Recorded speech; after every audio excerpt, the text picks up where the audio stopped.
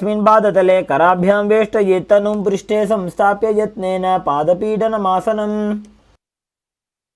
Now hold the sole from the foot of the foot from the inside as you extend the leg back and up. Lean forward and extend the opposite hand forward with the hand in Bindu Mudra, index and thumb together. Raise your foot high as you visualize yourself as Lord Nataraja in Natarajasana. उत्तानपादं क्रौञ्चं च मरीचिं वीरभद्रकं नटराजं त्रिकोणं च सुप्ताङ्गुष्ठप्रसारणे. Now stand on the other leg as you pull the opposite knee towards your chest. Visualize yourself holding a baby as you repeat Balalingasana on the other side. एकं जानूरसि आलिङ्ग्य स्थातव्यं बाललिङ्गनं भवति. Now repeat Parapidanasana on the other side. Pull the other foot towards your buttocks. Engage your earthly bandhas and visualize Swamiji in your inner space. स्थित्वैकस्मिन् पादतले कराभ्यां वेष्टयेत्तनुं पृष्ठे संस्थाप्य यत्नेन पादपीडनमासनम्. Now repeat Natarajasana on the other side. Hold the sole of the foot from the inside, lean forward, extend your arm in Bindu Mudra. Visualize yourself performing the cosmic dance as Lord Nataraja. उत्तानपादं क्रौञ्चं च मरीचिं वीरभद्रकं नटराजं त्रिकोणं च सुप्ताङ्गुष्ठप्रसारणे.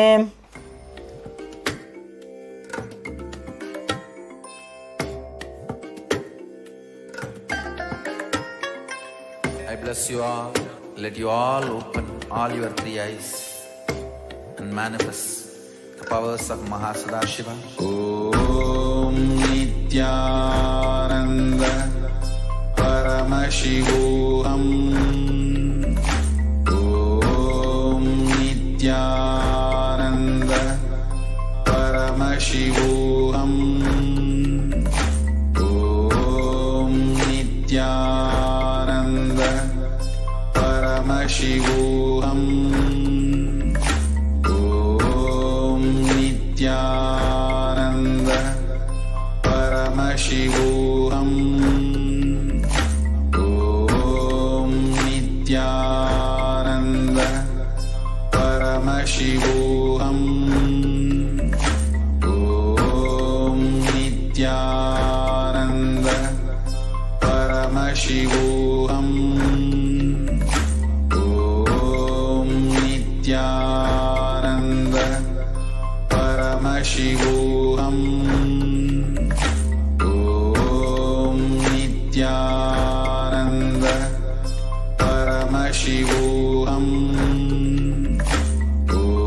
Om Nithyananda Paramashivoham. Om Nithyananda Paramashivoham. Om Nithyananda Paramashivoham. Om Nithyananda Paramashivoham. Om Nithyananda Paramashivoham. Om Nithyananda. Sorry for the technical glitch. We are back. I hope everyone can hear us now. Let us move on to the next karana of the sequence, Artha Rechita Karana. Now stand in Adimandi posture. Heels together, toes pointing outwards and your knees bent. And step the right foot behind the left. Bring your hands to the chest. And then swing the right arm back and forth like a pendulum. Gracefully move your fingers one by one. Then place the right hand over your nose, uncross your ankles, step the left foot behind. Repeat the movement on the other side.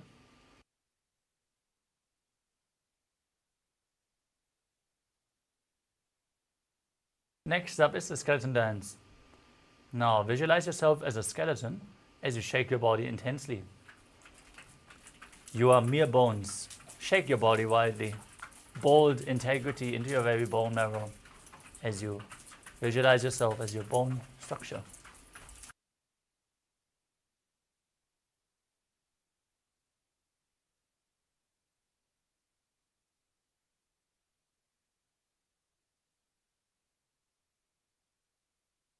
Next up is Katichinna Karana. From Adimandi position, cross your arms above your head with the palms facing backwards. Now turn your hips to one side, open your arms, return to the center, repeat the movement again and again along with your breath.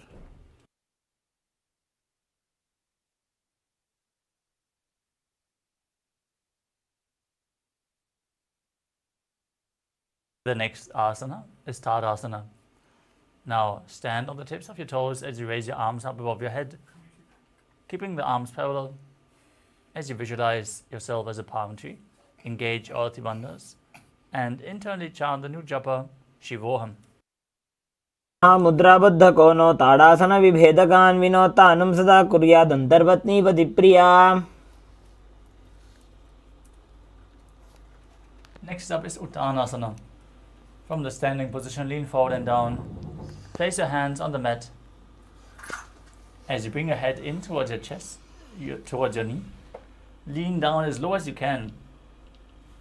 As you visualize Swamiji in your inner space, engage all bandhas. महामुद्राबद्ध कोनो ताड़ासन विभेदकान् विनोत्तानं सदा कुर्यादन्तर्पत्नीपतिप्रिया. Next up is Tadakshvasana. Now place your hands flat on the mat, shoulder width apart, and step your feet back into a tall plank position. Now contract the perineal floor, tuck your chin to the chest, and start rotating your head from side to side as you visualize Swamiji in your inner space. गुजासनमस्थित्वा मस्तकं वारं वारं दक्षिणकुक्षिं सव्यकुक्षिं नयेत् तरक्श्वासनं भवति.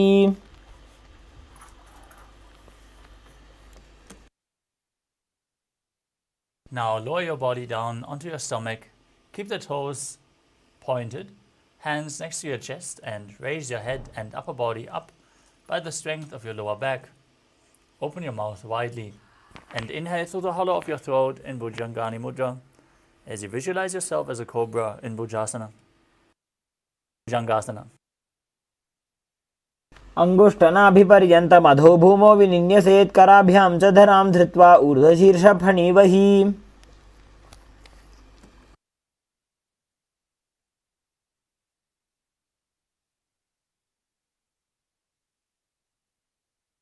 Now push your body back up into the plank position and alternate bringing one knee in towards your chest back and forth. As you visualize Swamiji in your inner space, breathe calmly through your nose in Sahaja Kumbhaka. Be in full control of your breath, independent from any of your body movements in Sahaja Kumbhaka. As you perform Shashasana, गजासन संस्थितो जानुद्वयमाकुञ्च्य वारं वारं कर्तव्यं शशासनं भवति.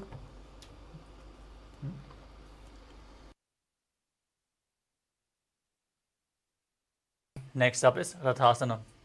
From the same position, step one foot in between the two hands, jump the foot back, exchange the position of your feet again and again as you visualize yourself as a chariot.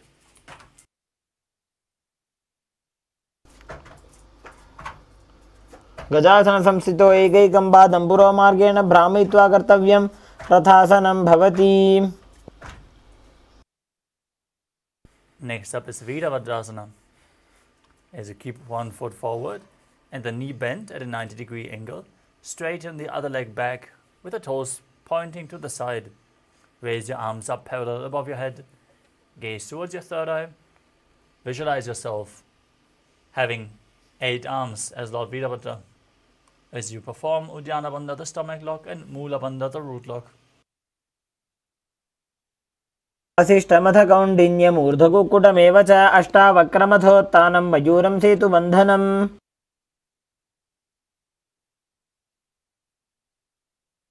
Exchange the position of your feet and repeat Virabhadrasana on the other side. वसिष्ठमथ कौण्डिन्यमूर्ध्वकुक्कुटमेव च अष्टावक्रमथोत्थानं मयूरं सेतुबन्धनम्.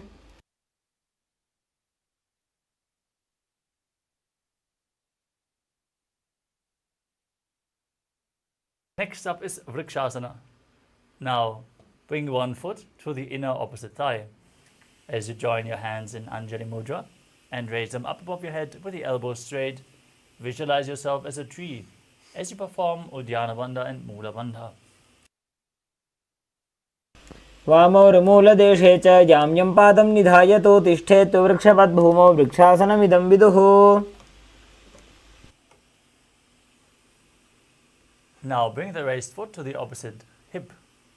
As you join your hands in Namaskara Mudra in front of your heart center, stand erect on the mat like a rod and visualize yourself as Lord Garuda with big wings on your back in Garudasana.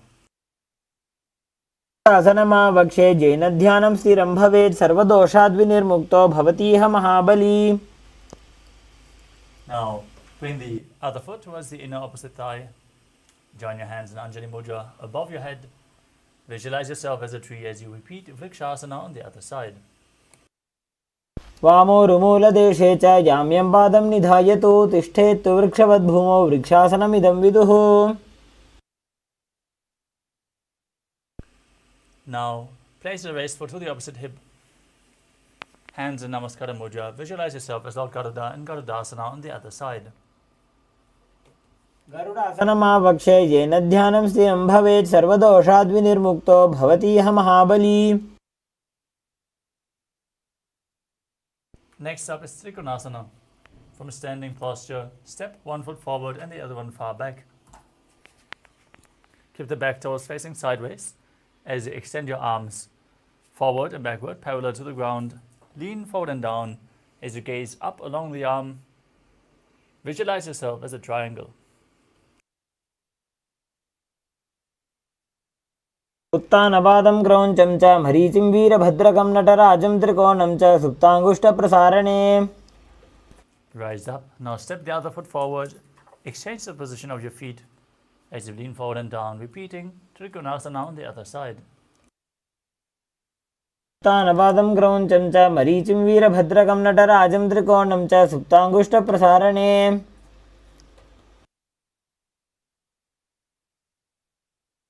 Next up is Nikutakakarana. From Arimandi posture, heels together, toes pointing upwards and the knees bent. Raise one heel off the ground. Bring your hands in front of the chest with the palms facing each other. As you stomp the raised heel to the ground, lift the other heel up and exchange the position of your hands again and again.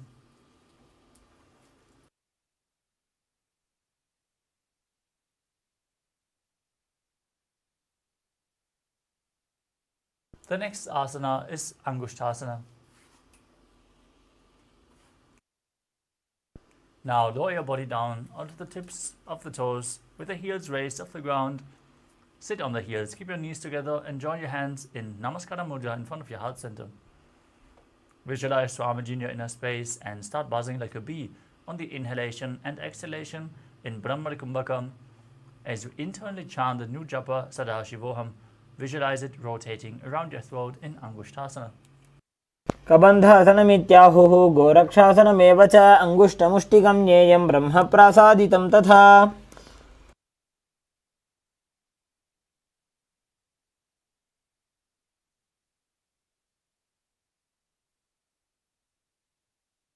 Now extend one leg forward from the same position. Keep your hands at the side of your body, palms facing forward in Vara Mudra. As the fingertips just touch the ground, visualize Swamiji in your inner space. Perform the Mula Bandha and Saurasana. प्रसार्यैकं पादतलं संस्थाप्य त्वेकपादकम्.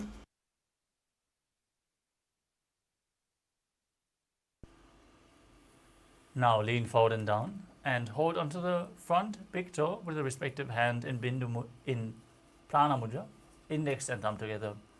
Hold the back heel with the other hand as you visualize Swamiji in your inner space in Vidhunanasana.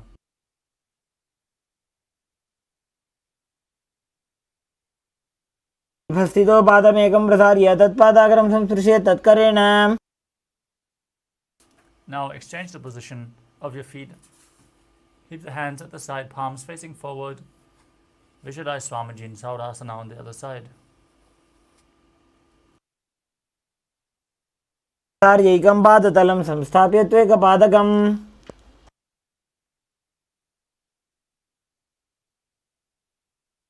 Now repeat Vidhunanasana on the other side, holding on to the front big toe and the back heel as you visualize Swamiji in your inner space. विभस्थितो पादमेकं प्रसार्य तत्पादाग्रं संस्पृशेत् तत्करेण।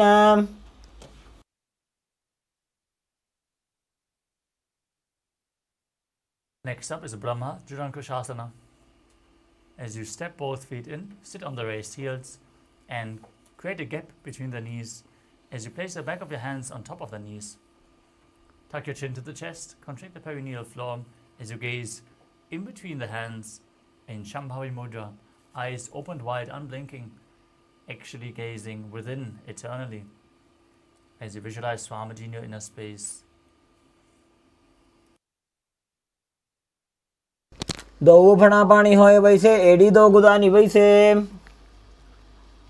Now place your knees on the ground and sit on raised heels as you keep the knees wide apart, hands on top of the thighs or knees.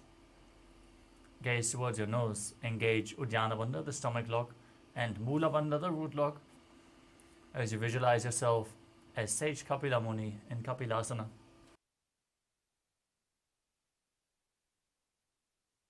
Gadli समटहरावे तिनकी माहिली कोर मिलावे फना पानी उकड़ होए वैसे एड़ी दो वो जोनी निवैसे. Next up is Patragudakasana. Maintain the same posture, but shift your gaze to the third eye, your visualization to Swamiji and the Bandha to the Mula Bandha. Keep buzzing like a bee in Brahmari Kumbhaka. वो बगदली संपुट करे कोरवारली भूपरि धरे कोरवारली राखे ऐसे तापरी मूल द्वार टिकी बैसे. Now raise your knees off the ground, keep the soles of the feet together as you sit on the raised heels. Join your thumbs and little fingers and open up your palms resembling a lotus flower in Padma Mudra as you raise your hands above your head. Keep the elbows straight, gaze through the gap in between the palms. Visualize Lord Surya in your inner space as you perform Uddiyana Bandha and Mula Bandha in Suryasana. एड़ी दो उगदा तरियाणे फना पानी बैठक पुनिठाने गोड़ा जंगा धर करे रहे आड़े वामसी विधि गहे. Now keep your knees and the top of the feet flat on the ground as you sit on the heels. Keep your hands on the knees. Visualize yourself as a frog as you press your tongue up against the palate of your mouth, visualizing yourself catching the nectar of immortality dripping from the Sahasrara chakra with your frog tongue. Gaze towards your third eye and breathe calmly through your nose in Sahajra Kumbhaka. Stop the buzzing as you perform the Mula Bandha in Mandukasana.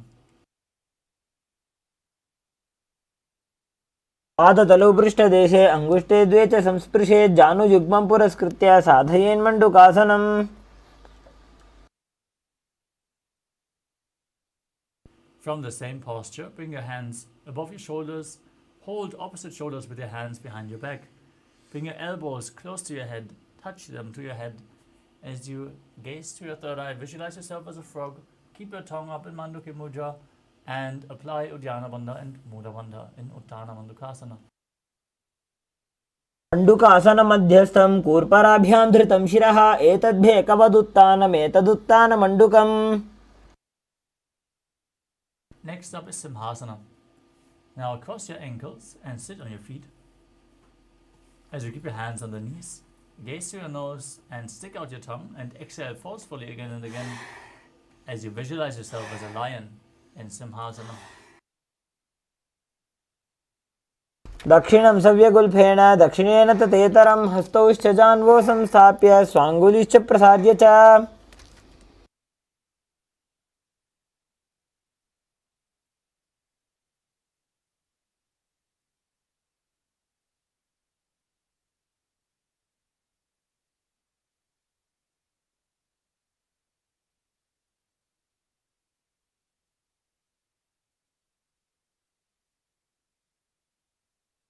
The next asana is Bhadrasana. As you sit with the soles of the feet together, toes pointing backwards, gaze through your nose and cross your arms behind as you hold on to the big toes in Prana Mudra. Return to buzzing like a bee in Brahmari Kumbhaka as you apply Jana Loka and Mula Bandha.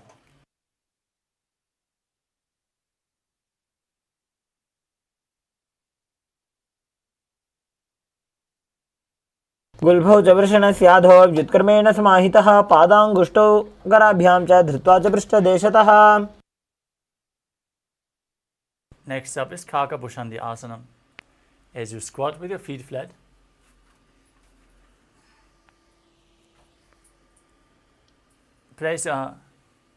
bring your arms in and around the raised knees and interlock your fingers behind your back in Parusha Mudra if you can. Otherwise, reach as far as you can. Gaze to the tip of your nose and visualize yourself as a crow.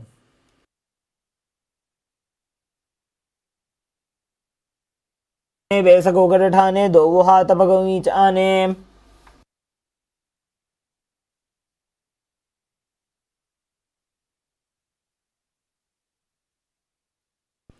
Next up is Kani Pavasana. As you place your hands flat on the mat, shoulder width apart, bring your knees onto your arms towards your armpits, lean forward and down as you raise your feet off the mat, find balance and visualize Swamiji in your inner space. आसन को गुण आशीदिष्टा होई तो आची होई. Next up is Kapadi Asana. This is going to be the first inverted posture of the sequence.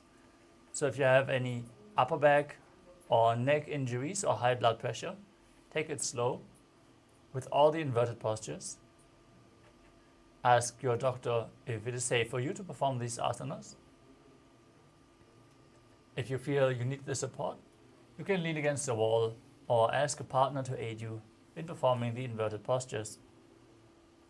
Now, place your hands flat on the ground, shoulder width apart. Bring your knees onto your arms towards your armpits. Lean forward, place the crown of your head onto the mat. As you bring your hips above the shoulders and straighten your legs up. Gaze to your nose as you visualize Swamiji in your inner space in Kapali Asana. शीशी शीशा धरती टेकी पगदो वो मिलिवा ऊंचा गुकरे. Gently lower your legs down. And now keep your hands flat on the ground, shoulder width apart. Twist your body to one side, aligning the knee and the hip with your elbows. As you lean forward, find balance, and then extend the legs out to the side. As you balance on your arms, gaze to your third eye, visualize yourself as a peacock, and start breathing in Rechaka Kumbhaka, exhaling all the way and holding your breath on each exhalation as you perform Paramashivoham.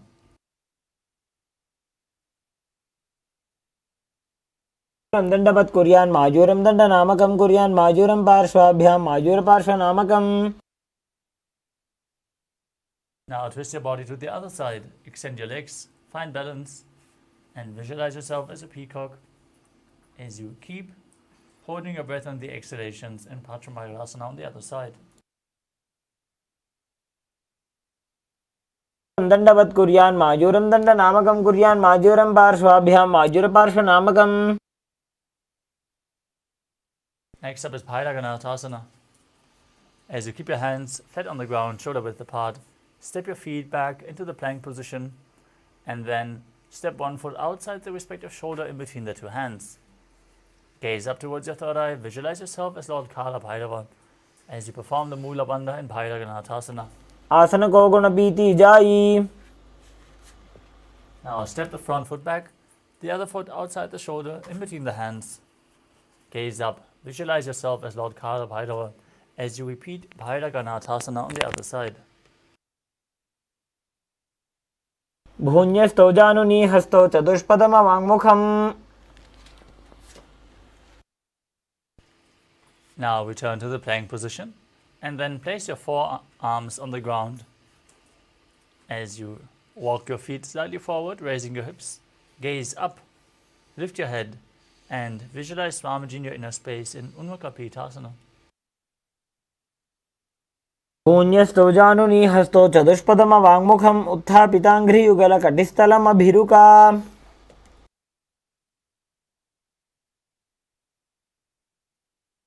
Returning back onto your hands, rotate your body onto one arm. Extend the opposite arm up towards the sky, gaze upwards and visualize yourself as Sage Vashishta in Vashishthasana.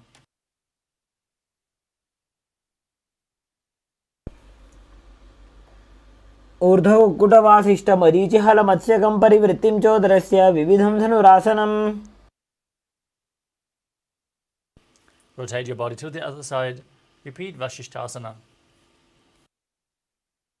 ऊर्ध्वकुक्कुटवासिष्ठमरीचिहलमत्स्यकं परिवृत्तिं चोदरस्य विविधं धनुरासनम्. Now come to a seated posture with the legs extended forward. Place the upturned palms underneath the buttocks. Is a gaze to your nose and visualize yourself as Lord Hanuman, tucking your chin to the chest in Jalandhara Bandha and engaging the perineum in Mula Bandha as you internally chant the new japa Sameepya in Anjani Asana. गोबू करके उभय हथेली कोरवारली मैले भेली. Next up is Paschimottanasana. With your legs extended forward, lean forward and down, hold onto the big toes in Prana Mudra with index and middle fingers together.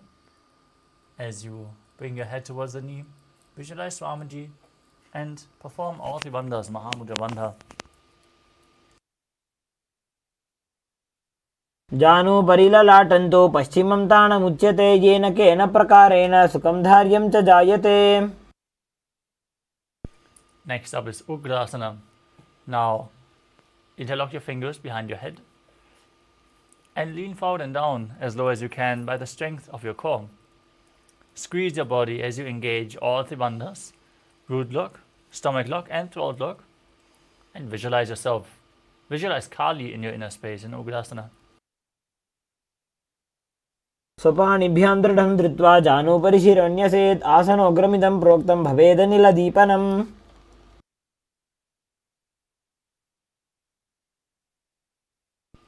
Next up is Marichyasana. As you lean forward and down, step one foot towards the perineum and interlock your fingers behind your back in Parashamudra. As you bring your head towards your knee, visualize yourself as Sage Marichi in Marichyasana. उत्तानपादं क्रौञ्चं च मरीचिं वीरभद्रकं नटराजं त्रिकोणं च सुप्ताङ्गुष्ठप्रसारणे. From Marichyasana, drop the raised knee to the side. Keep the heel at the groin and lean forward and down. Hold onto the front foot with both hands. As you gaze to your nose, visualize Swamiji. Exhale and hold your breath and perform Mahamudra Bandha in Mahamudrasana. महामुद्रां प्रवक्ष्यामि तन्त्रेऽस्मिन् मम वल्लभे यां प्राप्य सिद्धा सिद्धिं च कपिलाद्याः पुरागताः. Now stretch both legs out. Bring the other heel towards the groin. Lean forward and down as you interlock your fingers behind. Repeating Marichyasana on the other side. उत्तानपादं क्रौञ्चं च मरीचिं वीरभद्रकं नटराजं त्रिकोणं च सुप्ताङ्गुष्ठप्रसारणे. Now drop the knee down, gaze to your nose as you lean forward and down, and apply all three bandhas Mahamudra Bandha in Mahamudrasana on the other side. महामुद्रां प्रवक्ष्यामि तन्त्रेऽस्मिन् मम वल्लभे यां प्राप्य सिद्धा सिद्धिं च कपिलाद्याः पुरागताः. Now place the soles of the feet together in front with the heels close to your perineum. Hold the feet firmly with both hands as you push your knees down towards the ground by the strength of your groin. Gaze towards your third eye as you visualize Swamiji in your inner space and perform the Mula Bandha in Bhadrasana too. गुल्भौ तु वृषणस्यादः सीवन्त्याः पार्श्वयोः क्षिपेत पादपार्श्वे तु पाणिभ्यां दृढं बद्ध्वा सुनिश्चलम्. We would like to request all the participants to please switch on your cameras, make sure your rooms are properly lit, and you are visible on camera. This is a security measure, so please follow along with the guidelines. Thank you for your participation. Now, let us move on to the next asana of the sequence, Gvalipavasana. As you extend your feet slightly away from the body, keep your hands on the respective knees, soles of the feet together, Tuck your chin to the chest in Jana Loka. Contract the perineal floor in Mula Bandha. As you gaze to your nose and visualize Swamiji in your inner space, internally chanting Paramashivoham again and again. पूर्व चरपट चौक कक्ष सोई वाही विधि जो की जे सोई यामे AD भिन्न जराशे अंगुल 8 अंतरो राशे. Next up is Joni Asana. As you bring the feet back close to the perineum, hold them with your hands and lean forward and down, placing your chin to the toes. Gaze to the tip of your nose as you visualize Yoni Mandala, the visual representation of Devi Paramashiva Shakti projected in the top right corner of your screen. वो भगतली संपुट करे एड़ी made के ढिंग धरे अर्थात को अंतर राशे लीलाट भगतलियां पर दाशे.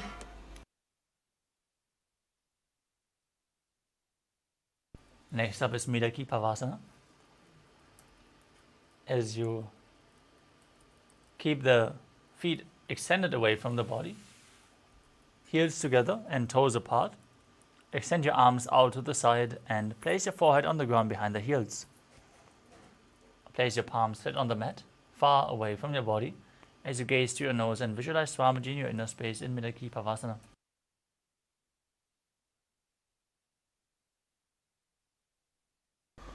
पूर्व विधि परिपक्तली संपुट शोल एडी मिली राशे.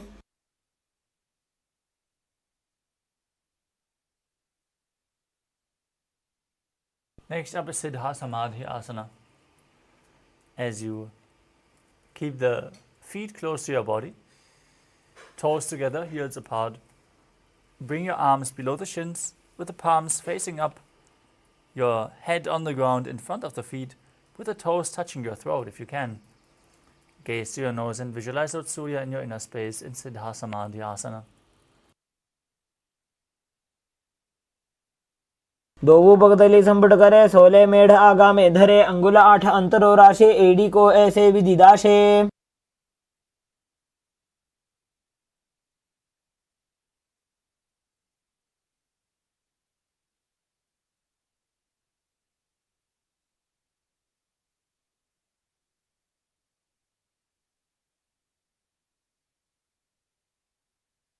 Next up is Chinaki Pavasana. Now keep the heels together and the toes apart as you open your feet, holding them with both hands. Open the feet like a book as you place your elbows down onto your thighs. Gaze to your nose and visualize Swamiji in your inner space.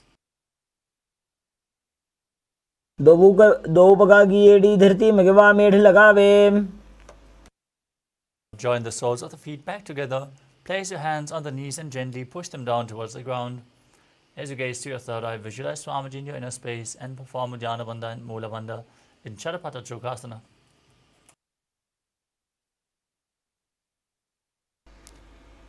दो भगतली संपुट धारे आगाने कर जा रे पसारे. Next up is Bhairavasana. With the soles of the feet together, raise your heels and bring the toes down towards the mat. You can use the support of your hands if needed. As you then push your knees to the mat, hands on top of the knees in Bindu Mudra. As you gaze towards your third eye and visualize yourself as Lord Kala Bhairava, performing Uddiyana Bandha and Mula Bandha in Bhairavasana. गुल्फो संपीड चान्योन्यं व्युत्क्रमेणोत्थितं शनिः जान्वः पार्श्वगतौ हस्तौ दण्डवद्भैरवासनम्. Next up is Samanasana. Now press one heel against the perineum, lift the other foot towards your chest. Gaze to your third eye and visualize Swamiji. समानासनमावक्ष्ये सिद्धमन्त्रादि साधनात्. Now raise one foot over top of the respective shoulder. Extend the opposite leg up as you keep your hands at the side of your body. Gazing to your third eye, visualizing Swamiji in Apanasana. केवलं पादमेकञ्च स्कन्धे चारोपि यत्नतः. Now bring the other foot towards the groin, opposite foot towards your chest. Gaze to your third eye, engage the Mula Bandha in Samanasana on the other side. समानासनमावक्ष्ये सिद्धमन्त्रादि साधनात्. Now raise the other leg over top of the shoulder. Extend the opposite leg forward as you repeat Apanasana on the other side. केवलं पादमेकञ्च स्कन्धे चारोपि यत्नतः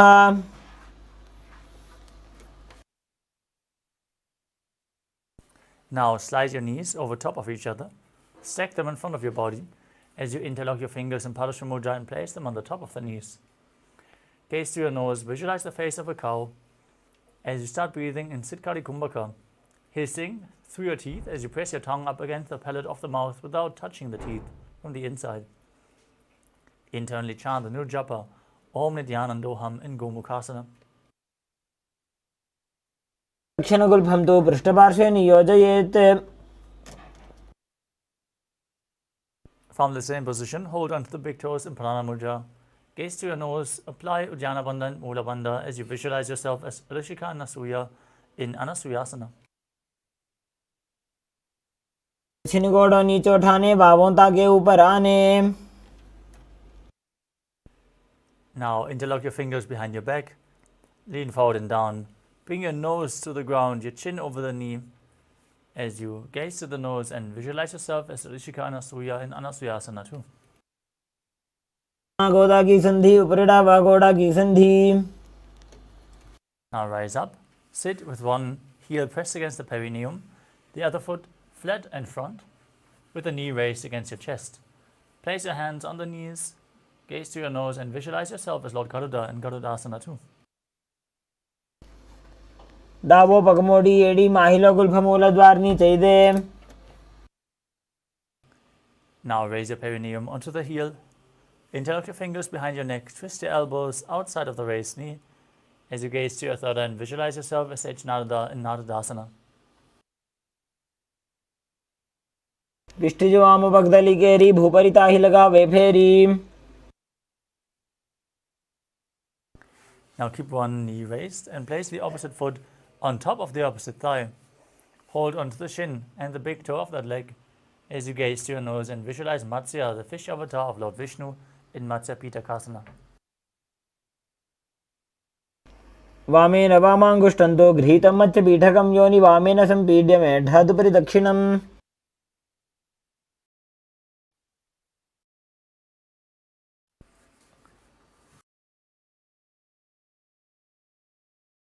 Next up is Gomukhasana on the other side. Now stack your knees again, other knee on top, and visualize the face of a cow.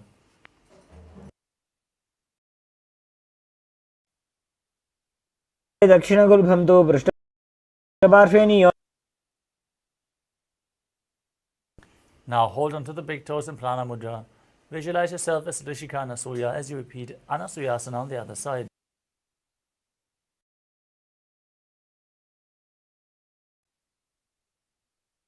दक्षिण गोड़ नीचे उठाने, बाहों ताके ऊपर आने. Now hold the visualization. Interlock the fingers behind your back and bring your nose towards the ground in Anasuyasana 2 on the other side. जीमणा गोदा की संधि उपरिड़ा व गोड़ा की संधि मिलाई राशे. गोड़ा से उले पगदल्यालो आड़वाई सुधा राशे. Now sit with the other heel against your groin. Opposite foot flat, knee raised, hands on the knees, visualizing yourself as Lord Garuda in Garudasana 2 on the other side. पगमोडी एडी माहिलो गुल्फमूलद्वारनी चैदे. Now raise your perineum onto the heel. Interlock your fingers behind your neck. Twist your elbows outside the raised knee as you repeat Naradasana on the other side. वाम पगदली केरी भूपरिता ही लगावे फेरी.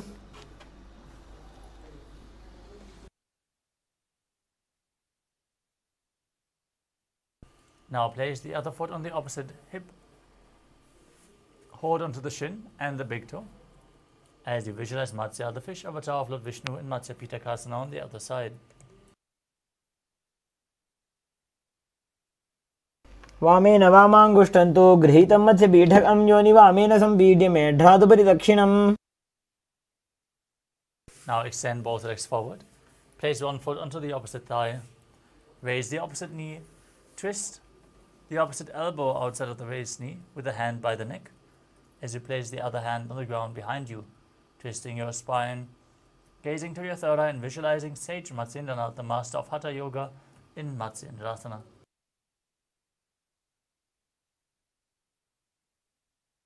उदरं पश्चिमाभासं कृत्वा तिष्ठति यत्नतः. Now extend the front arm down to the foot, hold onto the big toe in Prana Mudra as you place the other hand on your respective ear. Gaze to your third eye and visualize yourself as a camel in Kubasana. आसन को गुण झोलो जाए. From Kubasana, place the back hand to the mat. Keep holding onto the front foot as you gaze to your third eye and visualize Sage Matsyendra, the master of Hatha Yoga in Matsyendrasana too.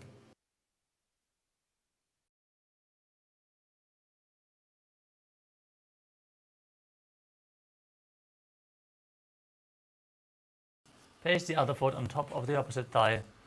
Twist your body outside of the raised knee. Don't forget to breathe in Sitkari Kumbhaka as you repeat Matsyendrasana on the other side.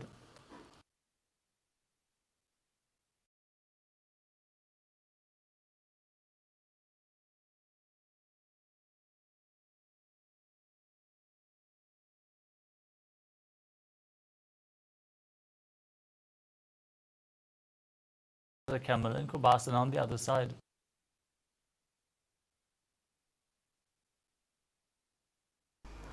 आसन को गुण झोलो जाए.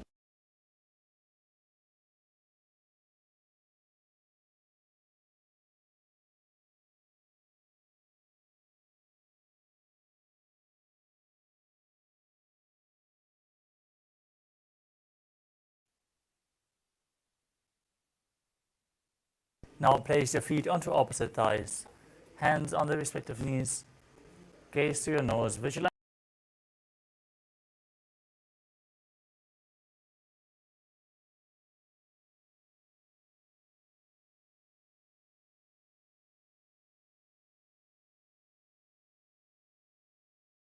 in Padmasana.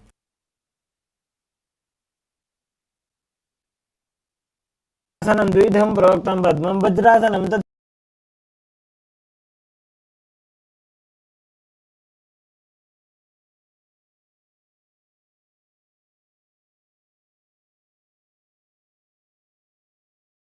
Visualize yourself as Goddess Parvati, the consort of Lord Shiva. Keep breathing in Siddhali Kumbhaka as you perform the Mula Bandha in Padmasana too. चरणं कृत्वा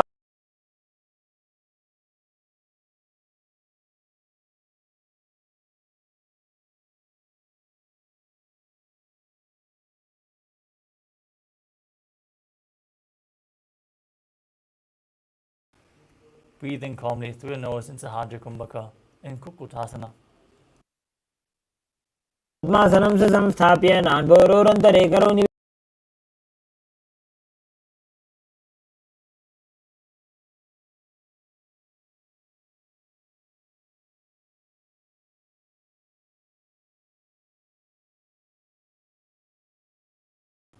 Visualize Swamiji in your inner space as you do so. मोष्टभ्यकरद्वयेन तत्कूर्परि स्थापितानाभिपार्श्वः.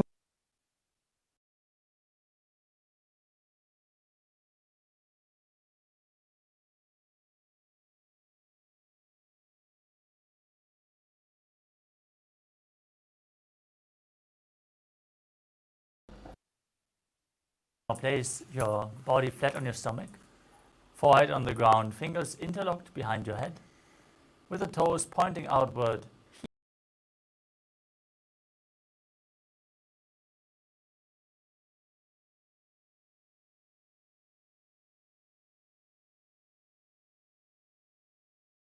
Next up is Shalabhasana. As you lay on your stomach, keep your hands next to your chest and raise your entire legs off the ground by the strength of your lower back and glutes. Visualize yourself as a locust as you do so.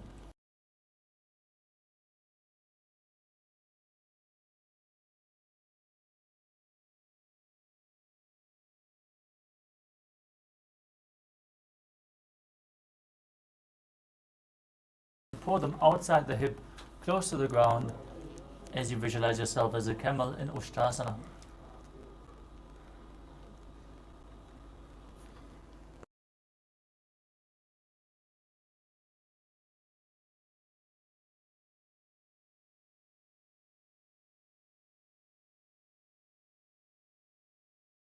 head.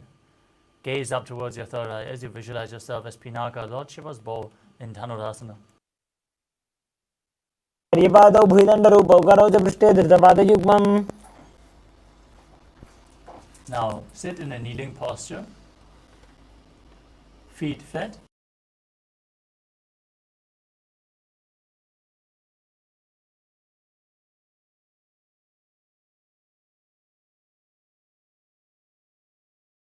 Om Nithyananda Paramashivoham. उल्टा मोड़ी पादौ वैसे बहरो जुगति करे एक ऐसे.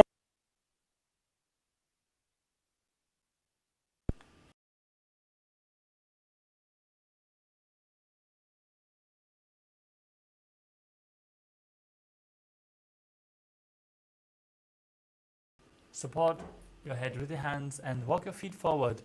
Align your hips with the shoulders and bring your feet off the ground as you pull your knees in towards your chest.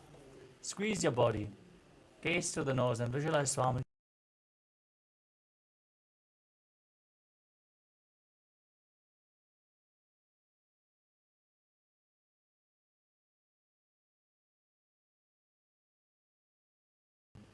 Gaze to your nose and visualize Swamiji in your inner space as you perform the Mula Bandha, breathing calmly through your nose in Sahaja Kumbhaka.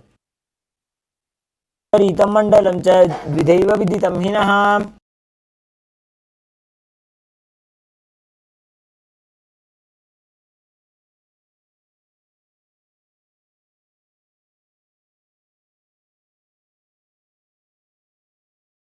To a seated posture with your legs extended forward and start rapidly exhaling from your stomach in Vastika Kumbhaka.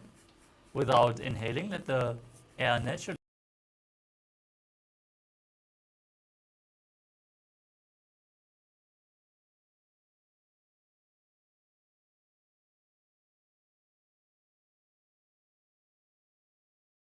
as you visualize Swamiji in Podhyasana. Keep rapidly exhaling.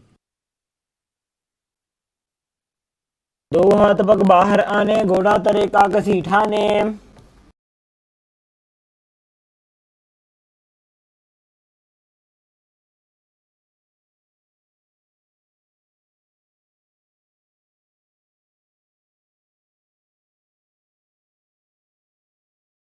कृत्वा पादौ मिलित्वा प्रसार्य. With your legs extended forward and up, extend your arms forward, parallel to the ground.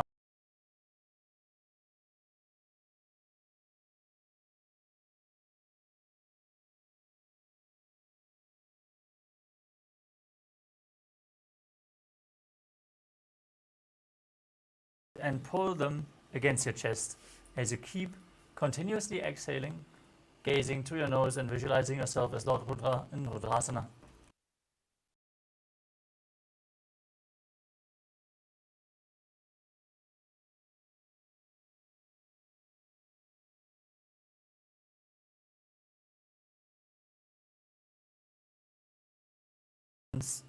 Flat on the ground behind the heels as you push your hips up and gaze towards your nose.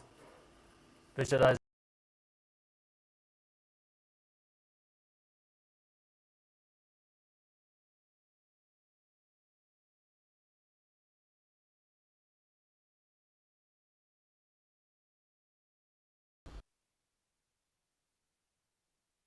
now lay down flat on your back. Keep the hands at the side of your hips with the palms facing up. Visualize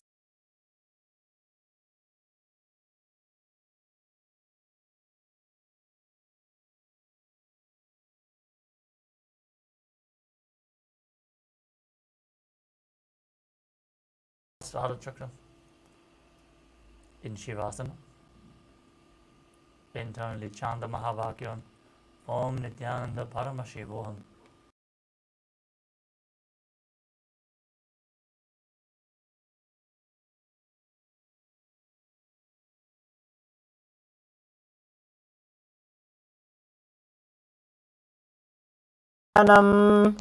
शवासनं शान्तिहरं चित्तविश्रान्तिकारकम्.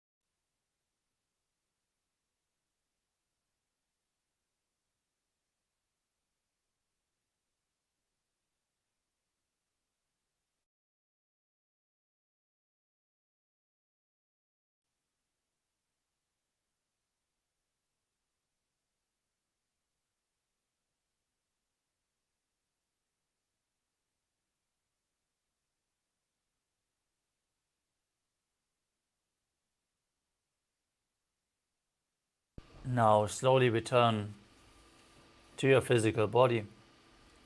Start to wiggle your fingers and toes, your wrists and your ankles, your elbows and your knees. Pull your knees up towards your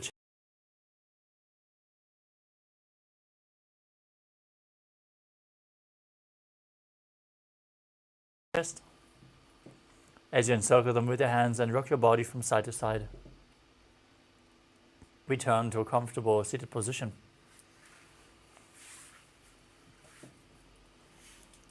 Congratulations, you completed the first 108 asanas of the sequence, the Pratama Vinyasa Krama.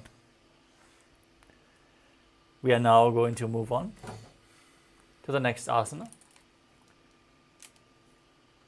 which is Yathasana Ishtasana. Now sit in a posture that brings ease to your physical and mental space. Any posture is okay, as long as it's comfortable. Place your hands on top of the knees in Bindu Mudra, index and thumbs together. Visualize Swamiji in your inner space. Perform Samana Kumbhaka, filling your stomach with prana and visualizing a flame rising up your spine. As you perform the Mula Bandha and internally chant Om Nithyananda Paramashivoham.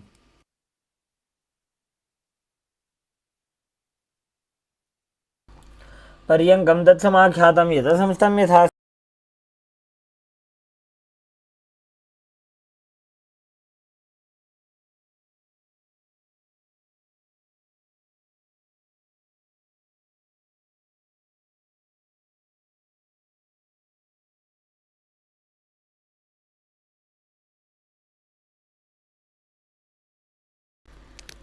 इदानीं गर्भिणीनां योगाभ्यासो यथा लघु.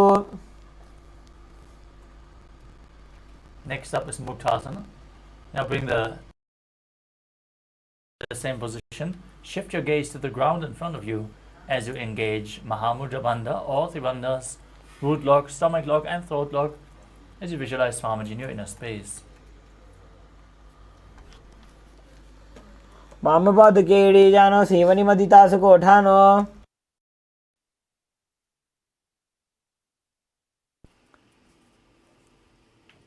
Next up is Rudrasana 2.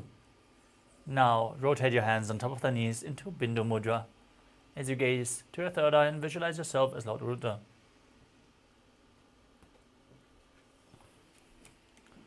चरण परिदक्षिण राखे एक जुगति ऐसे विधि दाखे.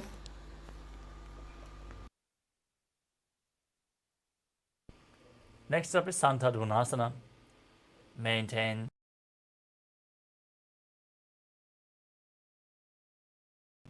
your hands on the knees in Bindu Mudra. Shift your gaze to the nose.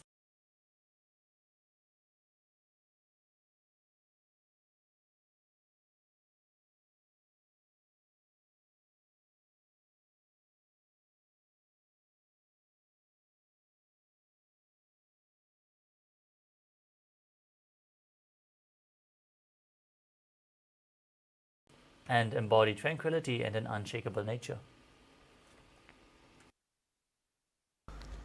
आसन की गुण मन की चन चलता मीट.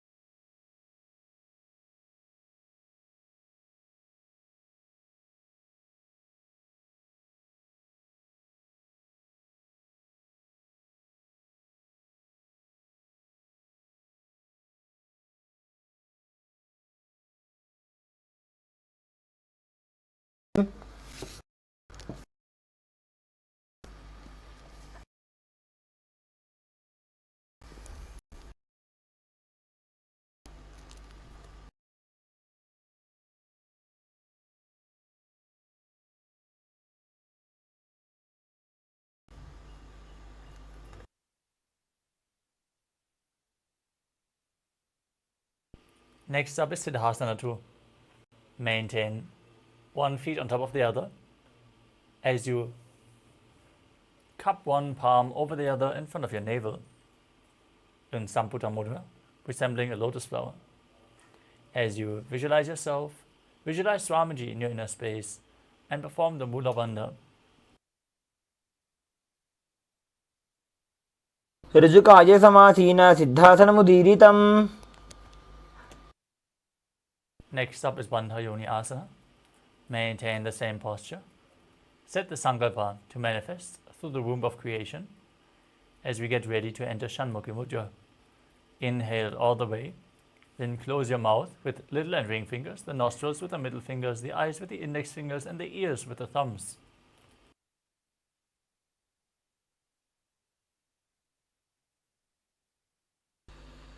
यत्र मध्ये महादेव बन्धयोन्यासने शृणु. Next up is Virasana. Now place one foot onto the opposite thigh and the other foot below the opposite thigh. As you place your hands on top of the knees in Bindu Mudra and embody the state and space of bravery.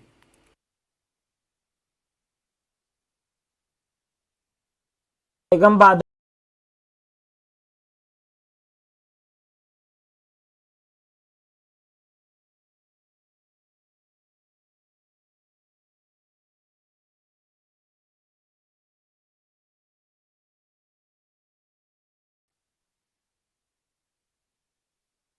डावा पग की पगथली पुनिएड़ी है Zoya.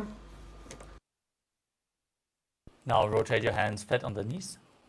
Gaze to the nose and visualize Yoni Mandala, the visual representation of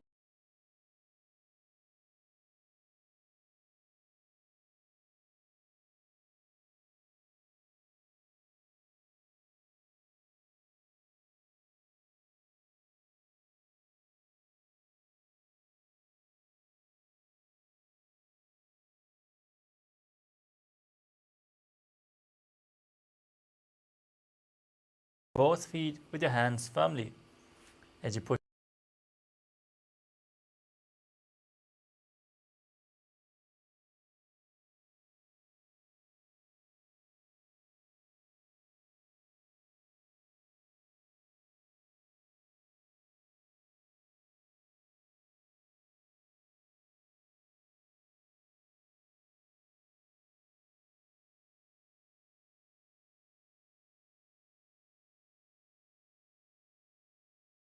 both feet with your hands firmly as you push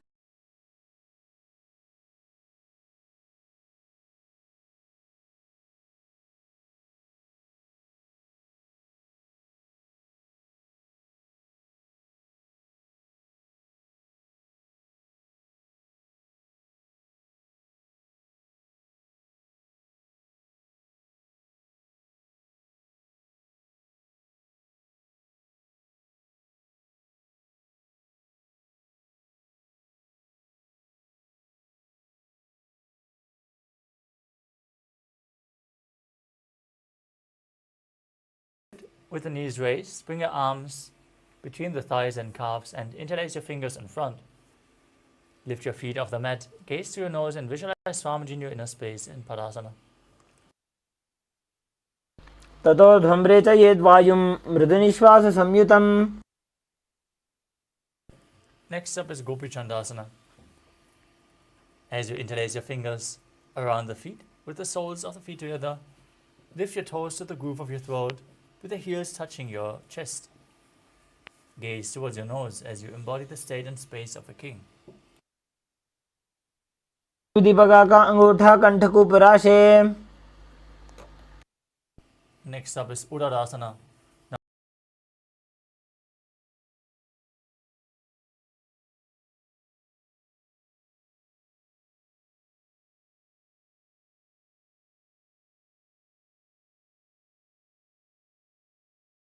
And everything in Vishishtasana.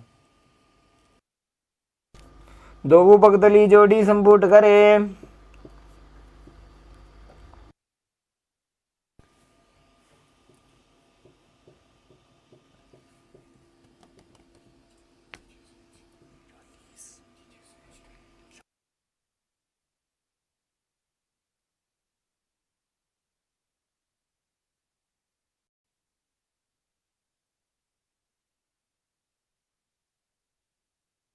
The next asana is Bhujasana. From a seated position, lift both legs over top of the respective shoulders. Bring your arms underneath the legs and up, interlacing your fingers around the back of your neck. Now, Visualize yourself as a cobra as you perform the Mula Bandha in Bhujasana. आसनं तु विज्ञेयं कक्षासनमतः परम्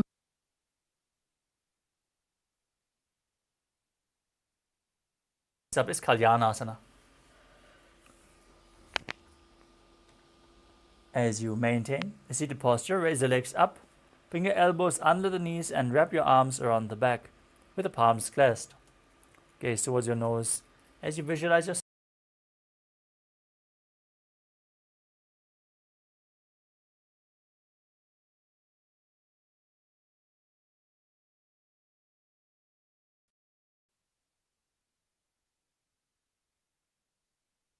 Now, place the top of the left foot flat on the mat and sit down on the left heel.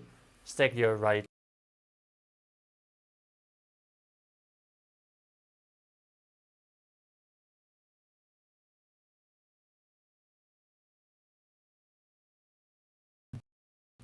as you breathe in Ujjayi Pranayama, making an ocean-like sound with your mouth as you keep your navel region engaged.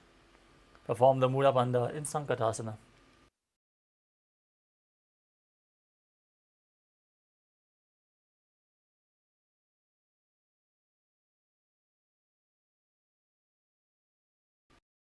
Next up is Dhenukasana. Now slide the left heel outside of the hip.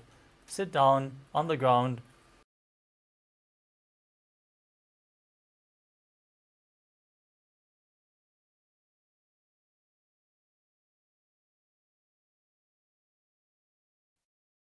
अनुशागीनकरपञ्चडं वृषीलिन्दगल्यम्नि Next up is Machandrasana. As you place the right foot on the left thigh and the left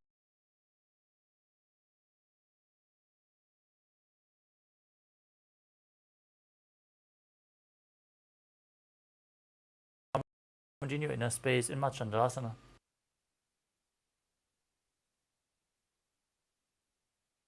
वामजङ्गप्रदक्षिणटाने वामहस्तभिः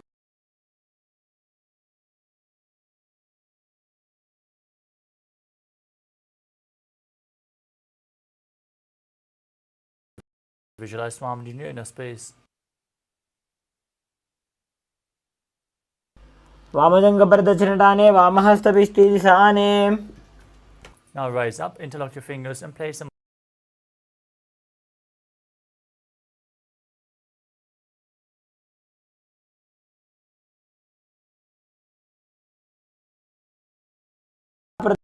प्रदेशगुल्फं संस्थाप्य Now repeat Sankatasana on the other side. Sit on the right heel with the right foot flat, left knee over top, hands on opposite knees.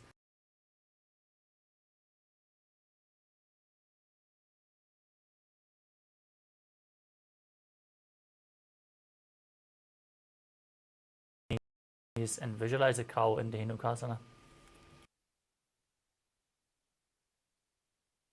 अनुशागीनकरपञ्चडं वृषीलिन्दगल्यम्नि Now place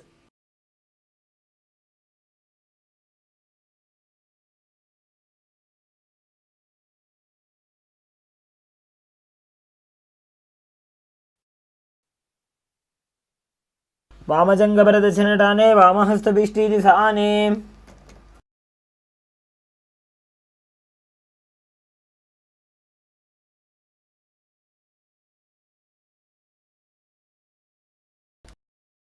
प्रथमजीवनोचरणजजोजी वामजङ्गपरिराखे सोयी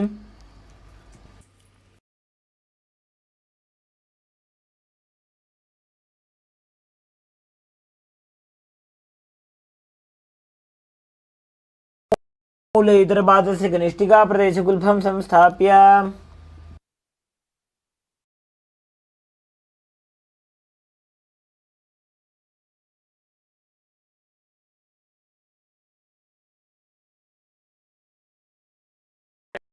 your tongue upwards in Kichari Mudra as you gaze towards your third eye and visualize Swamiji in your inner space. पादतले भूमौ निधाय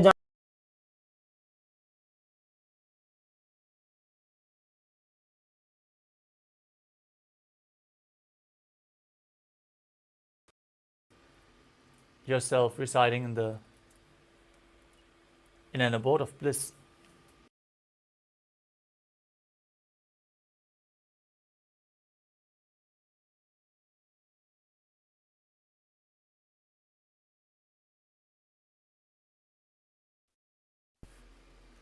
Now bring your arms underneath the knees and hold on to opposite elbows, pulling your knees in towards your chest as you gaze to your nose and visualize Swamiji.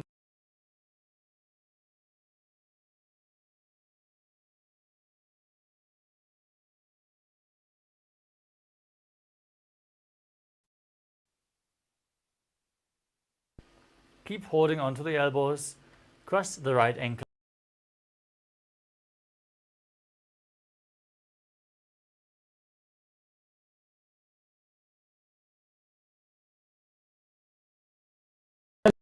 द्वारी धरती पर इठाने डावा पग परिदच आने.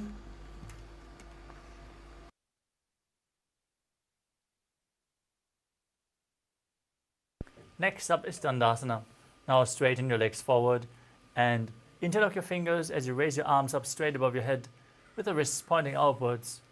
Now gaze towards your nose. Keep your tongue up in Kechari Mudra.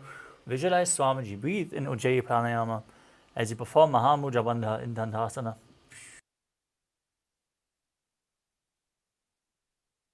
इदानीं गर्भिणीनां योगाभ्यासो यथा लघु.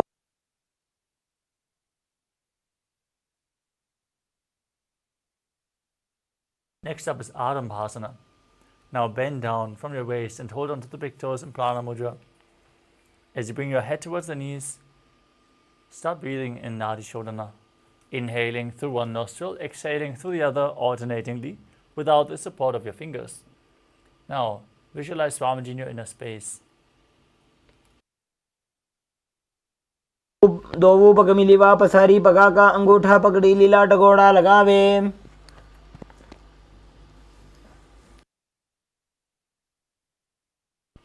Next up is Pidokasana.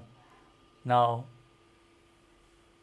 extend your knees slightly up. Bring a gap in between the heels as you bring your hands underneath the shins and hold the soles of the feet from the outside.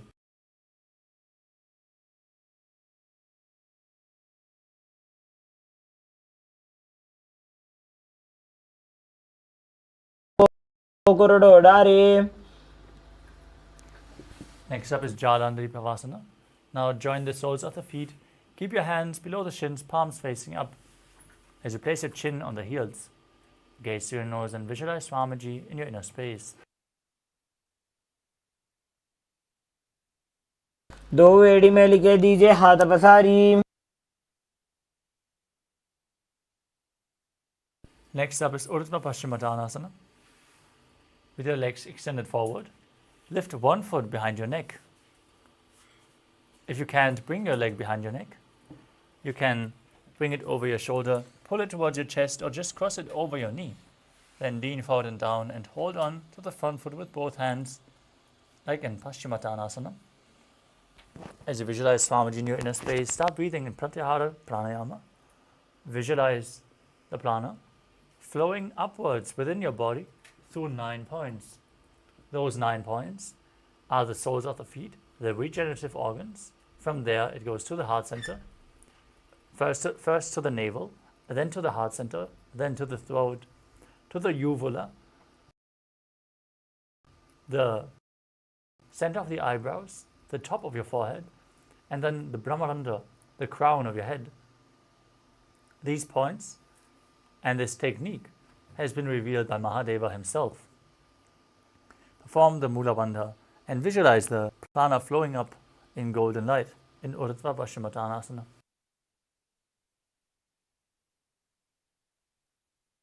श्रीमतानवत् संस्थितिं कृत्वा एकं पादं ग्रीवायां धृत्वा तिष्ठेत्. Lean back with your foot behind your neck. Hold on to the foot with the opposite hand as you keep your spine straight. Gaze to your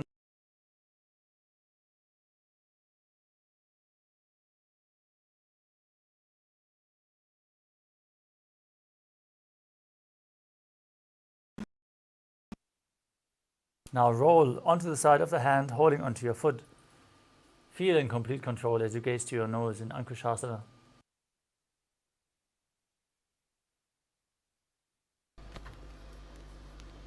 उत्तानशेते एकैकं पादं ग्रीवाजां कुर्वन्. As you lay on your back, lift your knees up towards your chest and circle them with your arms as you rock your body from side to side, visualizing the prana flowing upwards through the 9 points, visualizing Swamiji into the Shasana.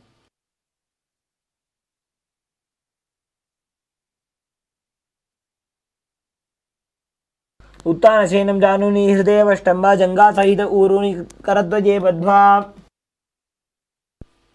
Now lift the other foot behind your neck and lean forward and down, holding onto the foot, repeating Urdhva Paschimottanasana on the other side.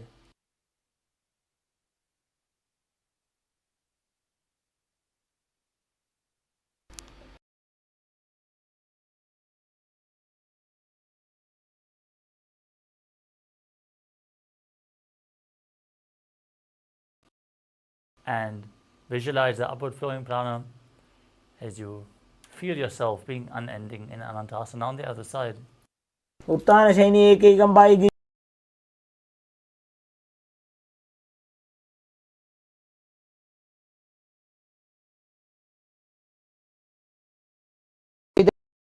एकैकं पादं ग्रीवाजां कुर्वन्.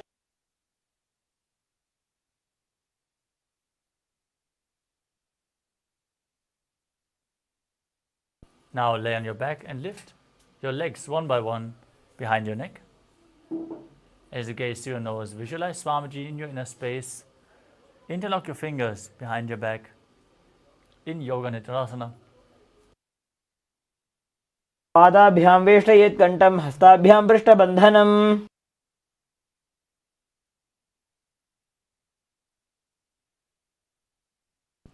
Next up is Atmaramasana. With your legs up towards your head, bring your elbows underneath the legs and hold on to the respective shoulders. Try to interlock your fingers behind your neck as you gaze to your nose and visualize Lord Vishnu blessing you from within. आत्मा रामा आसन प्रथमसु धोसो वे. Next up is Kochikasana. As you lay on your back, lift your knees towards your chest and then extend your arms out to the side. As you keep the soles facing up towards the sky, gaze to your third eye and visualize Swamiji in your inner space, focusing on the upward flowing prana. दोवो हाथ चीदा सा करे तिनसो बेसपा करे.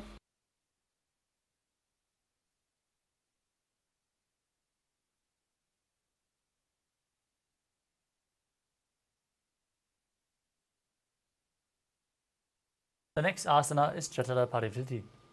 This asana consists of 3 steps. We are going to perform all the 3 steps and then repeat them on the other side. Now, come to a neutral position.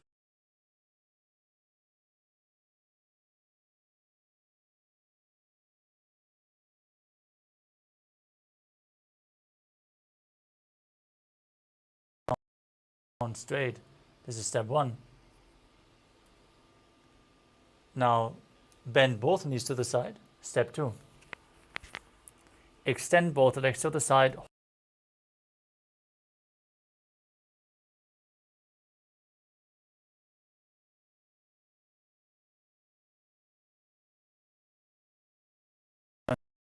Into the center position. Center position.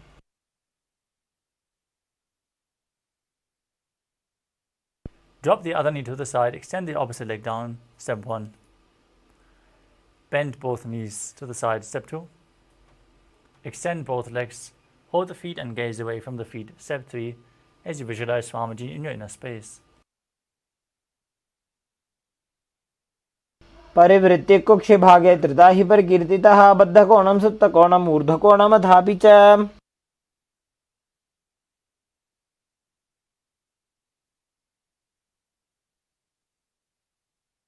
Next up is Dvipada Pitam.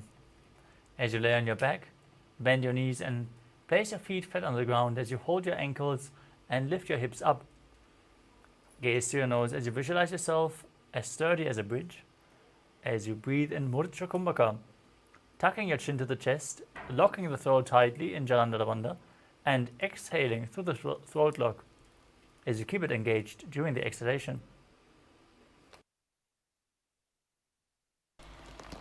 प्रतिक्रियायुतं द्वन्द्वपीठ सर्वबलप्रदं गर्भिणीनां दुर्बलानाम् इति कार्गी जगादनु.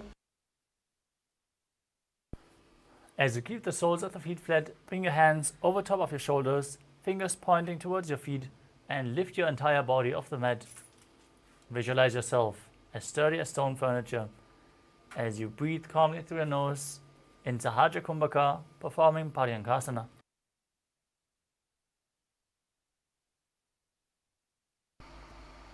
उत्तानशयनं हस्ततलाभ्यां भूमिमष्टभ्याम्. Now lay down back.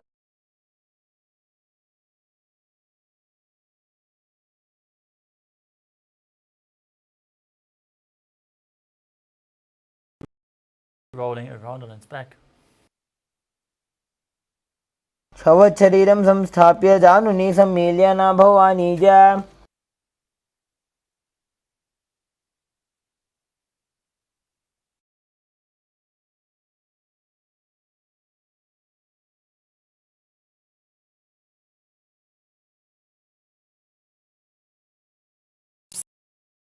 Up off the ground with your hands flat on the mat, supporting your body. Move your legs in a circular motion as you visualize Swamiji in your inner space. Keep Jalandhara Bandha and Mula Bandha engaged.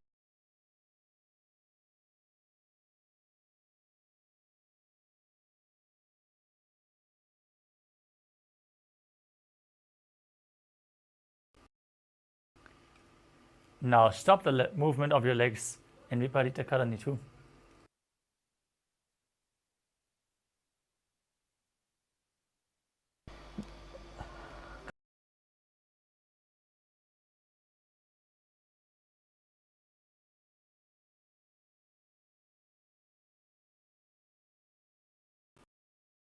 Raise your hips up and bring your feet above your head with the toes touching the ground above your head.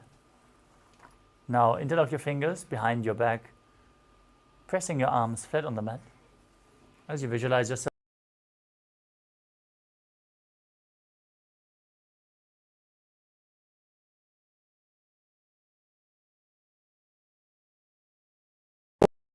भूमपादपृष्ठे स्थाप्य.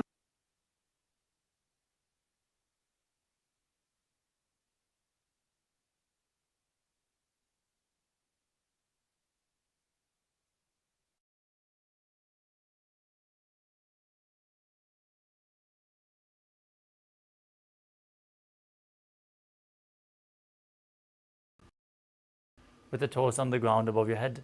Keep your arms and legs straight. This is one of the 84 asanas revealed directly by Lord Paramashiva himself.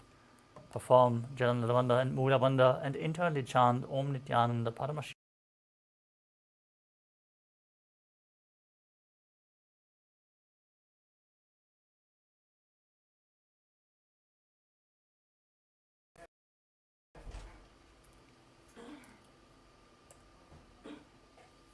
Bring your hips above the shoulders and then open your legs wide to the side. Keep holding onto the feet as you visualize Swamiji in your inner space.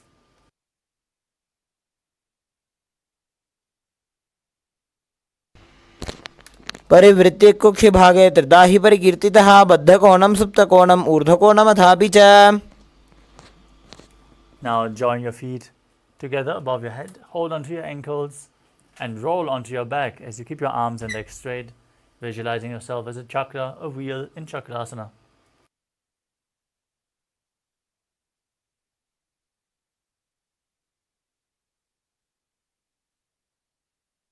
शवासनस्तद्वौ पादौ कुर्यान्मस्तकतः परौ. Next up is Supta Prasarita Parangushtasana. As you extend your legs up above your body.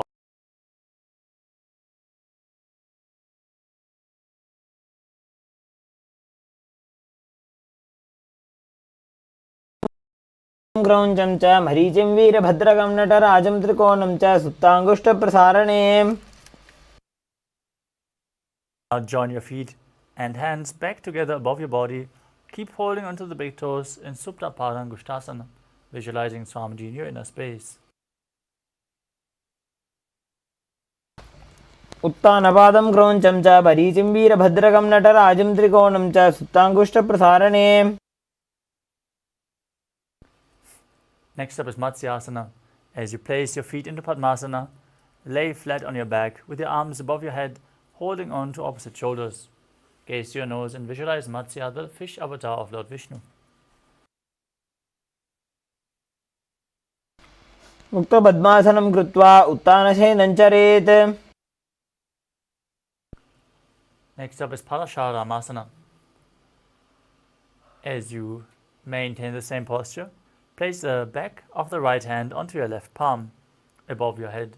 Gaze to your nose and visualize Rama in your inner space. प्रथमकरे पद्मासन आचे सुदो सोवे भूपरिपाचे. Next up is Sarvangasana. As you lay on your back with your legs in Padmasana, raise your legs and hips off the mat, supporting them with your hands, elbows on the ground. Gaze to your nose and visualize Swamiji in your inner space. अथवा क्षेत्रसंक्षेपात् सर्वाङ्गासनमुत्तमम्. Now lay on your back with one foot onto the opposite thigh, the opposite knee raised to your chest, arms extended straight up above your head, with the fingers hooked forward.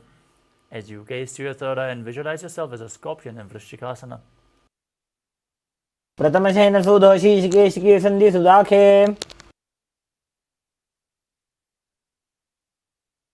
Now repeat Vrishchikasana on the other side by placing the other foot on the opposite thigh.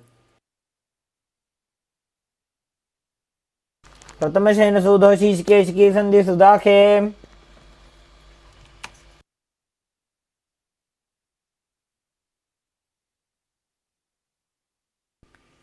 Next up is Vrishaparakshiposana. As you lay on your back, interlock your fingers behind your head, lift your legs up off the ground entirely, and alternate bringing one knee in towards your chest back and forth.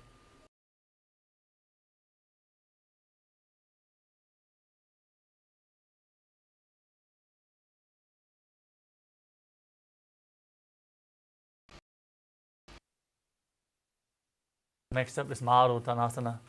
Keep your hands next to the hips and raise your legs as you touch your ears with your knees, alternating on both.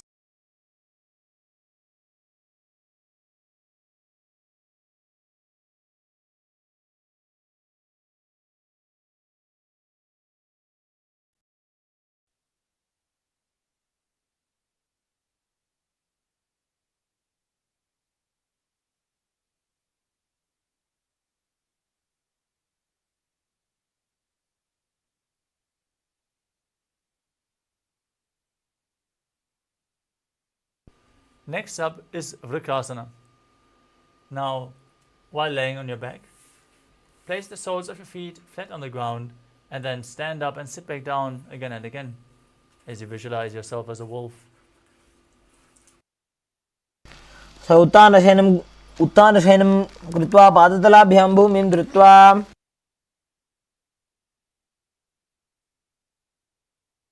Next up is Luthasana.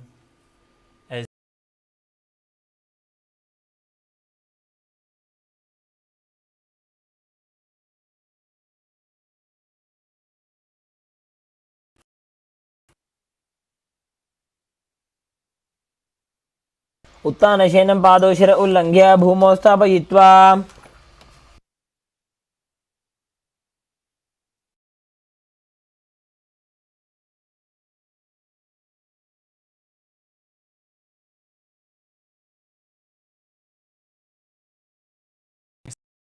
Sound like a flute on the inhalation as you visualize yourself as a chariot carrying warriors into a battle for Dharma on your chariot back in Salatthasana.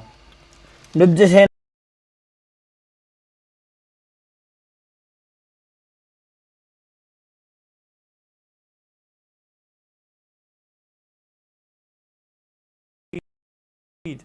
back and forth in between your hands as you visualize yourself transcend body and mind.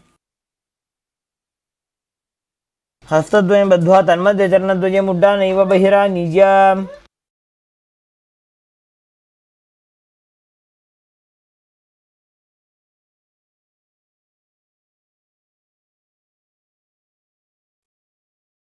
Next up is Jatyasana. From a standing position, bend forward, place your hands flat on the mat.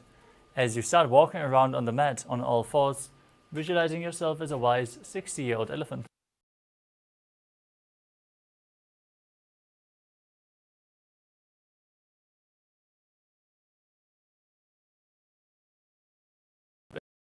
Is Lolitika Karana. Now, stand with your knees bent, your feet pointing upwards. Bend your elbow.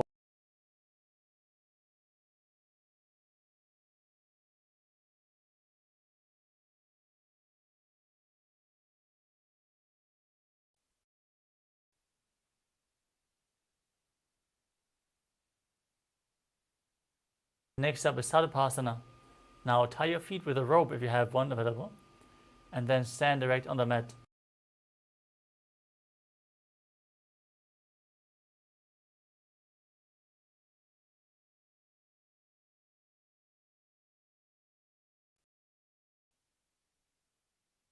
अथ सर्पासनं वक्षे वायुपाणाय केवलं शरीरं दण्डवत् तिष्ठेत् रज्जुबन्धस्तु पादयोः. Next up is Ushtra Saranasana. As you lean forward and down, step onto your hands. Hold the toes from the front with the feet on your fingers.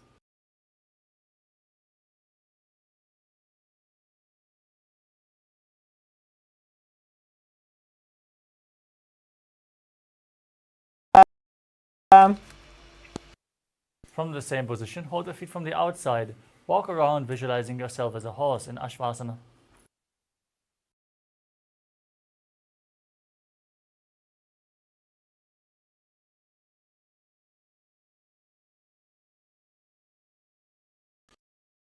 As you stand straight with your feet together, interlock your fingers behind your back, lean backwards, open up your chest. As you pull your hands down towards your calves, visualize yourself as a soaring bird diving.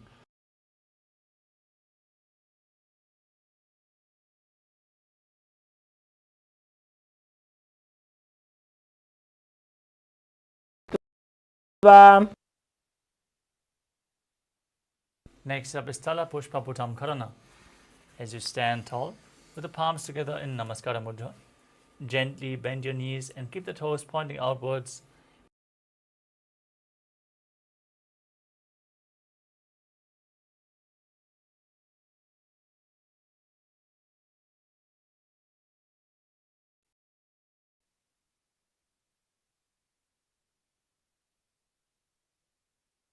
Next up is Khadgasana.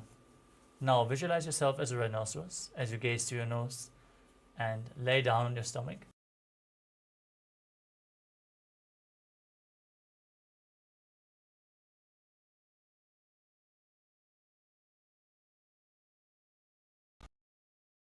नुजसर्तमासनं कृत्वा पादतलाभ्यां भूमिं धृत्वा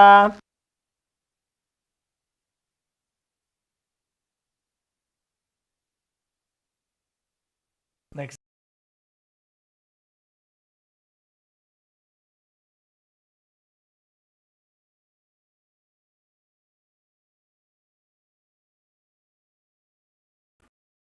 Gaze to your nose and visualize Swamiji in your inner space.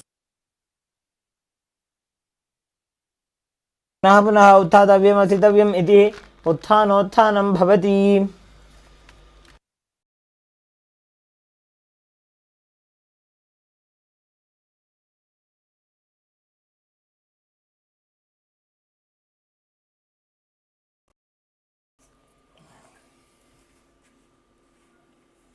Now stand up straight and raise your arms over your head and jump repeatedly as you visualize yourself as a mace. लं स्थित्वा ऊर्ध्वं बाहुं नयेत् वारं वारम् उड्डानं कृत्वा.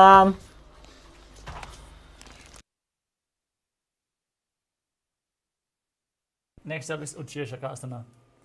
Now stand on the mat and lift one foot towards your chest, sitting down and standing back up with the other foot again and again, alternating on both sides.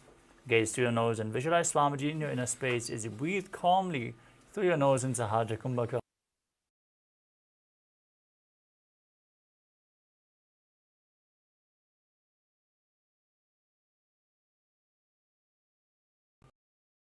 And keep one leg slightly bent with the toes pointing outwards as you raise the opposite knee towards your chest and circling it with your arm, hand in the fist, and the opposite hand on your thigh with the fingers pointing inwards.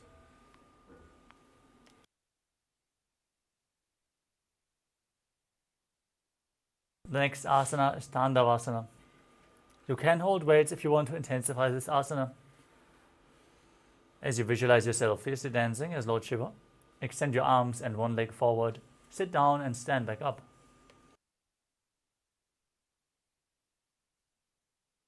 एकेन पादेन स्थातव्यं ताण्डवासनं भवति. Next up is Brahmanasana. As you place the left foot to the inner opposite thigh and stand erect on the mat like a rod, keep your hands by the sides and visualize Lord Brahma blessing you from within. ब्राह्मणासनमावक्ष्य यत्कृत्वा ब्राह्मणो भवेत्.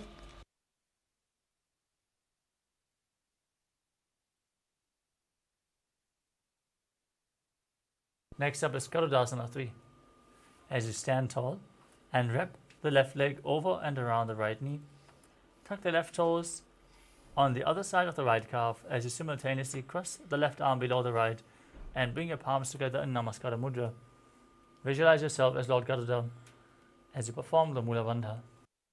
उत्तानकूर्मपीठं च सिंहस्गारुडमेव च वातायनं गोमुखं च भारद्वाजं त्रिविक्रमम्. Next up is Ekaparasana.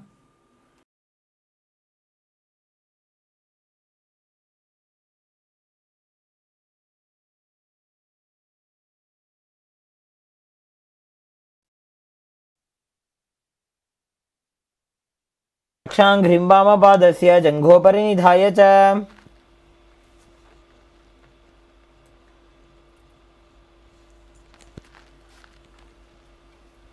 The next asana is Dhruvasana, the pole star posture. Now stand on one leg, hold on to the opposite big toe and extend it out to the side. As you visualize yourself as a North Pole star, start rotating quickly on the standing leg. हस्तेन दण्डरूपस्य एकस्य पादस्य अग्रं धृत्वा. Next up is Trivikramasana. As you stand on the right leg and lift the left foot behind your neck or over your shoulder to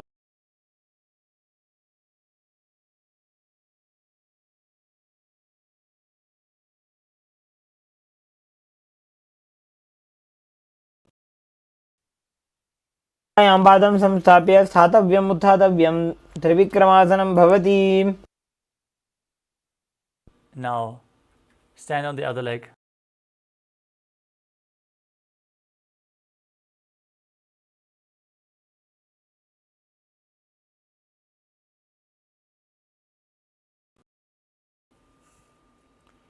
Now repeat Tandavasana as you visualize yourself fiercely dancing as Lord Shiva. Sit down and stand back up. एकेन पादेन स्थातव्यं ताण्डवासनं भवति. Now repeat Brahmanasana. Bring the other foot towards the inner opposite thigh. Hands relaxed at the side. Visualize Lord Brahma blessing you from within.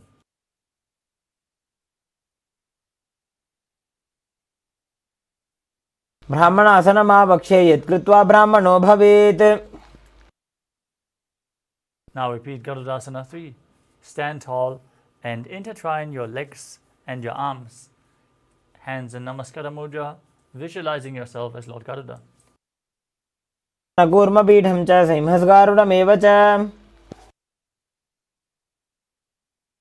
Now place the raised foot to the opposite thigh. Hands by the sides, visualizing Swamiji in Ekapadasana on the other side. Keep breathing calmly through your nose in Sahajra Kumbhaka. दक्षाङ्घ्रिं वामपादस्य जङ्घोपरि निधाय च. Hold on to the big toe in Prana Mudra extend the leg out to the side and rotate on the standing leg as you visualize yourself as the North Pole Star in Dhruvasana. एकेन हस्तेन दण्डरूपस्य एकस्य पादस्य अग्रं धृत्वा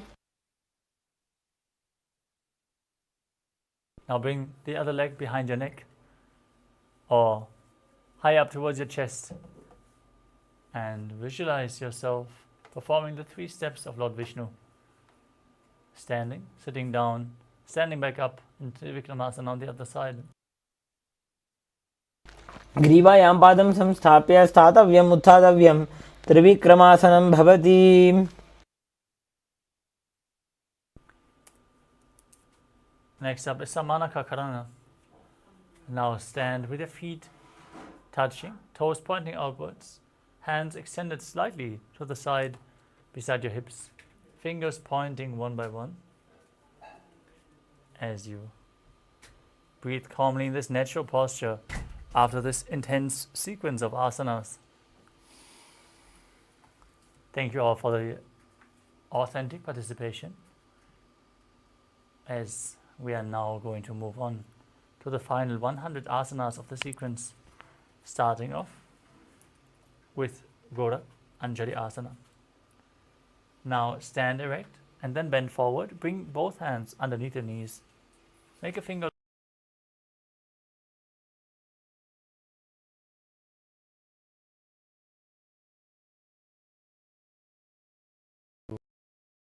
perform Jivachala Kumbhaka.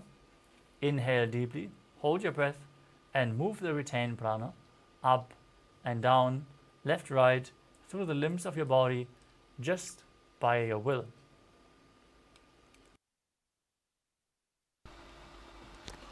प्रथमहि बोहो ए बाहुरीनी चोपुनि होवे.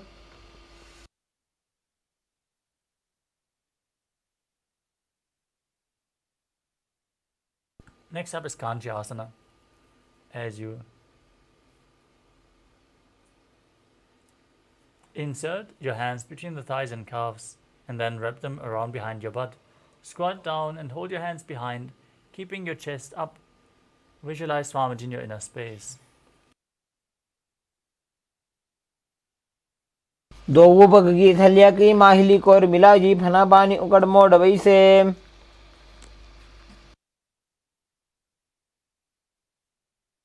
Next up is Bhairo Asana.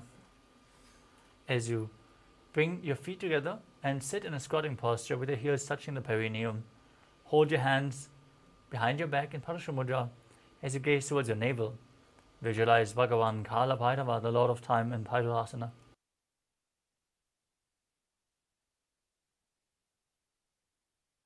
दो उपक की थलिया की माहिली कोर मिला जी फना पानी उकड़ मोड़ वैसे.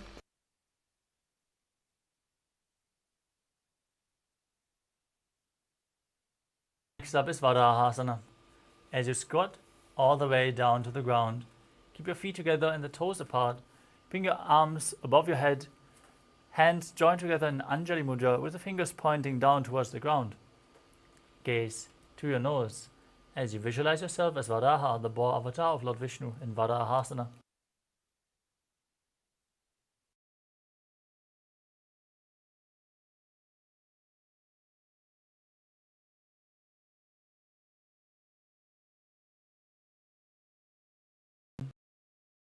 To the big toes in Prana Mudra, with your heels touching. Raise your hips to the same level as your knees. Visualize Swamiji in your inner space as you perform the Mula Bandha.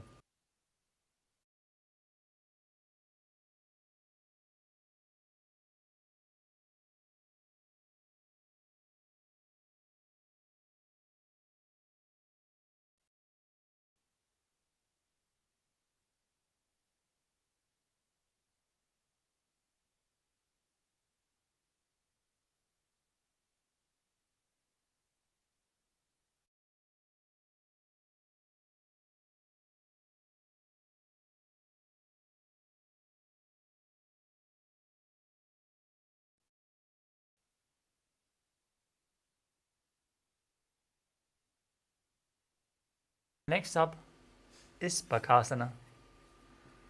As you place your hands flat on the mat, shoulder width apart,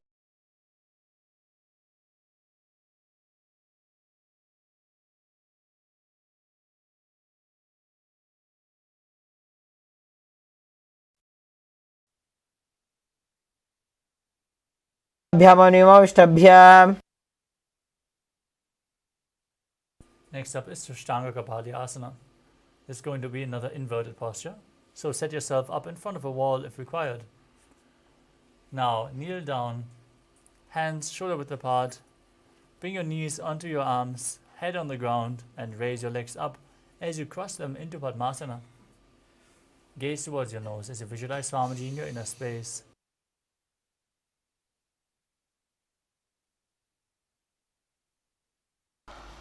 आसन को गुण कपाल आछो होई।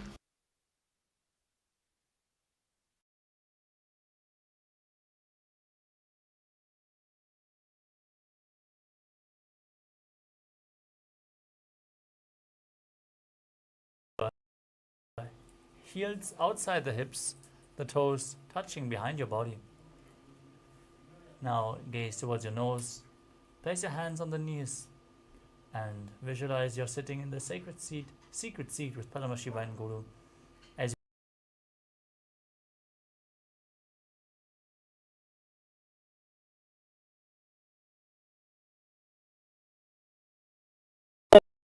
गोपयेत। next up is Vrikshasana 2.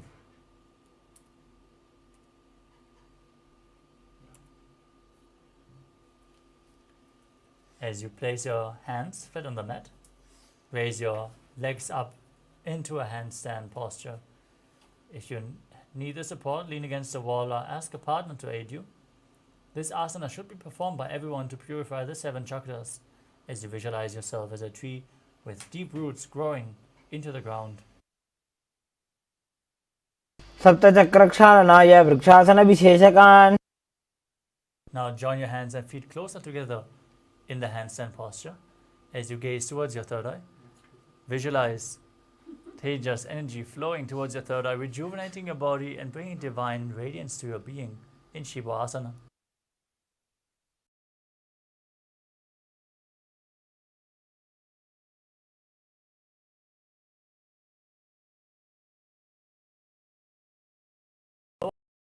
Lower your body down to the mat and push it back up again and again. Now visualize yourself as a fish in Matsyasana 2. निब्जं शयनं कुरुपरो पार्श्वभागाय मूर्धकृत्य। Now lay down on your stomach. Keep your hands on the hips and raise your chest from left to right as you visualize and move your body like a snake. Breathing calmly through your nose in Sahadra Kumbhaka in Sarapasana 2.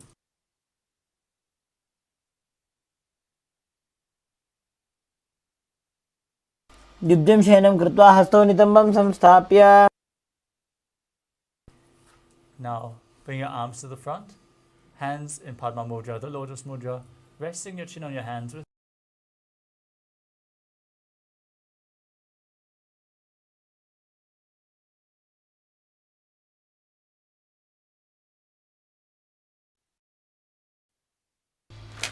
कराभ्यां पङ्कजं कृत्वा तिष्ठेत् कुर्परयासुदीः।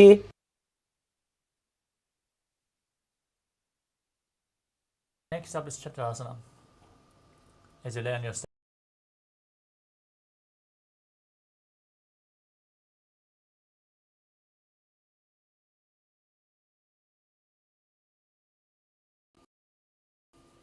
as you visualize yourself as an umbrella protecting your Guru from the sun rays.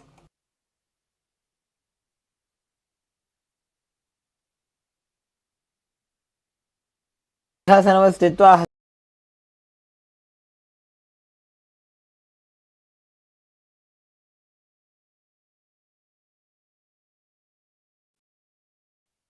Next up is Vajrasana.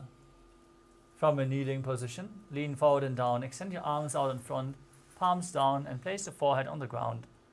Gaze towards your nose as you visualize yourself as Vajra, the weapon of Indra, symbolizing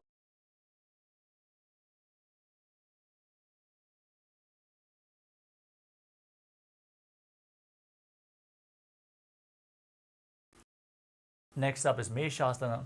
Now place your hands shoulder width apart, flat on the ground, and raise your hips up high into Gajasana as you alternate striking the ground with one hand, visualizing yourself as powerful as a ram.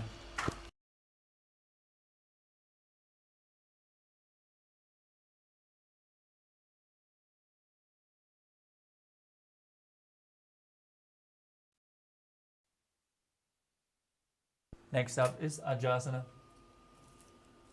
As you lift your legs from Gajasana, slowly lower your forehead down to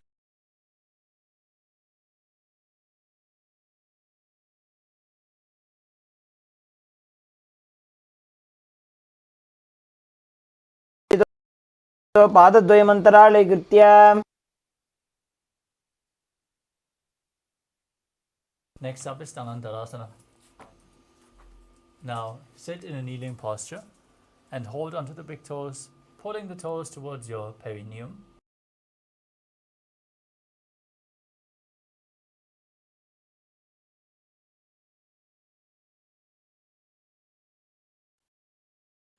पूरब विधि परिहाता की काकसी से फणा शरा मोड़ी. Next up is the Angamotanam. Now interlock your fingers in front.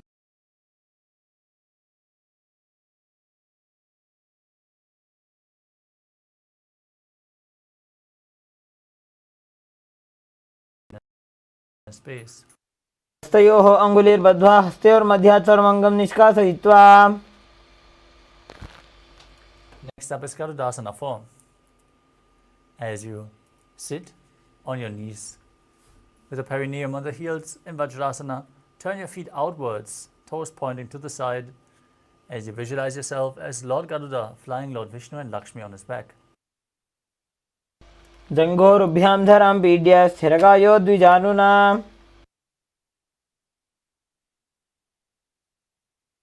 Next up is Ananda Mandirasana. As you sit with your legs folded back, toes pointing backwards, with your knees opened wide, hold onto your ankles and place the front of your buttocks on the ground. Gaze towards your third eye as you visualize yourself residing in the blissful space of a temple.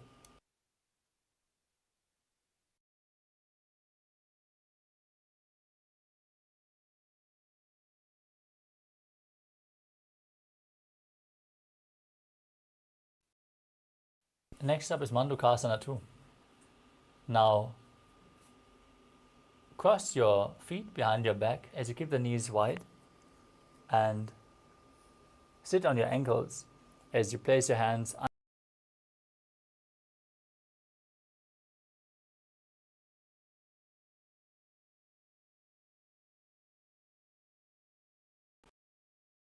in Mandukasana 2.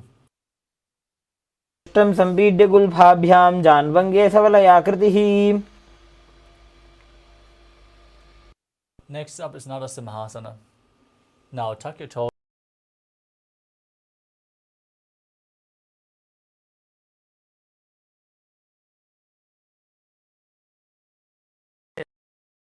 forcefully with the tongue stretched out again and again as you visualize Narasimha, the lion man, avatar of Lord Vishnu.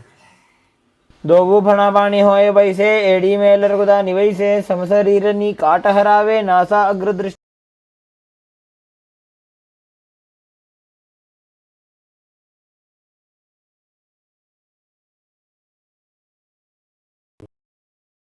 Cup both palms and place them over your mouth and nose. Bring your thumbs underneath the teeth and close your mouth as you inhale through the right nostril and exhale through your mouth as per your capacity.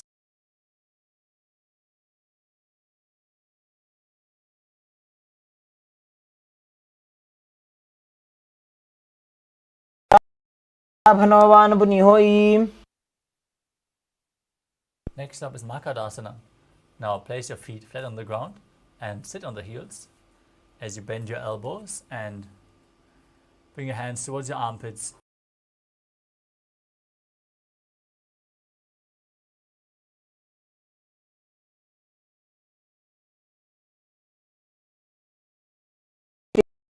Bhumi परिटाने.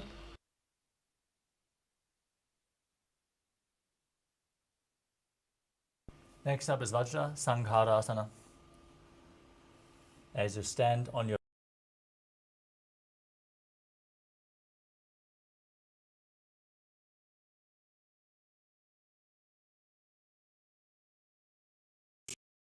community.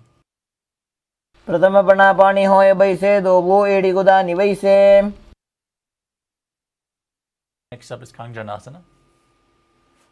as you keep the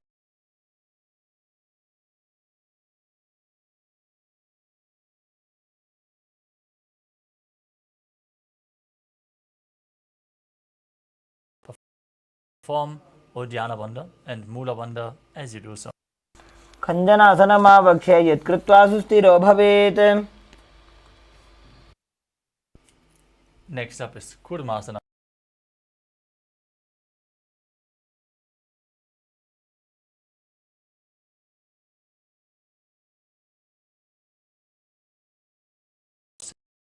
Centuries. अल्पौ च वृषणस्याधो व्युत्क्रमेण समाहितो ऋजुकाय शिरोग्रीवं कूर्मासनमितीरितम्. Next up is Yogasana.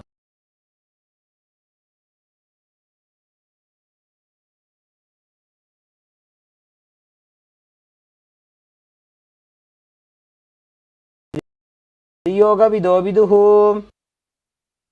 Next up is Vijayukasana.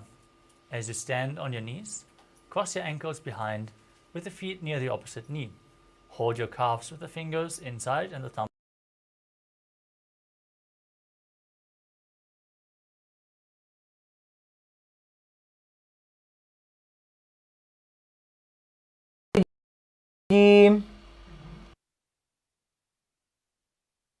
Next up is Ushtrasana too.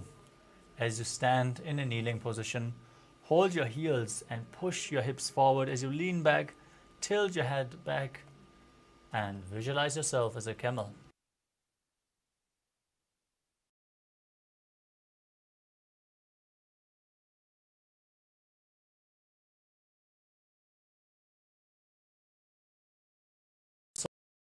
Soles of the feet slowly lean back. Bring your elbows down to the mat, followed by the back of your head. Gaze towards your nose as you visualize yourself as a lotus blooming in Jatyasana too. एडी संपुट करे.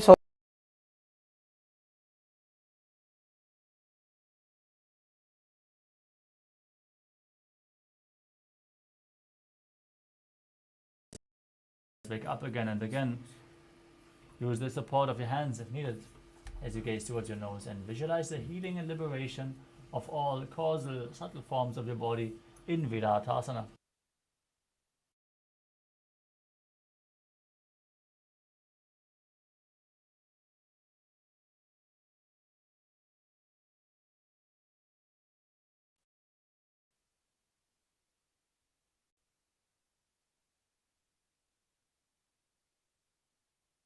Next up is Kapotasana. From Viratasana.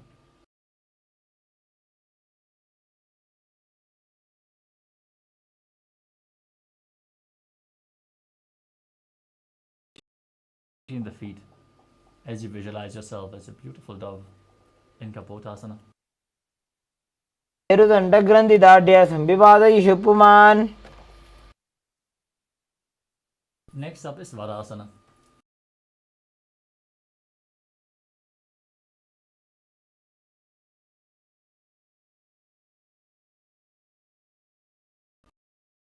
Gaze to your nose. This is a boon fulfilling posture.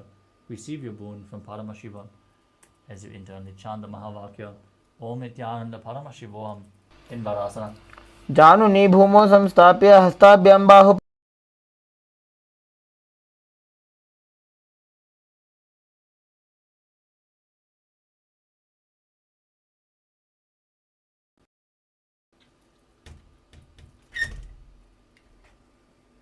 As you keep the toes tucked, place the perineum on the raised heels and lean forward and down.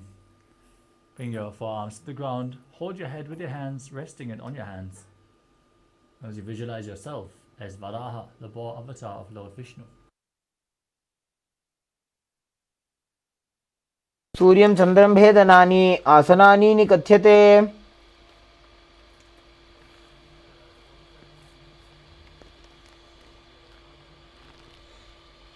Next up is Mundasana. As you place your forearms on the ground, shoulder width apart, elbows shoulder width apart, interlock your fingers. Place the crown of your head to the mat. Walk your feet forward, raise your hips, and lift your legs up into a headstand posture. Lean against the wall if required as you gaze to your nose and visualize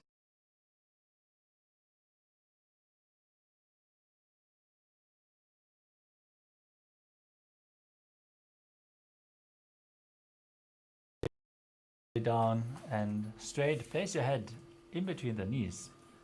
As you hold your head with both hands, elbows outside the knees, gaze to your nose and visualize Swamiji in your inner space.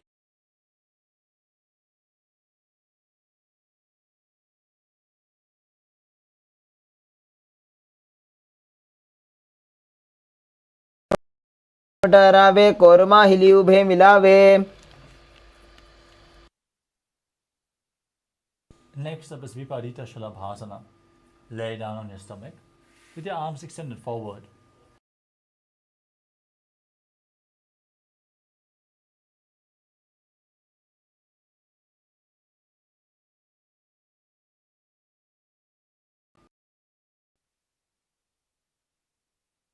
भासन भेदाश्च नटभेरुण्ड नामके गण्डभेरुण्ड सहिते शीर्षदण्डासनं तथा. Next up is Kapalabhati.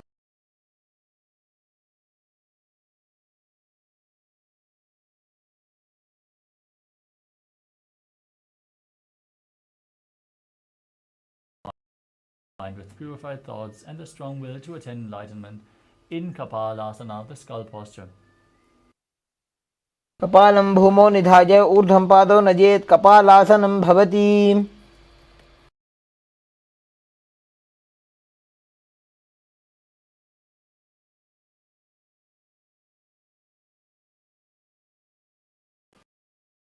Push your hips and your legs up above your head, touching your feet to the mat in front of your face. Now, visualize yourself as a free and open dove in Akasha.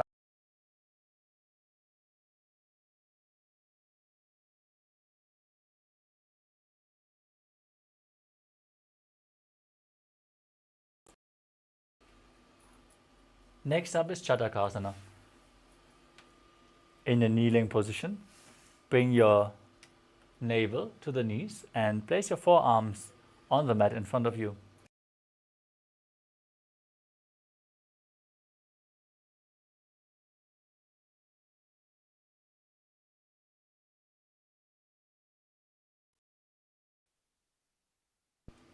Next up is Vrishikasana too.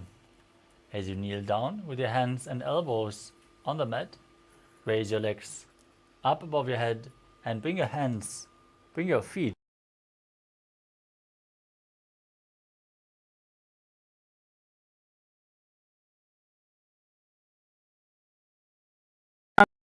अङ्घ्रिपार्श्वे धृत्वा स्वशीर्षे चिबुकं विधार्यकौ. Next up is Vrishasana. As you sit with your perineum down on the right heel, keep the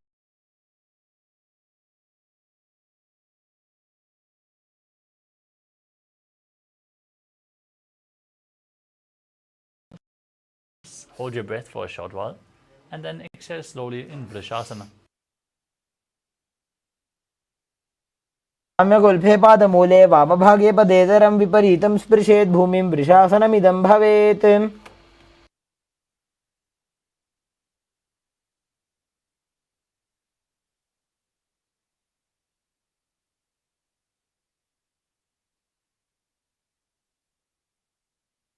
Vrishasana. Push your hands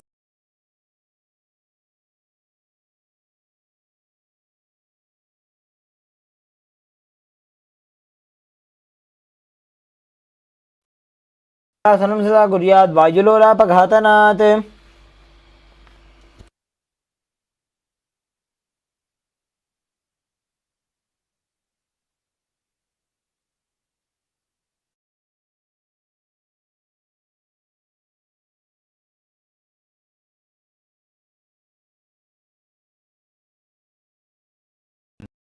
in front, visualizing yourself as a bull. साम्यगुल्फे पादमूले वामभागे पदेतरं विपरीतं स्पृशेत् भूमिं वृषासनमिदं भवेत्.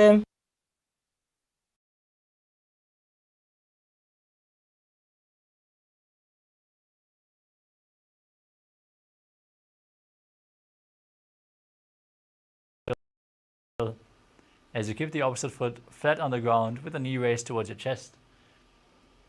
Place your hands on the knees. Visualize Bala Gunahai as you perform the Mula Bandha.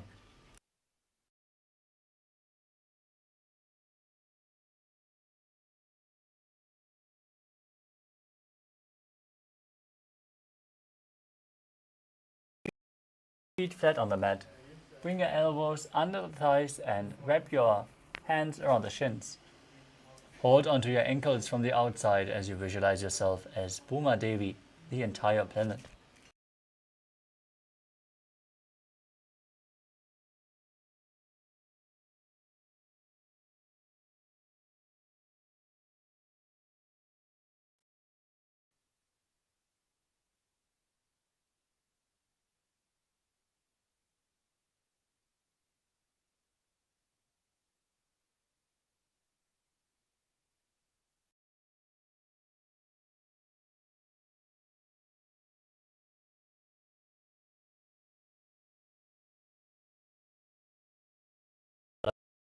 Gunasana on the other side.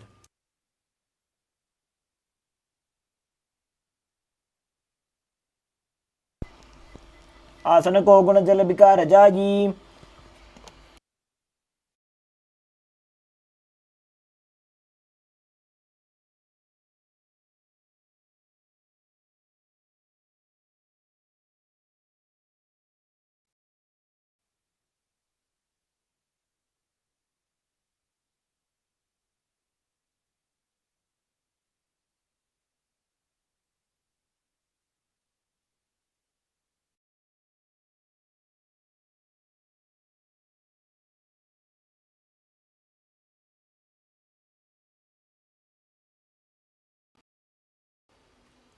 You can hold weights if you want to intensify this asana.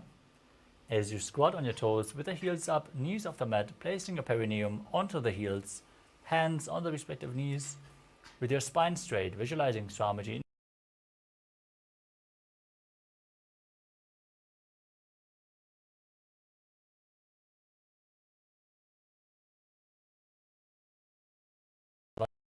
Vajrasangarasana too.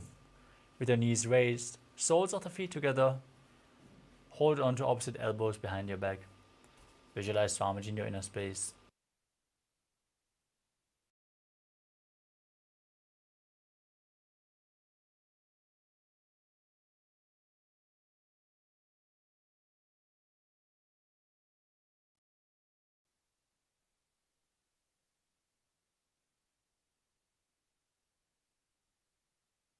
Next up is Anilasana. Now squat or sit with the feet hip width apart.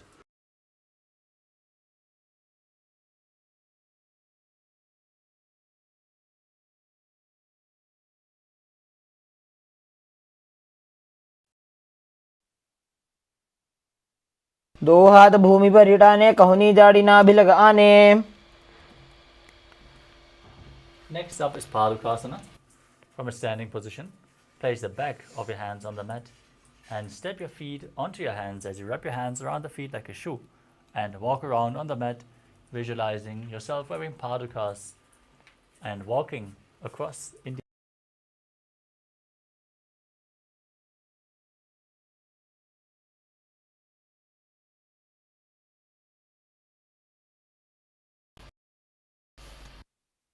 Next up is Kukkutoranasana. Placing your hands flat on the ground in front of you, jump your feet up and let them fall back down again and again.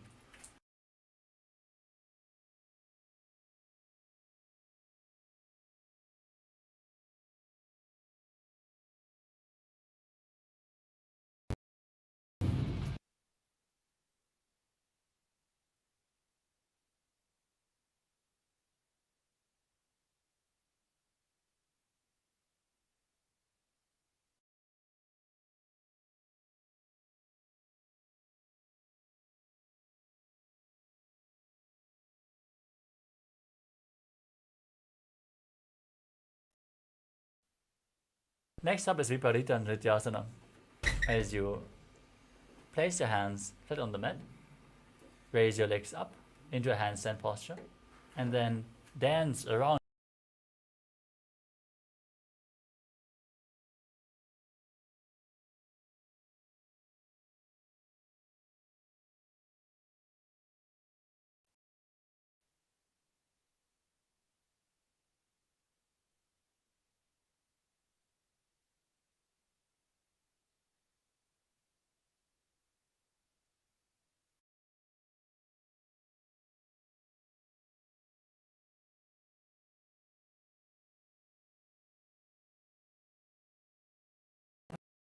opposite hand to the head, be stable.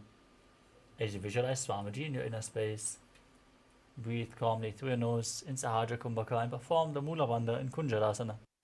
अथ वक्षे Mahadev कुञ्जरासनमुत्तमम्.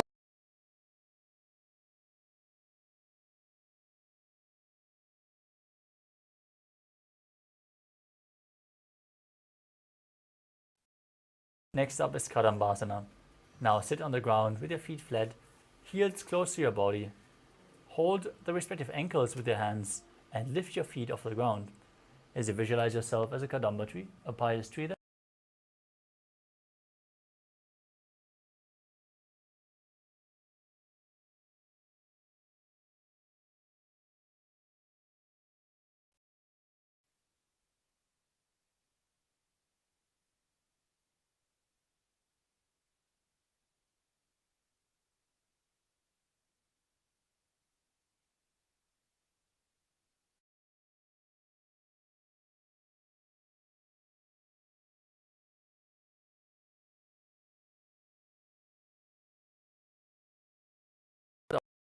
opposite hands and pull them against your chest. Visualize any excess vata being released from or balanced within your system as you perform the Mula Bandha and Bhavana Muktasana. द्वयोस्तु पादयोः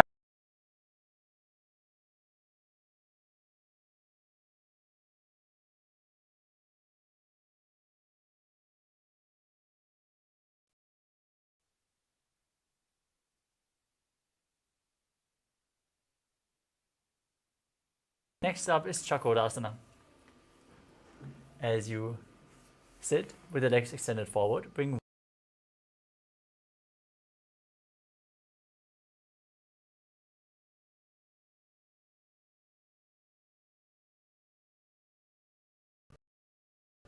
gaze to your third eye and visualize yourself as a powerful source of energy in Chakodasana.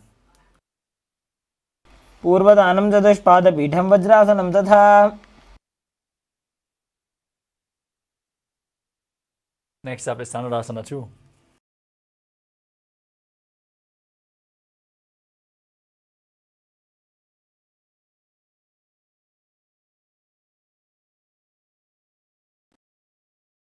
Perform the Mula Bandha.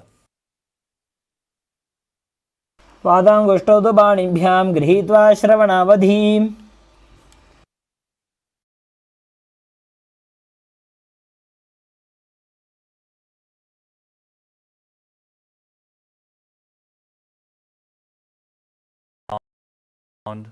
Balancing as you visualize yourself as a flying crane.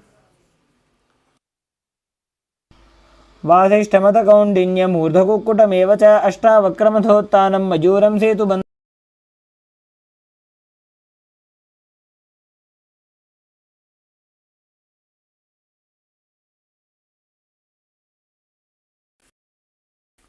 Place the left foot flat on the mat and raise the knee.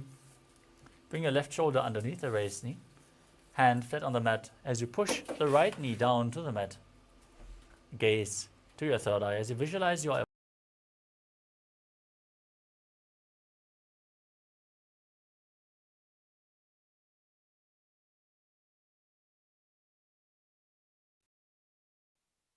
Next up is Parashva.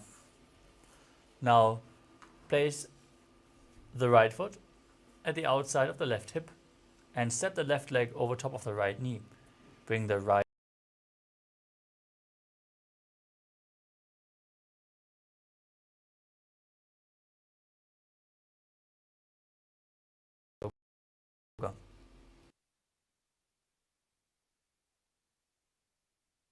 अश्वाभ्यां धृत्यते यास्तु पार्श्वमत्स्येन्द्रमुत्तमम्.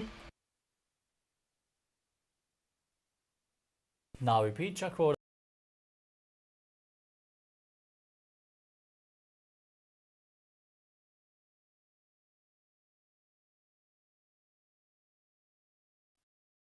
प्रदानं चतुष्पादपीठं वज्रासनं तथा.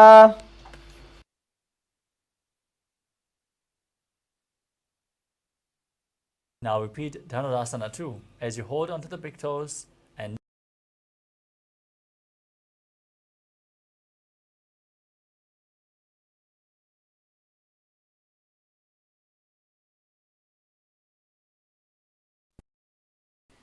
Now repeat Ashtavakrasana on the other side. Lift the other leg over top of the shoulder, hook the opposite one over top, extend the legs to the side and lean forward, visualizing yourself as a flying crane.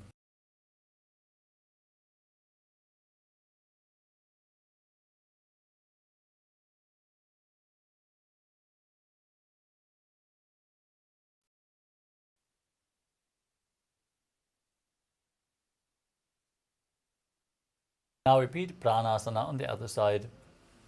Bring your shoulder underneath the raised knee as you visualize.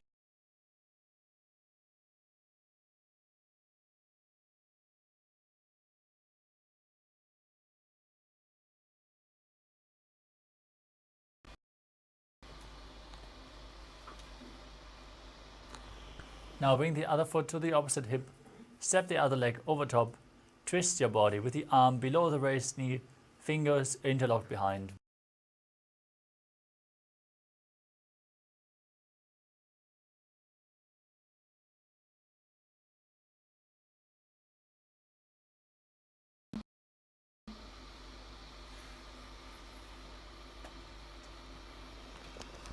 Next up is Ardha Paschimottanasana. Now extend one leg forward and press your perineum with the opposite heel.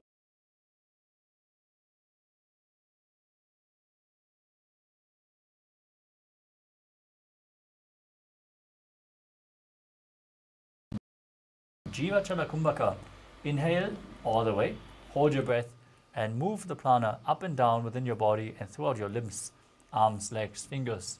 Move your prana by the strength of your will.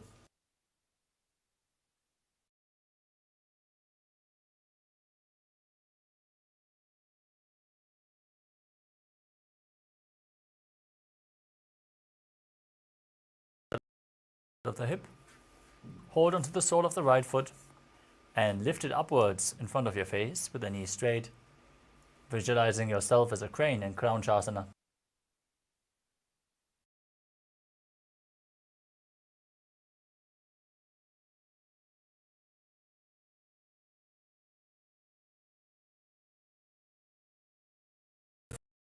Forward, press your perineum with the other heel as you repeat Ardha Paschimottanasana on the other side.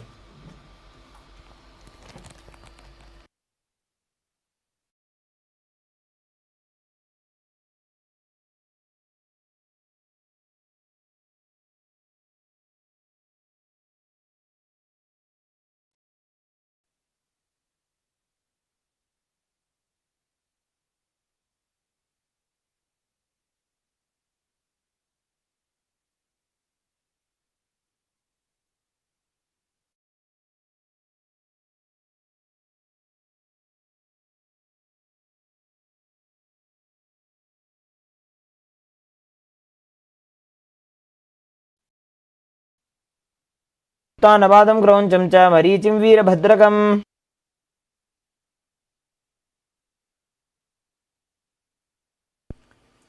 Next up is Swastika.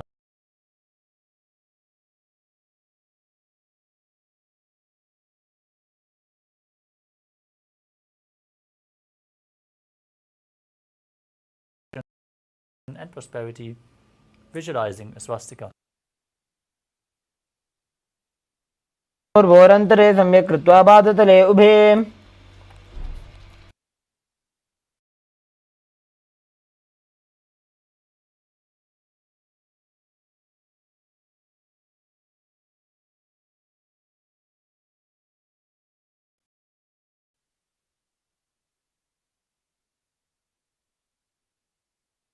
Next up is Godakshasana. As you keep your feet in the same position, cover your heels with the respective hands and tuck your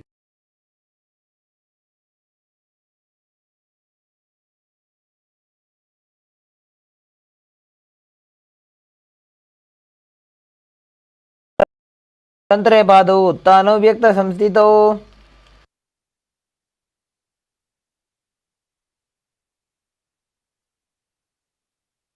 Next up is Bhagasana 2.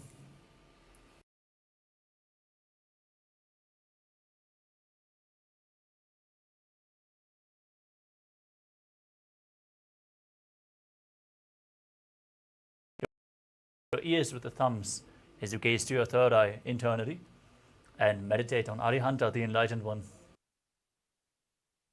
वामपार्श्वमुकुतं संस्थाप्य दक्षाङ्घ्रिवामजगने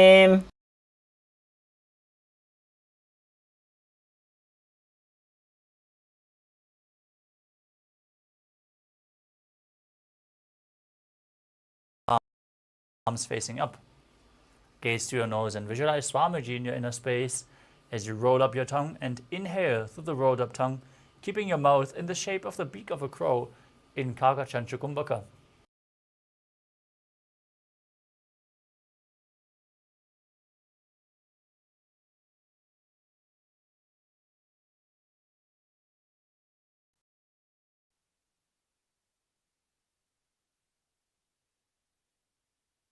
Next up is Urdhva Kukutasana. As you rotate your hands at the side of your body, lift your entire body off the mat and visualize yourself as a rooster, still breathing through the rolled up tongue in Urdhva Kukutasana.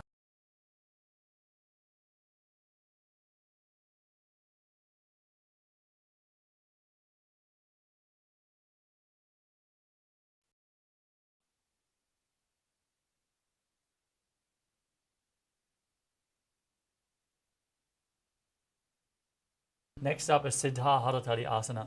Now bring your hands in between the legs. As you keep them flat on the mat, don't lift your body off the ground, stay seated on the mat as you gaze towards your nose and visualize Swamiji in your inner space. प्रथम पद्मासन को करे हस्तु दो वो गोड़ासन दिधरे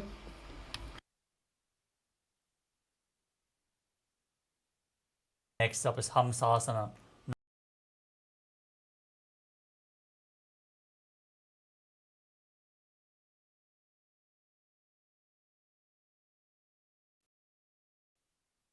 आसन स्थित्वा स्कन्धपर्यन्तं मूरोनि नीत्वा Next up is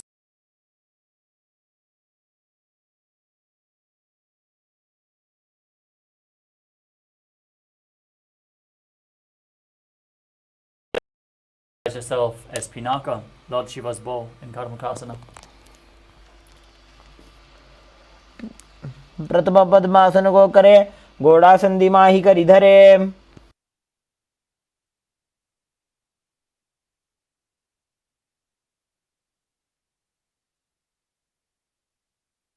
Next up is Kurmasana 2. From Padmasana, bring your hands in between the legs. Bend your elbows to hold onto your shoulders. Balance as you visualize yourself as a turtle, having a stable body and mind to live for hundreds of years in Kurmasana 2. By जंग प्रदर्शन बाबा दाई जंग परिबाइल्या बा In the same position, tuck your chin to the chest, gaze to your nose, and rejoice knowing you're sitting in Shiva's secret knot posture in Granthi Bhedasana. भक्षे Neelkanth ग्रंथि भेदासनं Shubham From the same position, roll onto your back, hold onto your shoulders as you gaze to your nose and embody a turtle laying on its back in Uddana Kurmasana. कुटासन बंधस्थं कराभ्यां धृतगंधरम Now sit back up in Padmasana. Bring your hands in between the legs and place one hand flat on the mat.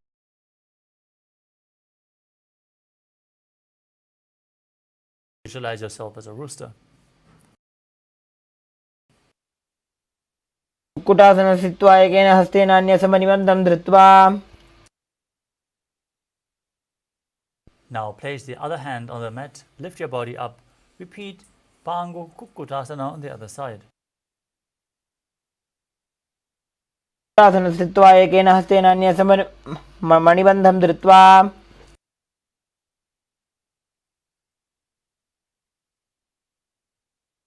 Next up is Kritasana.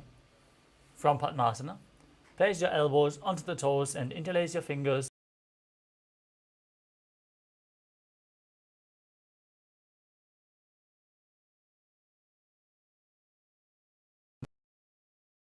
Kakachanchukumbhaka in Kritasana. जानुर्भोरन्तरे पादौ उत्तानो व्यक्तसंस्थि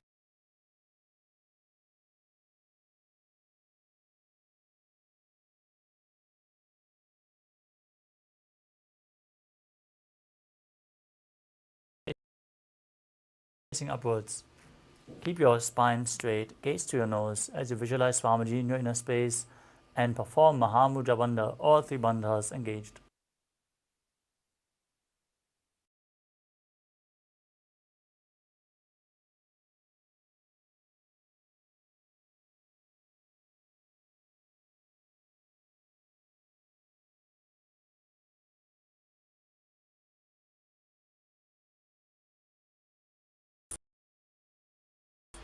As you internally chant Om Nithyananda Paramashivoham.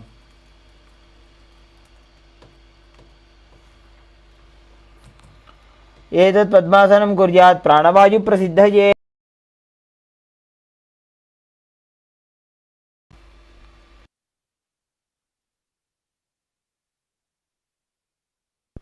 Next up is Karmukasana 3. Now cross your arms behind your back. Hold on to the big toes in Prana Mudra as you remain seated in Padmasana. Now gaze towards your nose, engage all three bandhas. Contract the perineal floor, tuck your chin to the chest and pull your stomach in and up. As you gaze towards your nose and visualize yourself as Lord Shiva's bow in Karmukasana 3. कार्मुकासनमाक्षित्य उदरे पूरयेत् सुखम्. Next up is Diridhasana. Maintain the same posture. Lift your chest up. Gaze towards your third eye as you visualize yourself as the action of Paramashiva's third eye destroying anything you come across in Diridhasana. ऊरुभ्याम् उपरि स्थाप्य पादयुग्मं प्रयत्नतः. With your hands crossed behind, holding onto the big toes, roll onto your back, lay down on your crossed arms as you gaze to your nose and visualize yourself as a snake, breathing calmly through your nose into Hajra Kumbhaka in Nagarasana. प्रथम पद्मासन को उठाने, दो हाथ पाछाने आने. Now free your arms and legs. Pull your knees up against your chest and circle them with your hands as you place your chin against the knees. Squeeze your body into a ball in Kandukasana. वेत्रासने स्थित्वा हस्तपादान् निष्कुष्य ऊर्ध्वं नयेत्. Next up is Urdhva Pavanasana. As you lay on your back, keep your feet flat and interlock your fingers behind your neck.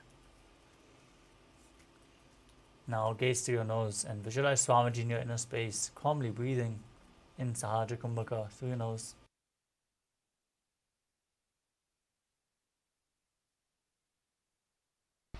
प्रथमे सूधो San करावे घोड़ा उभा राशि मिलावे. Next up is Malakata Pitasana. Now place your upturned palms underneath your heels and push your hips up. As you contract the perineal floor, tuck your chin to the chest. Breathe in Murcha Kumbhaka. Keep the Jalanirabandha, the throat lock, engaged as you exhale. As you visualize yourself as a powerful alpha ape.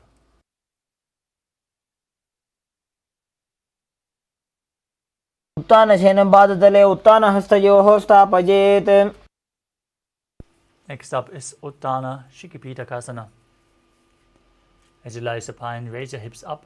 Support your hips with your hands placed at the waist, with the elbows bearing the weight of your body. Stretch your toes out.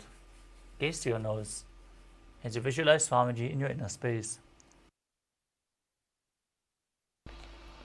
जङ्घोरुबलहीनश्चेत् उत्तानशिखिपीठकम्.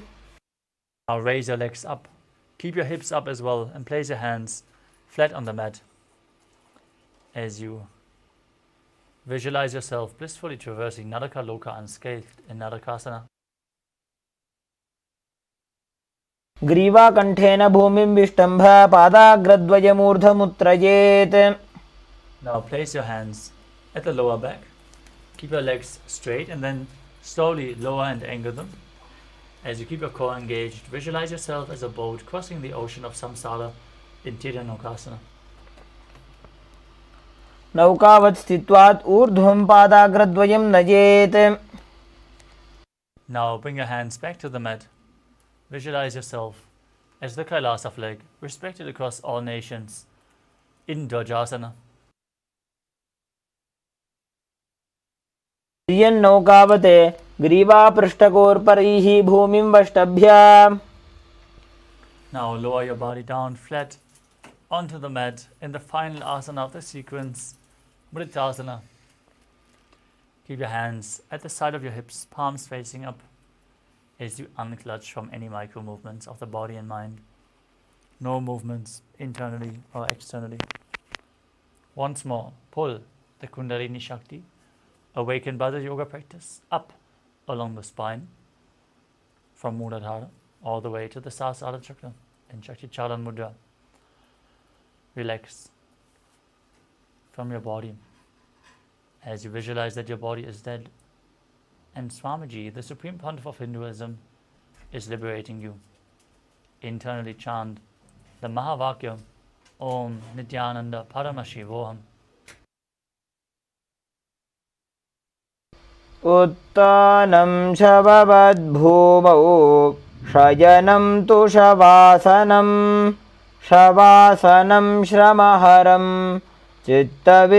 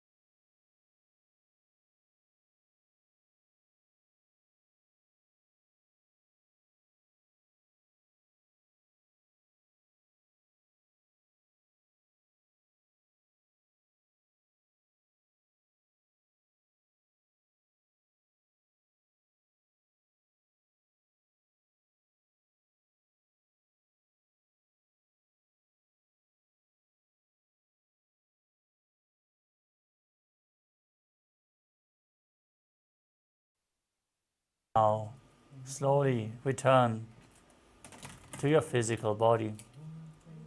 Start to wiggle your fingers and toes, your wrists and your ankles, your elbows and your knees.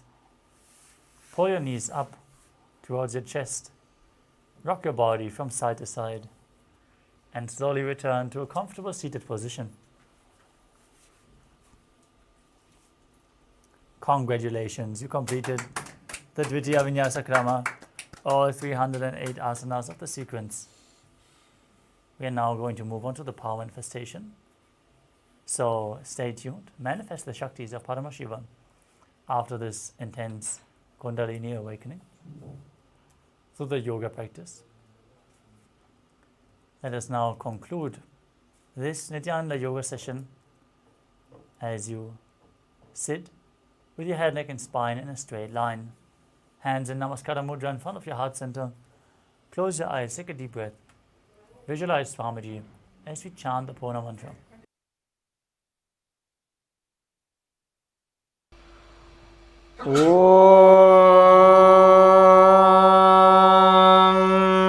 पूर्णमदः पूर्णमिदं पूर्णात् पूर्णमुदच्यते पूर्णस्य पूर्णमादाय पूर्णमेवावशिष्यते। ॐ शान्तिः शान्तिः शान्तिः। हरिः ॐ तत्सत्। सर्वं भगवत् श्री नित्यानंद परमशिव पादुकार्पणमस्तु। ॐ नित्यानन्दम्। Thank you all, Nithyanandam.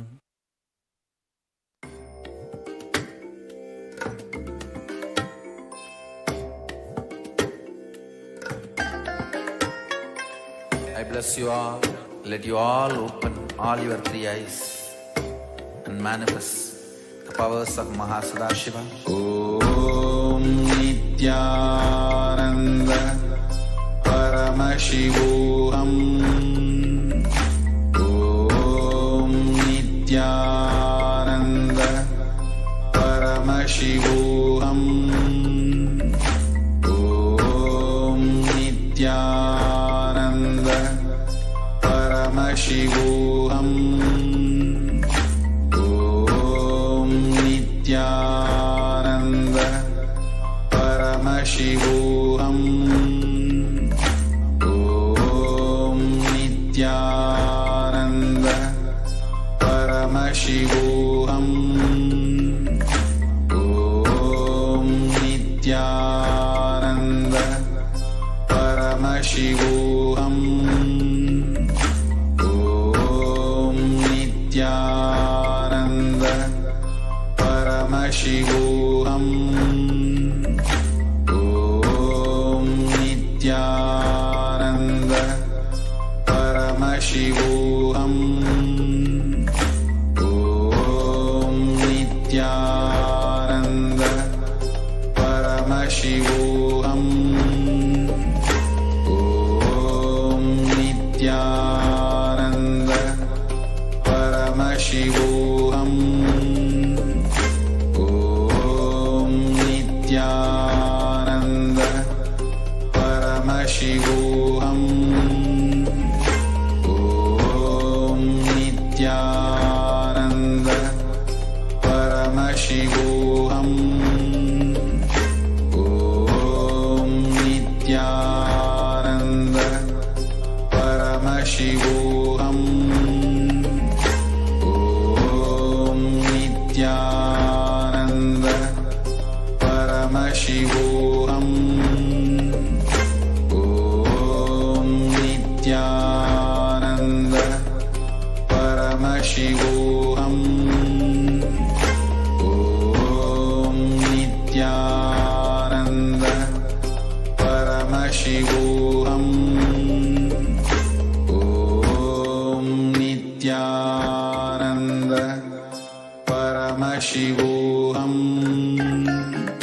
Om Nithyananda Paramashivoham.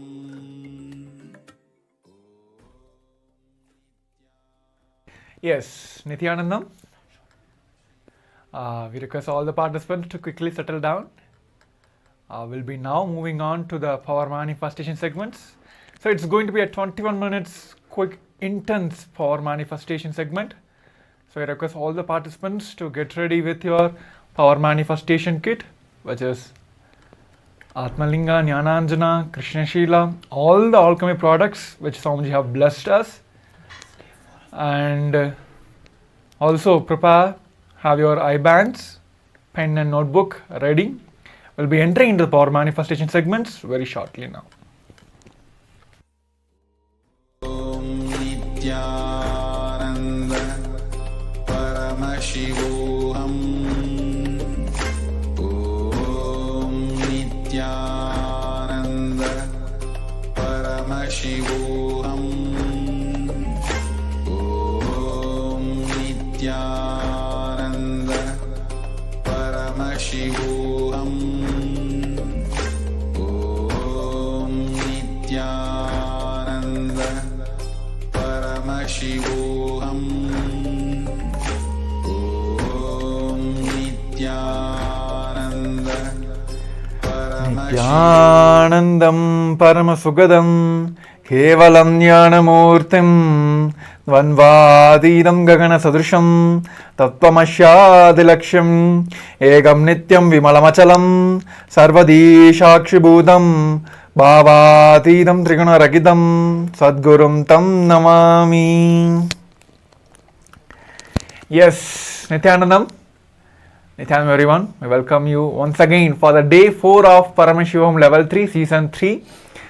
So yes, I hope everyone enjoyed the wonderful yoga segment.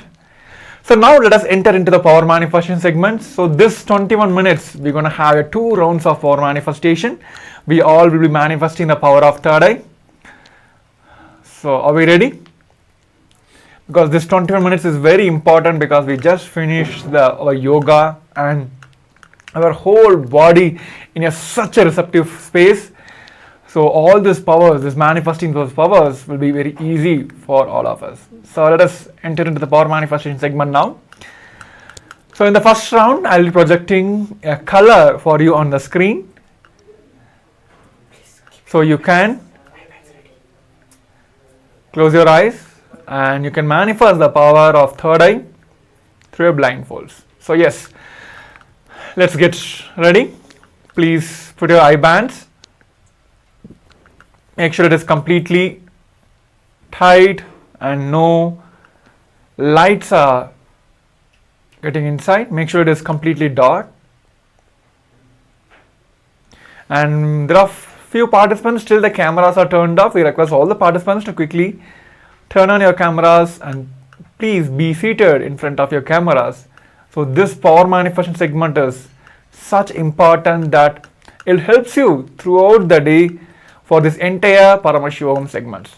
So whether we want to manifest wealth, health, whatever it may be, this whole Paramashivoham is packed in a way that all the jnana segments and the power manifestations are interlinked. So either way, it helps in other one. So yes, so let's start now. Let us sit straight. Make sure your eye bands are proper. Close your eyes. Intensely visualize that Swamiji himself is sitting in your third eye as Paramashiva, manifesting with 25 heads, 50 hands and 75 eyes, just intensely manifesting with that experience of complete oneness. Let us chant the Mahavakya, Om Nithyananda Paramashivoham.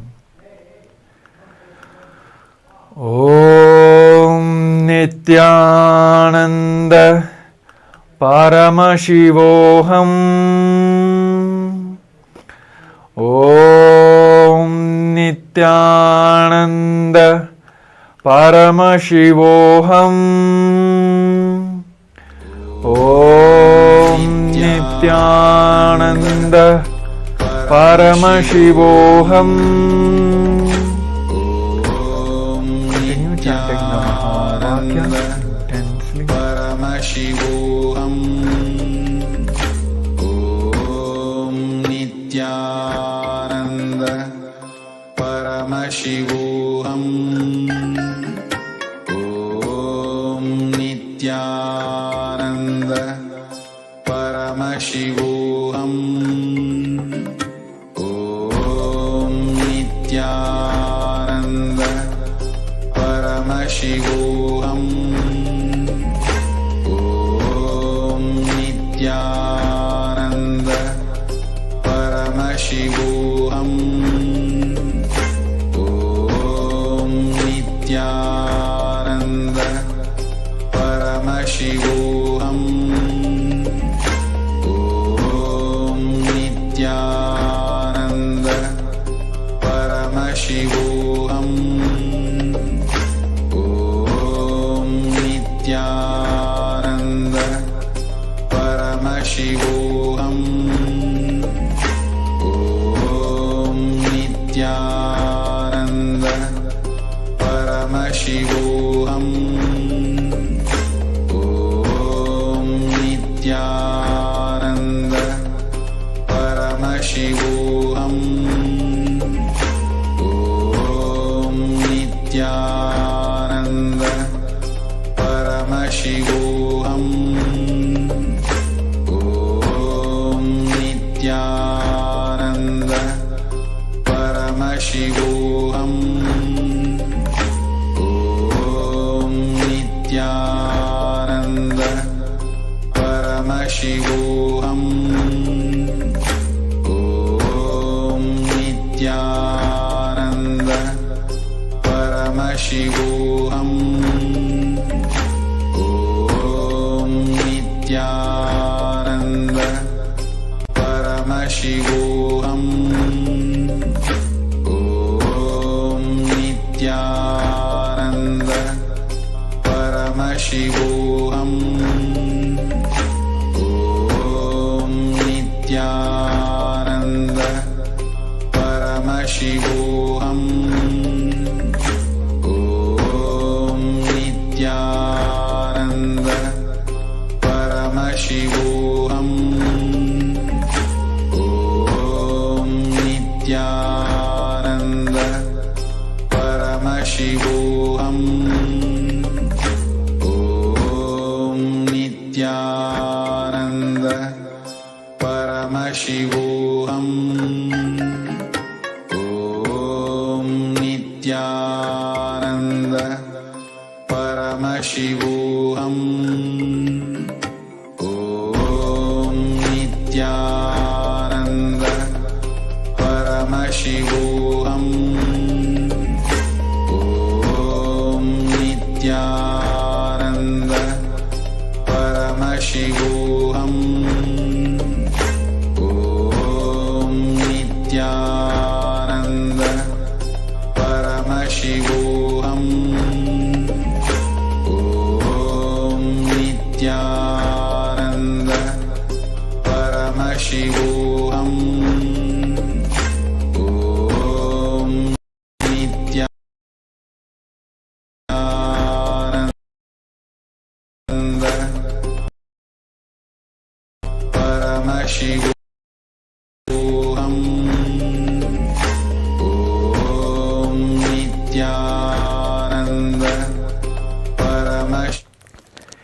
Yes. All of you, now you can relax. You can remove your eye bands. And you can slowly open your eyes.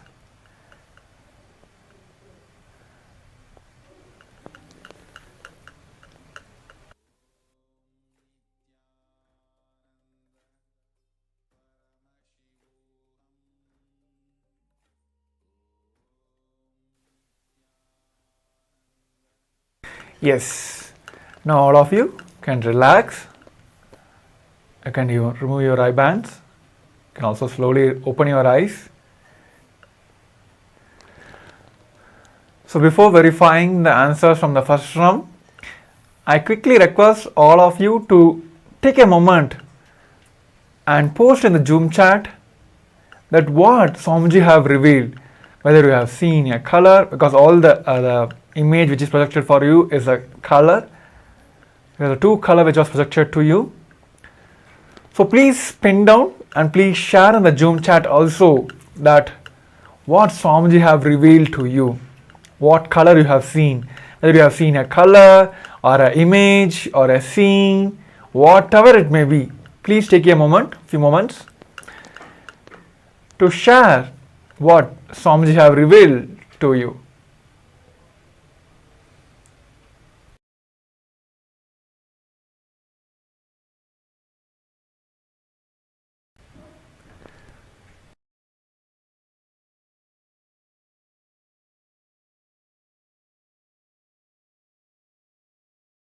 Before moving into the second round, we'll be verifying our answers. But before that, I request all the participants to quickly take a moment to type in the Zoom chat what are the colors you have seen during this power manifestation segment.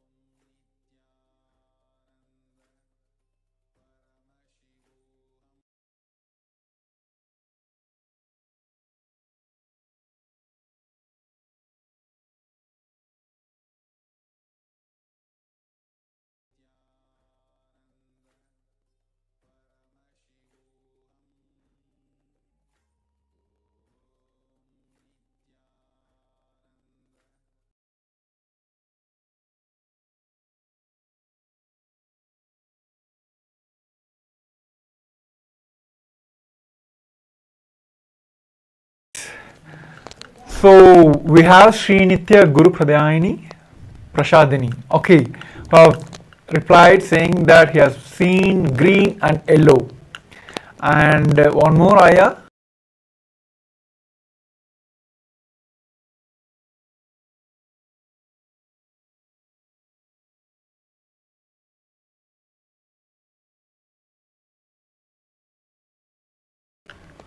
What Swamiji have revealed to you, whatever color, even if you have seen any person, please do post whatever from the moment you close.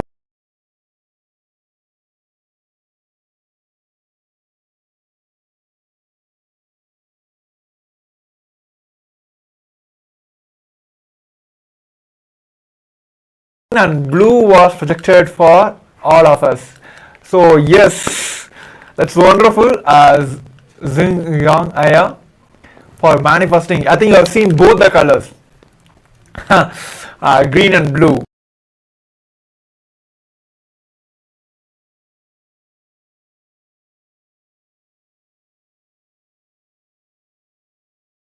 You know, like how I would say,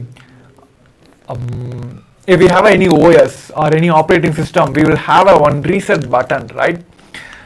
Something when we are working on a website, we will save one set of editings or upgrades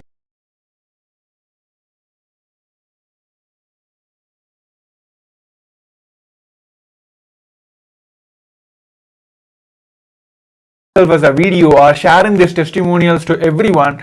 This will keep yourself, this whole the Vatavarna experience, the power manifestation, the science you experience will be stored in the cosmic archives. So even tomorrow, if you are struggling to manifest these powers, you can just come back to this video or whatever the post you have made, shared with your friends and families. You can recall, the moment you start seeing your own video, you will imbibe the same biomemory, bioenergy, with which helped you to manifest the powers.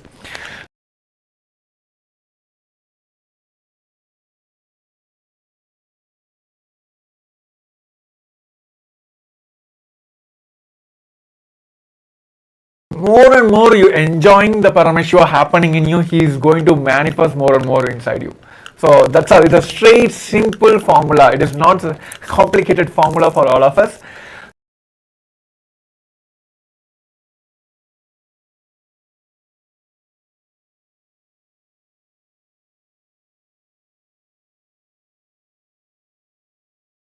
You have seen the color green.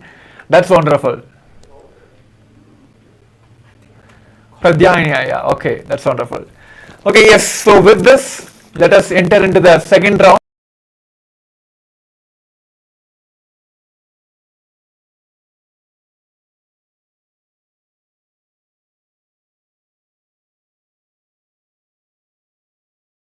Being a personally having my own body, my own mind, by my own consciousness sitting here and manifesting powers. No. Let's merge yourself in oneness. You becoming him. In that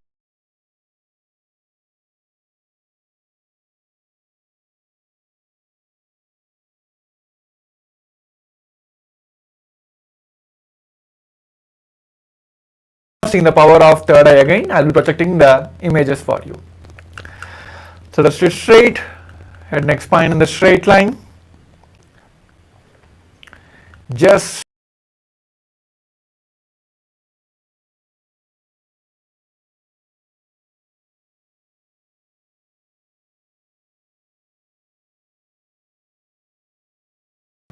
our beloved Guru, in that strong surrender and completion space, let us chant the Mahavakya intensely. Oh.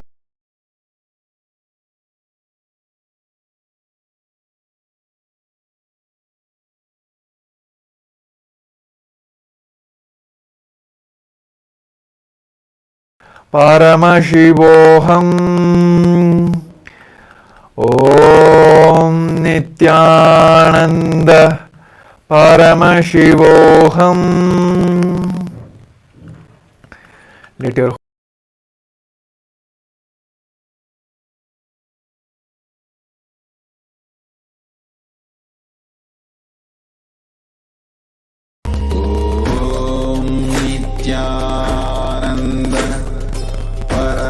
Paramashivoham.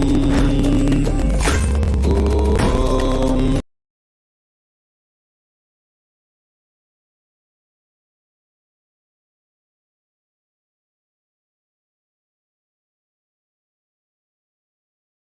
Paramashivoham.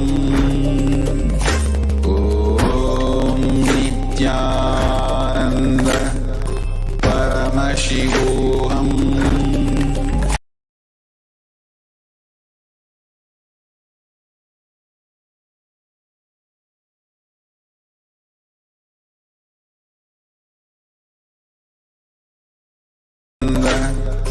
Paramashivoham. Om Nithyananda. Paramashivoham.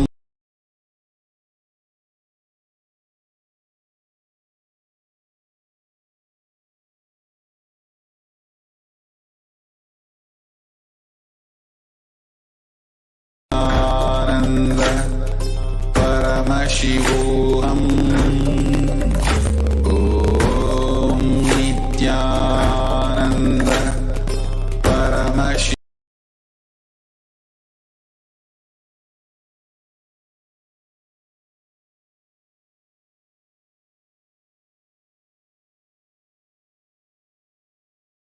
Om Nithyananda. Paramashivoham. Om Nithyananda.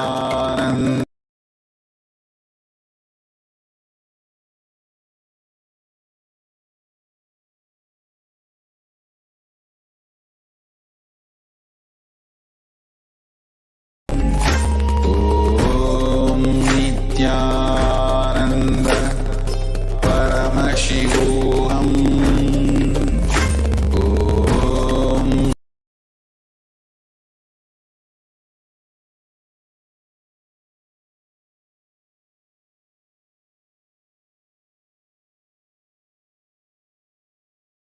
Shivoham. Om Nithyananda. Paramashivoham.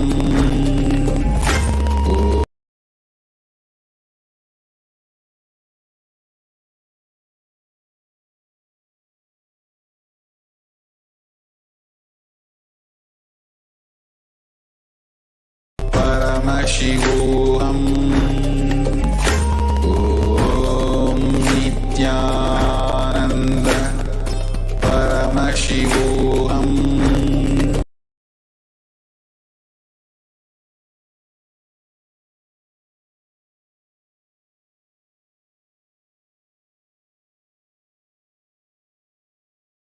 Ananda.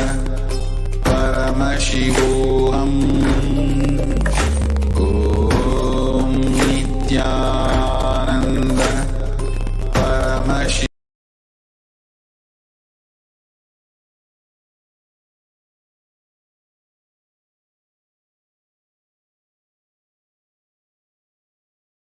Om Nithyananda. Yes. Now all of you can relax. You can slowly remove your eye bands and open your eyes.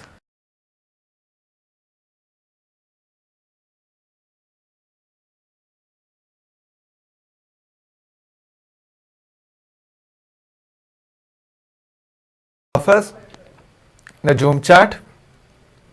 So I request all the participants, please take a moment, quickly type in the Zoom chat out what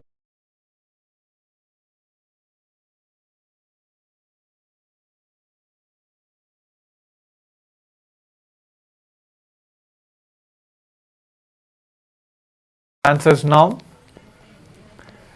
So it is the color purple and the black was projected for all of you during this power manifestations. So if any of you have manifested, please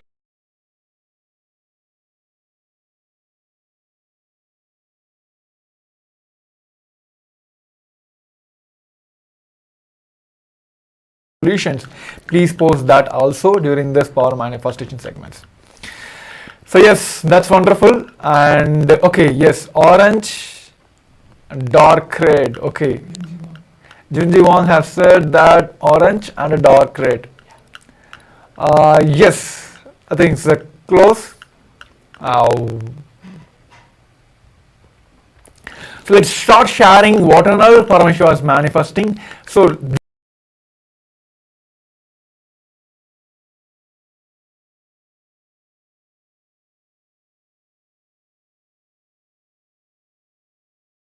your friends and families and invite all of them also to be part of this Paramashivoham. So yes, with this we're coming to the end of this segment. So from now we'll be moving on to the next segment after a short break. We request all of you to quickly get ready for the next segments.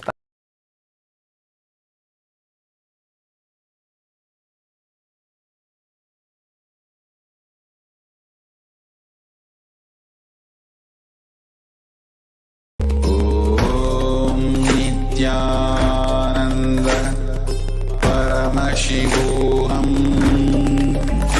Om Nithyananda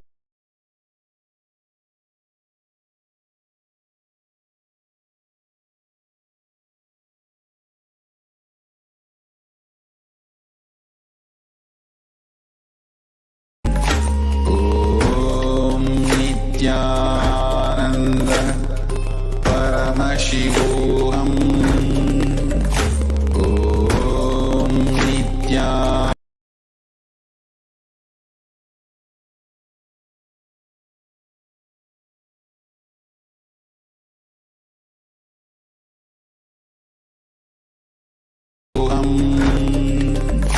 Om Nithyananda Paramashivoham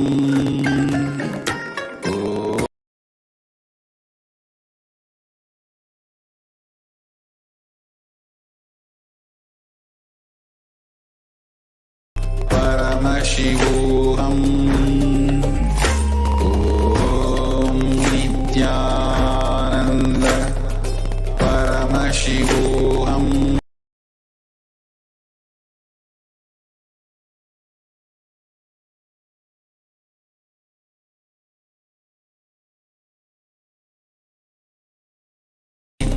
Nithyananda Paramashivoham Om Nithyananda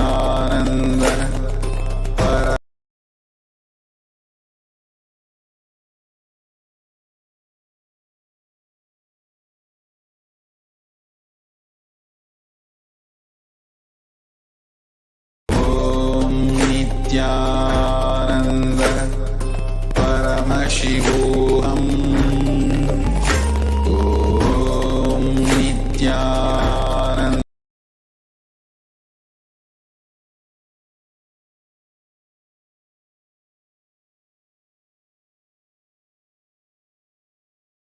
Paramashivoham Om Nithyananda Paramashivoham Om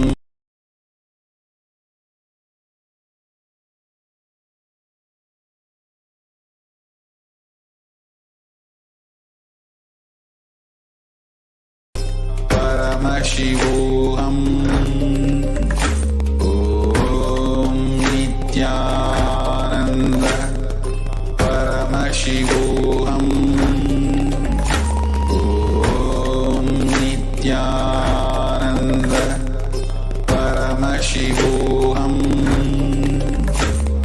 Om Nithyananda Paramashivoham Om Nithyananda Paramashivoham Om Nithyananda Paramashivoham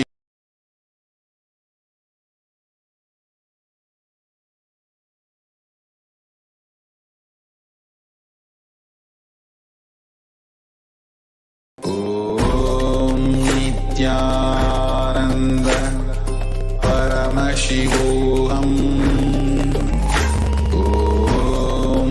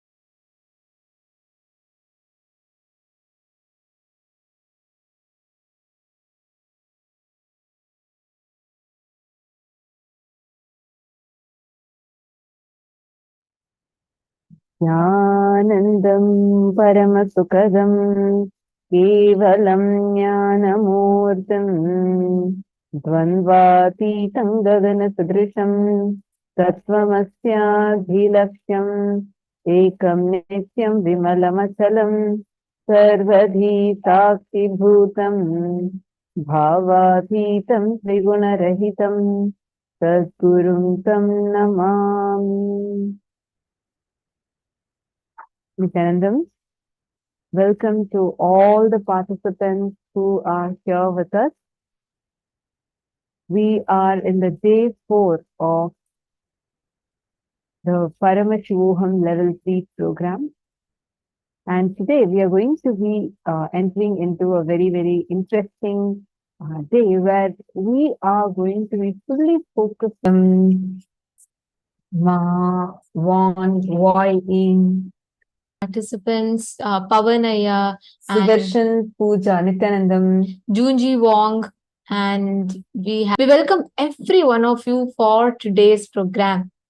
Any of your family members, your colleagues, as a group, as a family, or as a couple, or as anyone. We are going to be attending to various levels, layers, and we are also going to be learning. Swamiji is going to be taking us all through all these. The state of Samadhi, From planet Earth, Buloka, to go. Let me define what is Bahuputratam. About what you want to experience so powerfully, because there is Advaita also has conflicts and contradiction. What is having clarity, completion, project something out of completion. When Prahlada's dad was asking about to raise his small finger, a child, fold the fingers and show one finger or anything. He must have. When Prahlada was about to mention the pillar, Narayana started. Whatever pillar he shows, I have to enter into that pillar. Just for his hand movement or the direction is embodiment of integrity. Margandeya is embodiment of enriching. Prarabdha akamya sanjita.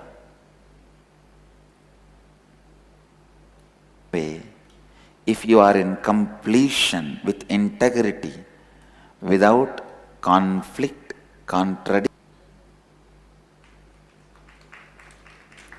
whatever you project on the cosmos is a project for cosmos. On the outer world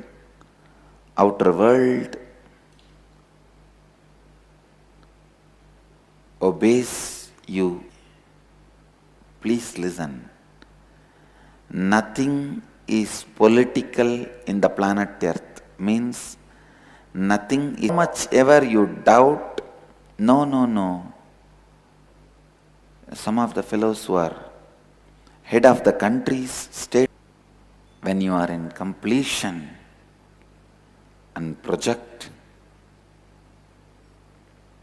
to the world, you see that becoming reality, and your inside is in completion, outside is in completion. When both are in completion, the experience of you and your life does not have any conflict or contradiction. That is what I call flow of Advaita.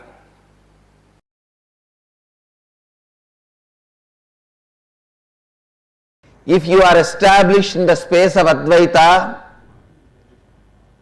even if the other guy tries to attack you, abuse you, his whole being will not cooperate with him to attack you. Simply he will lose strength and fall into stupidity and foolishness, powerlessness. He will not be able to attack you. He will collapse before even he stares at you. The power of the space is such, I tell you, learn this science, practice this science, master this science, even if you have failed earlier. Can Swamiji define what is the space of Advaita? Means there are some ultimate truths. Everyone is extension of you. Whether you call us a Hitler or Bin Laden, Buddha or Mahadeva, please understand. Hitler or Bin Laden, Buddha or Mahadeva, Krishna or Kali, everyone is extension of you. You should be very clear why somebody is Buddha, somebody is Bin Laden. Let me make it very plain and simple, straight. So now you need to know which part of you is paining you, which part of you which is making you hate somebody. You should address that part and complete it. By completing with that part, you make the other person powerless. If he still holds on to the violence, please listen. Listen once more. For example, in the world, in fact level itself, there are violent people, terrorists, who attack, abuse, destroy.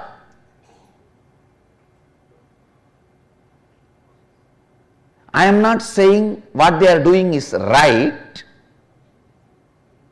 but before you start defending you, before you start attacking back,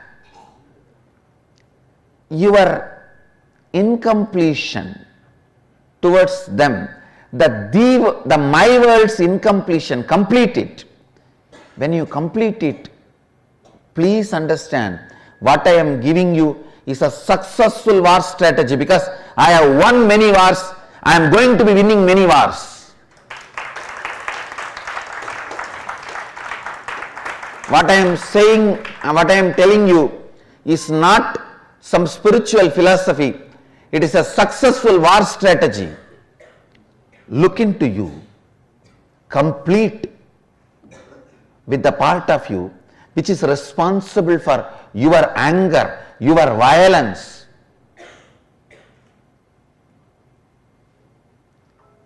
Complete with that. You will see that guy,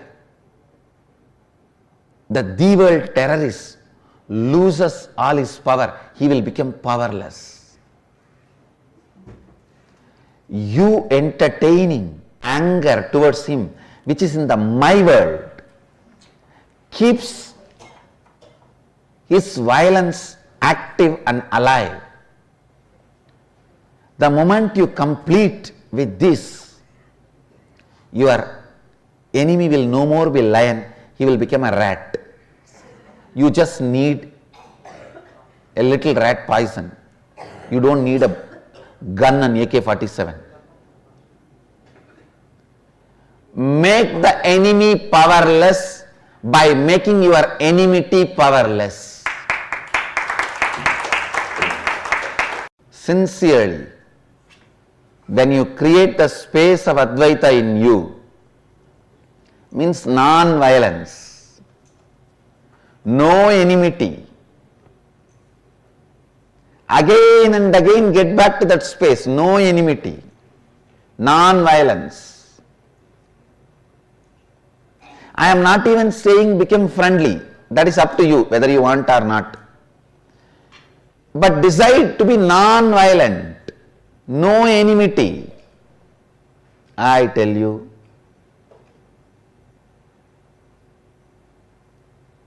the moment you complete with your enmity and drop it, your enemy will suddenly lose power. The cosmos will not support him anymore. The person who is not supported by the cosmos is like a fan which is not supported with electricity, power. It cannot run. If it was running, maybe it will take few seconds for it to stop once you switch off. But not more than that. I tell you, everywhere,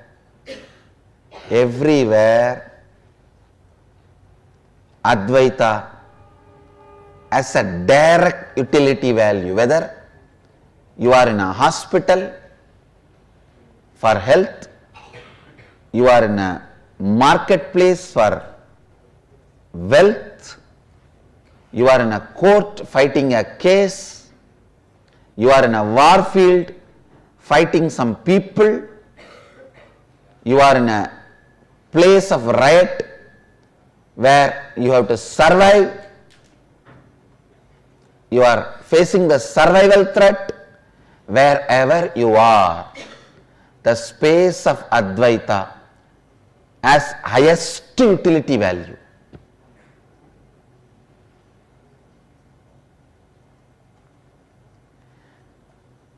Just be brutally fanatic and practice Advaita. I am telling you. Whether you logically know the values of it, the side effects of it, or you need to take a little more time to learn the side effects of it, after effects of it, start practicing Advaita, the space of Advaita. I tell you, it will be amazing Kalpataru, giving constantly what you want, and amazing protection by making all your enemies stupid. By cherishing enmity, you will make yourself weak and make your enemies strong.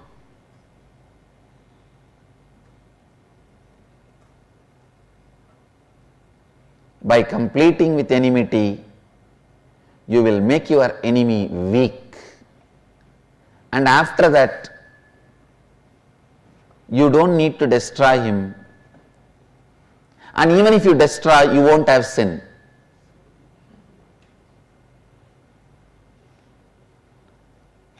You may not even need, because he will die by his own powerlessness.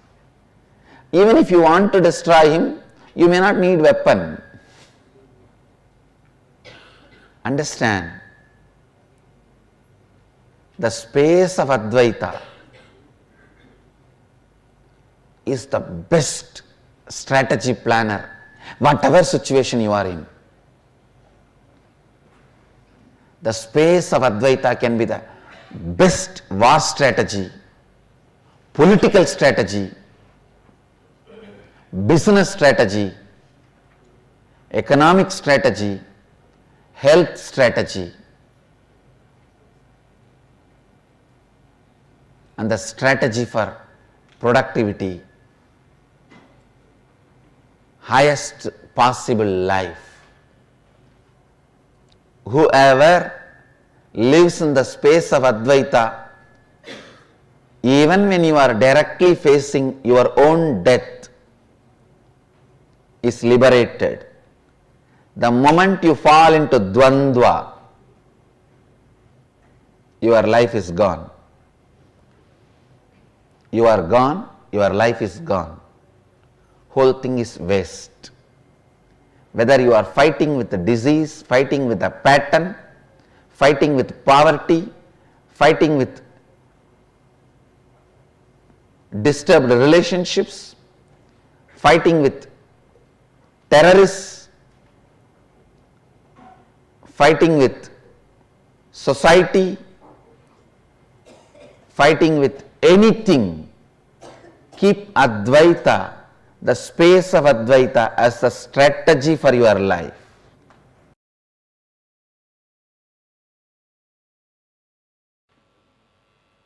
Please listen. Whole life is a business. Whole life is trading. You give something, receive something. Either you got more or you gave more, or you got and gave equally. Whatever is said and done, whole life is a business. Please understand, but the good news is, what you consider as you is the starting point. The best news is that can be just updated by the Advaita. Please understand, what you consider you is the position, trade position. If you consider you only dependent on your physical qualities, you only have depreciation asset. You only have depreciation value. But if you assess yourself based on the qualities you carry in your mind, it can be, you can be appreciation asset, means intelligence, your ability to handle any situation. How you perceive you, if it is just occupied, means your self-image, your identity about you, if it is occupied completely by your look, by your beauty, the physical dimension, please listen, you are making all your strategies and plans based on depreciation asset. More and more, as time passes, life will be hell for you. Kala will bring suffering for you. Please understand. Strategy which brings best things as Kala passes is eternal strategies. If your perception about you is all based on your beauty, you are having exponentially depreciation asset. You can manage few more years with various creams and cosmetic items, but it will continue to depreciate.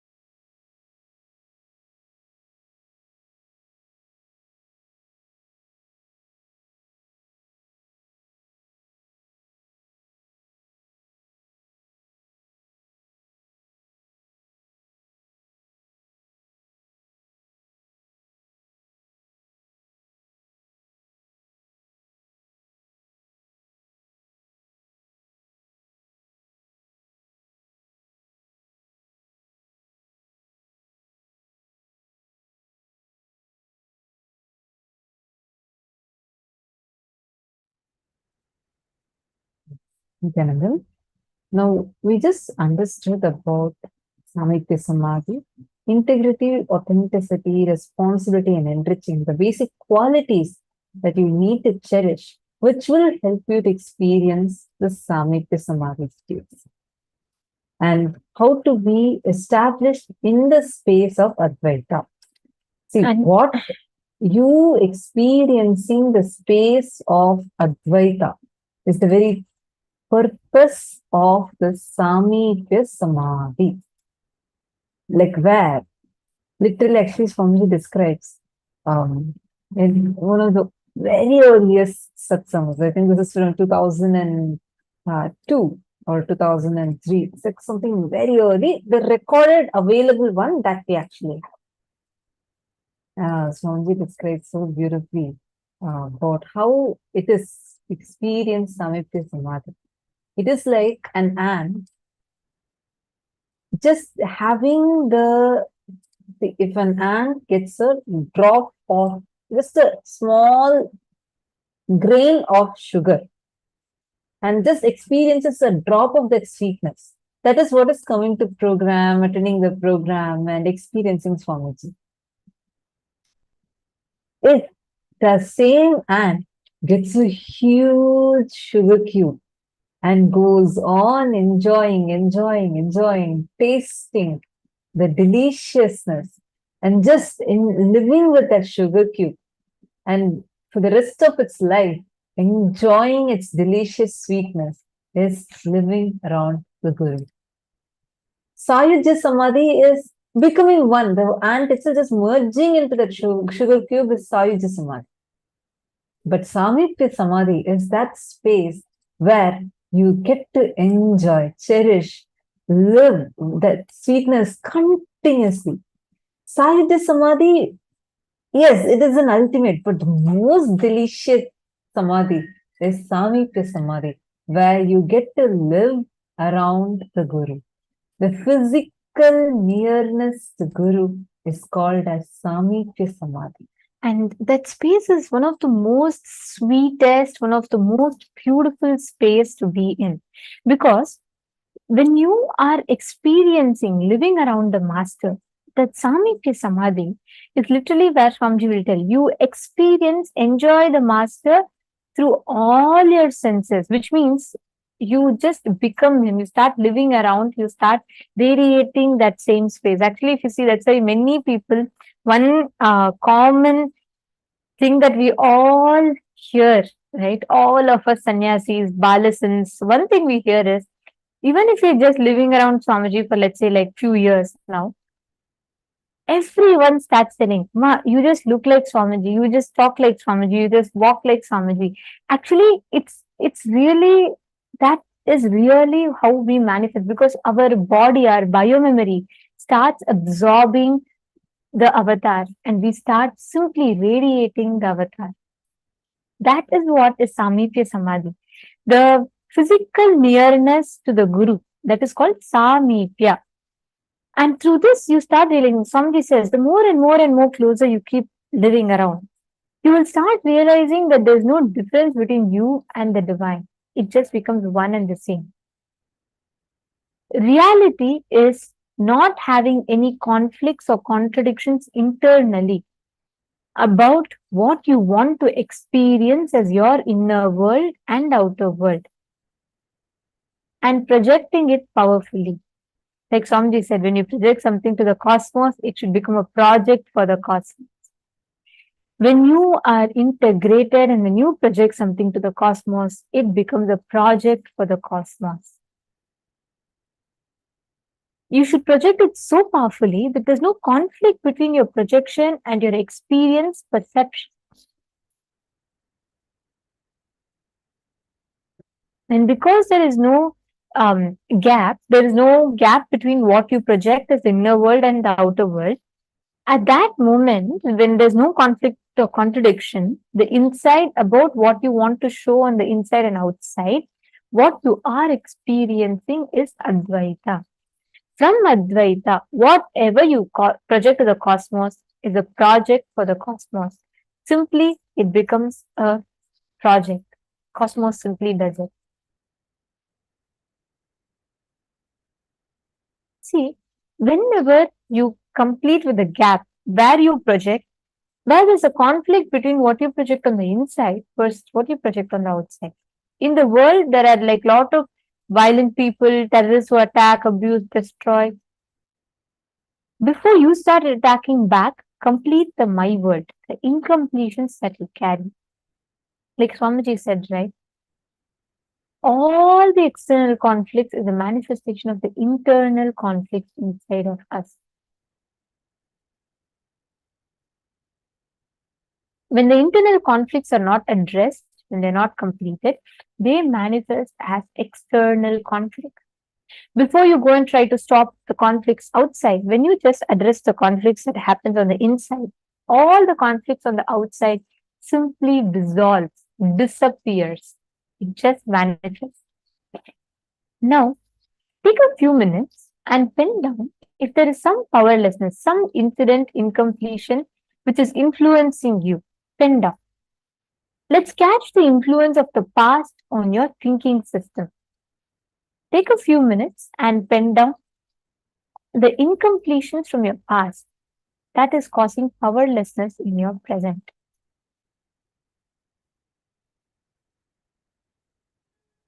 See what is influencing some happening of your past which still influences your present.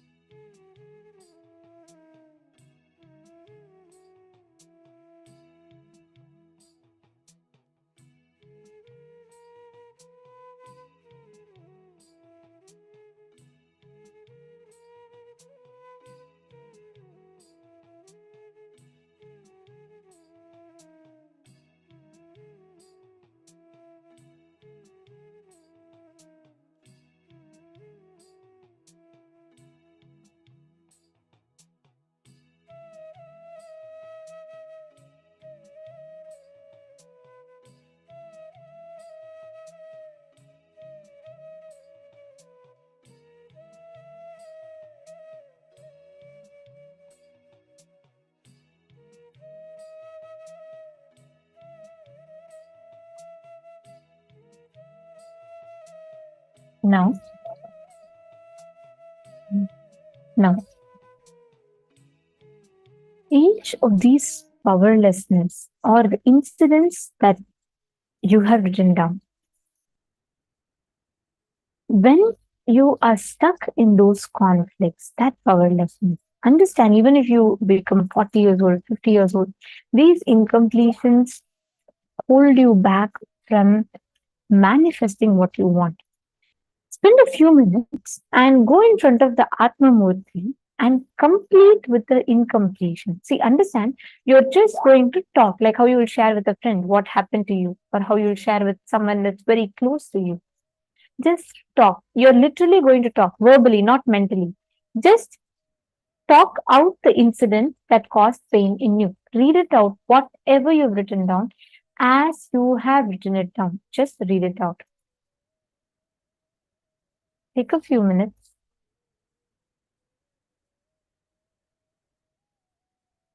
Just read out whatever you have written down, as you have written down.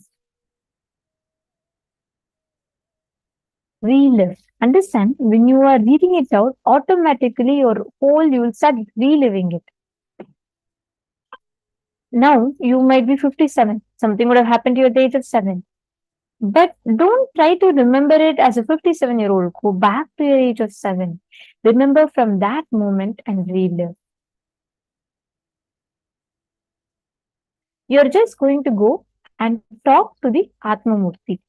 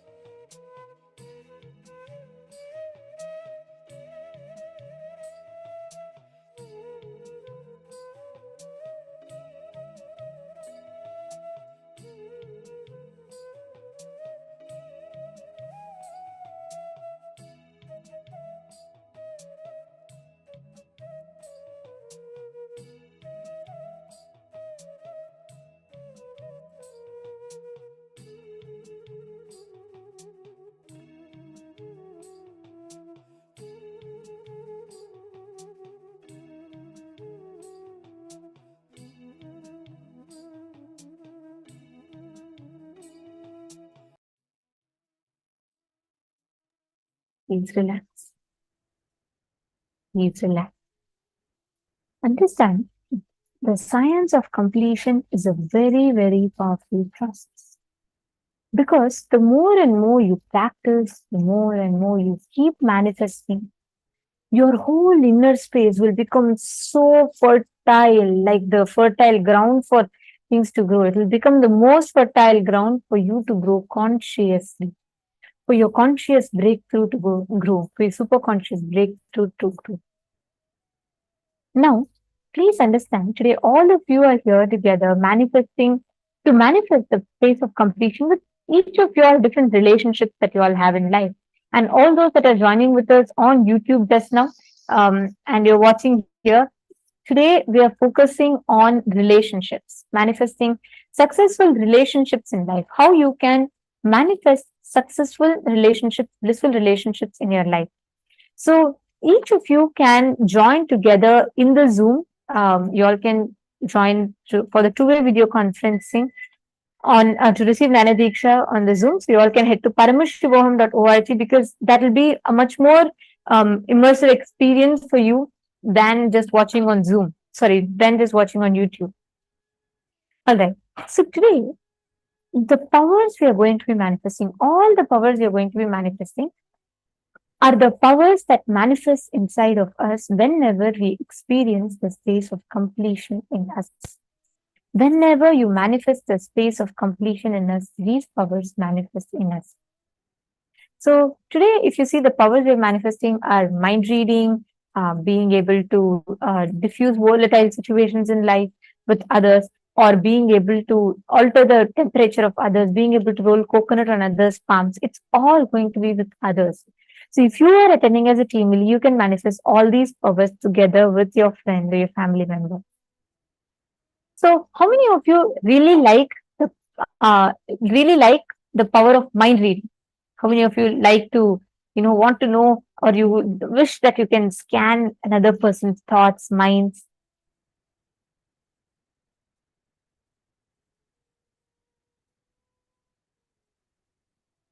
How to complete? Okay, one of the participants is asking, Nithyananda Parashakti is asking, how to complete with those who destroy temples and make them powerless? Are they extension of me too? Everything in life is an extension of us. Swamiji gave the secret. Make the enemy powerless by making the enmity powerless. Means Swamiji never takes revenge for the enemy. You have never, have any one of you ever seen Swamiji saying, okay, let's take revenge, let's go attack them back? No. Swamiji's approach is the most successful, best approach for any enemies that you can ever take. Because no matter what happens, Swamiji's never planned a retaliation back. He's only planned to expand more and more, grow bigger and bigger. He has made the enemy powerless by making his enmity powerless. That's the secret. Okay, Ananda Mahashakti, so many people are saying, I would like to manifest this power. Okay. So let's do like initial few warm-up rounds. Okay.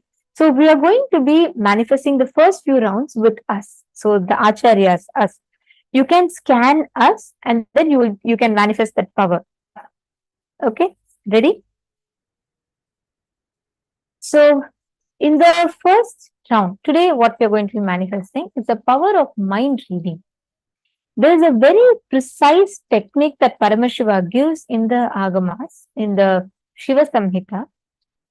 He tells, Jnana cha pratimam tasya trikala vishayam bhavet dhura shriti dhura drishti swechaya kaghatam vrajet.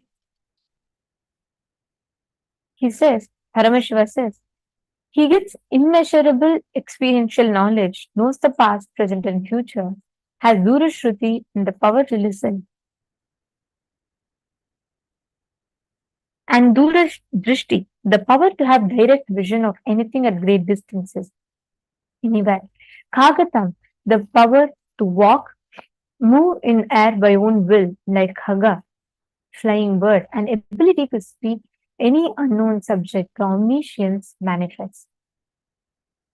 Now, you just need to connect in the space of complete completion or oneness, through which you will be able to precisely identify what is happening and in another person's mind. What are they visualizing? So now I'm going to be visualizing an image in my inner space. Are you all ready to scan it? Okay.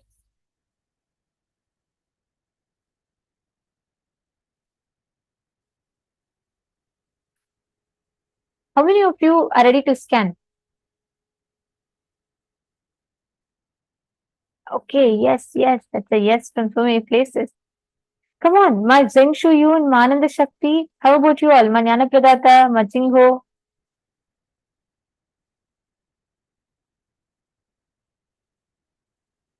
Ma Joyce. Okay, great. So now the technique is something very simple. Just connect to Swamiji and see what I am visualizing in my third eye. And you will be able to precisely see it and go on describing whatever is appearing in your inner space. Whatever you are seeing, whatever color, shape, sizes, image, whatever you're seeing, just go on sharing it. All right? I'm going to chant the Mahavakya and I'm going to be visualizing a particular image. It could be anything. It could be a color, shape, size, animal, anything that you want. So I'm going to be visualizing that, and I request all of you to scan and identify the image that I'm visualizing.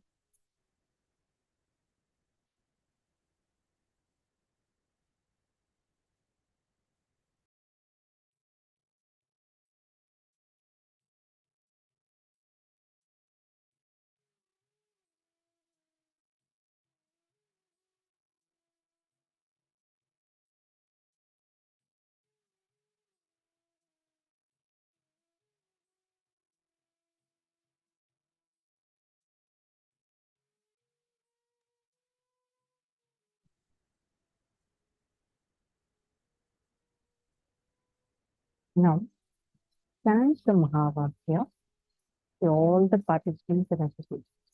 Let's chant the Mahavakya.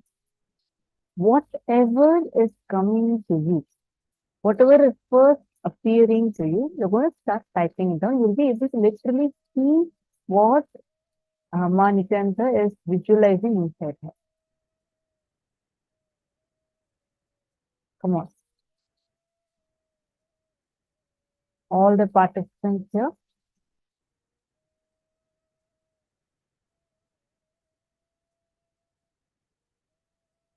Ma Zheng Shuyun, Ma Nitya Ma Parandamini. All of you just chant Mahavakya.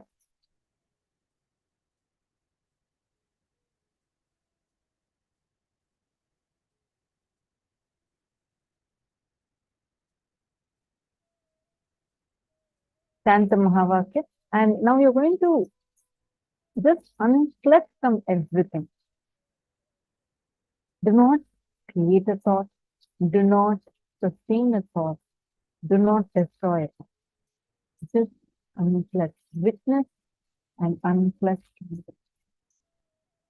Whatever visualizations are coming in, whatever you're able to do, start typing them. This Mahavakya will directly help you. Let me play the Mahavakya for all of you. It will directly help you to unplug.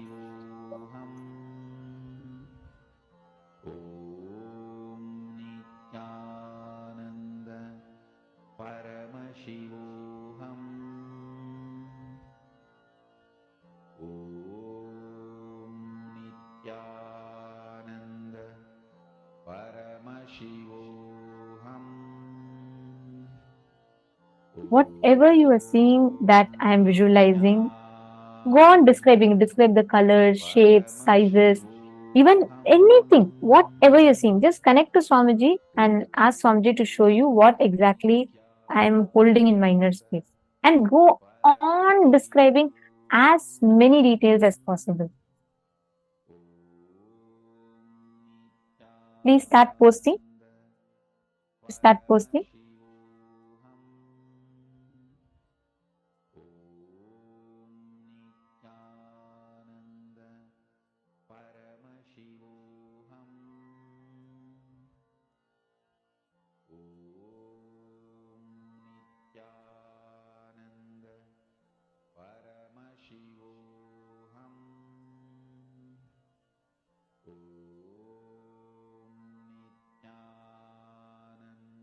Whatever is coming, start typing it.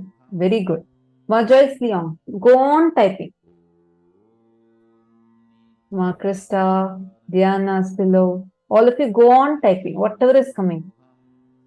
Ma Ananda Shakti, Ma Nithyananda, what is it that each of you are saying? Can I request even this room, the SJP manifestors, can I request all of you also to start typing it?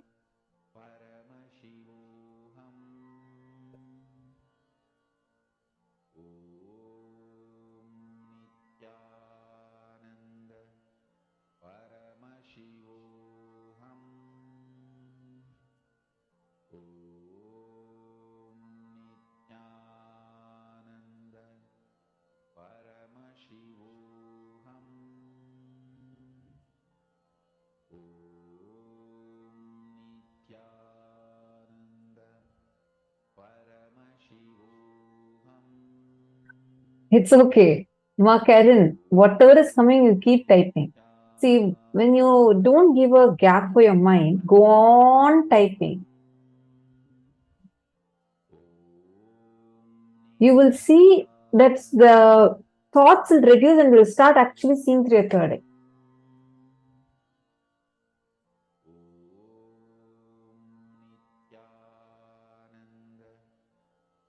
All right, so it's time. Now, let's verify the answer. Okay, so I'm going to tell the answer first. I was visualizing a bright yellow, big, juicy mango. So that was what I was visualizing. Yellowish, green, and red. So that was mango fruit, and bright yellow. This was what consistently I was visualizing. Okay, so let's see what each one has posted.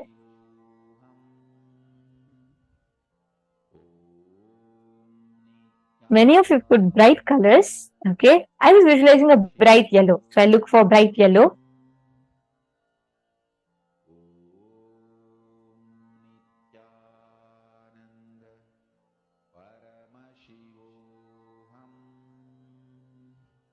Ma Kelaburu said anyone can receive Apple Baby initiation. If she's already conceived, she can receive blessings for her baby, ma. Okay, great. Ma Jnana Pradayini, you saw the color gold, black, and fog. So the color gold, yellowish gold. The mango color, if that's what you're talking about, bright yellow. That's right.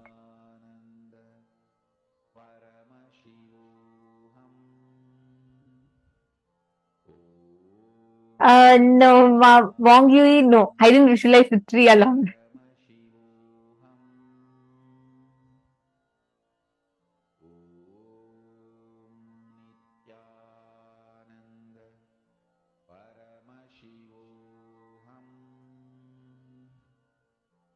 Wow, golden yellow. That's right. Candice. That's correct. Many of you seen sun. Actually, like I was visualizing like a hand holding a mango, bright yellow light, like a sun. But I didn't visualize a tree. I didn't really think about a tree. So red, orange. That's right. Madonna, that's correct. That's correct, Ma. You've manifested. See, many of you have gotten the colors right. Okay, let's do one more round. Okay, this time, Ma Tatupriya, you could visualize an image, and all of us can scan. See, now let's go to a little bit more. Okay, it's okay even if you see like 100 things. See, our mind is cluttered with so many thoughts that keep happening again and again and again and again and again.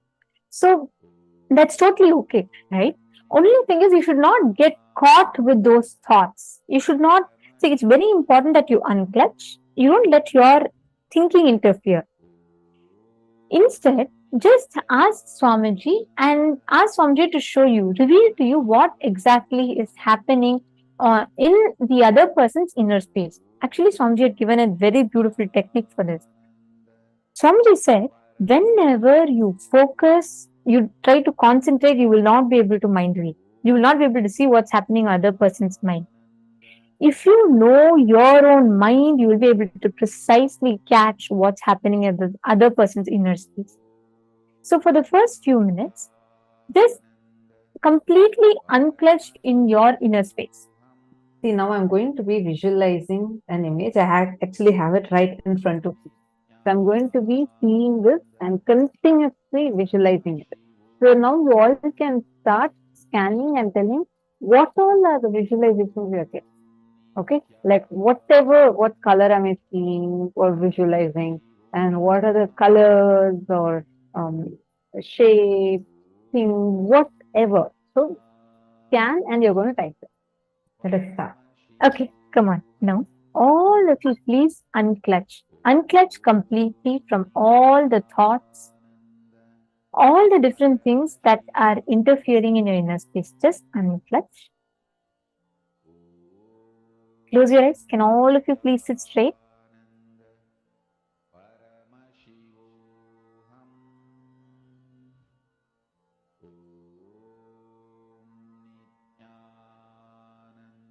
Please sit straight. Let all the thoughts in your inner space completely settle. And try scanning and identifying what exactly is the image that Ma Tattva is holding in her inner space. What is she visualizing about? Start describing it in detail. You can see colors, you can see images, shapes, sizes, numbers. Whatever you are seeing, first take a few minutes, all of you see. And the Mahavakya.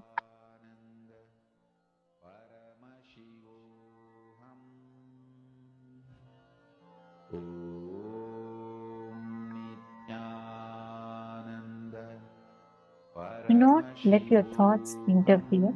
Unclutch.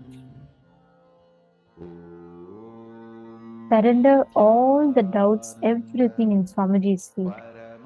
And just try identifying the exact image that Ma Tattva is visualizing in her inner space.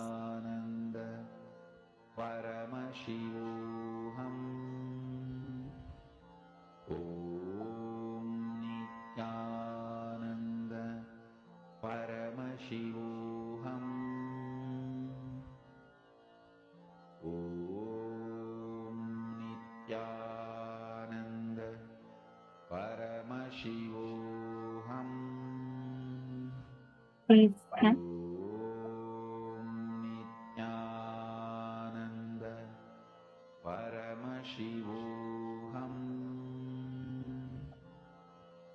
Whatever you are seeing, post it. Ma Krista Hetman, beautiful. Describe. What else did you see? Is it just solid color or was there some texture, shape?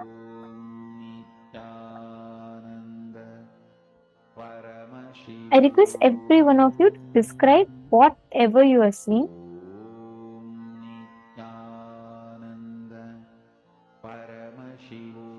Even let's say if you saw multiple different things, describe. Ma Sonia Rao, no question mark. You're asking, is it a fish? You should tell the answer. You should not ask the question. Question mark means mark of your self-doubt. Don't put that.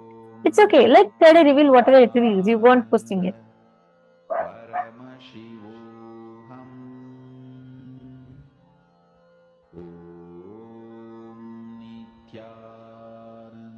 Beautiful. Go on posting. All of you post. Come on. Ma Ching Ho, Ma Ananda Shakti, Ma Zeng Shuyun, Ma Jnana Pradata, Ma Shukra Indrananda, Ma Maheshwari.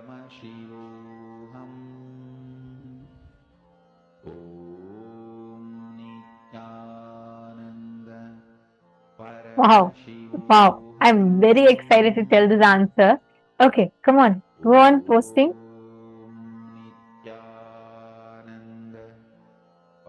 Okay, Zach Medaya, get us. Describe the colors. Pankaj Kankaraya, colors, whatever you are seeing. Pavan K.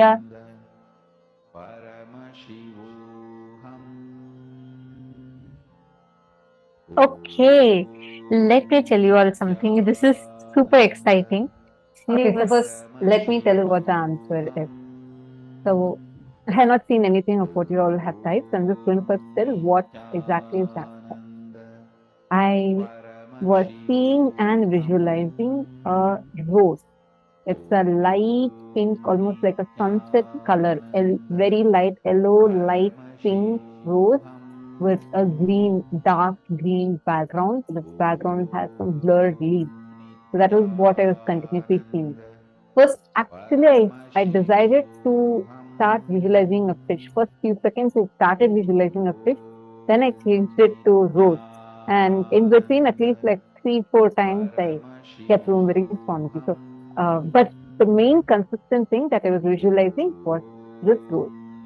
Now let me start with the answer. Ma Indra Devanarayan has posted green leaves, red rose, sunshine on the rose. Wow, excellent. And doesn't end here. Ma Nithya Venkateshananda saw Guru's feet with pale pink rose. Wow. Actually, that's a precise description of an image that I thought of, because the moment I saw this image, I remembered of offering to this like some similar flower to Swamiji in Pada Puja. Like I kept getting Swamiji, so then I'm like, no, focus on this. The interesting thing is, so many of you saw flower. Wow. So many of you. Ma Shuprendraనంద had posted she saw fish as well. She saw a fish, which is correct, Ma, because she said initially she visualized fish for the first few seconds, and I'll read out all the people. I'm trying to scroll and see the answers. Something soft like silk pink color. Ma Parameshwara from Ma Parameshwari. That's correct. It is correct. It's precise. It is exactly like soft, like silk pink color. That's perfect, Ma. That's spot on.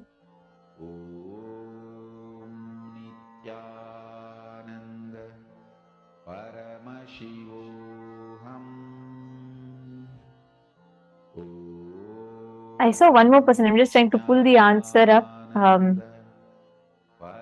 Ma Diana Stulov, you said you saw something red and round. I would say which is very close. Which is very, very close. Ma Krista also, the first thing you said is you saw something red. And okay, so many people put fish. Ma Sonia Rao and let me see the other names. Actually, that's because I kept, like, the visualization kept changing. That's why I took a picture and put it in front of me. So fish is what I started with. I'm so amazed that it's like all of you got the answer. So many of you have manifested the answer. Even Ma Shiva Shankari. Ma Shiva Shankari also saw a flower, which is very nice. That's correct, Ma. See, even amidst all the other things that they could have thought anything, right? Yes. Like it could have been even some snow, right? Or it could have been a car. It could have been any random thing. But like they consistently saw a flower. It's even what Joyce has seen sky, and she's put the sunflower, and then she saw a red flower, which is very, very. See, all of you understand. Each of this, out of the billions of possibility that is there, you see clearly that it is a flower. That itself means you're manifesting. You're so close to it. Sonia Rao has also put, first thing she saw is that, a fish. That's within first few seconds she posted that. So that's nice. That's right. Right. That's right. Then you have also manifested. Wow. So you all see how the whole manifestation happens? It is just a matter of unclutching. When you unclutch, whenever you connect, literally you raise in that frequency. Okay, Getazaya saw a temple, Zach Medaya. Alright. See, in the male's room, I request if you all can be very, very descriptive when you say about nature. What do you mean by nature? Did you see a tree? Did you see a water body? Did you see a waterfall? Or did you see an ocean?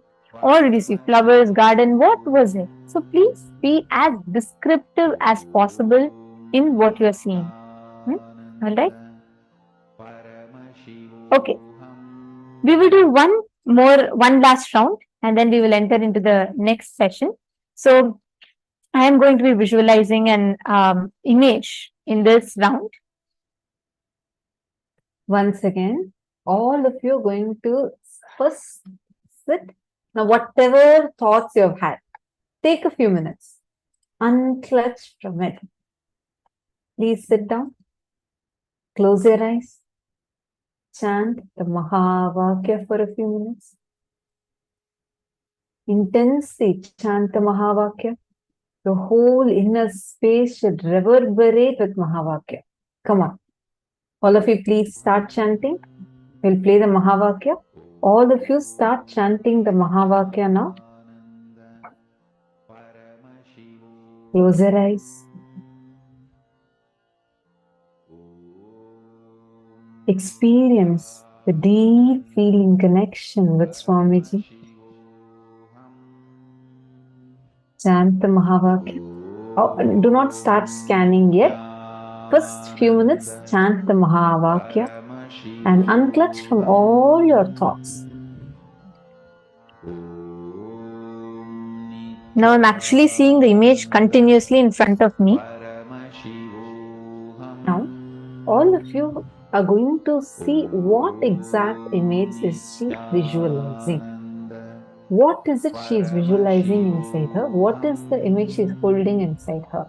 See the colors. Whatever is coming inside of you, start posting it. Come on. Do not judge. Do not say this might be right, this may not be right. No.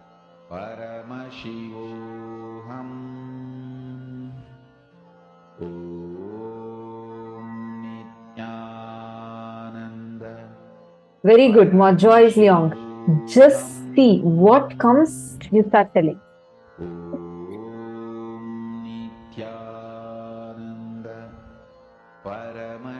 Please start typing.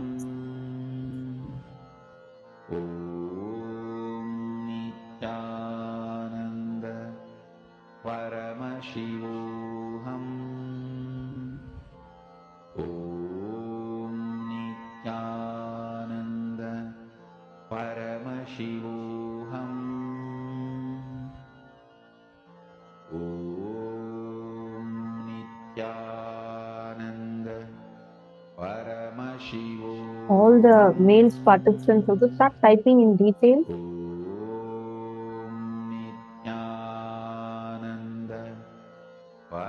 Ramino and Zia Fong, Meenikpe Guru Prasadini, Shan Wong Wang, Veronimus, all of you just see. You will be able to clearly see. See, during the power manifestation, you can remove your specs and see the colors. What are the colors you are getting? What is the visualization? Even if some feeling is coming, everything, whatever is coming to you. Good, continue. Pavanaya, type more, keep typing more. What else are you able to see? Chanta Mahavakya and keep typing more.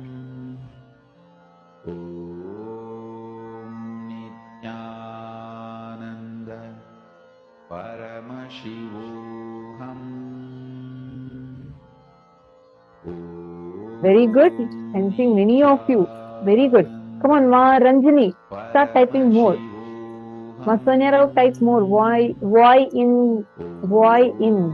Type more. Keep on typing whatever is coming.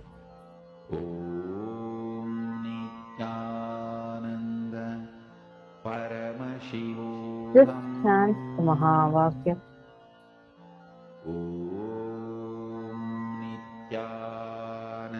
And go on typing.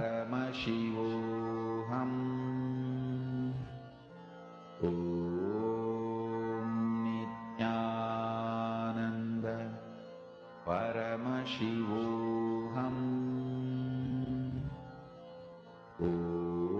Om Nithyananda Paramashivoham Om Nithyananda Paramashivoham Om Nithyananda Paramashivoham Very good. I am so excited actually. I'm waiting to tell what the answer is. Paramashivoham. Okay. Yes. Yes. So first, I'll tell you all what was the exact picture I was visualizing. So I was seeing in front of me a forest, like a beautiful forest with a lot of trees and a small river stream flowing, and Actually, sun is coming through. it's completely green. It's green, and like a lot of trees are there, and there's a bright light. And Okay, only once in between, I kept getting a black panther, like as if it's walking the forest. So this is the two things that mainly came. Okay, So, and I'm going to just tell what answers came. Oh my god. Okay, Matingho. Tall tree with green leaves and grey or brown trunk with root loops showing above the ground and the forest behind its sunlight. Clear wow, description. Exactly. precise. Ma Chingho, amazing manifestation. I really manifested Actually, that like spot the on. picture. Like, I'll try showing that picture. It's exactly precisely as you described. Ma Chingho, amazing manifestation. Okay, now I'm going to see so many more people have posted. Ma Hongli Wang, green, meadow. Ma Mary Madri, it's brown, black, and bright light. And then Ma Chunyo, there are colorful flowers next to houses. Okay. So many people posted. Ma Jayanti, Paramashiva revealed tree branch, light blue, grey, dark brown mud. Wow. And Ma Istak has also posted countryside. And then Ma Indra has also posted green leaves at his feet. Like, she also saw a similar description. She saw Ganesha, but then she saw green, she saw leaves, she saw flowers.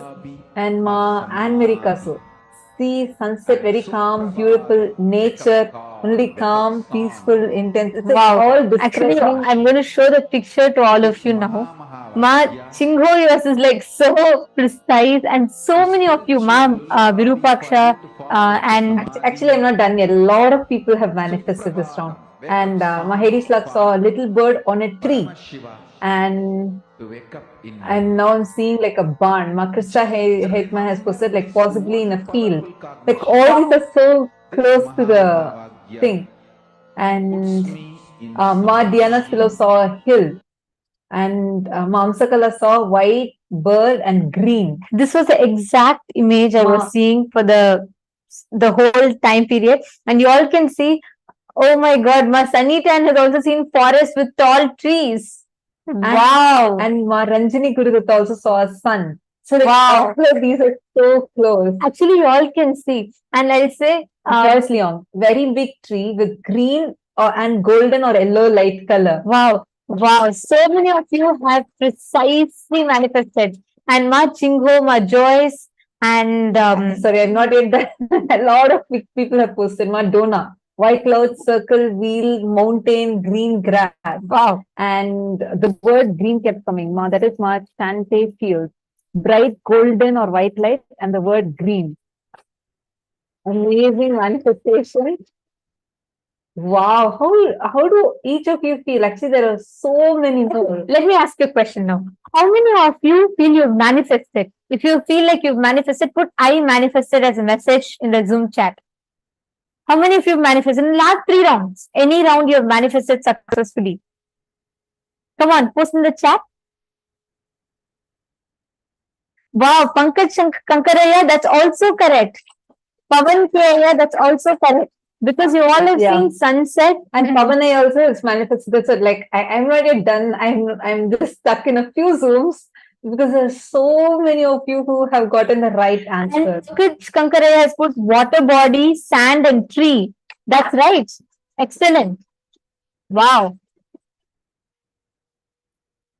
How many of you manifested? If you have manifested, just put I manifested as a message in the Zoom.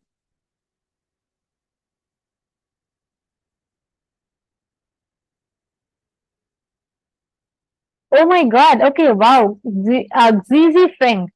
Aya has posted. There is the flow of the river pushing it to the shore, and there is also the sunshine of the setting sun. Wow, that was spot on. Okay, like I'm just going to spend the next 1 hour reading answers because there's so many answers to post. Wow. So please bear with me if I miss your answers. But come on, how many of you manifested in the mail room? Whoever, see, you yourself can check, even if you have not called out your names. If you feel like something what you saw was very close to something that we showed, then post it. It's okay. That's how your manifestation starts. Understand, if you are able to manifest some details, if you're able to see another person, reach another person's inner space, that means you are in the space of completion with yourself and the other person. Come on, post Mailbody's room. I'm seeing many messages. How many of you have manifested? Post in the chat. Okay, Ma Kovardhini, Ma Elizu, Ma Candace. Oh my God, so many of you have posted. Ma Shante, what is sort of manifested? You can't be sort of Paramashiva. You can only be Paramashiva, or you cannot. You are still not Paramashiva. That's all it is. So you have manifested. There's no in between. See, even if you've started manifesting, that's a wonderful thing. Celebrate. And it's not a joke. Out of all the possible things, each of you telling these answers, it's like, wow, it's a precise manifestation. Ma Parameshwari is good. I manifested 2 times, and I'm so happy to see all manifestations. Beautiful. Great. So many of you have manifested. See, understand, in the next 2 rounds, when we manifest, you will see how precise, more and more close and very precise it will be. Excellent. Just keep in the space. This is what is called manifesting completion. When you start manifesting the space of oneness with the person in front of you. Beautiful. Okay, so now let's all enter into the next session. And this session, we are going to be learning about relationship, a relationship pattern or possibility. So from each of these sections are too important for us to receive annotation. So please make sure you're attending every single session. And let's now listen to the revelation from Swami.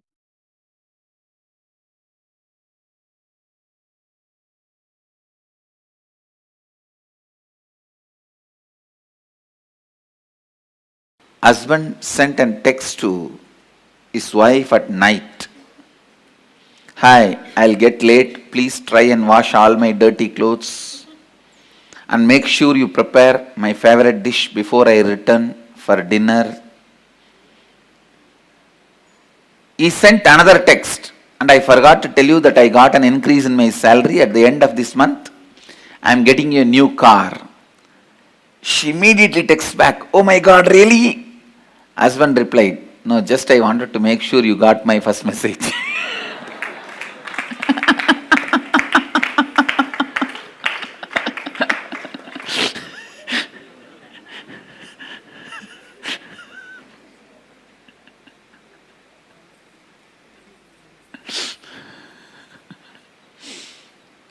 Husband texts to wife on cell.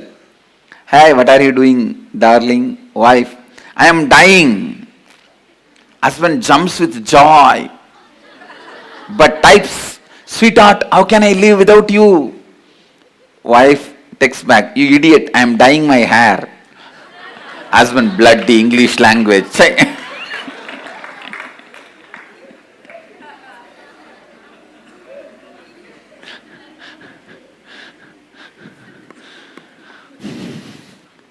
Boss hangs a poster in the office. I am the boss. Do not forget. He goes to lunch and comes back from lunch break. He finds a slip on his desk. Your wife called and she wants her poster back home.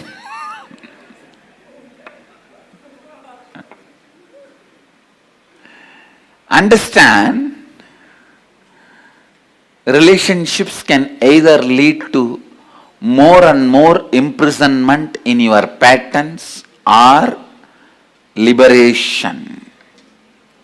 Pattern or possibility, it can lead you to more and more space of possibility.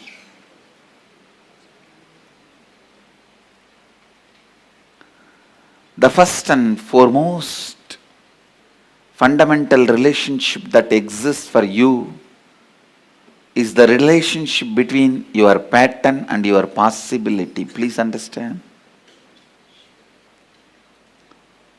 Please come to the space of listening. Dhyan se suniye. Listen. I am not talking about with whom you relate, with what you relate. I am not talking about your relationship with your husband, wife, brother, sister, father, mother. I am not talking even about all that. I am talking about from which space you start relating. I tell you, if you relate from the space of possibility, even if you live with a large family, you are a great sannyasi, enlightened being. If you relate based on the patterns, even if you are living alone, you are bound, patta, fallen, grihastha. Understand?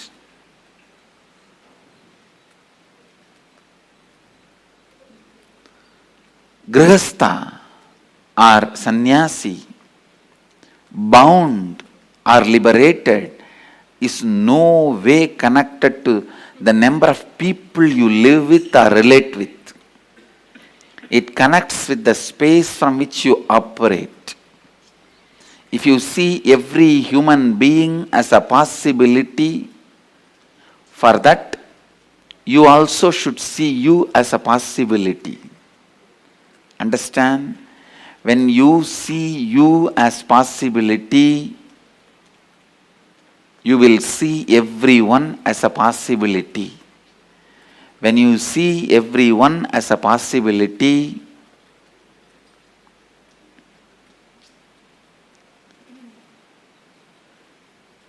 life, wherever you may be living, whatever you may be doing, you will be living with Vijaya Lakshmi. Means the Lakshmi of victory. Don't say, my neighbor house is Vijay Lakshmi. My neighbor name is Vijay Lakshmi. When I said the word Vijay Lakshmi, I meant the Lord, the deity of victory, the goddess of victory.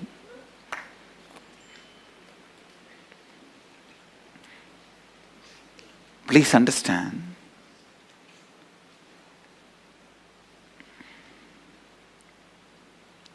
How you see you, how you see others, how you see you and how you see others. All relationships you experience in your life can only from two space, two frames. One, listen. Please listen, because I am giving you the punch statements for your life. One, inside the frame and perception given by your pattern. Inside the frame and perception given by your possibility.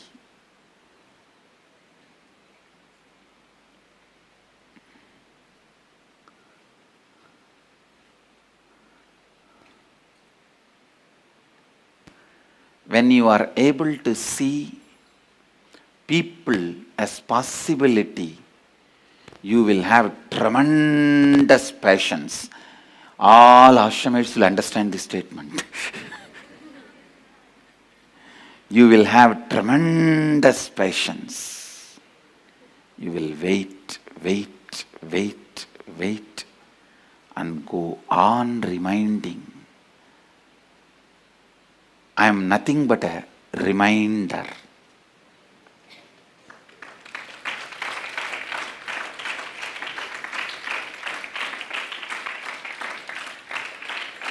I am nothing but a reminder. When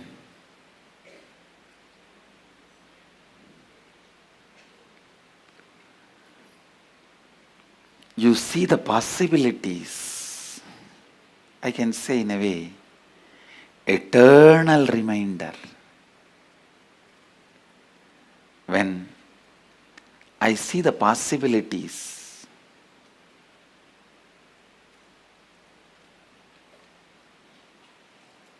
please understand, when I see the possibilities,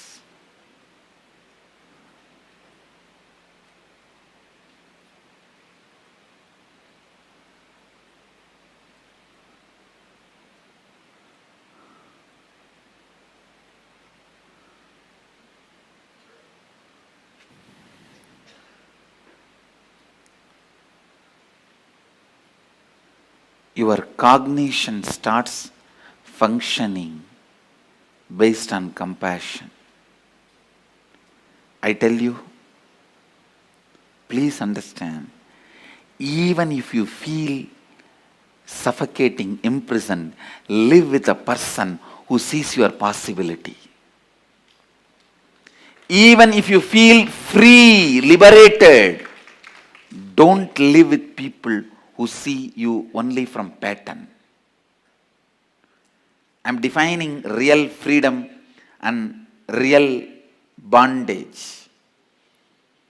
Living with a person who sees your possibility, who sees yourself as a possibility, who has seen his possibility and who sees you as possibility, even life around him, with him, feels like suffocating or bondage.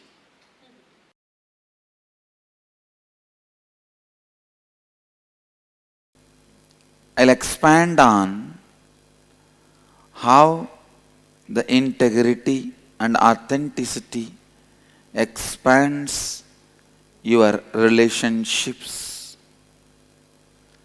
and enriches you to have the fulfillment. First, I wanted to make these three statements. One, relationship does not mean only the few human beings who live around you.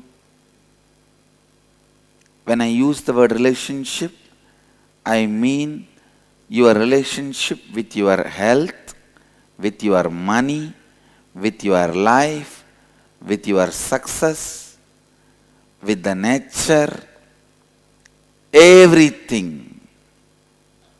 Second,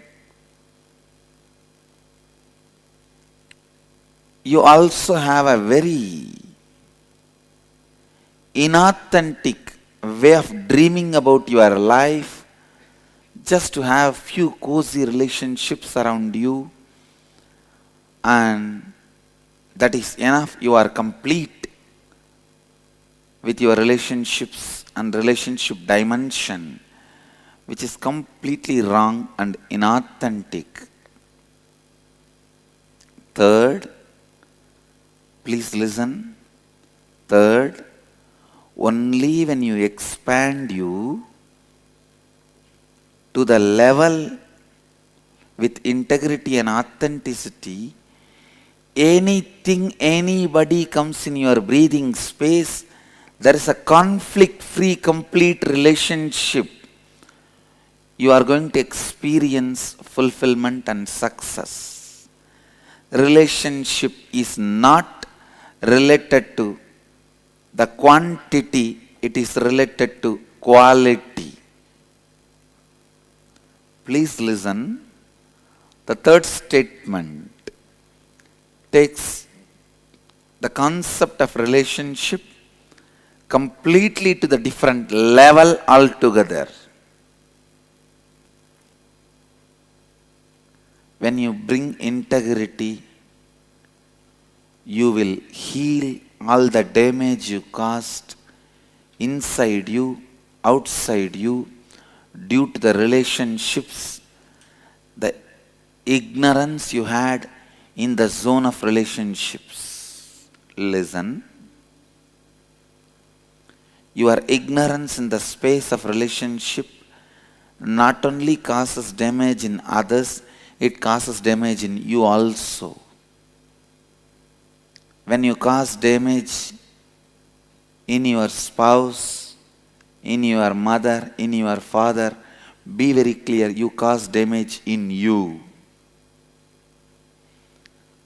Because your father, mother, spouse, all the relationships you carry decides the confidence and the energy you have about you. When you bring the integrity as a space inside you, the space you perceive, you experience, you operate, suddenly so much of healing happens to you and to others who are living around you, who are relating with you, fortunately or unfortunately. Listen, one of the important healing factor in relationships is the other person feeling confident, you are transformed, you are going to be different in future. To tell you honestly, nobody is too serious about the past hurt. Everybody is expecting about what is going to be the future. If you give them the confidence, assurance, the future is going to be really transformed, authentic and responsible. There is nobody who is not ready to heal their past or drop their past. Everyone is waiting to drop their past and relate with you in a new way. Who is interested in carrying the past wounds? Just like how you are waiting to drop the past and have the new future. Everyone is waiting to drop the past. I have seen in my experience, when authenticity happens, you are ready to spontaneously relate with every new being who is coming in your presence. I have seen some people running away from society, hiding themselves in caves. Listen, sitting in cave and meditating is not wrong, but if you are doing it for wrong reason, it is wrong. If you are inauthentic and unable to handle the people who come in your space authentically, spontaneously, you just want to escape from all relationships and you go and hide in the caves. Living out of completion is your birthright. Every human being, first thing they should do when you start living your life is find the root thought patterns, suffering patterns, which is causing you suffering, and complete. That completion gives you the courage to relate with human beings with integrity and authenticity. People are afraid to relate with other human beings. Even when you go to meet your friends, you prepare all the statements you have to tell him. Why can't you be spontaneous? Even to meet with your friend, why do you need so much of preparation? Why do you need so much of inauthentic strategy planning? Why do you need so much of lack of integrity verbal preparation? It is so unfortunate the trust level between the friends is dropped because the trust between you and you is stopped. You are afraid. Even with you, you don't sit spontaneously. Even with you, you rehearse and talk. That is why you can't talk spontaneously with others. Take the responsibility for love. That is where relationship starts. Do not say to anybody, I love you, unless you are ready to take the responsibility to fulfill their expectations about you without bothering whether they are ready to fulfill your expectations or not. When they are also fulfilling your expectation, you are also fulfilling their expectation. It is called business partnership. It is partnership in the business called life. Don't call it as love.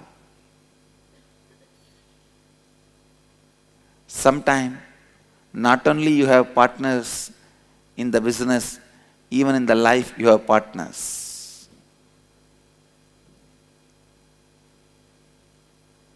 Maybe you can use the word life business partners.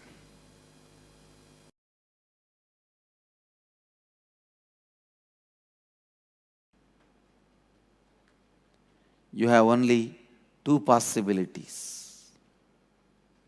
First, heal, enrich your relationship with you.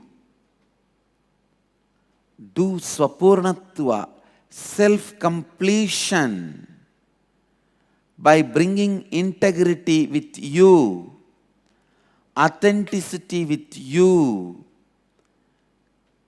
responsibility about you, enriching yourself. Listen, I ask you to bring these three qualities in you as a first priority.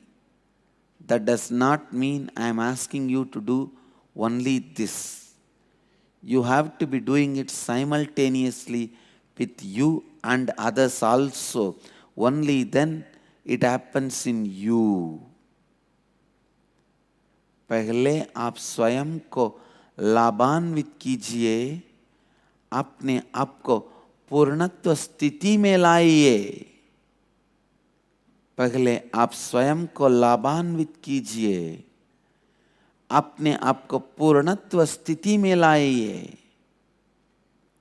When you bring completion to you, relationship with you starts.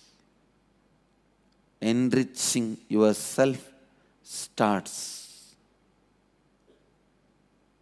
If you don't have confidence, you can look at you, you can be with you, you are comfortable with you, you can raise yourself by yourself. Who can be with you? Who else can look at you? Who else will be comfortable with you? I tell you, in the cosmic constitution, the first amendment is you should be taught to be comfortable with you. That is your first amendment right. Man should be comfortable with himself. You should be able to be comfortable with you. That is the first amendment in cosmic constitution. Freedom of speech comes second. You have freedom to speak with others only if you have freedom to speak with you.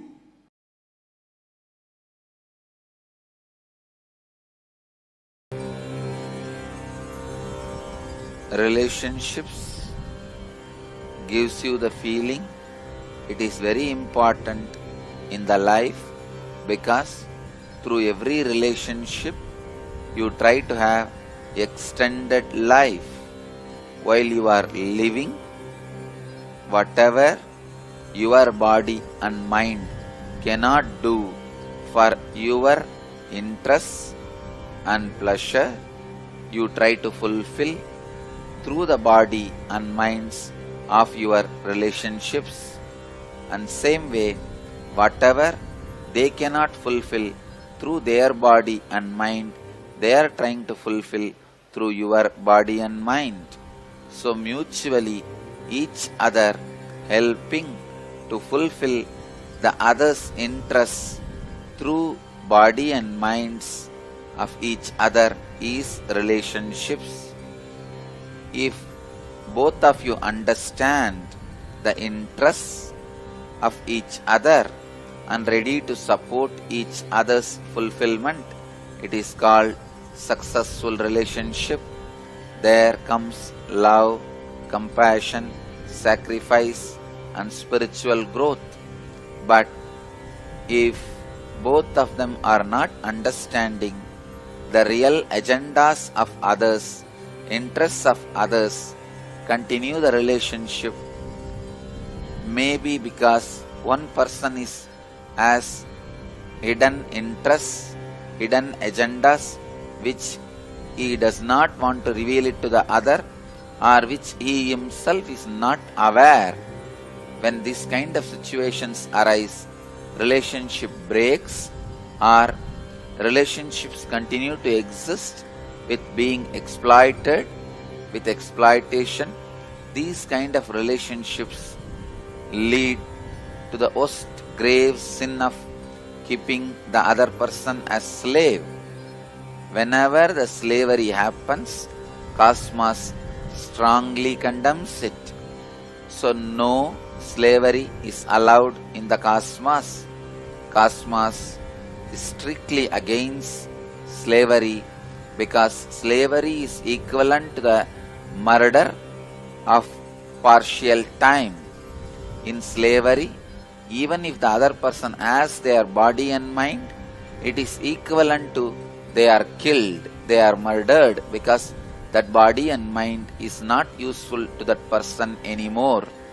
So, relationship with an open, mutual interest should be encouraged, and it supports both the beings to evolve towards the fulfillment and finally the understanding how many bodies and minds you may use to fulfill your interests, that your interests are not going to lead you to your restful awareness. So that understanding may help you to renounce all the interests and even your own body and mind and settle down in restful awareness. So this understanding will naturally be leading you towards enlightenment. Going smoothly towards that understanding will be happening through the right understanding relationships. The relationships with the mood of exploiting other person with a hidden agenda without you revealing it to the other person about your interests, or you yourself may not knowing it by yourself, will lead to more and more destruction, depression. If the relationships continues, it will be the sin of slavery. If it breaks, it will be giving you a great divide, depression, feeling of emptiness. So the science of relationship is trying to have more body and minds to fulfill your interests, and trying to give the other person also your body and mind to fulfill his interests. As long as it is mutual, it is with a deep understanding, it should be encouraged, supported and blessed.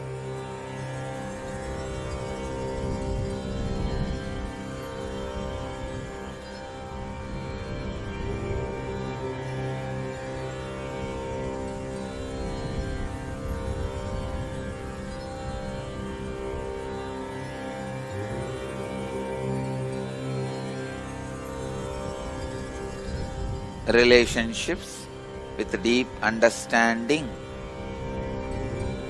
with each other is equivalent to the conscious birth. Relationships without mutual understanding, but still not broken, is equivalent to unconscious life. Relationships without mutual understanding, broken, is equivalent to death. All unconscious life will be afraid of death and end in death. Same way, all relationships which does not have mutual understanding will constantly have fear of being broken. Finally, it will break and bring tremendous suffering to both the persons who are involved in it.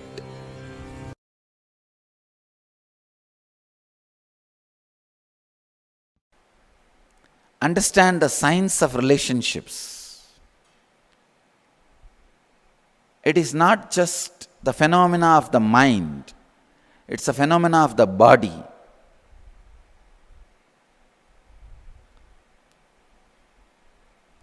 Do not collapse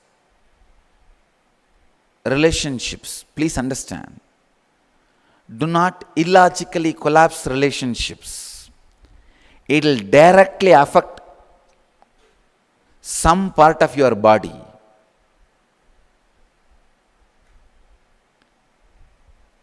Unless you are logically completely convinced that this relationship can't be maintained, this is going to be abusive, it is going to be disturbing and disrupting your life, don't collapse any relationship. That is why I always insist when people come to me asking they want to break their family, they want to go for divorce, I tell them wait for some more time. They say, no, Swamiji, anyhow I have decided I can't live with her, I can't live with him, better let me break now. Why torture? I tell them no. If you are tortured, your muscle memory and biomemory will strongly start believing this is more disruptive, this is not the way you want to live. Then if you break, you will not have any physical diseases. But before your biomemory or muscle memory is convinced, only when your head, the mind is convinced, if you break, the collapsing will simply turn into a disease inside you. That is why I insist, wait for some more time. Whether your muscle memory or biomemory changes your decision or it is going to support your decision, let's see. Let us see how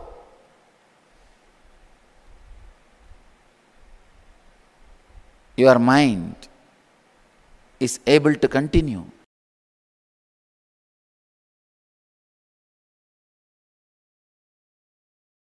When a man feels insecure, his first reaction is sexual activity. When a woman feels insecure, the first reaction is frightening, terrifying, fear, and destroying everything, doubting everything around her due to that fear. Understand? In both situations, you just need little bit of unclutching and relaxing into the truth you are cosmos. Develop this one phase in you, you are cosmos. You will see tons of your reactionary assumption based destructions will reduce.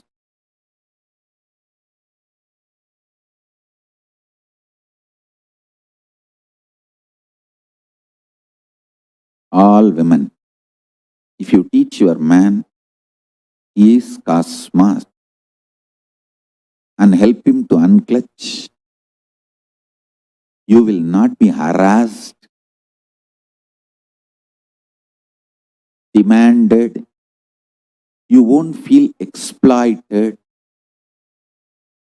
you won't feel used. He will be such beautiful part of your existence. All men, listen. If you teach your women, they are cosmos and little unclutching. You don't have to shiver in your own home for that 3 days.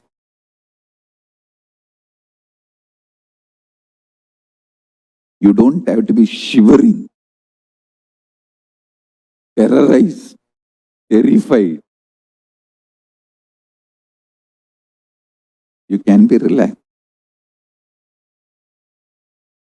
Realize this one truth.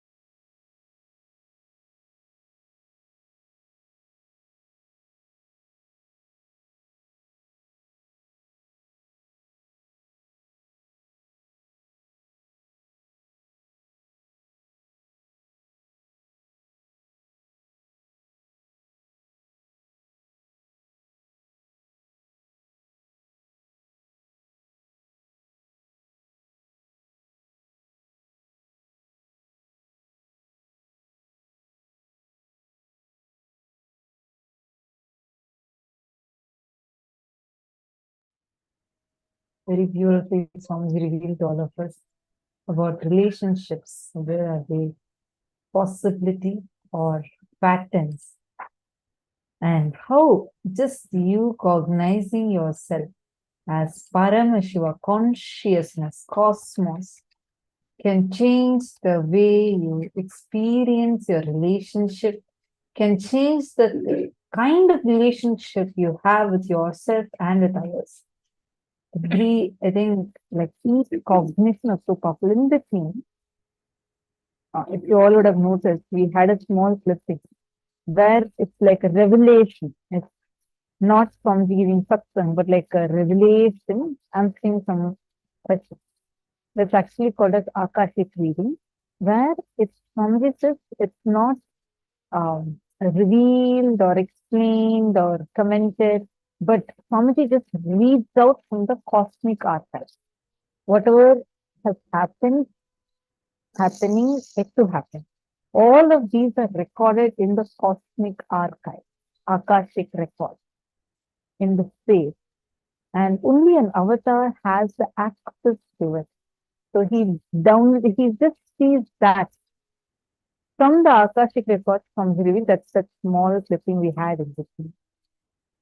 And very, very beautifully Swamiji revealed the truth about how many times out of insecurities from both the sides, we make drastic decisions in life.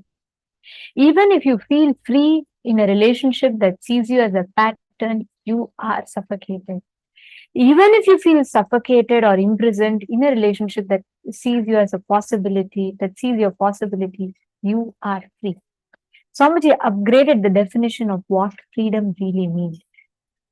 So many times, the ideas, the judgments that we have, that we carry inside our inner space, in each of these relationships, these impact us a lot. The way we understand, the way we cognize, the way we see situations, just by bringing the right understanding in our inner space, we can have a completely different experience altogether of how you manifest relationships in life.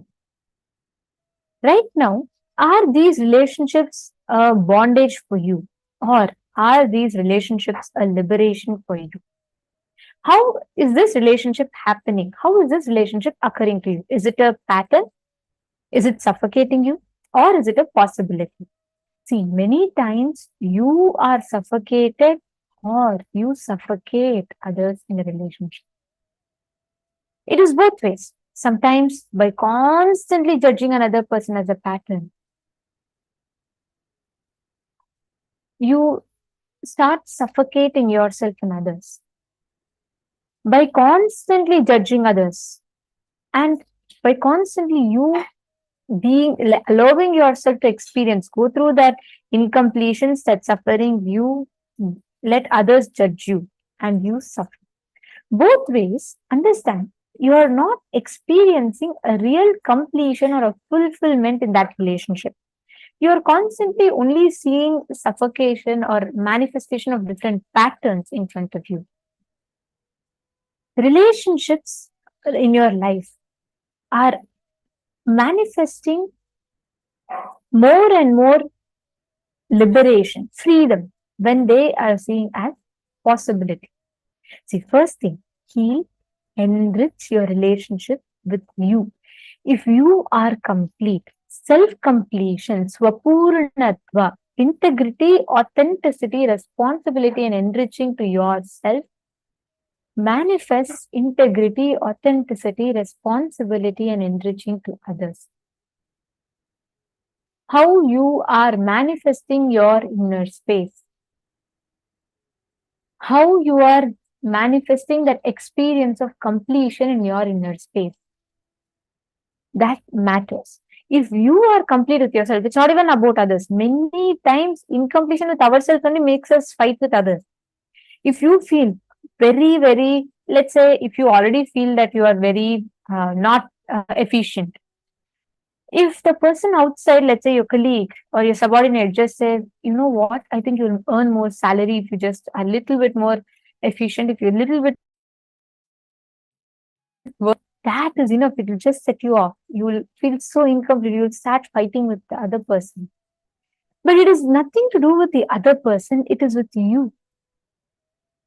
Completion gives you the courage to relate with human beings with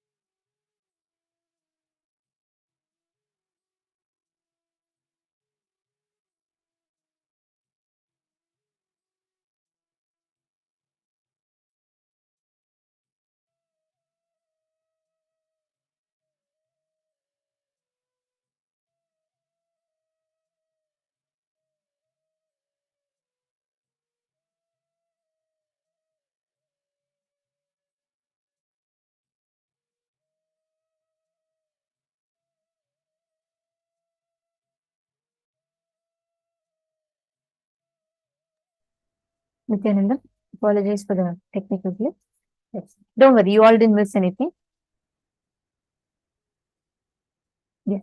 So, like I was saying, right? Wherever you judge, connect in relationships with these insecurities, only that manifests outside as experience. Govardhani Ilangovan is asking, how do we know if our biomemory or muscle memory is supporting our decision to break a relationship or not? Swamiji told Numa, whenever a relationship is only broken with heart and mind, you will manifest body diseases. Your body will not be ready to break a relationship. If you just take a time and if your body is also in alignment, your muscle memory and biomemory is also in alignment, then you can break the relationship. But it's all about, see, Swamiji explained, right? When a man, when he becomes intensely insecure, always he'll try to fulfill his insecurity through having physical relationship. When a woman becomes insecure, she always tries to express or make herself more secure by becoming overly afraid about everything and just destroying all good things in life. Just identify, especially if you're all sitting as a couple, identify, are you dealing your relationship out of insecurity or are you dealing your relationship out of completion? What is it that you are dealing your inner space with? What space is it from which you're dealing your relationship? It is very important that you identify that. It is very important that you know where you stand. When you bring integrity, you will heal all the damage caused inside you, outside you due to relationships. Many times due to the ignorance decisions you make. When authenticity happens, you are ready to spontaneously relate with every new being who is coming into your presence. When you take responsibility for love, that is where relationship starts. And when you decide to go on fulfilling all the expectations that others have, that is enriching in the relationship. If you just bring in these four, integrity, by constantly healing the damages you cause. Authenticity is when you're spontaneously ready to relate with every new being who's coming into your presence. Responsibility is when you take responsibility for the relationship. And fourth is enriching, deciding to go on fulfilling all the expectations that others have. Understand you can never be exploited with this. Swamiji used to tell, people always tell Swamiji, if you go on giving everything for free, powers and all is like you. It's unique to you. So you should, literally patent it for yourself. Only you should have exclusive rights. So more and more people can come to you and you can use that as your brand. Swamiji just laughed and he said, I am not here to build a brand. I'm here to create Paramashivas. I'm here to constantly reproduce myself in every one of you. That is enriching. Swamiji said he never once feels insecurity, that everything Swamiji knows. The moment, actually, this is Swamiji's lifestyle. The moment Swamiji finds something new, he finds something that's extremely useful and precious, he will come and give it to someone. Swamiji's principle in life is that. You will be amazed. Most of us think if I go on giving, what will happen? I'll just sit as a pauper. I'll not have anything. Swamiji, it's completely opposite. You can see constantly enriches. When Swamiji gets chatas, he will not even give 24 hours for himself to be unique. Immediately he'll say everyone wear chatas. If Swamiji is manifesting some new power, means if Swamiji downloads a new software, Swamiji will not even take 24 hours to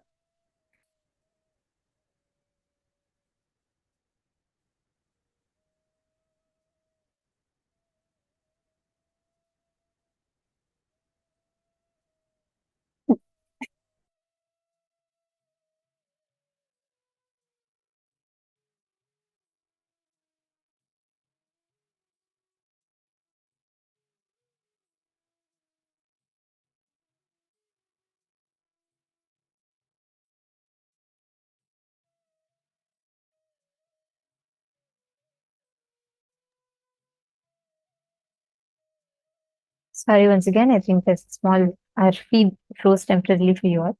So what I was saying is Swamiji never has anything just unique to himself. He goes on enriching and enriching, and understand that's not a wrong strategy. You need to know that is the right, best thing you can do in any relationship. That's why you see every one of us around Swamiji, we feel so fulfilled. We don't feel like anything is taken away from us at all. We don't feel that insecurity or incompletion that you feel in a normal relationships in life. Why? Because Swamiji's fundamental way, there are millions of us here, millions of us, but each of us experience unique connection with Swamiji. How many of you feel like you have a unique relationship with Swamiji? Put in the chat. You feel like, yes, Swamiji tells everyone, but you know, Swamiji knows me personally. He has something personally clicks between me and Swamiji. How many of you have experienced that? See a beautiful smile on everyone's face. Ma Krishna is saying, yes, he makes me feel so special. Ma Sonia was saying, yes, he does so much for me. I have a special relationship with Swamiji. He enjoys teasing me, Ma Virupaksha. That I also agree for. I've seen so many times. Ma Indra is saying me. Madonna is saying, start feeling it. Understand, you can ask anyone. Everyone will have their own unique story to tell with Swamiji. He is like, it's not like Swamiji takes off separate time for each of us and he spends time. Just the way Swamiji is, because it is constantly enriching, enriching, and enriching, he just manifests. And each of us feel that unique connection with Swamiji. Each of us feel that powerfulness with Swamiji. That is the space, that is the power, that is the experience of oneness when you are enriching in any relationships in life. That is how it starts. Now take a few minutes, look back into your life, sit with yourself and identify the parasite patterns, the patterns of self-doubt, self-denial, self-rejection, self-criticism, self-hatred, and being skeptical, believing it is impossible. Look into your life and see if you can recollect some situations where you experience the words, emotions, feelings, and experience of your parasite patterns. For example, you feel like suddenly you just feel like someone is extremely, you don't even know why, but you just feel like breaking the whole thing loose and you just go on destroying. Pin down all of that, all such situations. Let's start with at least 5. Each of you pen down wherever you felt insecure.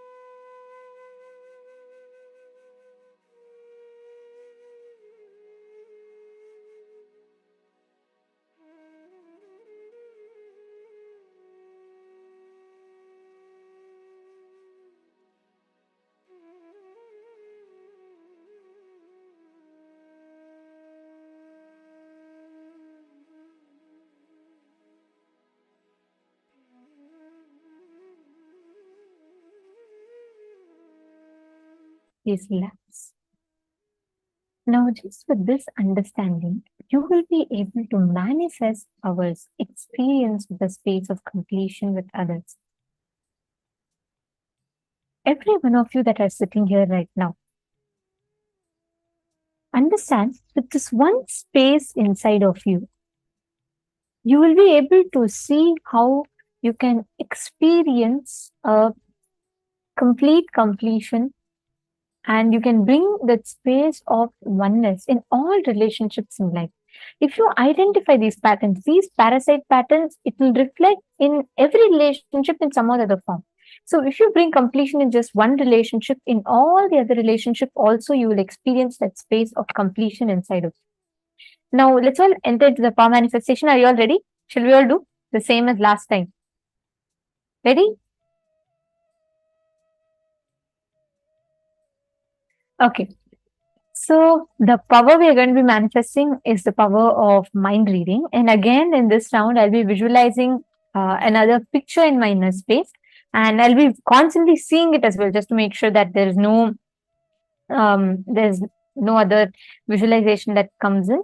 So I'm just going to be constantly looking at a picture, and I request all of you to scan through the third eye, identify what is the exact thing that I am visualizing.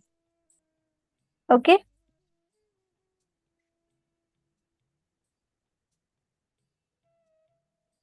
Ready? Shall we all start? All right. So now, please sit straight. I'm having an image right in front of me, and I'm going to be visualizing this image in my inner space. Please sit straight. And you're going to go on describing whatever you are seeing and whatever Swamiji is revealing to you in your third eye.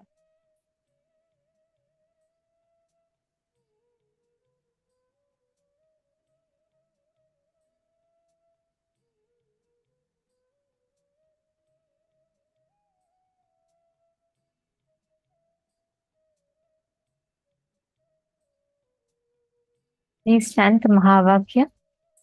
Connect to Swamiji, and you will be able to precisely see. It may come as colors, images, whatever it is, right? Scan through your third eye and try and identify what is the exact image that I am seeing in my inner space. Let's start. Please sit straight. Chant the Mahavakya. Go on describing whatever you are seeing. I'm continuously looking at this picture.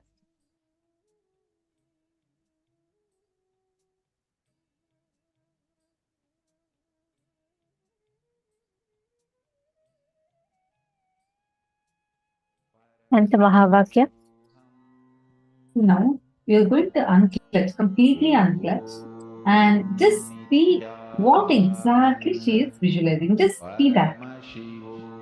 Whatever thoughts are coming, start with writing what is appearing for you.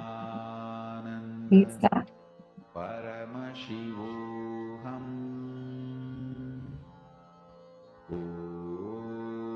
Nithyananda Paramashivoham Nithyananda Paramashivoham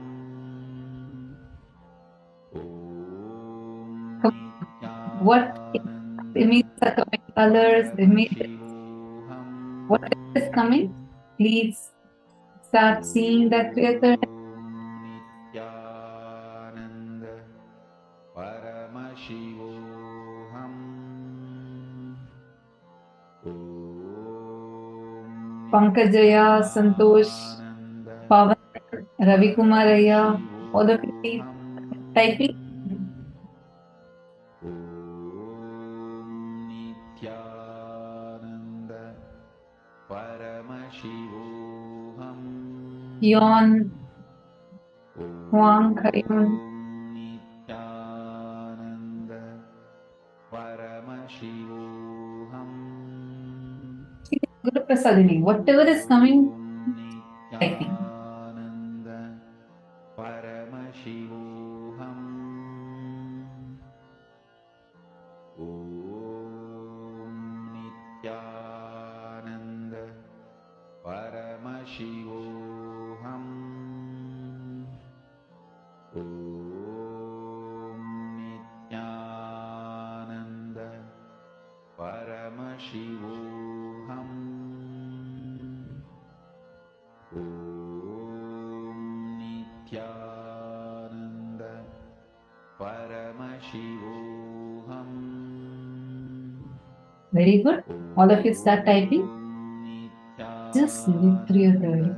Whatever is appearing in your third eye, start typing. Like even if you are getting it as a thought, it's okay. Just type it. It'll be like,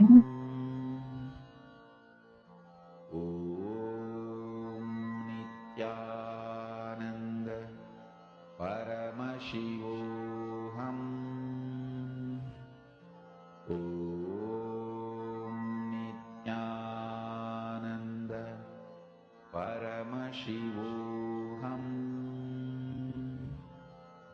Om Nithyananda Paramashivoham Om Nithyananda Paramashivoham Om Nithyananda Paramashivoham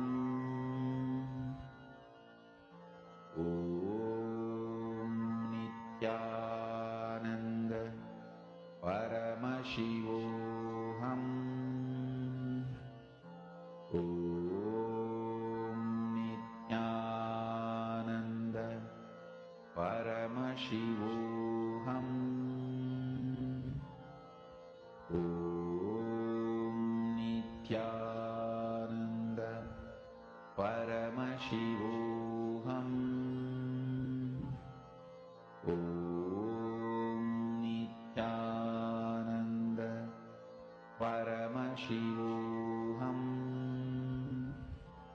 Om Nithyananda Paramashivoham Om Nithyananda Paramashivoham Om Nithyananda Paramashivoham Om Nithyananda Paramashivoham Om Nithyananda Paramashivoham Om Nithyananda Paramashivoham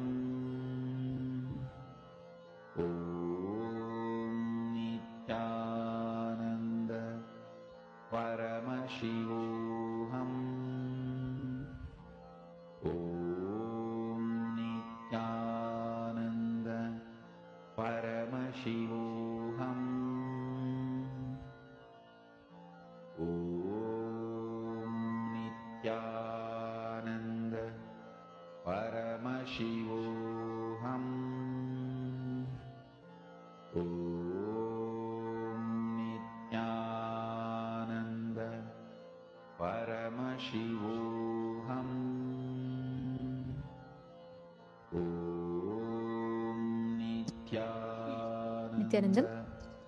Paramashivoham Nithyanandam, sorry for that audio issue. I think you were all not able to hear us. You lost your audio in between.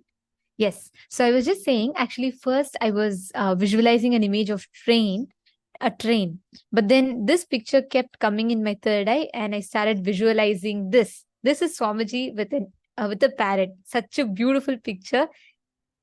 Ma Parameshwari is enjoying the photo more than scanning and identifying the answer. I can see she's just gazing at this picture. Come on, every one of you. I'm just going to go and see now what each of you have posted. Wow, Ma Virupaksha. I think Ma Virupaksha is in oneness from the time she remembered her moments with Swamiji. She's manifested precisely. Ma Virupaksha has posted, so peaceful and fulfilled. It can be either nature, Swamiji, and animals. Precise, Ma. That's spot on.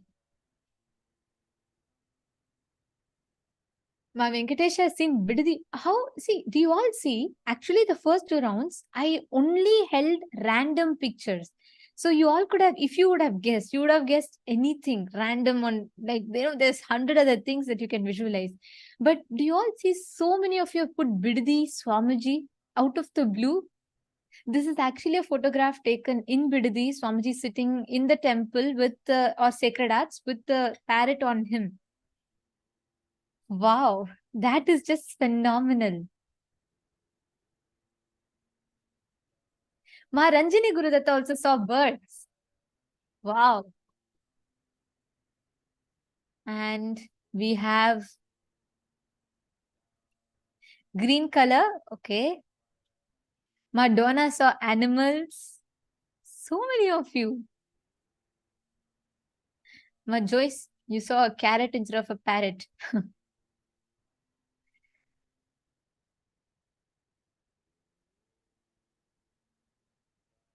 Oh my God, this is beautiful. But I'm also seeing many participants not yet participating. Can I request every one of you to participate? Sudarshan Pujari, you have manifested. You saw Swamiji. See, you saw Swamiji in a standing pose, but you saw Swamiji. Actually, if it was just anything random, I could have, for that matter, I could have seen anything, right? Like any random image I could have visualized. You precisely saw Swamiji, and just above that, you've posted, you saw nature, tree, and water like painting. Wow. And please understand, Sudarshan Pujari, you have started manifesting.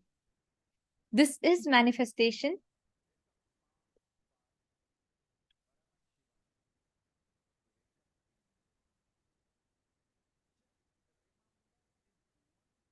Pankaj Kankaraya, excellent. Pankaj Kankaraya has also seen green, blue color, and he's saying he saw peacock and some other birds. Wow.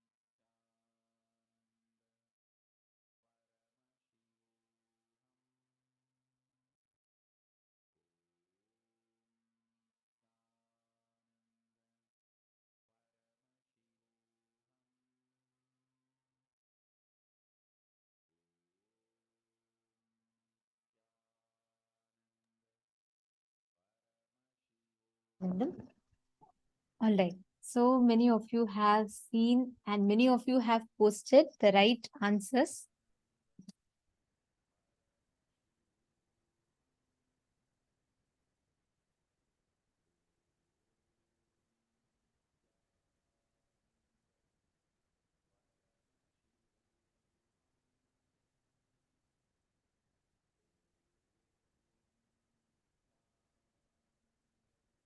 Beautiful. Actually, I'll tell you all one thing. Whenever you're manifesting, right, don't wait for you to see something perfectly and then you don't wait for you to get something exactly like how you want it to come. It can come in any which ways.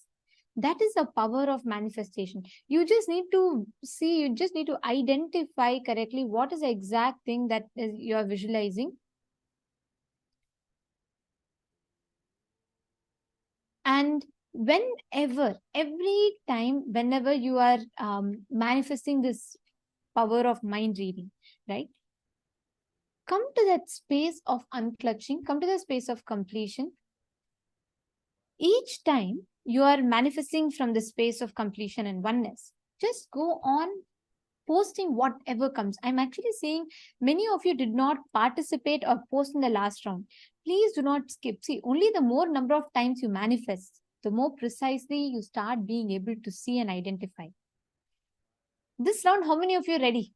Put ready in the chat. Let's see. Because I'm seeing many people didn't post whatever you saw. Come on. How many of you are ready for this round? Post ready in the chat. Let's see which room everyone is ready and ready to manifest. Ma Eva Lin, how about you? Ma Kahui Pua, Ma Suman Lu, Ma Kalyani, Ma Lishu Shen, Ma Peyu Wong, Ma Tatiana Oliveira. Come on, how many of you are ready? Ma Anagha.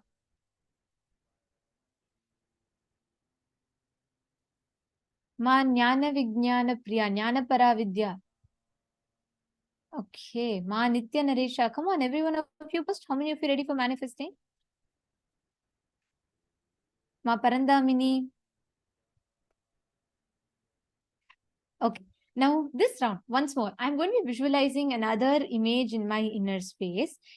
And I'm going to be scanning, identifying, I'm going to be holding it. You're all going to be scanning and identifying what exactly is the image that I am holding in my inner space. Enter. Shall we all enter into the next round? Ready? Okay, please sit straight. Listen very carefully. You're all not going to guess in this round. You're going to be connecting to Swamiji and identifying what exact image. You may get it as different patterns. You may get it as different things in your third eye. That's okay. It doesn't matter. But just identify what is the exact image that I am visualizing. Okay? Shall we all start?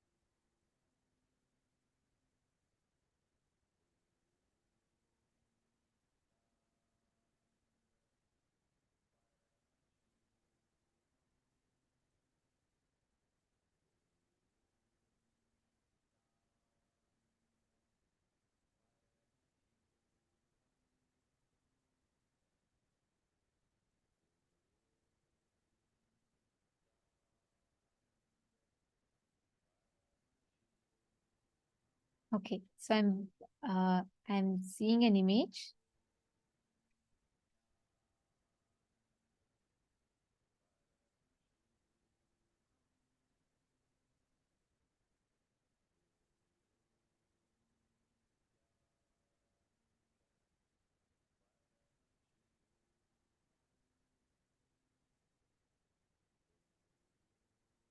Can connect to Swamiji and just scan through your third eye and identify precisely what image I am holding in my inner space? What exactly is the image that I'm visualizing? What I'm holding in my inner space? Please chant the Mahavakya. First, unclench completely in your inner space. Do not have any thoughts.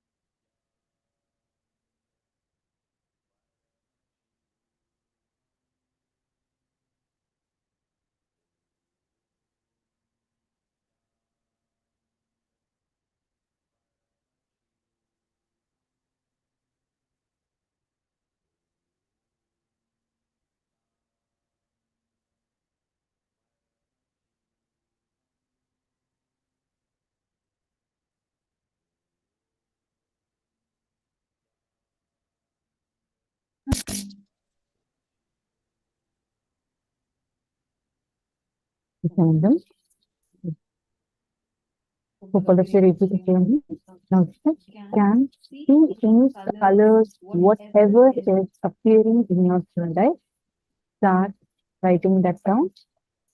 Colors, or even any picture, image, anything that's coming.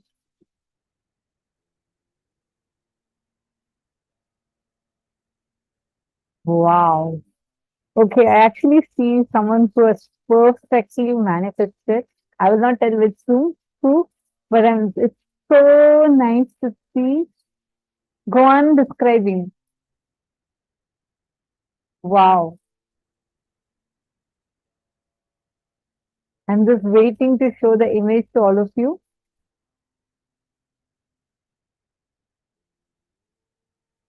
See through your third eye, zero guessing, zero guessing. See through your third eye and you're going to type.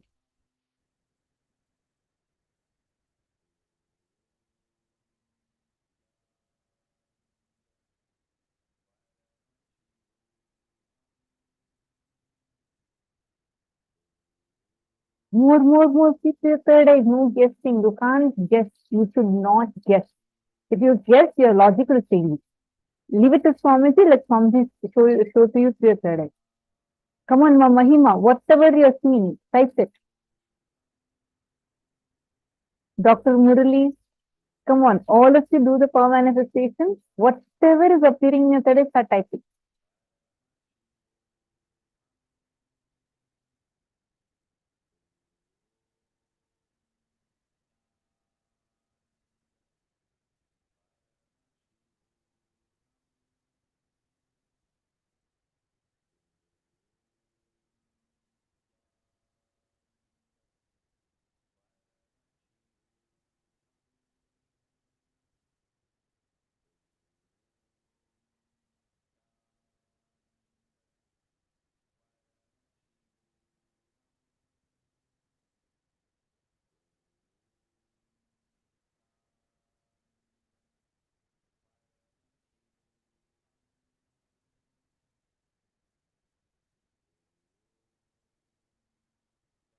More. Mahima, do not stop. Just 2, 3 things. Whatever is coming, tell the colors that you're seeing. Just go on typing. Only then you will not guess. And yes, we can verify the answer now. So I request everyone to post whatever appeared in all the rooms. Every one of you go ahead and please post.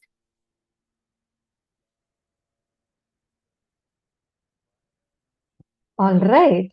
I think so many have already posted.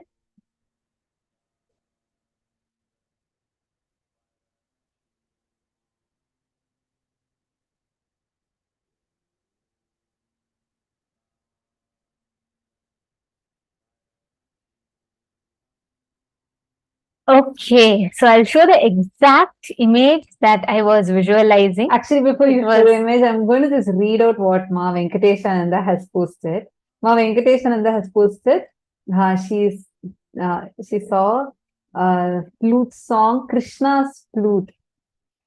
And she saw Swamiji and Krishna's turban with special jewelry. So this is the description. Yes, now you can show what is the answer. Here we can see I visualized it was a silhouette of Krishna and it's in the dark night sky with the moon behind. A very beautiful silhouette of Sri Krishna.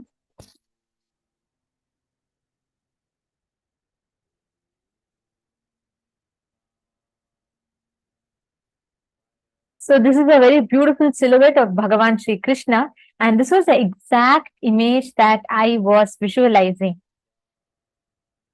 So now let's see the answers, and I request every one of you, now it's late, now you can't post, but I request every one of you to participate. It's okay, whatever you're seeing, please post. See, you all can actually scroll through the chat. Can each of you just scroll through the chat and read? How many of you see so many people have posted suddenly everything related to temple and deity? Just see each answer. Everyone from out of the blue, everyone is saying bright. It is very holy. It is it's a temple or a deity feeling. This is 100% manifestation. Please understand. All of you scroll. See, you all can think if I'm just telling 1 or 2%. Just see, each of you see your respective zoom. Scroll and see, you will all see there is a mention about suddenly about deity, about something specific.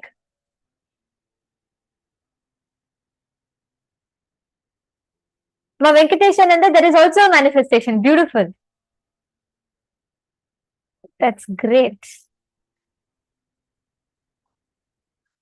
Blue sky, streams, Krishna. Wow. Ma Govardhani. Ma Govardhani has manifested. So in this round, for this round, Ma Govardhani has posted a lake picture is a bit yellowish. Krishna, Vrindavan, sunset on the right side of the sky. Number 681, appearing like a matrix. Wow. Ma Govardhani is precise. It is Krishna, and you have perfectly identified. And Ma Joyce has posted happy and smiling. That's also correct, Ma. And Ma Voy in, you have put it as bright and holy. That's correct. And Ma Bhavani has posted blue sky hill. Wow. That is 100% manifestation. Do you all see everyone? Why everyone is posting deity? If 1 or 2 people put, I can say coincidence. Every one of you have posted something to do with deity, something to do with sacred. If you see all the last rounds, I showed, I was visualizing different random thing, a rose, something here and there. And each of you here have posted deities. That's amazing. Madonna's put vibrant colors. I smell jasmine, incense, smiles, laugh, and happy. I actually visualize always when I remember Krishna, it is just absolute joy. That and my Candice has posted, wow, white house, green ground. She's put then mountain, blue sky, mountain and blue sky at the back. That's correct. That's correct. Excellent.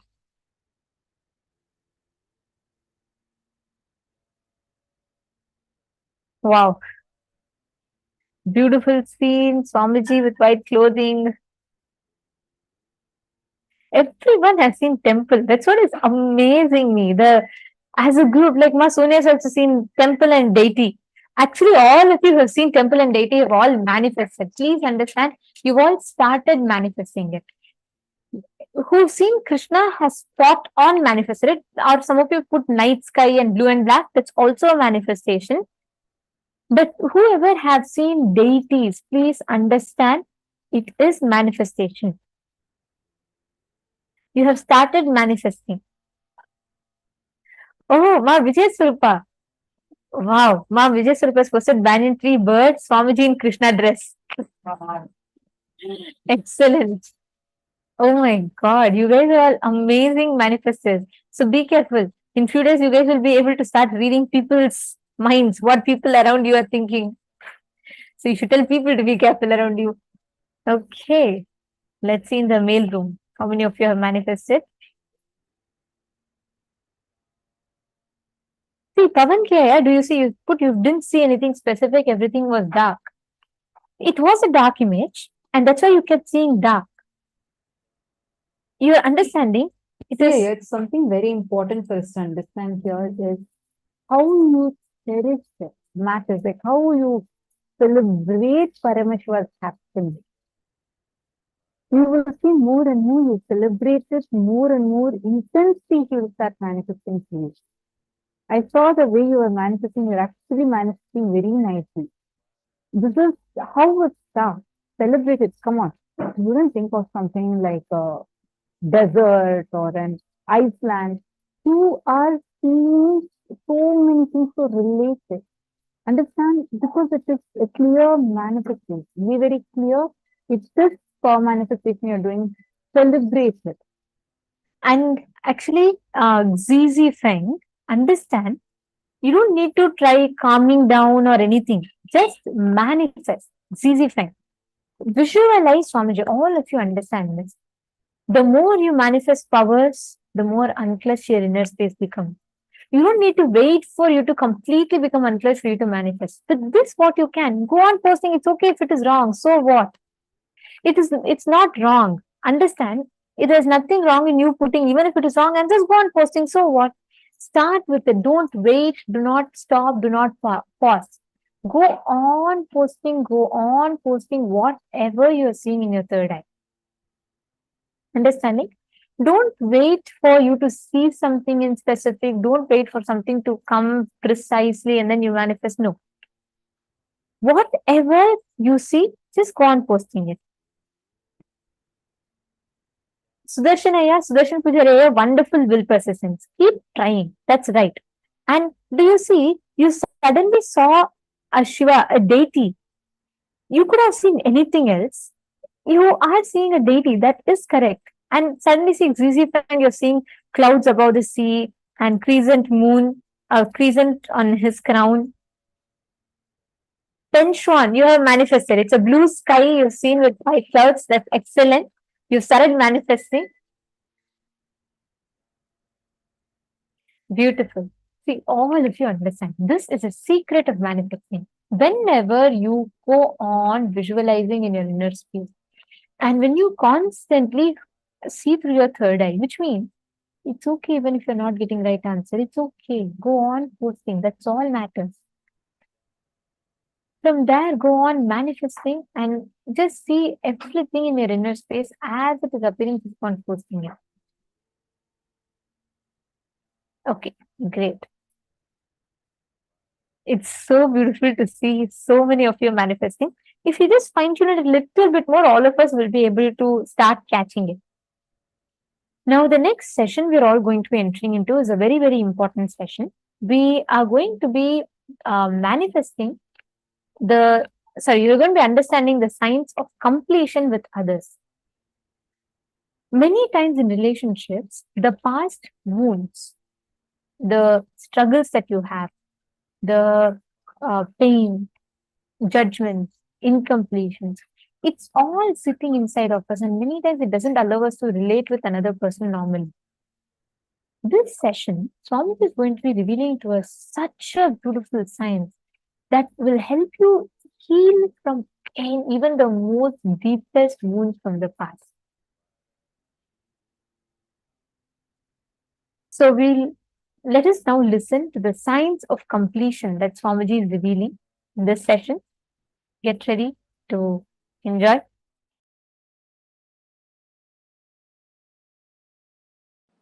Once Ganesha and Subramanya, both of them have decided to have a challenge that who will quickly go around the world 3 times. Subramanya, as you all aware, has his own flight, peacock. He just sat on his peacock, started flying.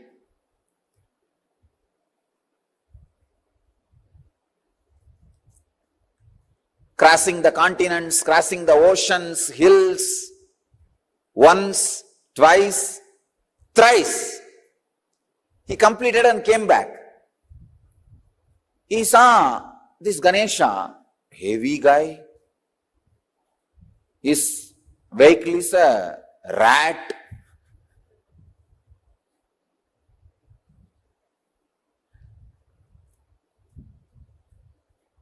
But this fellow claims he won the game by going around Shiva and Parvati 3 times.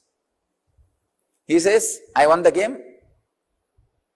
I went around Shiva and Parvati 3 times. With this rat, what else can be done?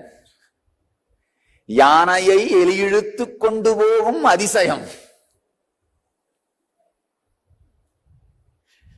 Tamil I described, the rat is dragging the elephant.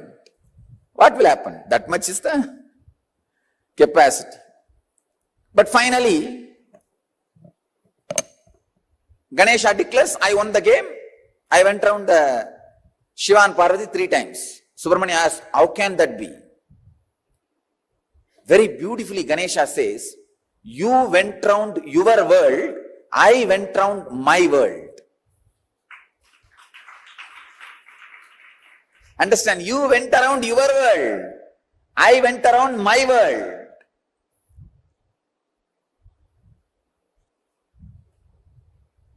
You went around your world, I went around my world.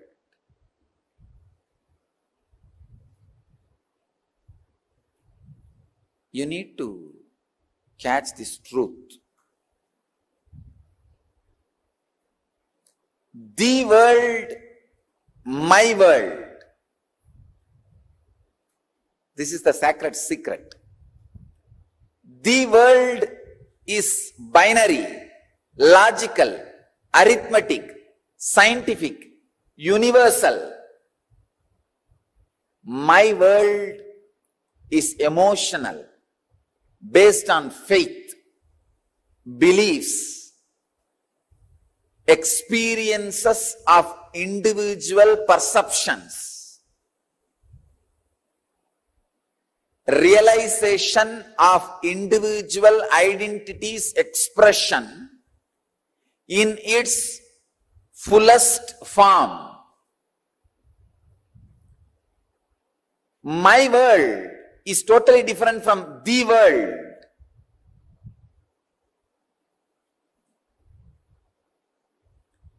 When my world is completely in tune with the world, you are a Jivan Mukta.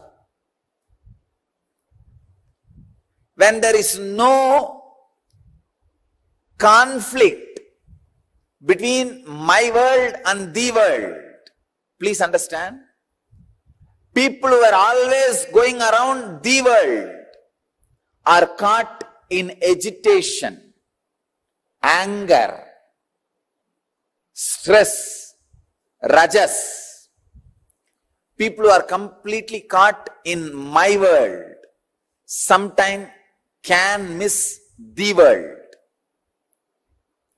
Here, Ganesha is successful not just because he was centered on my world, he was centered on my world which was in tune with the world.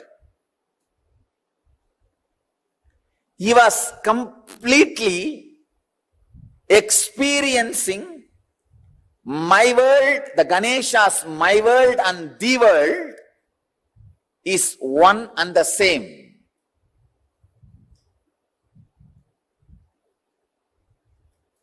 Ganesha's my world and the world has become a solid experience for Ganesha. Understand? Ganesha's my world and the world has become a solid experience for Ganesha. I'll give you a clear picture. How ordinarily people are caught between my world and the world and start preferring between these two, someone. When you start preferring the world, your whole life ends in depression. You are drained in my world.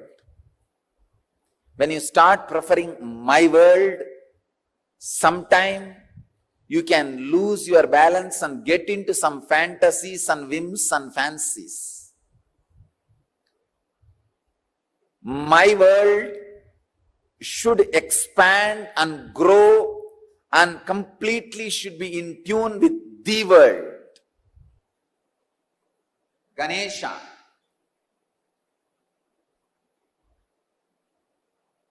is my world.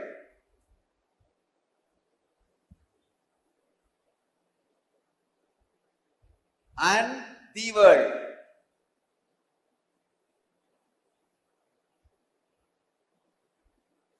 Both are in tune because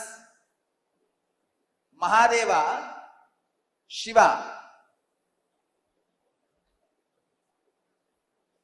and Devi. Please understand, Shiva and Devi are really the world, and Ganesha also experienced Shiva and Devi as my world. Please understand, they were really cosmos, and he is also experienced them as cosmos. So the my world and the world has fallen in tune as the experience of Ganesha. So he going around Shiva and Devi is literally going around the world. Even though he said he went around my world, in his case the my world is the world. Usually human beings who give preference only for the world become extraordinary materialists, but end up in spiritual poverty. Spiritual poverty, depression, utter depression. Same way, people who prefer only my world sometimes end up in hallucinations without falling in tune with the world. Understand, the world can't be rejected as you think. Misunderstandings about the world should be rejected. For example, fire is the world. Your fears and misunderstandings about fire should be rejected, not fire itself. You can't reject it. Its existence cannot be denied.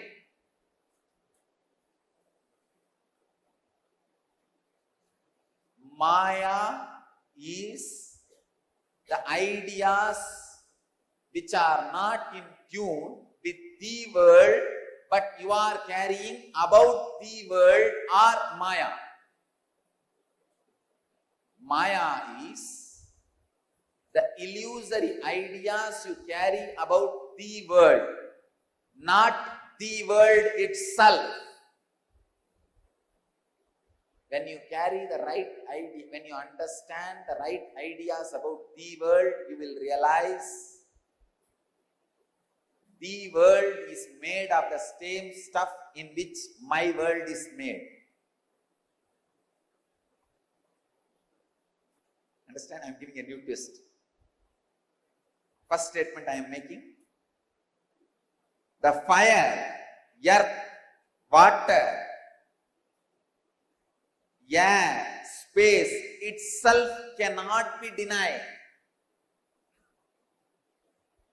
Your wrong concept about it is Maya. But when your wrong concepts about it is removed, it loses the identity which you are thinking it is having.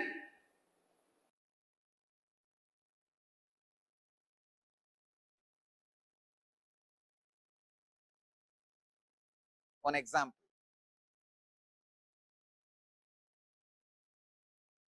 The fire.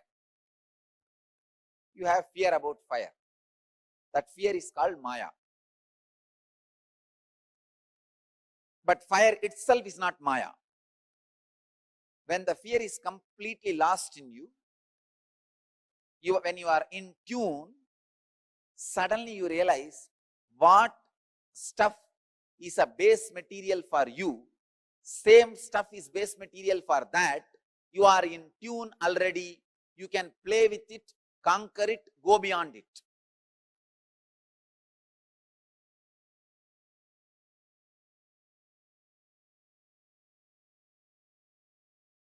Catch it if you can. It's one of the very, very, very subtlest truths.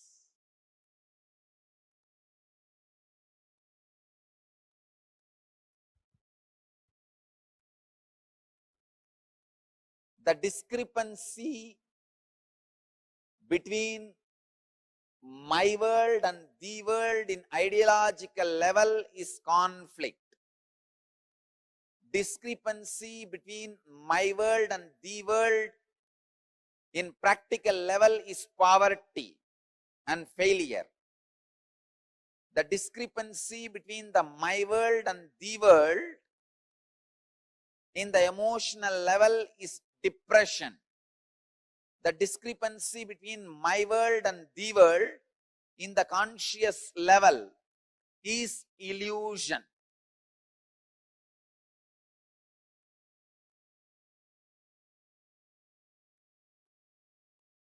Next, Subramanyas. Muruga.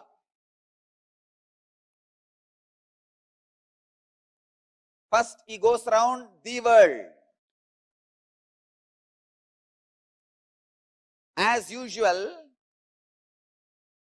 when you go around the world, you will get into an intense rajas. In that extraordinary rajas, when you claim the victory, he comes back to see already somebody has won the game. It is like, we have a very beautiful story about Bharata, in whose name the whole Bharat is named. He suddenly felt he should conquer the whole world and conquers, reaches the peak of the Meru hills, which is mythological basically in Hindu tradition, to establish his flag. When he goes there, suddenly he finds 10 million flags are there. Means before him 10 million people have conquered the world. All their flags are there. He felt, oh God, where did I land? Then Brahma appears and says, oh my son, do not think you are the first one to conquer the world. Before you, millions of Bharatas have come. Millions of conquerors have come. All of them have conquered this world and claimed it is theirs, it is theirs, it is theirs. For this period, you are claiming it is yours, that's all. Then Bharata realizes, wow. That realization, click, makes him go for doing tapasya. And in that tapas, he becomes enlightened. How to be in tune with the world and my world. The balancing of the world and my world happens. Please understand, if you don't balance the world and my world, even if you conquer, it will be suppression of the world, it will get back to you as tsunami. The materialistic civilization is conquering the world without balancing my world, which is leading to all ecological imbalances, all natural calamities. Here, just like Bharata, Muruga comes back after going around 3 times the world, sees Ganesha sitting contently, radiating, and that gives Muruga initiation. Click. So he goes to a private place, Palani, stays there and does tapas, by becoming a sadhu. He becomes a sadhu, leaves everything, goes there and establishes himself in my world. When he is in tune with the world and my world, in the tapas in Palani, he becomes enlightened and starts radiating enlightenment to the world. Understand? The world and my world. You need to understand the whole story in right angle. Don't think he went and stood there in anger and Avai came and sang some songs and then he went away back to Shivan. It is a cinematic version. Exactly this is what has happened. Subramanya, when he sees just the success in the world is not the ultimate, you need to balance, understand, tune with my world and the world, then conquer, then go beyond. Without in tune, any effort to conquer the world leads to great chaos in the world and my world. The restlessness in my world, natural calamities in the world. Extraordinary restlessness in my world reflects as natural calamities in the world. Understand? All the civilizations which is suffering with extraordinary attention to the world without balancing my world are suffering with too much of natural calamities.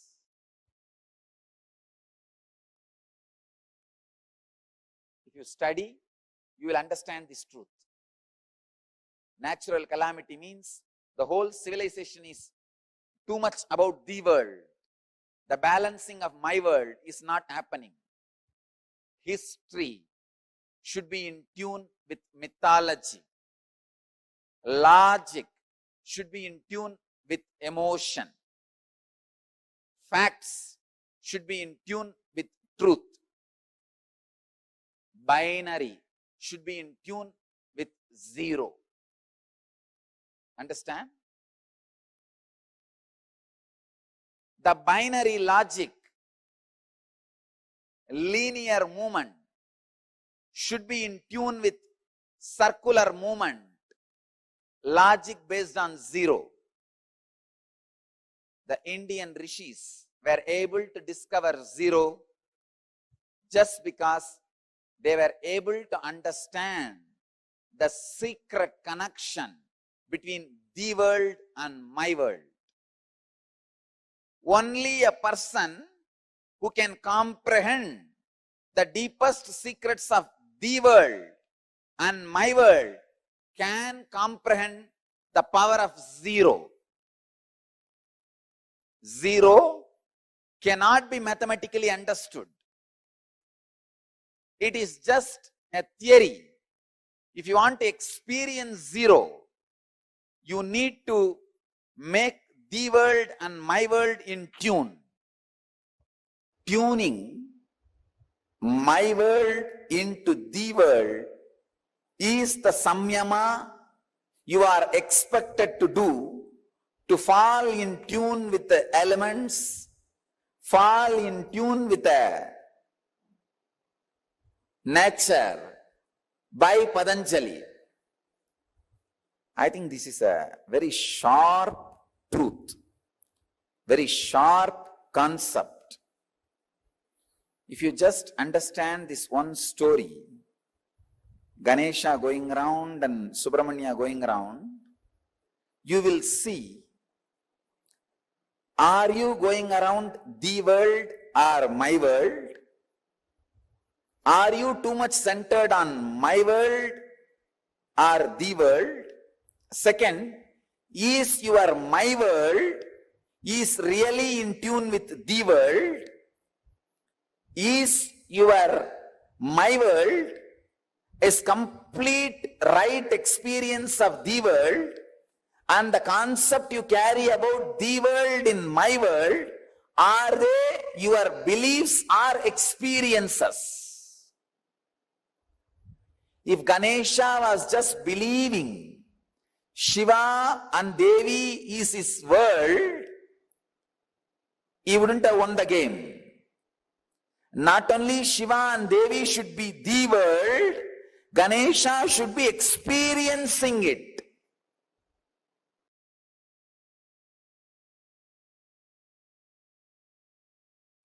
Listen,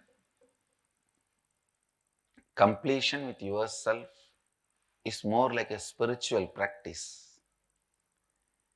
It is with completion with others, the life itself starts. Listen, it is from the completion with others, life starts. The completion with others, I can say, this was the greatest contribution of Vivekananda. Swami Vivekananda's greatest contribution to Hinduism. He brought this idea of completion with others to the front. Completion with others is a spiritual quality, that's all. It is necessary for enlightenment. Unfortunately, we always got the idea, if you have incompletion with others, run away to the higher planes where less people are there.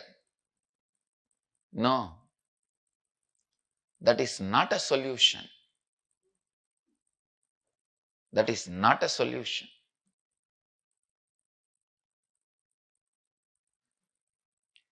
Completion with others is the basic necessity, the basic quality you need for enlightenment. Understand? People sometimes ask me, how do I know whether I am suppressing or completing? If you are able to be in the space of completion with others, you are completing inside you with you also. If you are not able to be in the space of completion with others, then inside you are not completing with yourself, you are only suppressing.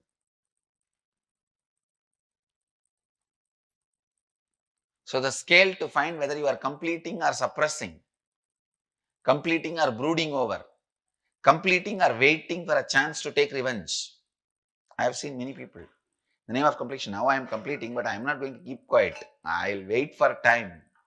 When my time comes, I will tell you what to do. I will do what needs to be done. Completion with others is a spiritual practice. Completion with yourself is like Mahadeva. Completion with others is like Devi. Devi is required for the life to happen. That is why in all our temples, I have put Devi along with Mahadeva. I have not put Devi as a separate deity.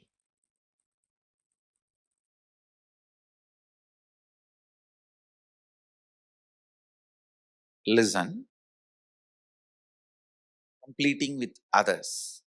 Others means not just only your father, mother, husband, wife, brother, sister, the human beings around you. We will start the completion with everything with which you are living. Your wealth, your health, your bag, your seat, your pets, your car, your house. Please understand, all these are living part of your life. They may be dead objects, but they are living part of your life. See, a house may be a dead object, but it is a living part of your life. How many of you understand what I am saying? It's a very important component of your life.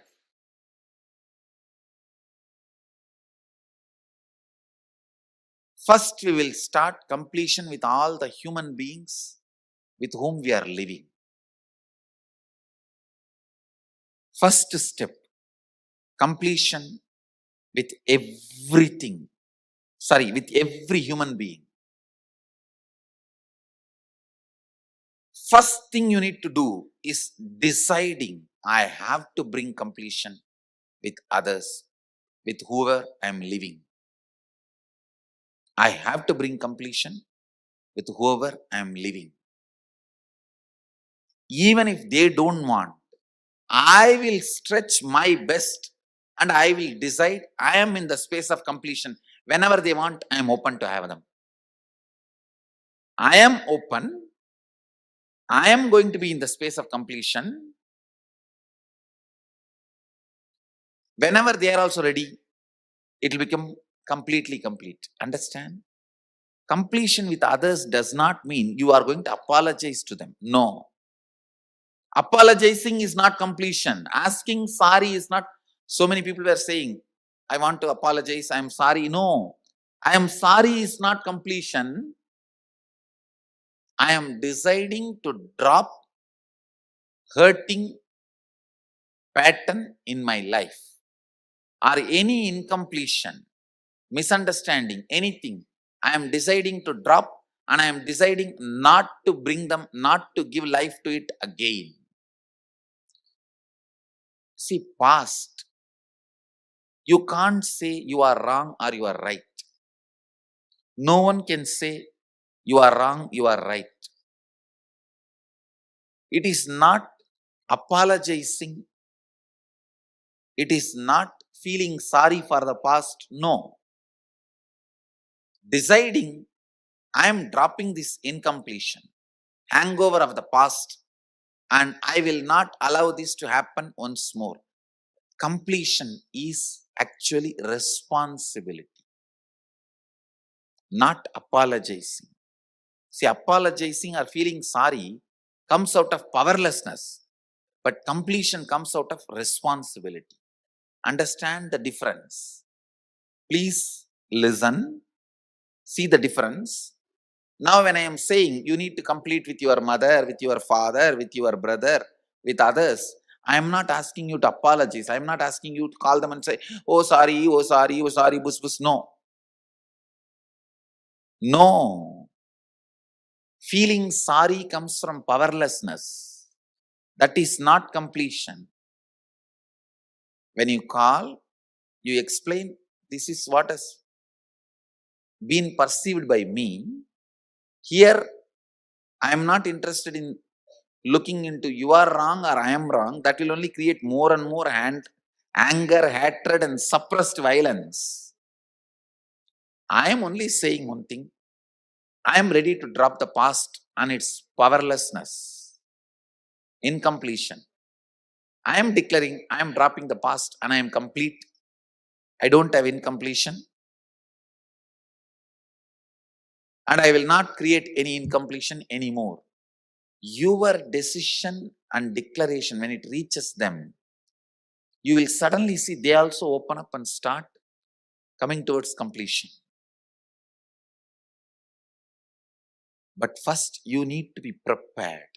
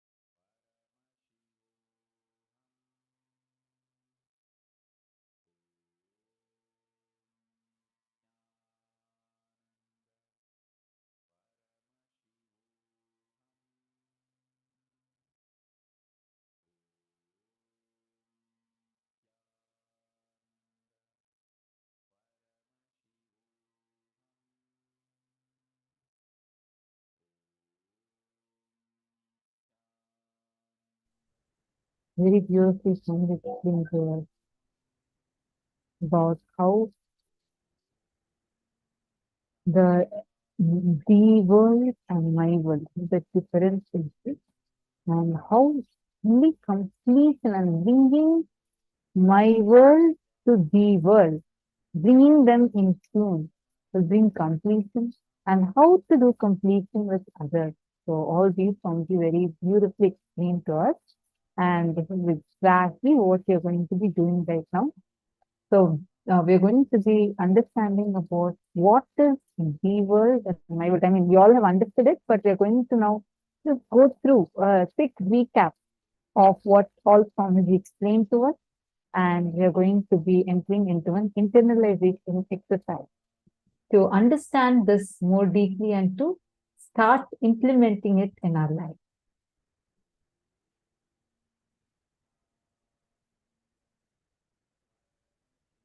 And this is a very, very important truth that Swamiji revealed to us right now.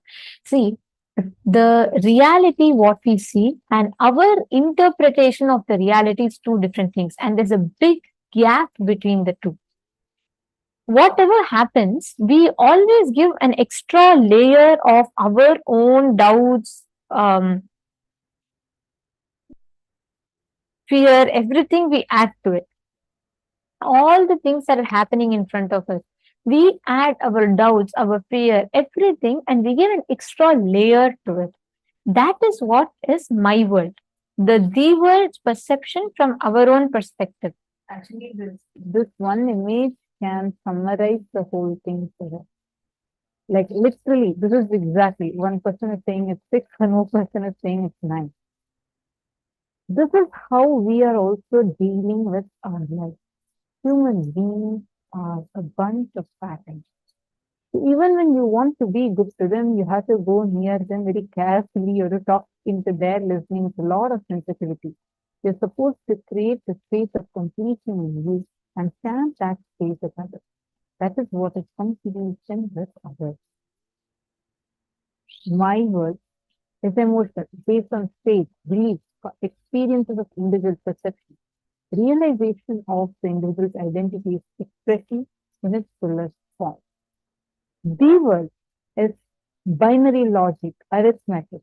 It's binary, logical, arithmetic, scientific, and universal. My world should expand and grow and completely should be in tune with the world. These are all few of the things that you all just learned. Now, very powerfully, somebody had explained it to us about how the world and my world, how it exists, how the difference is, and did all of you so far understand? For example, let us say that your friend is coming and shouting at you. Let's give me an example. The action of what is happening is the world. The fact as it is the world. But the impact, the reactions, the way you perceive it is my world. Usually the reality happening, which is how we perceive. Both of these are very far from each other. Both of these are like completely away from each other. We usually have a lot of reactionary assumptions and we go on thinking and relating to life from those reactionary assumptions. Now, the completion with others is a spiritual practice.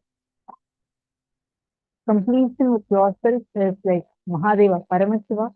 Completion with others is Parashakti. And Parashakti is required for life to happen. That is why in all of our temples, because Swamiji said, Parashakti Devi is put along with Paramashiva and not as like two separate. They are as one deity. Actually, see, so many times in life, we all build incompletions with a certain situation. Can I request every one of you here to post how many of you have, just put yes or no, you don't need to type the situation, but how many of you have some situation in life where you felt really injustice has been done to you? You felt like It was not, whatever happened to you was not fair. You felt extremely pained by life. Any situation, you don't need to post the situation itself, but how many of you have had some instance which has caused a lot of pain inside of you, which you are not able to get over from? Put yes in the chat.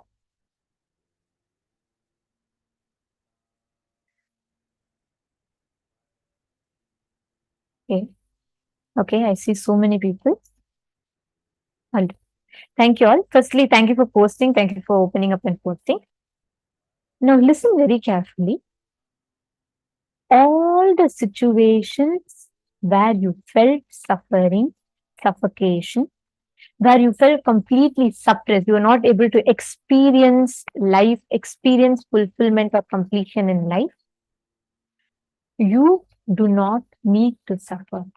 You don't have to suffer. There is a very, very powerful thing that Swamiji has explained.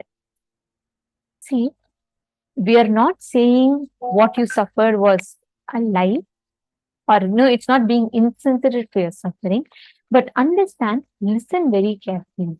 You do not need to suffer. All your suffering is because of this gap between the thee world and my world. You might have had the most painful relationship. You might have had the most painful situation in that part. I agree. But just look, I'll give you all one example. Listen to this very carefully. Swamiji gave me this, Swamiji gave this one example in one of the satsangs, and from then on, it's been like stuck to me, and I feel like it's making so much sense. Listen very carefully. Let's say you were young, okay? You are a 7-year-old child, and you are playing in rain, and your mom calls you once, you don't come. Your mom comes and calls you the second time, you don't come. Your mom calls you the third time, you don't come. So what she does? Naturally, she says you will catch cold and all of that, and you are happy, your 7-year-old self, just playing in rain.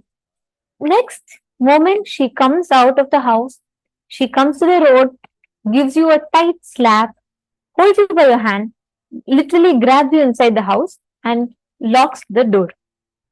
She tells no more going out. Now, I know I see many of you laughing, but it may be funny for you now. You may understand she did it out of concern. But when you were young, do you know what you did at that moment? You would have felt, what has my mom done? What kind of a mom she is? Look at all the other mothers. They all let their children play. Why she's stopping me alone? She doesn't want me to be happy. She doesn't like me. She hates me. You start developing these incompletions inside of you. And listen very carefully. First, it will start with your mother. You will start feeling this mom is horrible. She doesn't like you.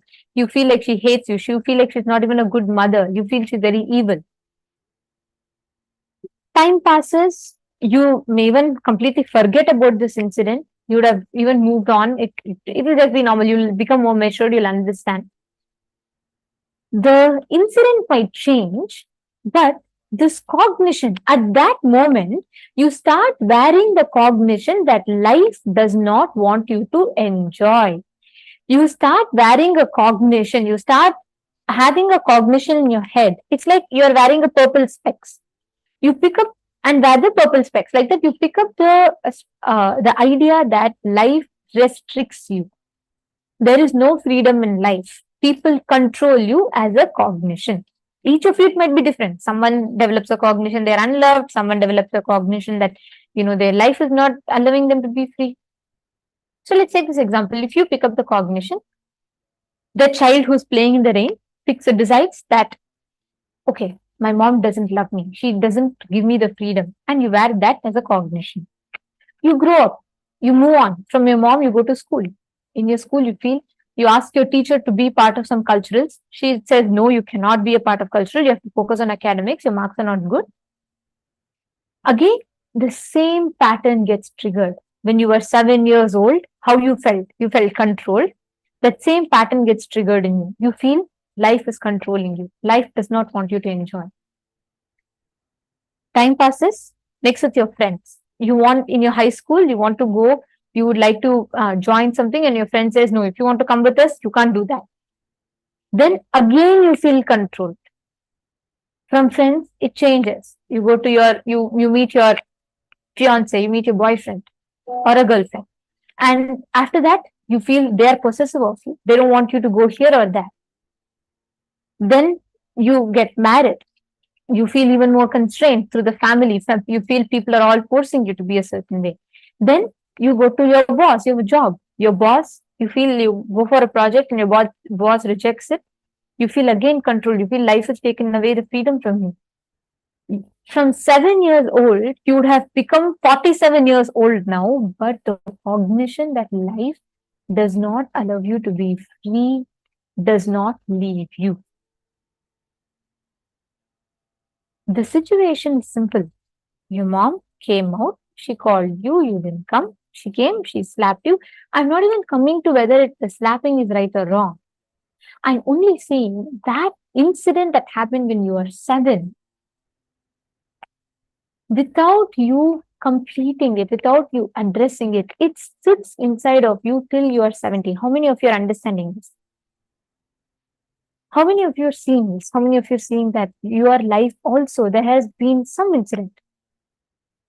It can be so many different things. It need not even start from your mom. It could be starting from anyone else for that matter. You pick up that cognition, you wear that cognition inside, and you go on relating with life from that cognition. So anything happens, you only see life from that cognition. So the thee world versus the my world has a big gap, has a big difference. This gap that you all see, this gap between the reality and the actuality is incompletion. So many relationships in life. Actually, people may have done wrong to you. I'm not saying no. People might have cheated you. People might have really caused you so much of trauma. It could be, but the suffering you're holding on to is hurting you. Swamiji tells always, pain is inevitable, but suffering is a choice. Pain happens. You might have different relationships. You're in delusion, the other person is in delusion, and you might have all these problems. But the suffering is in your inner space. You hold on to that. Someone who did something wrong to you 10 years ago would have, that whole incident is over, but even after 10 years, the wound you are still brooding over in your inner space. That is incompletion, and every one of us carry such incompletions in our inner space. The world, what happens, and it all starts with one delusion we built. So, just one time you start, you build an understanding about the situation. Actual situation is what? You are playing in rain, you didn't come, your mom came to call you, you didn't listen to her, and she came, she slapped you, she dragged you inside and locked the door. Let's say even if you didn't hear her, but she still came and slapped you, it's okay. But this factual situation. But how do you remember it inside of you? You remember that your mom took away the freedom from you. She didn't want you. Just because you didn't listen to her, she got so angry. You feel it's unfair. That is you having your own interpretation. That is your my world. So there's a situation in the D world. I'll show you all this image. This completely sums up what I'm trying to tell. What you see as the reality in front of you versus what it is actually. This is the world versus my world. Your my world is that television prompter that you're seeing, where only half the image is shown. The world is the factual thing, the whole thing.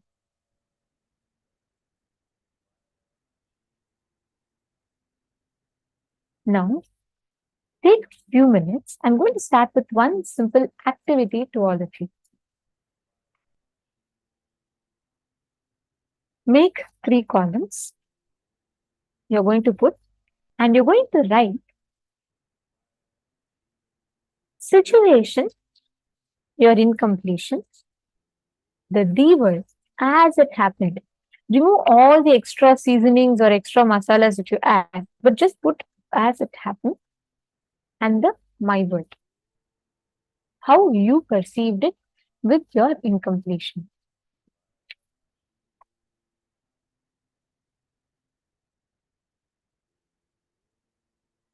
Are you all understanding?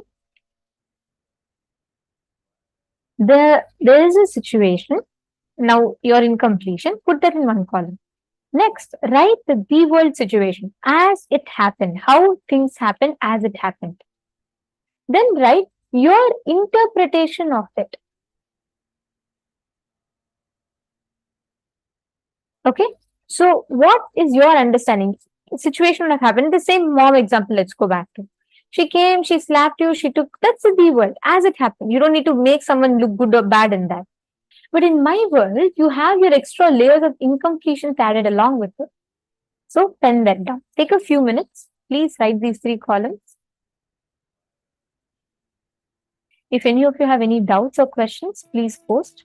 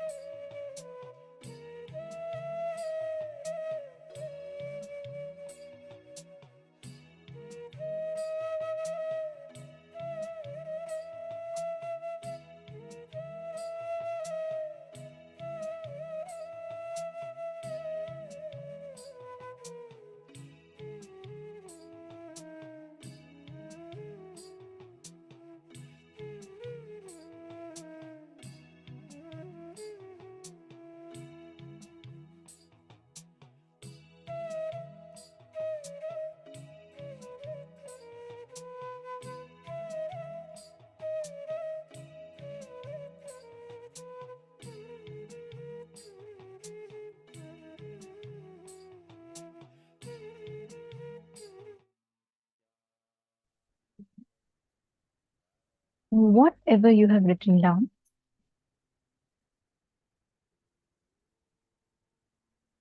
In the next step of the process, describe the relationship you have with 3 people in your life. Just 3 people, any 3 people. It can be your spouse, your mom, your dad, your child. Go back in life and describe the incident when you started judging, having incompletion, anything it can be. It can be, oh, my spouse is over controlling, over possessive. My mom doesn't love me enough. She's partial. Go back to the earliest moment when you started having that incompletion. Describe actually what happened as it is. Like, for example, let's go back to this example of the child playing in the rain. Exactly as it happened, write down the world situation. This is a very, very important exercise. How many of you are writing down? Can I request everyone to please post how many of you are doing this? It's a very important exercise. It will completely change your perspective with relationships. Ma, Krista Hetman, that's right. The world is not logical, ma. It's not logical responses. It is about the situation as it happened without the impact of your incompletion in that. See, you writing down the situation without having, okay, let me tell this as an example. When you witness a robbery, okay, or when you get cheated, let's say someone comes and they come and cheat you, take some money from you and they don't return it back. When you share the story to someone, you will always share it with saying, oh, I knew from beginning itself he was a very rude person and he just stole the money from me and went, and I felt very cheated, I felt very bad, all of that, correct? You're going to add all the emotions and everything to it. But let's say the same thing, you see a movie and someone is taking money and going from the movie. When you narrate that movie, you're just going to narrate it. The villain came and he stole the money from the hero. He did a conspiracy and the money was stolen from the hero and the hero had to suffer. So you're just going to read it out like a fact, correct?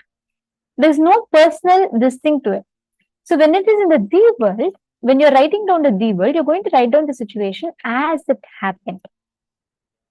Can each of you take 3 relationships in life? First step, once you all have written down 3 relationships in life, please put your finished writing.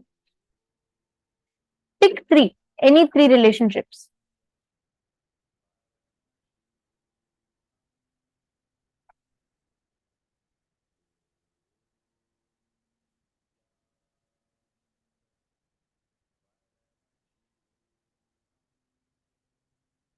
Okay, how many of you have written down 3? You're done, you have chosen 3. Ma Kasturi, Ma Marian, Ma Miaozang. How many of you finished picking 3? If you finished picking 3, put yes. Okay, Ma Shante is done. How about Ma Donna, Ma Liangshu, Ma Tanja, Gebra? Okay, Ma Grazina is done, Ma Krista is done, Ma Teng is done, Ma Mary is done, Ma Bhavani is done, Ma Krista is also done, Ma Diana is done. Okay. I request everyone else also to please pick up. I'll explain, don't worry. First pick up 3 relationships, I'll explain you all. Just pick up 3 relationships. Okay. Now, listen very carefully. What you're going to be doing is, you're going to be writing down. Maili, you're saying you're confused. I'll explain to you, ma. Just wait. You just pick up 3 relationships, that's enough.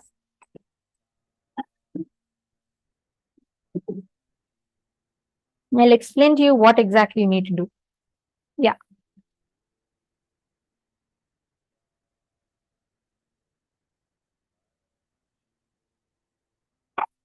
Okay. Now,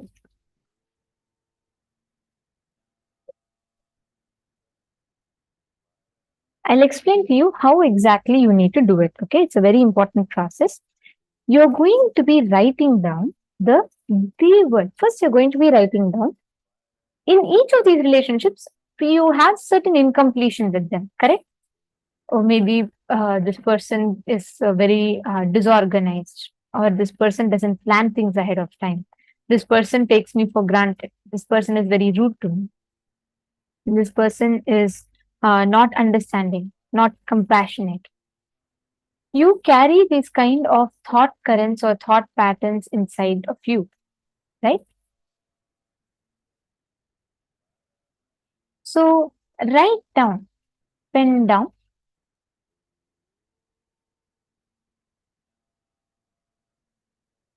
all the judgments that you carry about that person or that particular relationship.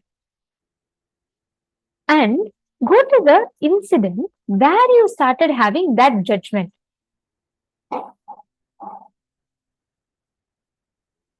See, for example, you suddenly started feeling that your spouse is very, very possessive of you. If that's your incompletion, okay, let's say that's the judgment you carry. You feel that your spouse is very possessive of you. Now, what you're going to do is you're going to go back to the first incident where you felt that your spouse is being very possessive of you.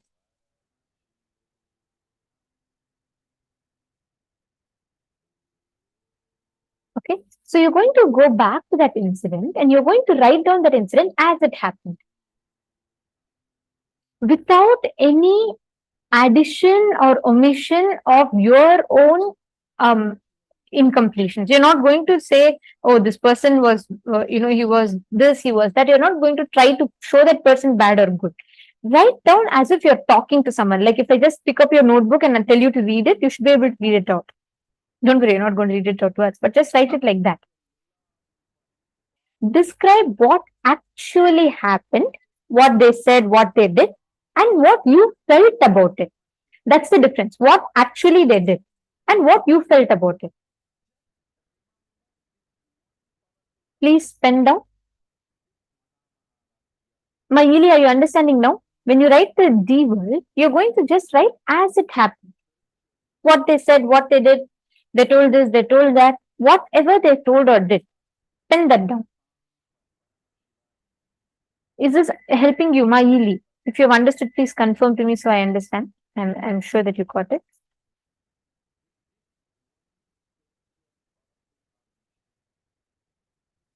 So you're going to write down what exactly as it happened. So go back to that incident. 3 relationships. In the 3 relationships, the judgments that you're all carrying about that person. All the 3. Under those judgments, write down which incident you started feeling that judgment. Let's say your boss. You feel your boss doesn't like you. He doesn't want you to become successful at all. So you feel that your boss is extremely jealous of you. He doesn't want you to excel. That's why he's purposely rejecting all your project.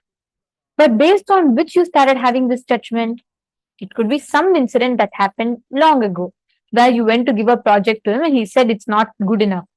And you felt very bad. You felt rejected. And write down what actually happened and what you felt. Inside you, you felt he never wants you to expand. He's also like this, another person who doesn't like your expansion. Write down the feelings that you had and as it happened. I'll give you all 6 minutes for this. For each person, write down.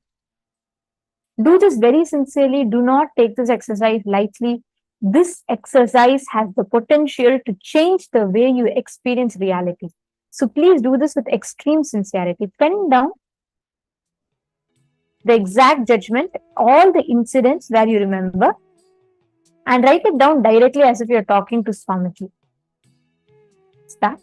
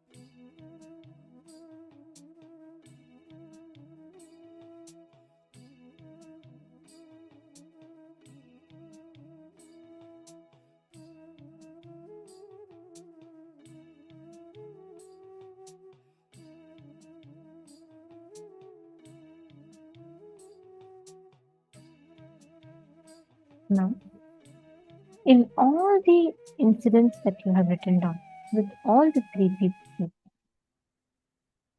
in the next step, please take a few minutes. Invoke that relationship in Swamiji's Atmamurti and complete with them. Verbally talk to them, not mentally. Just verbally talk to them. Please listen very carefully. Do not do it directly with the person. You're going to first go to Swamiji's Atmamurti, Swamiji's picture, invoke that relationship in Swamiji's picture and talk to Swamiji as if you're talking to that person. You literally just talk to that Atmamurti, talk to Swamiji as if you're talking to that particular relationship. It can be your spouse or whoever it is, right? And talk to the Atmamurti, share all the incompletions in each of the situations. Just talk it out. Take a few minutes. Please talk it out. Whatever comes, you feel like you're crying, whatever it is. Just speak to the Atmamurti. Please take a few minutes. Just talk out. Whatever is coming, just read it out. Whatever you've written down.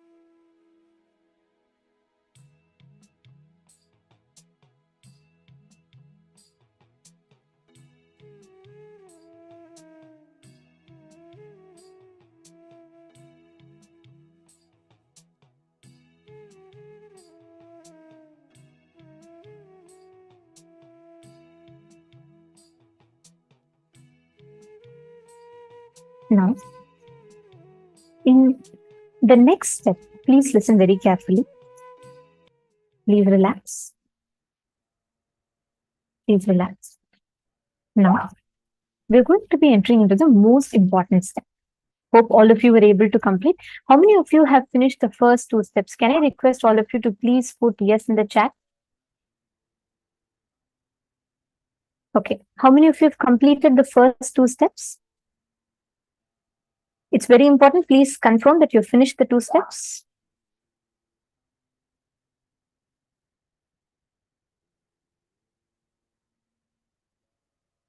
Okay. How many of you have completed? Ma Kasturi, Nithyanandam, Mudichtingla, Ma Kasturi. Have you finished?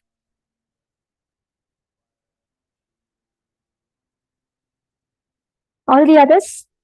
Machuya, Mashuing, Maning, Ma Paramashakti, Ma Chunyi. I still see Ma Naresha writing. Ma Naresha, are you done? Okay.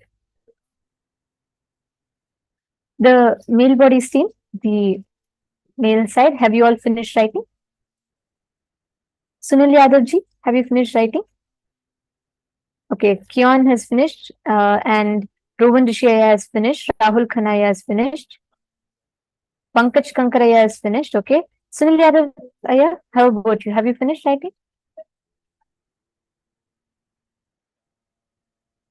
Takyong Shao, have you finished? Okay, I hope all of you have finished, all of you have had enough time to write down. Okay, Ramiro Canoya, okay, great. Thank you for confirming. Guru Prasadini, thank you. And John Shang, thank you.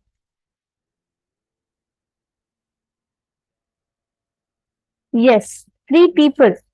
Jan Sheng, 3 people. It's not of one, it's all the 3 relationships that you took. So one after the other, one after the other. Okay. Now listen very carefully. Next is the most important step.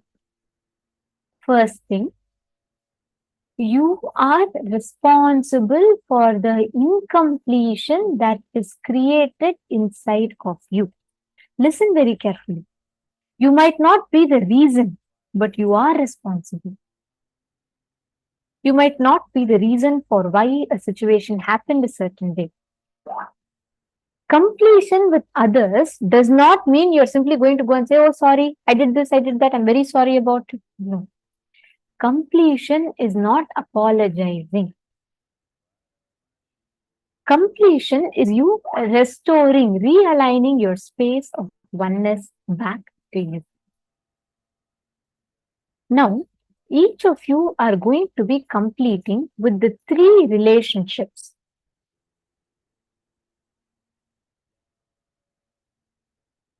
Each of you are going to be experiencing, seeing the shift in the 3 relationships of your life. You've all finished the second step. Now, you're all going to be entering into the third step. Now, we're going to do a very important process of completing within the mirror. So first, these are important before you do the completion validate the person. After you finish the previous step, where you've written down the incompletion, now, and you've also finished invoking them in Swamiji's afternoon. Now, all your spicy, fear, anger, vengeance, everything will come out through words. Only then you'll be ready to complete the conversation. So do not directly go and complete, even if your relationship isn't right to you, because you will come back with no relationship. First, talk to Swamiji's afternoon. And next, you're going to take a mirror. In the mirror, lock your eyes, like literally both of your eyes should be looking at your eyes reflection. And see the whole incident as if it is happening on the mirror. Like how you watch a TV or your laptop, you watch a video. All that is happening on a screen, correct? same way, disassociate yourself from that. Just see the whole incident happening on the mirror. Just see it, visualize as if it's happening on the mirror. Got it? Let us now start. Please start. So, can each of you bring a mirror and please sit in front of the camera? And we will give you all only 6 minutes for this so that we can, in the interest of time, we need to complete few more steps. So, just want to make sure that you're all having time. So, at least pick to 3 incidents and Jian Chang. Yes, it is with the 3 people. You're going to relive all the 3 incidents also. Please bring a mirror. You're going to go through the whole incident where you first formed that conclusion about that person. Each of you, please start.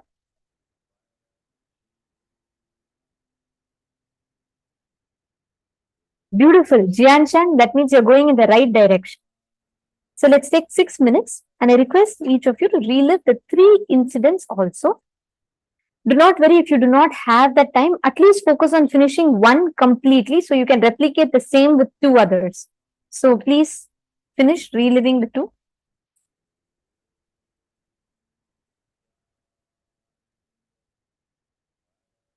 If you feel like crying, it's okay. But lock your eyes in the mirror. Go back to that exact same painful moment as it happened. Relive the whole incident again.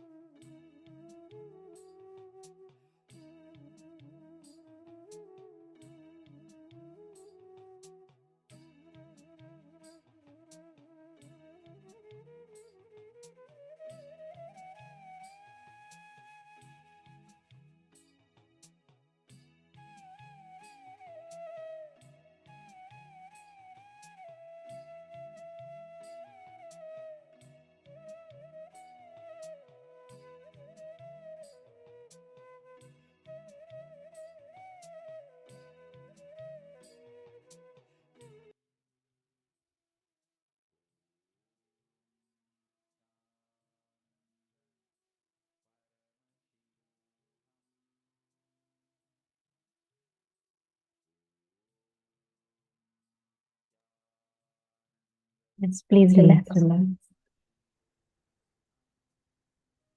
Settle down. Where you can relax and settle down. The fellowship finished.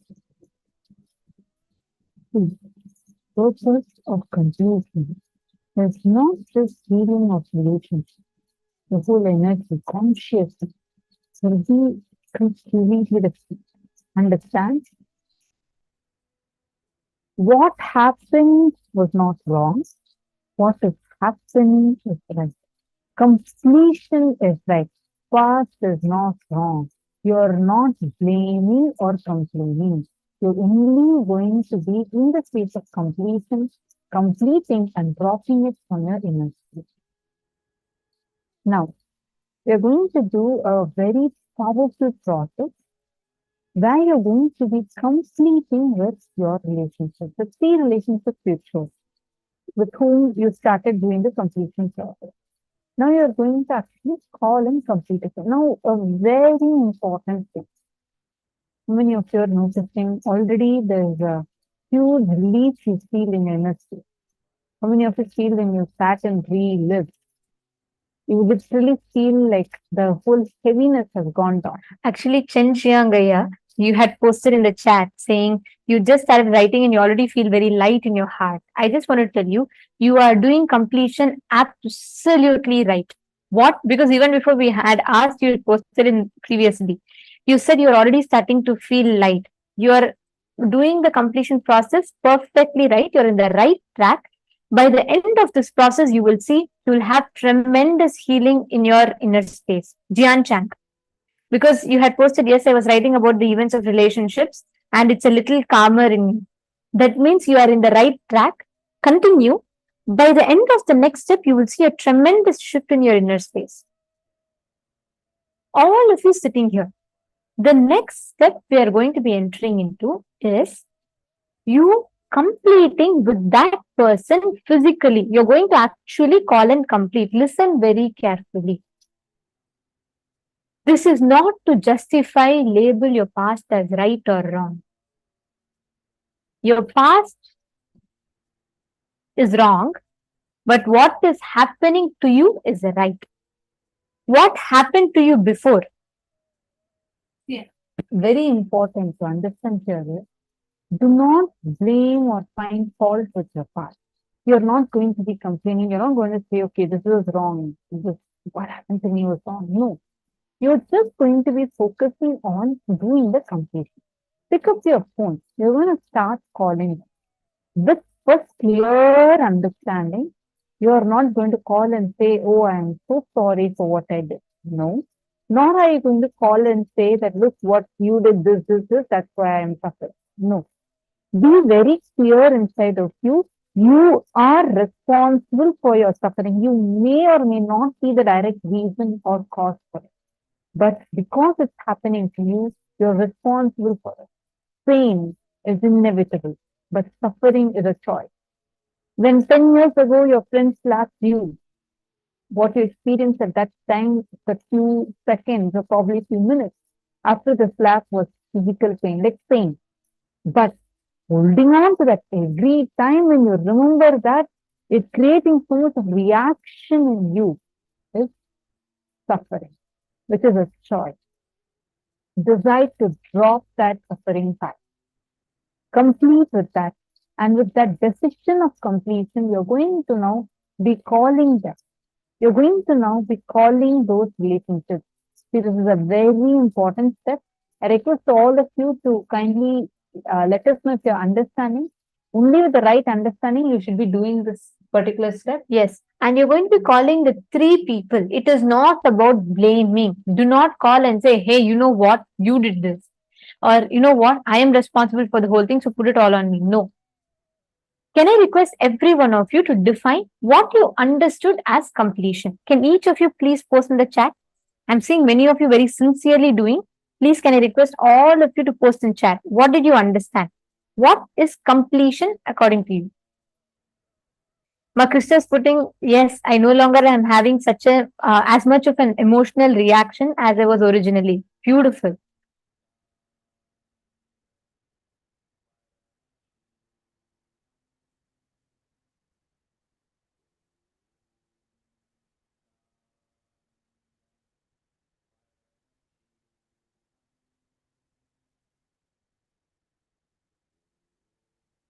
Can I request each of you to post?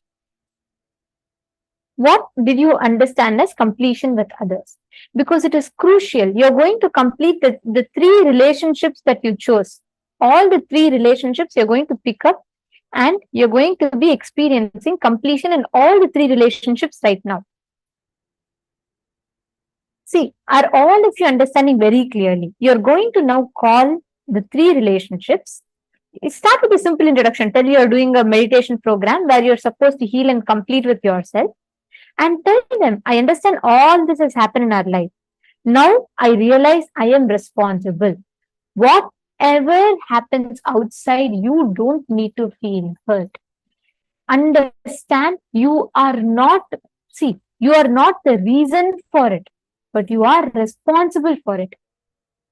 Whether you did something knowingly, unknowingly, or whether someone did to you something knowingly or unknowingly, both ways, you are not responsible for it. You are not the reason for it, but you are responsible for it. Both outside what is happening, inside you what is happening, the suffering, you are responsible for it. You're not going to complete because the other person is responsible for it. You're going to complete because you are responsible for it, and you're going to heal that relationship. Reach out to the other person, complete with them.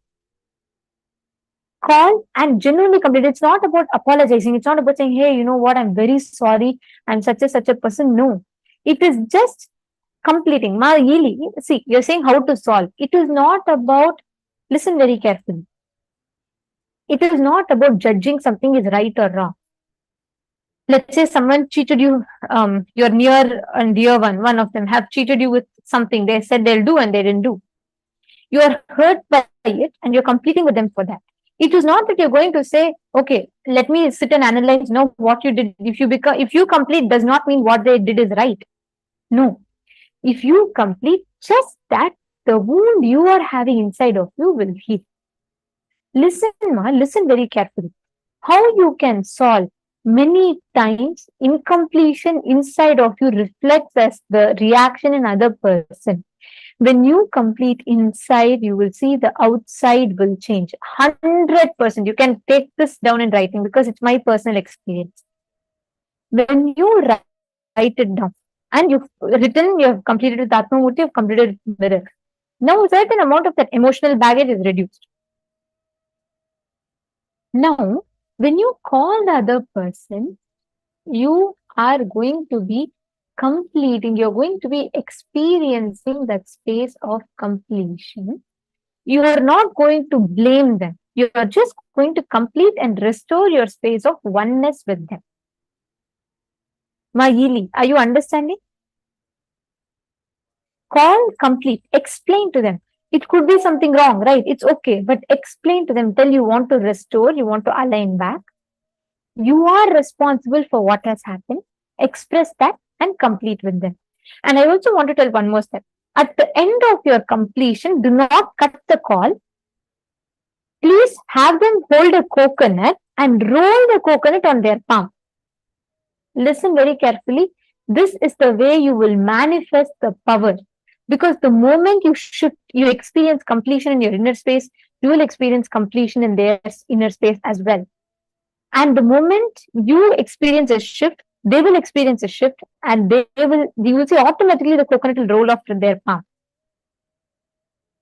If you're all clear and if you all understood, can you all please put yes, I understood in the chat? I just want to make sure that you're all clear. You're all with me so far.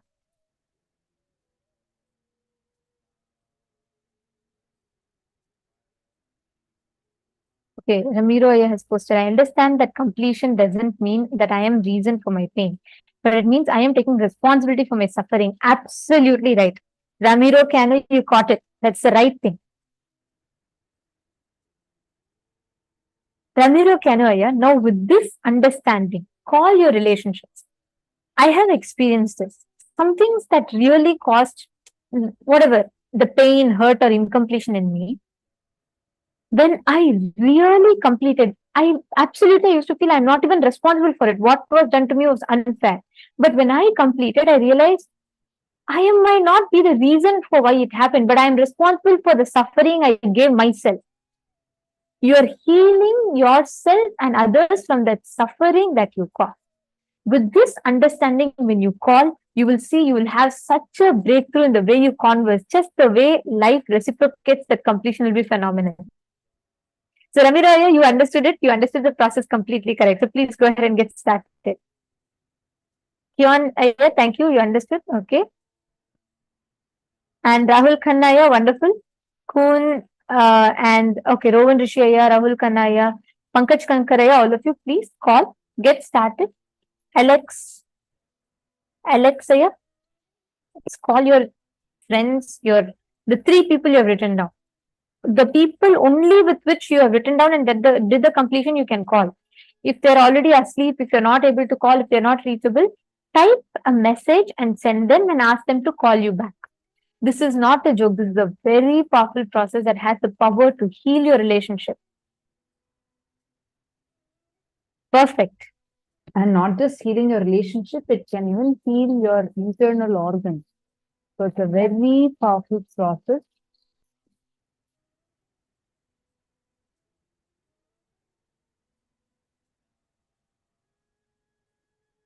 Diana Spiller, understand. The person, if you said the person, if you call, will yell at you and other person has blocked you, sit and complete inside. Call, genuinely send a message to her. You will see, Ma, when you are complete from within, life, the law of life is it has to reflect that completion. If I show an apple in front of the mirror cannot reflect orange back. It can only reflect apple back. So it is okay. The moment you are complete, you will see life will reflect that same thing back. Take a few minutes. Please reach out to them. Message them sincerely from the bottom of your heart and see the power of completion. At the end of this process, please chant the Mahavakya, manifest the power with them. Okay?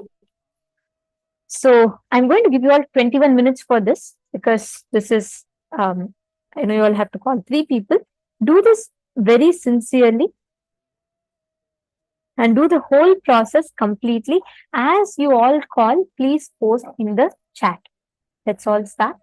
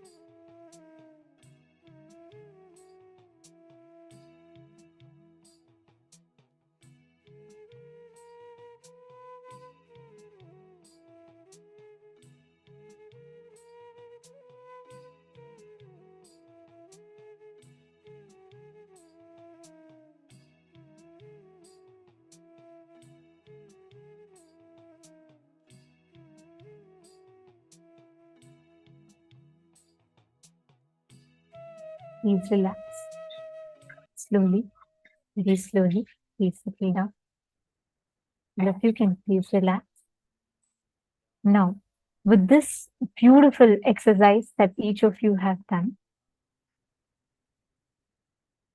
let us enter into the next session where we listen to an avatar explaining the importance of completion, completion with the mother. This is a very, very beautiful incident from Swamiji's life, and let us all listen to it now. I'll tell you the story of my completion.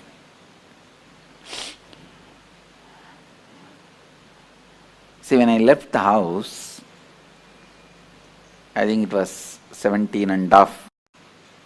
I'll tell you the story of my completion.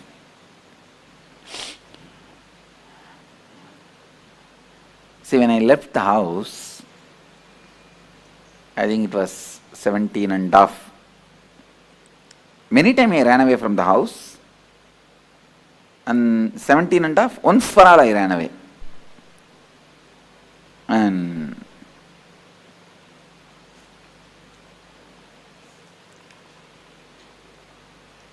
I think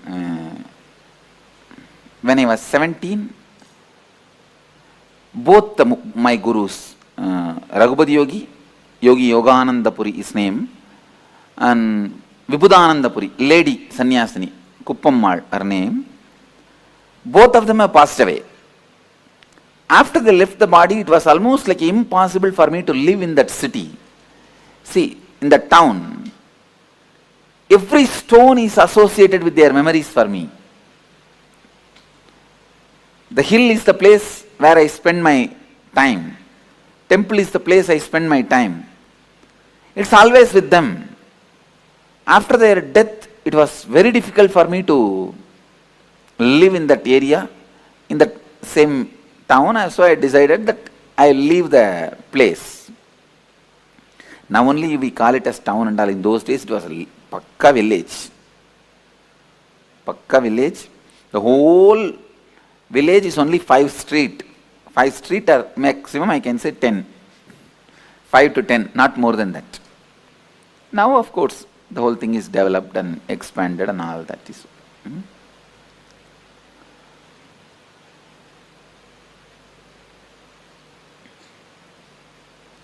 I could not live in Tiruvannamalai, so I decided to leave the house. I had the darshan of Ramakrishna suddenly, so I decided to go to Ramakrishna Mission and sannyasi. But I know very clearly I am not going to stay in their organization. I may go and receive sannyas and continue my yatra. That was my decision, my thinking, hope. So one day, it was a Sunday, Saturday night, Sunday morning, I saw very vividly Ramakrishna and Sharada Devi appearing, and they appeared, and I asked Ramakrishna, please initiate me. And he smiled and said, showing Sharada Devi, she is the specialist in all this. And I told Sharada Devi, you initiate me. Then I saw very clearly she put her hand on my head and both of them entered into my body and disappeared. So I decided, it gave me a lot of courage and strength to take up sannyas, leave the house. I can say that this was the immediate reason. So I decided I am going to leave the house. And after the decision, I was in the temple thinking. After this dream, I went to temple and whole day I was sitting and thinking. Even next day I was sitting and thinking what to do. Wednesday, Monday, Tuesday, Wednesday, third day, evening I came to my mother. I sat on the door frame. She sat one step below. If any of you talk to my mother, you will understand. Sometimes people ask her, what's the difference you find Swamiji as your son and now. Even I asked her once. She says, I don't find any difference, Swamiji, because even in those days we treated you like this only. We treated you like this only. She will never sit equal to me. And one step below she was sitting. And I was very close with her. Very loving, and I never had any hatred. Very loving. Many times, when I get time, I will go and sit in kitchen with her. She will be cooking, I will be sitting and telling some stories. Had a very friendly relationship with her. And literally, till I left the house, I'll always be sleeping next to her.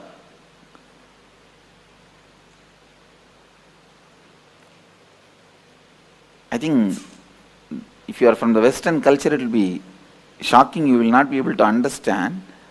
In Indian tradition, we don't have even the idea of the child abuse. So always, as kids,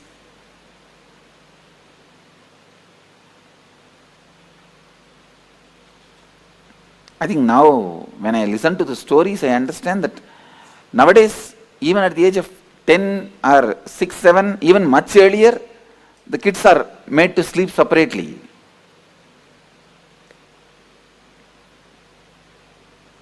Till I left the house, I'll always be sleeping next to her only, holding her. And another one thing, after my enlightenment, from the age of 12, I started this pattern of bedwetting. 10 years I was bedwetting. Later on I found out what was the reason.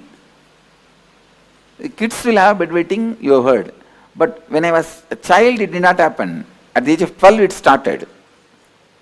See, after the enlightenment, every night the consciousness falls into samadhi, so the message from bladder to brain does not go. That bladder is full and brain does not act. It's in some other state. So I don't get up. Every morning she has to get up and wash the sari and dry the bed in the first floor. It's a routine, but she won't complain even a single day. Single day she won't complain. So I called her and said, I was sitting and I said, I was looking away from her, not looking at her, looking away from her, and said, Mom, Swami is going to become a sannyasi. I won't address as me. Only recently I started using this I and me. If you see even my earlier discourses, you will not see anywhere this I and me. It's Ramakrishna style. And only very recently only I started using I and mine. I, me, all these words. Otherwise I will tell only Swami. Swami. Even to tell about me, I will tell only Swami. So,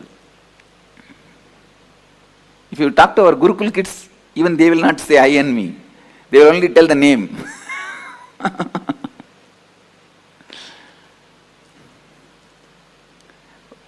Because I am talking to people, otherwise people get confused. If I go on telling the story, Swami, Swami, Swami told, Swami did, Swami this, then finally they ask which Swami. They end up in confusion. That is why I have started using the word normally. Anyhow, I told her, in Tamil I said, Swami sannyasam போறதுன்னு முடிவு பண்ணிருச்சு. I told her that Swami has decided to go as a sannyasi. And I am looking away from her. And I don't have the courage to look at her because I am emotionally very attached with her. Very attached to her. So, I can't handle. So I was looking, my eyes were away. See, even though I was attached to her, I was complete with her. And I was complete with me. So it did not stop me going towards sannyas. But I had a very good relationship with her. I don't know how you guys will understand. Attachment does not mean like the attachment you guys carry, that I will not be able to go for sannyas. It was not against my need or will for going to sannyas.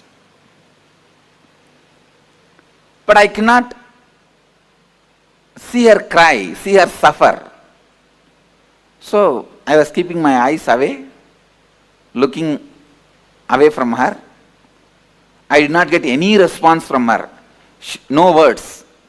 After a few minutes, as usual, what women will do? Oh! And I am getting that sound of she crying. Even then, I did not turn my eyes towards her. And I said, what do you mean? You mean to say I should not go? She said, no, I can't stop you. I am not able to handle, so I am crying. She said such beautifully, I can't stop you. In Tamil she said, சாமி என்னால் நிறுத்த முடியாது, என்னால் handle பண்ண முடியல, அழறேன், எனக்கு தாங்கல, அழறேன். Then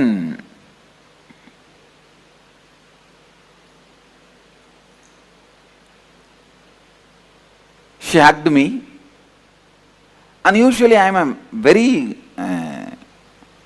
I will be so happy and comfortable with my mother. Even while I am sitting in the kitchen, I will be only putting my hands on her shoulder and talking. I was very comfortable. So I will never miss a chance to hug her. This hugging, I think, I learned from my mother only. Now I tell you really, if you are complete with your mother, all women in your life, the relationship will be so complete.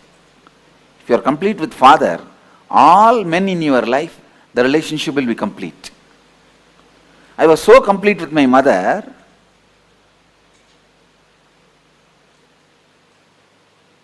but when she hugged me, I did not even hug her back, and before she could be complete with that hug, I moved my body.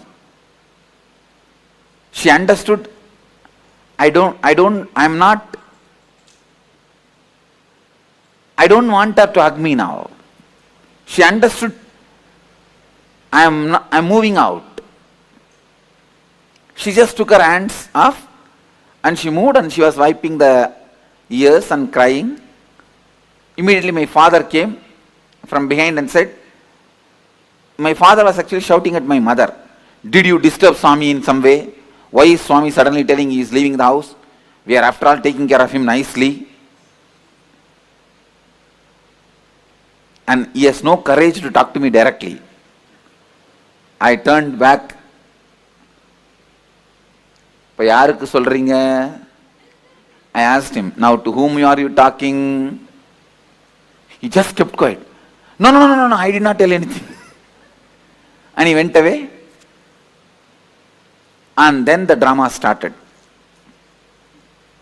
Of course, when I pushed her away, in the half hug, I could see very clearly part of my bio-memory was incomplete.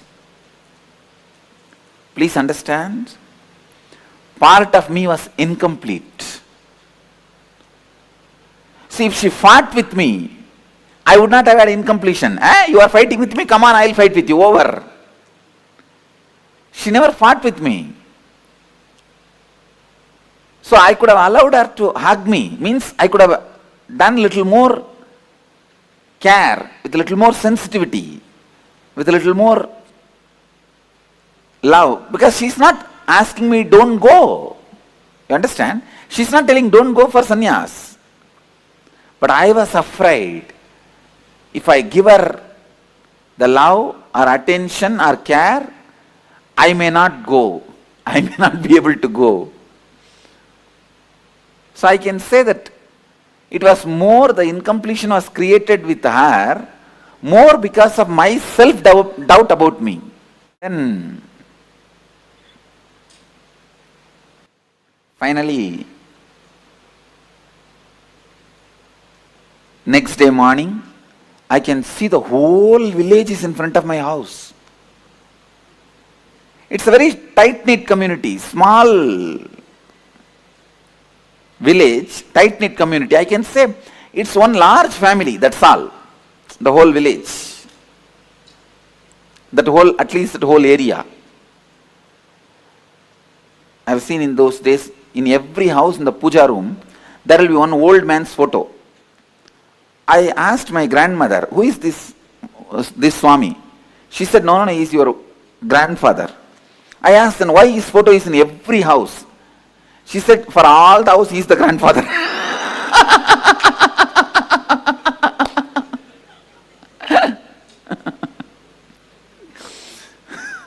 So, no other entertainment. They will have 2-3 wives and no TV also those days.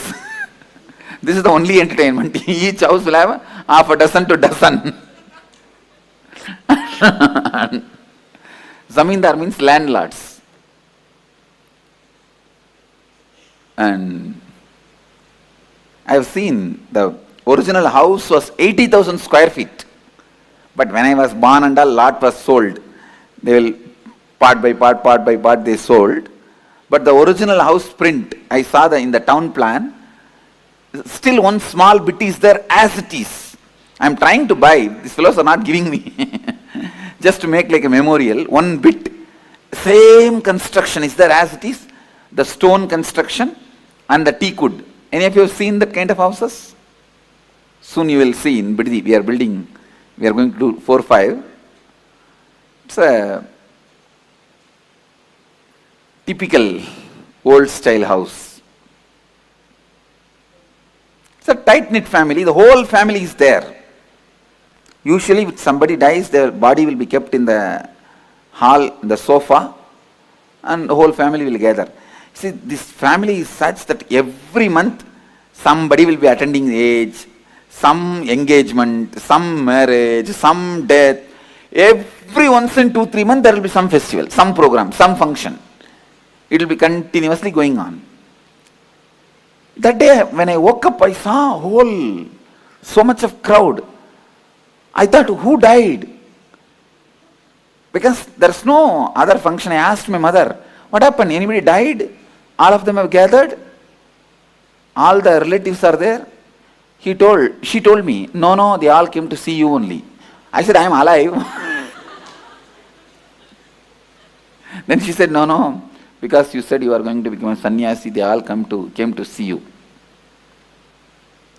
And literally, like a dead body, I was made to sit on the sofa in the center of the room, hall. It's called Nadu Kottadi. They call it Nadu Kottadi. And in the center I am sitting. All the group, the whole group is sitting all around.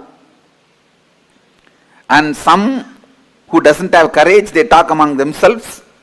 Some who has a courage try to confront me. One by one comes. And first comes my father's elder brother's wife, Periyamma, means aunt. She comes. What will happen to our family prestige if you become a sannyasi? And the funny thing is, night I told my mother, by early morning the whole village knows. Before I wake up, the whole village is there. There are nearby relatives. In those days, cell phone was not that common also. All the other villages also information is gone. They are all on the way. And you need to know, 2 families sat and already saw a girl for me. Usually in this tight-knit families, if a boy is born, immediately they will tie a girl. The mama ponnu, atta ponnu, edavadhu onnu tie panni vechiruvaanga. So they already decided. They are seeing the time, right, muhurtam. And all of them have to sit and convince me. And I am a 17.5-year-old boy. and they will finish the marriage so that I cannot run away and become a sannyasi. And so all this is going on, and she comes, see what will happen to the prestige, family prestige. And I cannot live if you run away like this and all. Whole village will talk, everyone will talk about us. And now only we are having little prestige and family is all settling down. She has 2 daughters. And who will marry my 2 daughters if you run away and become a sannyasi? After all, they are my cousin brothers, cousin sisters only. If you run away and become sannyasi, nobody will marry my daughters. I will hang with the sari on the fan. She told in Tamil. Shalai katti fan la thongiruven appadinu. I will hang myself in the sari on the fan. I slowly looked at her and said, she used to be very heavy.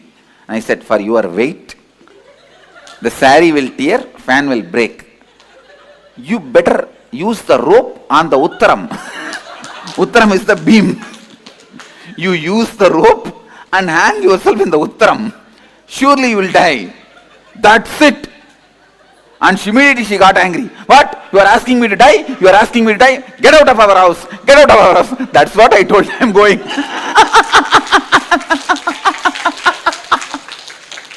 I told her. That is what I am telling. I am leaving. I am going.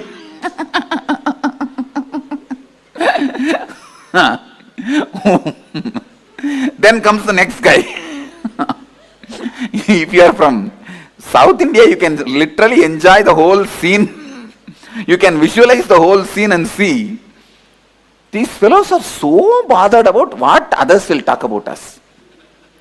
The whole life goes with that only.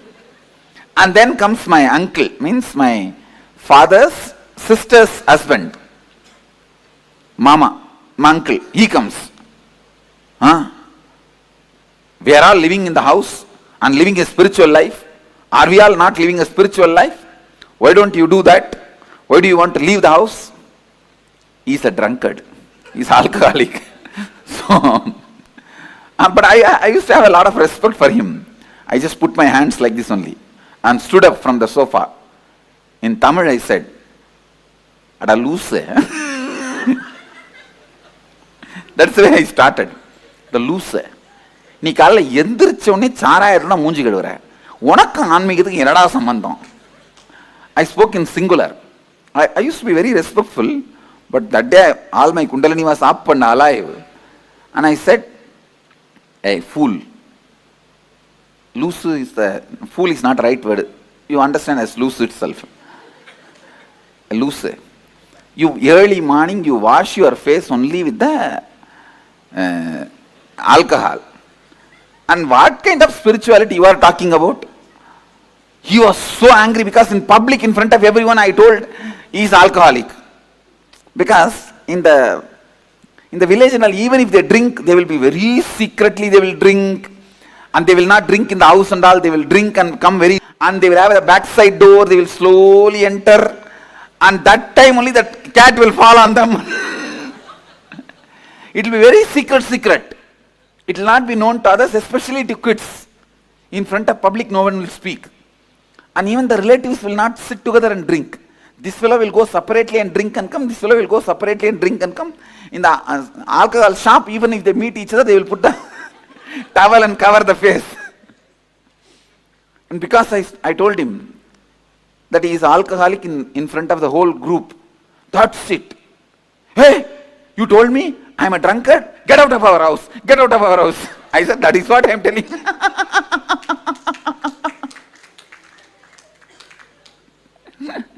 And second wicket over. So like this, few more wickets came. So once I finished everything, now everyone understands if you go there, all your respect, manam, maryada, ellam poirum. They understood. I am not going to bother about anybody. The way I was answering or talking, they all are very clear that now nothing can be done. They all kept quiet. And then some more relatives, whoever need to come, 3 days, the whole house was full of these relatives. Some trying to convince me, some from distance itself they will talk. And the way I answered, they got so frightened. Actually, my uncle's daughter only they were planning. This same guy only I said, you are a drunkard. That's it. Now I means I will not give my daughter to you. Who asked? I never asked. You planned. What can I do? And then they were planning these, that, and they tried to call my college friends and whether they will be able to give any advice to me. And nothing worked out. Finally, third day, Wednesday I told them, and Thursday, Friday. And of course, even Saturday I was there. Saturday I did not stay in the house, I went out. Sunday I left the house, that's all. Next Sunday I left the house. After that, there was no contact between me and them. They heard once I am in Ramakrishna Mutt, and when they came, I just saw them from distance and went away. That's all. And anyhow, I left the house and traveled and had different experiences, saw the different monks and sannyasis, everything, and had my realization, my life mission, everything. And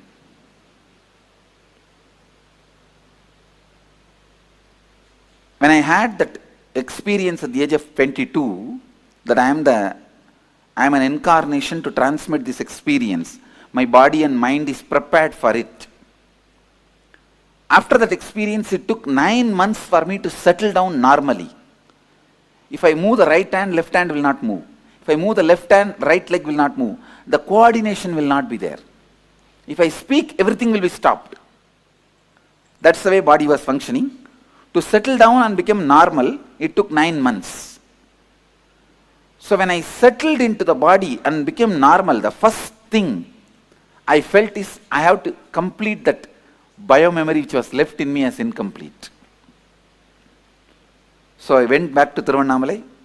Actually, that time I was staying in a place called Kanchipuram, near Kanchipuram, a place called Perukkaranai. And there they take stones for making deities. So there are artificial caves where they removed the stones, quarried the stones. I was staying in one of those caves. Then when I decided, I wanted to complete with her. When I felt I should complete with her, immediately I went back to Tiruvannamalai. I went to the house where they were staying. There I saw nobody is there. And somebody else is having shops. I went there and asked. I wanted to see Arunachalam and Loganai, my father and mother's name. They said, no, they are not here. They went away. I asked, it is their own house? They said, no. 8 years before they sold this house, they went away. I asked them, where are they? Do you know the address? They said, we don't know where they are. We don't even know whether they are in Tiruvannamalai. We don't have any idea. When I was inquiring, they thought that I am coming there for food, because my mother had a wonderful habit, which is from my grandfather. Every day, she will go and find some sadhus and get them and give them food. My grandmother also had this pattern. Every day, she will go and find some sadhus from the temple and get them, give them food, only then she will eat. My father's mother and mother's father, both of them had this habit.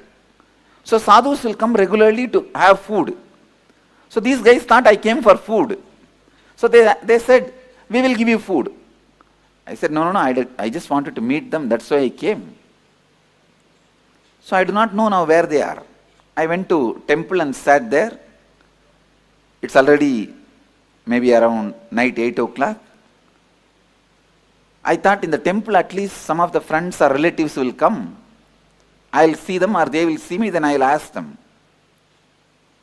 When I was sitting in the temple, first time after 9 months, I felt the hunger. Because I settled into the body.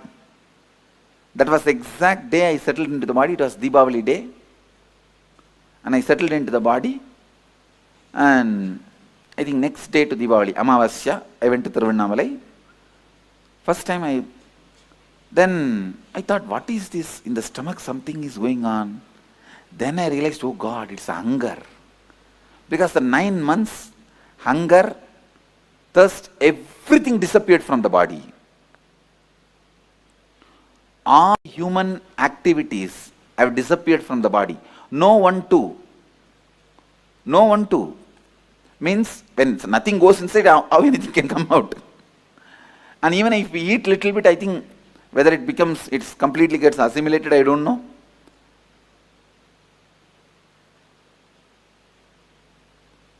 So first time I felt the hunger after the 9 months. So I was sitting in Thiruvannamalai. It was funny, sitting in Thiruvannamalai, hunger and no food. But immediately, in few minutes, I could see the power of space. The Devi temple priest, he walked straight from the Devi temple and gave the food to me, Nivedyam. I asked him, no. Why are you giving it to me? To whom you want to give? Maybe you wanted to give for somebody else and you are mistaking and giving. I told him in Tamil, எனக்கு எது கொடுக்குறீங்க? நீங்க வேற யாரையோ நினைச்சிட்டு எனக்கு கொடுக்குறீங்கன்னு நினைக்கிறேன். Then he looked at me and said, no, eat, and went away.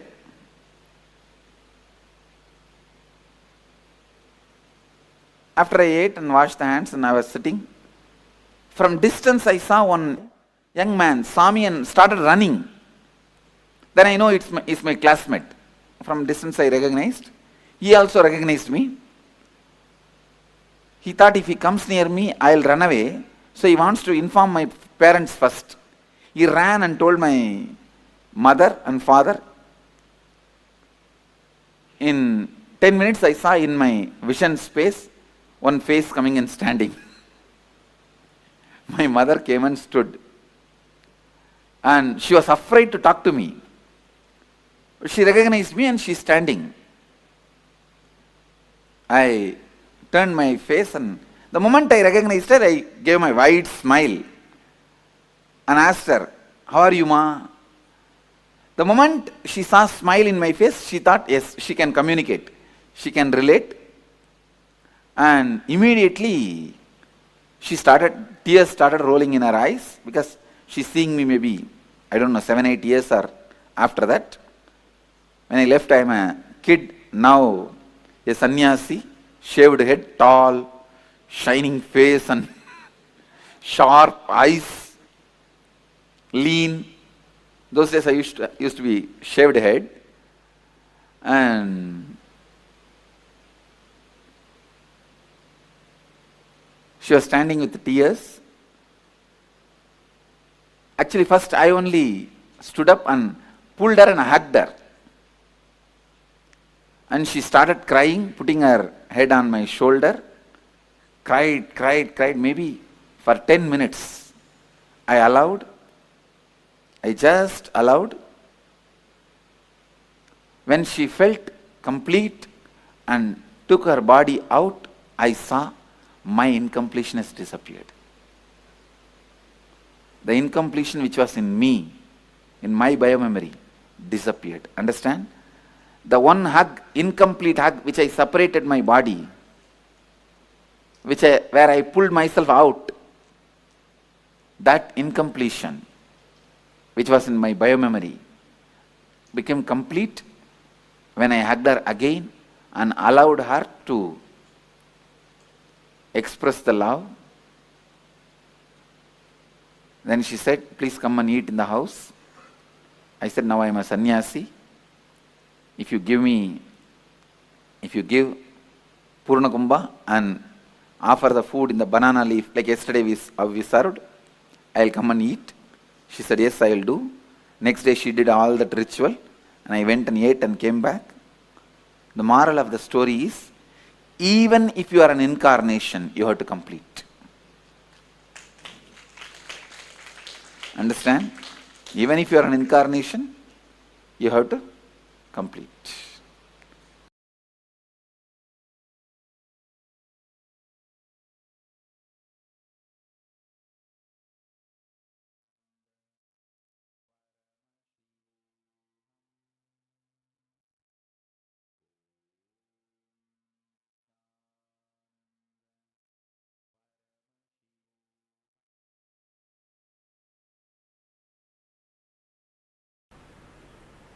Love. Vast, huge ocean. The subject, which will taste different from different banks or beaches. It's like an ocean, tastes in different, looks different in different places, feels different in different beaches. This emotion also, you can't even use the word emotion.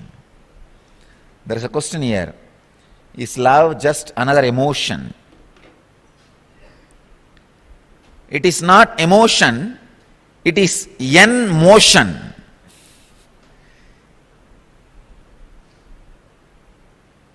It is the energy which makes motion happen in you towards enlightenment, from enlightenment towards enlightenment. When the glimpse of enlightenment starts in you and motions you towards enlightenment, the ultimate enlightenment, between that period, what you experience is called love.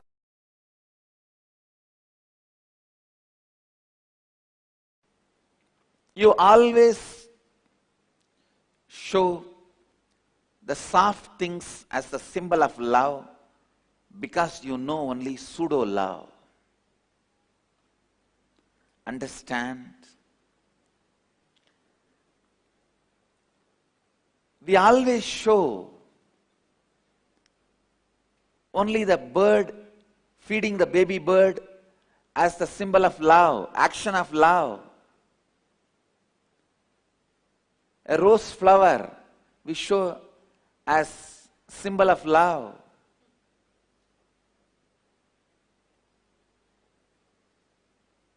But we never show a banyan tree root, the hanging root, as a symbol of love. Or a lion with a lion cub as a symbol of love. Because we know only superficial, pseudo love.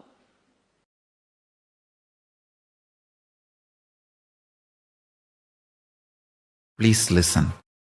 The core source material is love. Love is Paramashiva. The source material of Paramashiva, the source happening of Paramashiva, the core happening of the cosmos, cause, karana,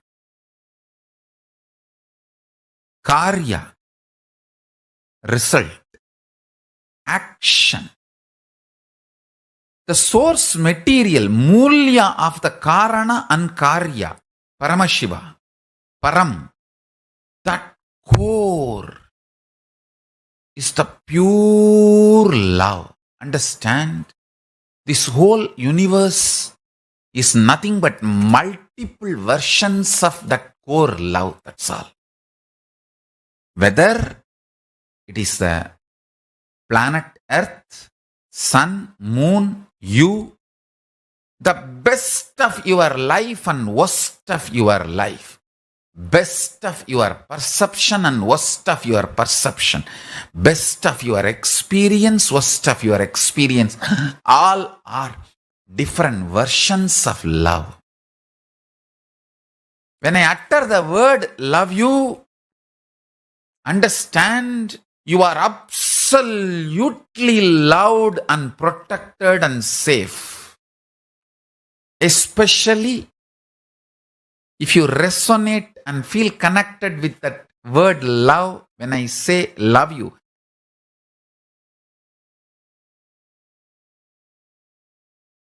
I tell you, this extraordinary grounding Arunagiri Yogeshwara gave me with his tremendous love made me extremely integrated and very grounded. Listen. Not being grounded is one of the worst suffering modern day humanity is facing. That is why so much of revolt, anger against everything. It's not that people are angry with some political system, economical system, religious system. Everywhere I am seeing people are angry about everything because one of the important thing the modern day humanity is missing is teaching the children to be grounded. Understand?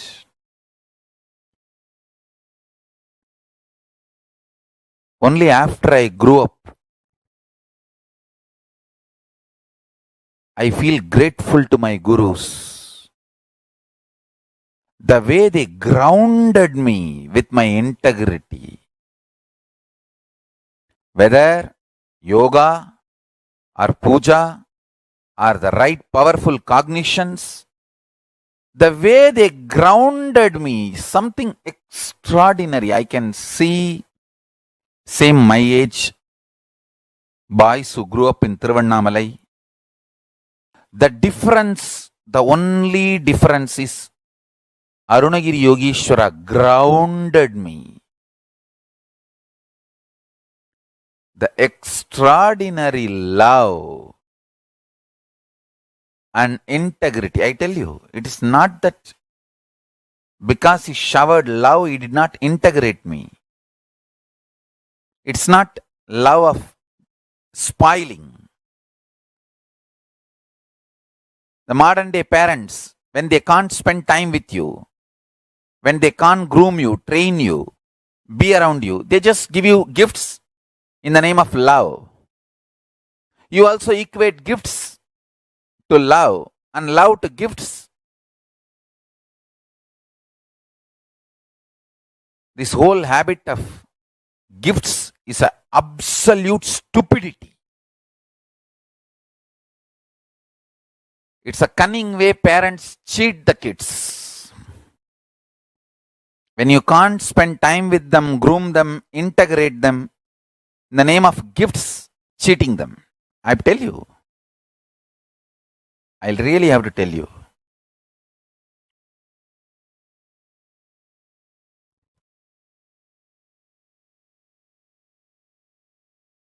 Understand?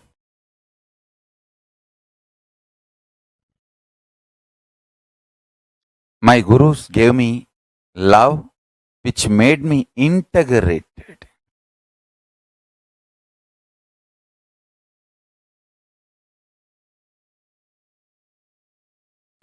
Please listen. Now I am going to make a very important sacred secret. Going to make a very important statement. Please listen. Now I am going to make a very important statement. Love of the Master enters into you, completes you, fulfills you, and turns back as love for the master and enlightens you. Listen.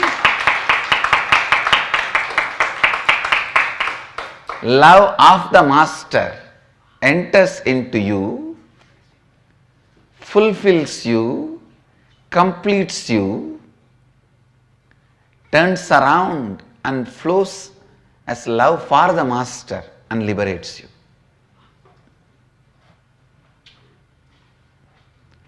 Blessed are those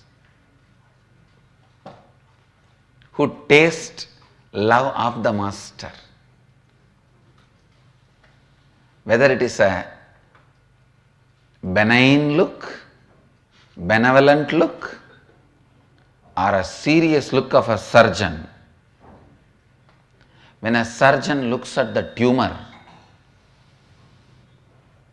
remember, he looks at the tumor, not you.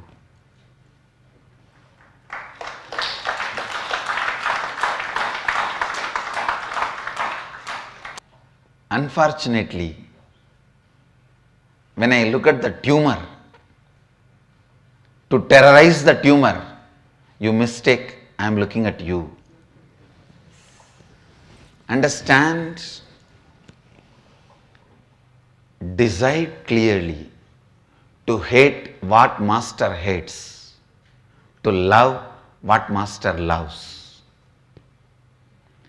In every one of you, there is a part master loves.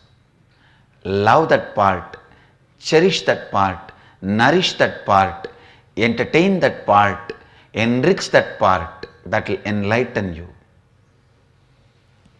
In every one of you, there is one part master hates.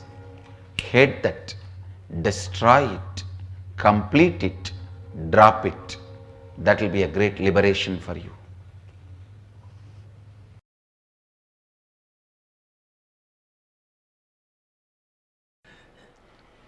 So I wanted every one of you to be very clear. The truths I am sharing with you is directly from the inner space of Mahadeva. Please understand, research and development and perfection of these great truths, the way they are lived, the way they are transmitted, the way they are contemplated, the way they are listened, this perfection, the research and development and the perfection has happened in a great loving space of Mahadeva. In the love of the master, all these teachings become part of your very bioenergy. Love of the master is from the space of bioenergy, pure Kundalini Shakti, unpolluted. So naturally that awakens your Kundalini Shakti, your core opens up. The story of Bhatmapada, one of the great disciples of Adi Shankaracharya, proves clearly, just by the feeling connection with him, feeling connection to Adi Shankara, he has mastered the nature. He was so powerfully in tune with the nature. He was so beautifully in sync with the nature. You may not know the story. There was a great disciple of Adi Shankara who is not that intellectually capable, but highly devoted, dedicated, integrated to the master, integrated to his disciplehood. One day he went to wash the clothes of the master to the other banks of the river. He was washing there. Some of the other disciples of Shankara were discussing and they were making fun of Bhatmapada. What is this? This fellow is all the time washing the clothes and cleaning. Did he come here to become a laundryman?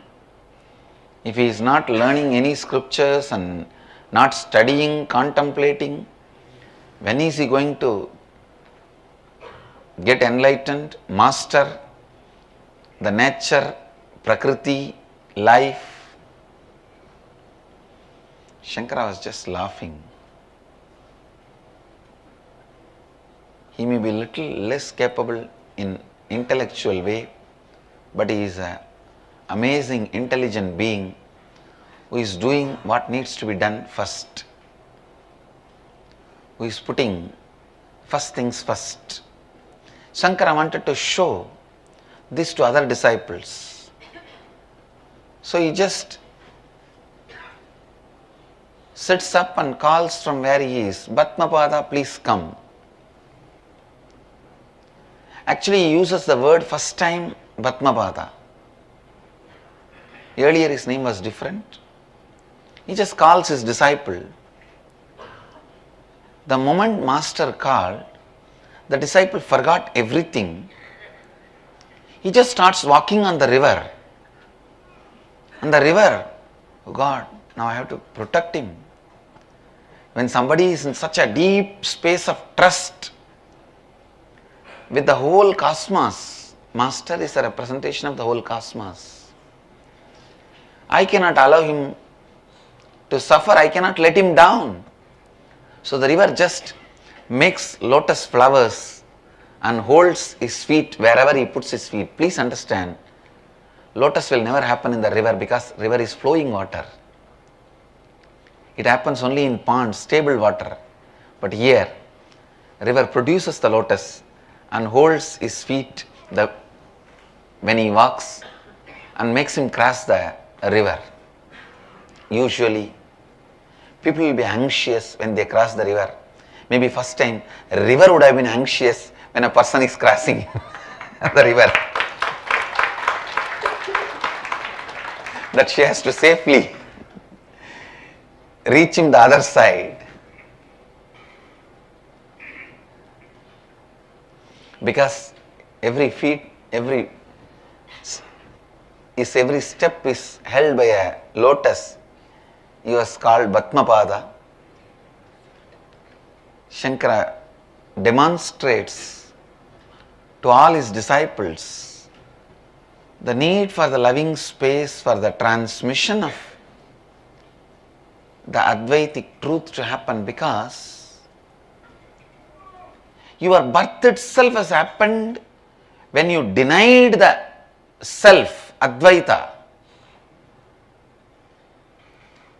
Something that deep which is able to make you assume a human body and broken mind can't be transcended unless you trust somebody more than your human body and broken mind.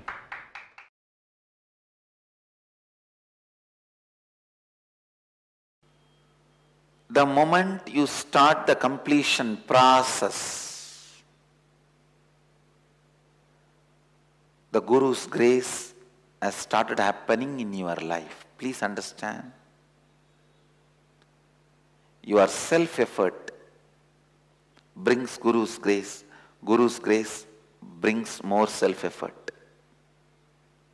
Guru's grace inspires you to start the completion process. Completion makes more Guru's grace flow in your life. It is virtuous circle. You might have heard the word only vicious circle. Now I am introducing a new word, virtuous circle. Love of the Master enters into you and inspires you to do the completion process. Then it turns as love for the Master. When the Guru's grace enters into you, it starts moving you towards completion process. When you start the completion process, automatically the more Guru's grace enters into you. Please understand, don't ever be afraid. Don't say, oh God, I have so much incompletion. How can I ever think I can complete and rewrite my future?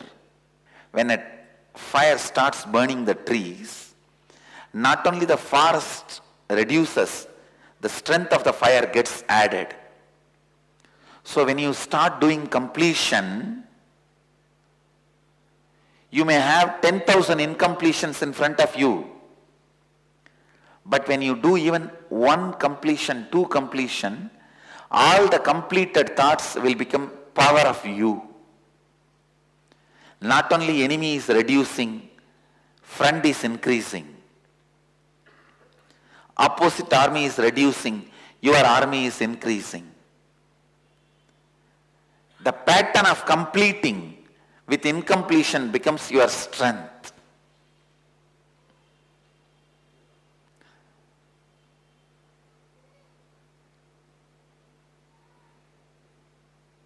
When you start walking or running, day one, don't start thinking, how can I run the marathon of 50 kilometers?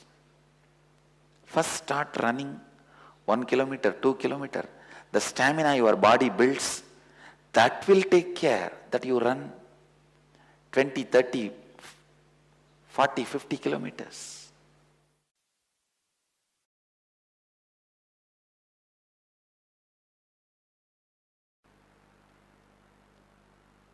Completion with life is eternal love.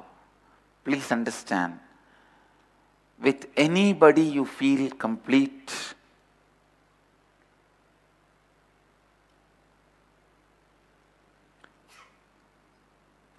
don't think the person is completing you. Your completion is making that person beautiful. Please listen.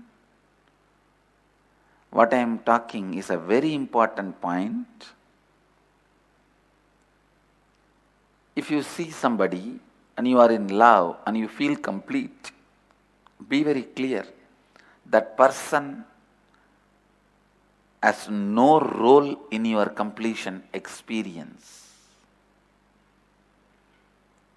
Because of your completion,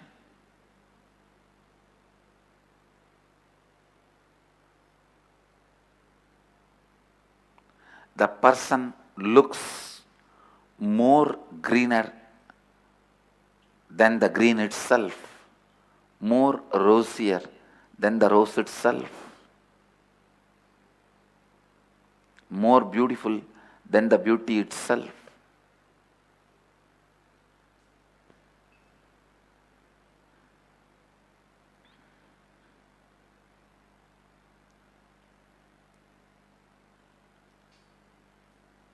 Completion is the state where you rest in awareness. You always rest in unconsciousness, but with completion you rest in awareness. You rest in peace. You rest in your existence. You rest in you.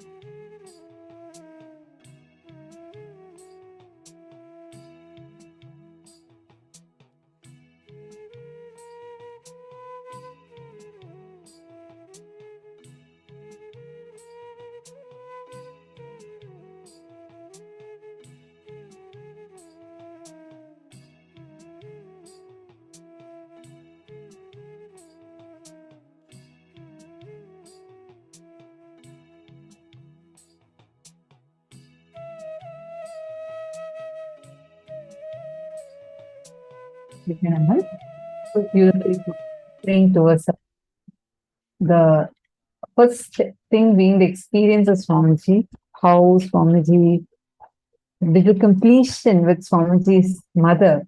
And Swamiji explained to us the importance of completion, even if you are an avatar, how important it is to be in the space of completion. Swamiji very beautifully explained that to us. And then Swamiji also explained to all of us about how true love and fulfilling relationships are our birthright.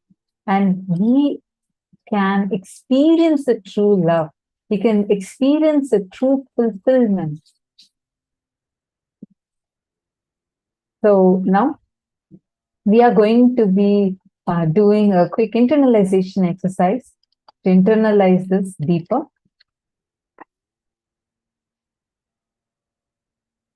Fulfilling relationship means every relationship which reminds you again and again, gives you the experience of that oneness, is a fulfilling relationship. This is my favorite ones, like Swamiji said. See, we usually think, many of us would have this question, oh, does Swamiji know me? Does Swamiji love me? I like Swamiji. Does Swamiji also like me? So we all think like this. How many of you have cognitions like this? Nothing wrong. Many of us do think like that. Who all have questions like this? Does Swamiji really know me? Or it's just that probably I am just watching Swamiji on YouTube. Who all have questions like this in you?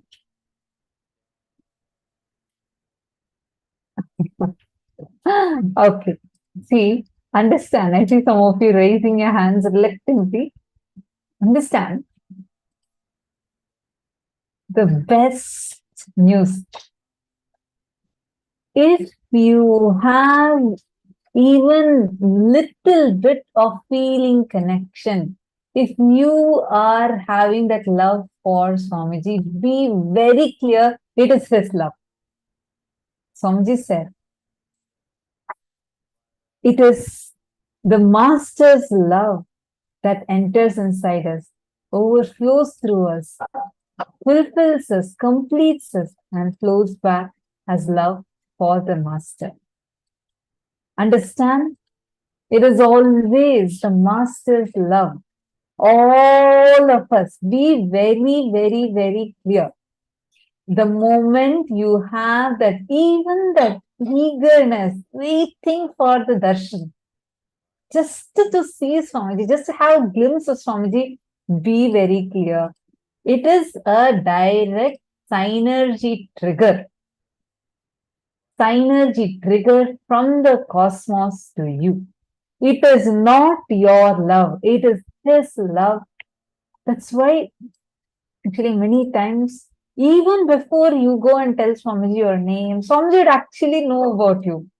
One of the favorite experiences for me was, I was in like new Gurukul kid, and I, after joining Gurukul, after a few months, I didn't really know that Swamiji knows about me or anything like that. Earlier in Gurukul, I'm talking about 2013 time, where like almost 10 years back. So at that time, Swamiji, it was more like, very less interaction we had at Swamiji, initial period of Gurukul, very initial period. So then I didn't know that the Swamiji knows me or anything like that. And I used to have this habit every day. We have Atmamurti in the dorm. And every night I'll go and tell Swamiji's Atmamurti everything that has happened throughout the day. I'll sit and talk to Swamiji's Atmamurti. I'll tell like, Swamiji, this person did like this. I'll tell all my complaints. I'll go and complete everything. I'll go and tell Swamiji's Atmamurti. And I won't be loud. It'll be like my personal conversation with Swamiji through Swamiji's Atmamurti. So, after something had happened, so I wanted to go and complete with Swamiji for like something about temple ritual or something like that had happened. So this generally we go update to Swamiji and complete with Swamiji. And that was my very first time for me to go and during darshan, it was during darshan, and I went to go and complete it form. This is like the first time I'm going, okay? I hadn't gone before. So I was like so excited, or like all kinds of reactions are happening in me. What did Swamiji tell? Will Swamiji will know me? Like, what will Swamiji say if I go and talk to Swamiji? And then I'm going and signing the darshan queue. So after like other participants are all getting darshan, then I'm going. And then Swamiji saw me and Swamiji like, oh, you come. That one word itself was like, oh my God, like Swamiji knows me. And then I'm going. And then this person, the mentor, she told that Swamiji, she wants to complete. This was like the first time going. Swamiji is like, oh, I listen to your completion every night. I was like, God. That I'm talking to Swamiji's Atmamurti. And this was like, I don't even tell this to Swamiji. And Swamiji is telling me, oh, I listen to your completion every night. I was like, God. I don't know what to respond or what to react. And then Swamiji just blessed me. And I had like a strong thing that I wanted to have chickies from the darshan. And that few weeks almost, Swamiji was only giving apples or oranges like that. Swamiji listening to my completion, and then Swamiji blessed me. And then Swamiji said, hey, go get chickies for her and come. I hadn't even told Swamiji. Like Swamiji just like asked for the chickie, and then Swamiji gave me the chickies. It's like, God, Swamiji knows, like in every level, Swamiji will know you. Swamiji loves you even before you can even think. That day, after that, I was like, oh my God, like really Swamiji knows me.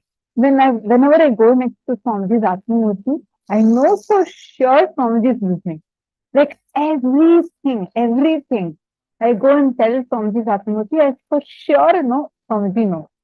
And like Swamiji will also respond to me only like that. I've seen it in so many situations. Same way another time, this thing I had shared before. Like me and one kid, we were sitting and studying. And he was asking me, we were studying math. And in Gurukul, we don't eat chocolates, no junk food. And in one of our textbooks, there was like a huge picture of some chocolates, of a particular brand chocolates are there, and it was like it was not something that was available in India. It was some other country's chocolate. It was displayed. And then I was like talking to that kid, and like he was my classmate, and I was telling him that about some math term I was discussing, and he asked, okay. You keep telling you can manifest. Now, come on, can you manifest chocolate?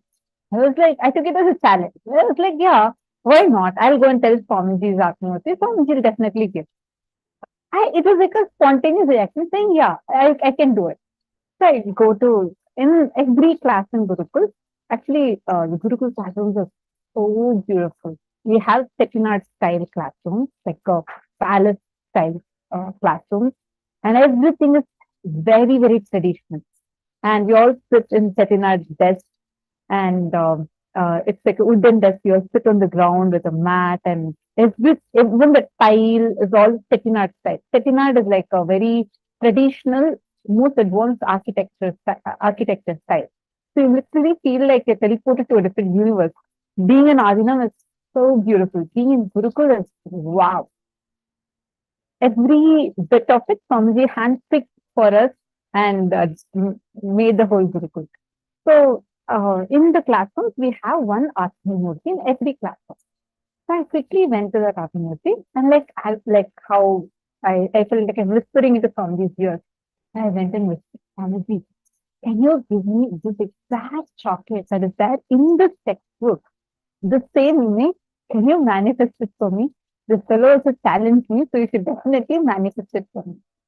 So I told that to Swamiji's Atmamurti, and I came back.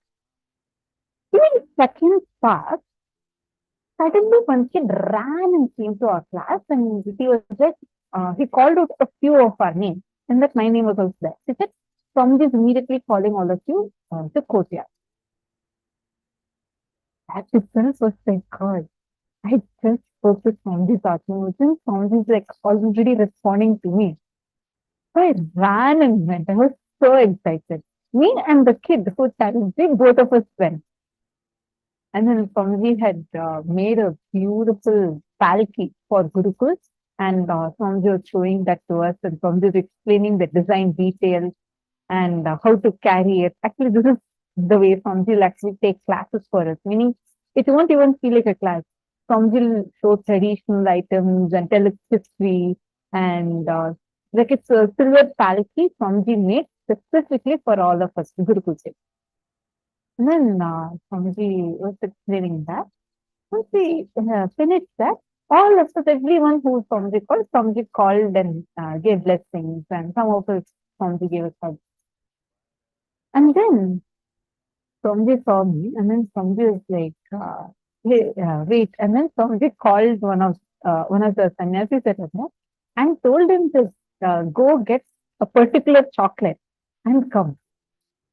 I was so excited. Like, it was like, oh my God, just few minutes ago, I had told that through Atmamurti to Swamiji that I want this chocolate. I was so excited. The word Swamiji, the moment Swamiji uttered the word chocolate, that took the level like, oh my God, this is like ultimate. Like, immediately Swamiji manifested. Swamiji is getting and giving. It was the exact same brand that was there in the textbook. It was like beyond doubt, beyond any, like, it's beyond logic. And then Swamiji blessed. Swamiji said, this is for you. And Swamiji blessed, gave it to me and gave me a hug. And the other kid who had challenged me, Swamiji called him also. And then Swamiji gave to him also different chocolates, a huge bag full of chocolates. And Swamiji blessed him, gave and told, come on, now you take this chocolate. Come on, you also got chocolate. Go and distribute it to whole Gurukul. We both felt like Swamiji just listened to our whole conversation, what we had as a conversation. And now Swamiji is coming and addressing it, giving it to us, and to go and like making sure that we all are realizing that he is there with us continuously. And on top of the Swamiji blessings, that don't worry, in these chocolates you guys can eat and the whole Gurukul can enjoy. I have removed no toxins of this will affect you. I was like, God, it's super cool to have Paramashiva as your dad. Like, really, he's your father. He's just there. And then he would shower his love upon you much, much, much more than you can even imagine. Actually, these experiences made me feel like Swamiji knows us really, really more than what we know of ourselves. And the best statement from one of my favorite statements from Swamiji is, I know you even before you know me. I love you even before you started loving me. It is because he chose you that is the only reason we each of us are here. There are billions of people that are there right now on the internet, scrolling, swiping and going. Swamiji is appearing in millions of screens. But he chose you, handpicked and chose you, which is the only reason. The moment you saw Swamiji, you had to click here. The call from your friend is not a coincidence. The YouTube video of Swamiji that popped up, which made you get connected to Swamiji, is not a coincidence. It is he who chose you, made himself appear for you, and it's a love statement from him. He showers his love for you, because of which it is entering inside you, awakening all your chakras, fulfilling you and overflowing to you as love for Swamiji. It is his love. It is a love statement directly from Paramashiva with a proposal. Not will you marry me, but will you become me? It is his proposal to you, to each one of us. That is the love statement directly from Paramashiva, which is what all of us are experiencing, which is what all of us are here sitting, which is making each of us sit here, enjoy this space where we feel connected to Swamiji. So all of you be clear, if you are experiencing this love, it is not your love, it is his love for you. And the best part is this love will flow through you, overflow through you. All the gratitude that you experience to Swamiji, all the emotions, the feeling connection that you experience to Swamiji is what is Swamiji's love, which flows through you, flows into you, overflows back from you and flows back as love for the Master. Now, when you experience connection with Swamiji, understand experiencing liberation in all other relationships is very easily possible. Understand completion. When we all listen to Swamiji's experience about how Swamiji experienced completion with his mother, it is never, ever, I can never get enough of that satsang. Every time I listen to it, I just end up visualizing the whole thing, enjoying it, and feel like listening to it more and more and more. See, please understand, the whole experience of oneness, the whole experience of completion, it is not about letting go. It is not about forgiving. It is not about moving on. It is not even about judging right or wrong. See, you will, end of the day, when you complete, you will experience love, forgiveness, healing, moving on. All of it is a byproduct. But this word forgiveness or this word moving on or letting go, all of it is loaded with the Western ideas. I will say not even Western ideas, outer world ideas, the people, regular ideas of what common society understands of having the pain inside and moving on. See, it is not wrong. Forgiveness is a good thing, but the concept of forgiveness is overloaded with people's wrong ideas. It is overloaded with the idea that many times, what do people do? They hold on to the pain. You did so many things bad to me. Life was unfair to me, but it's okay. What can I do? If it comes from a powerlessness, understand it will come back always causing more and more income.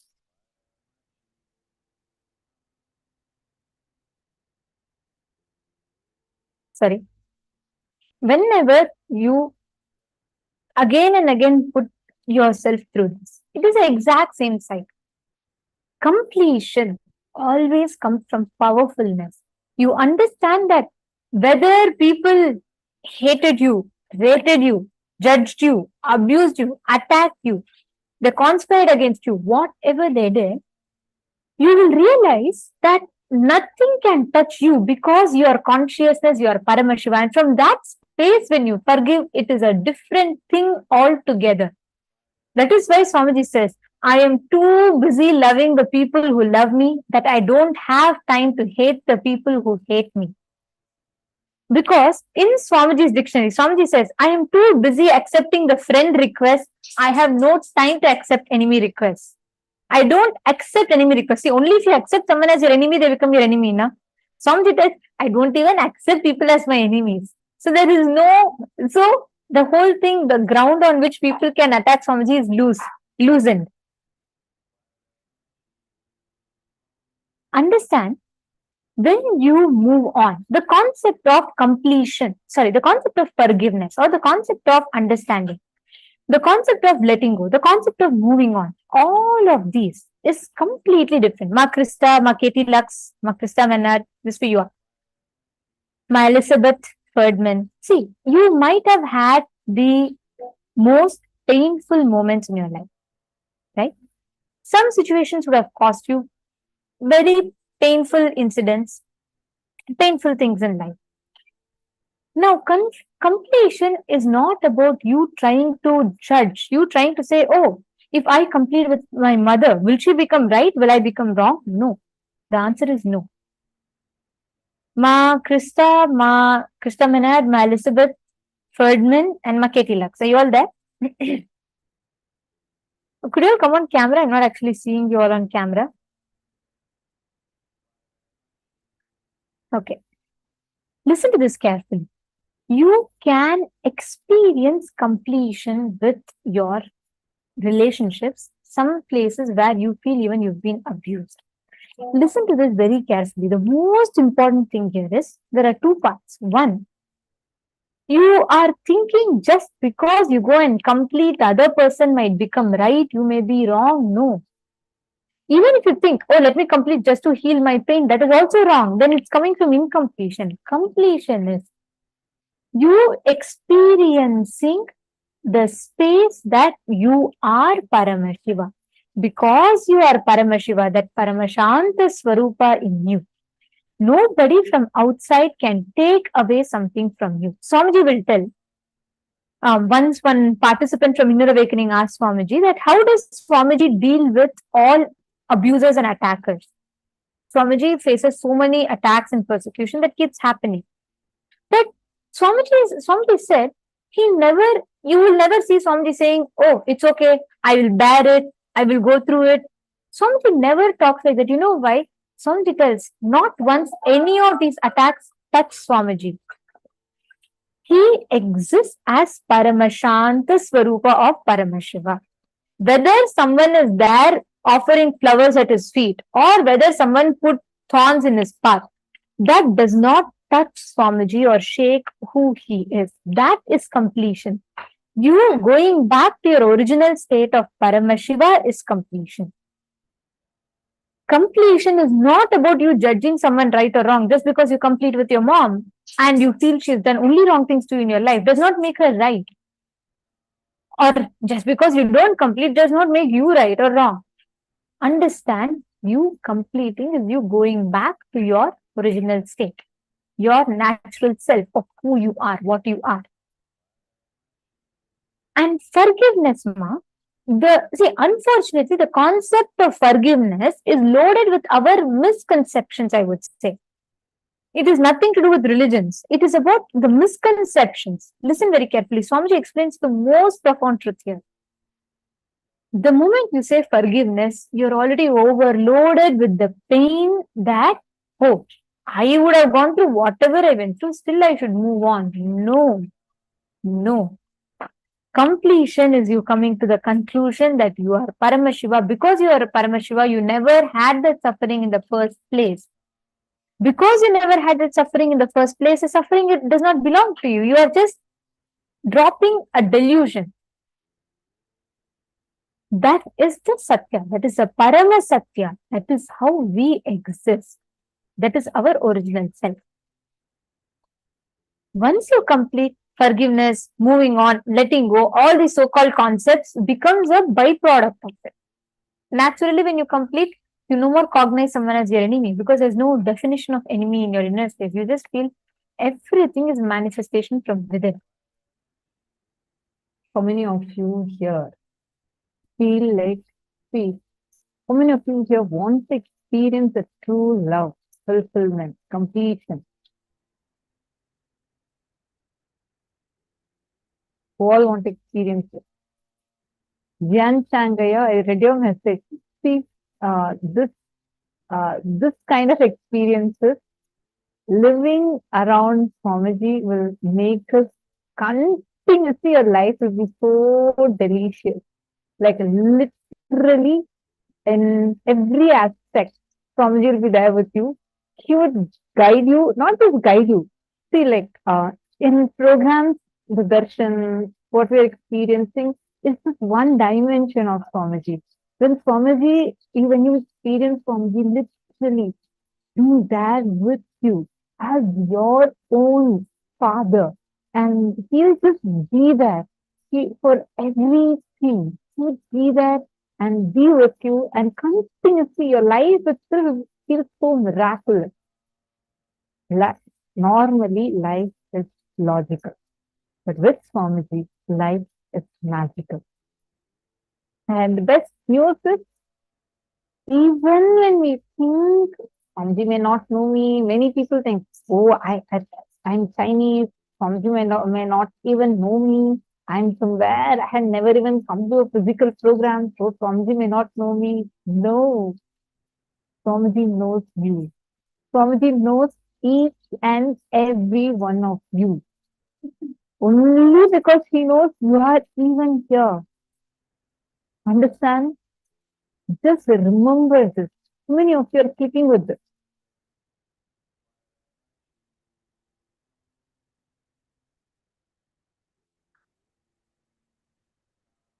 Wonderful. Just hold on to that sweet cognition you're having. And from that cognition, let us start operating. It is love of the master that enters into you, completes you, fulfills you, and turns back as love for the master. Love of the master is from the space of bioenergy, pure Kundalini, unpolluted. So naturally, that awakens your Kundalini, your core opens up. Now, let us start working on manifesting fulfilling relationships. For the purpose of this assignment, take any one relationship where you want to experience true love to that person. But currently, you're facing a lot of conflict. Now, we're going to show you a few questions, 5 questions. You're going to pen down the answers for these 5 questions to that person. Have all of you chosen a person? Good. First question, what do you feel about you when you are with that person? What do you feel about you when you are away from that person? How do you show you to that person? How does that person perceive you? How do you perceive that person? Take a few minutes and all of you are going to write this down just for that one relation. Please start now.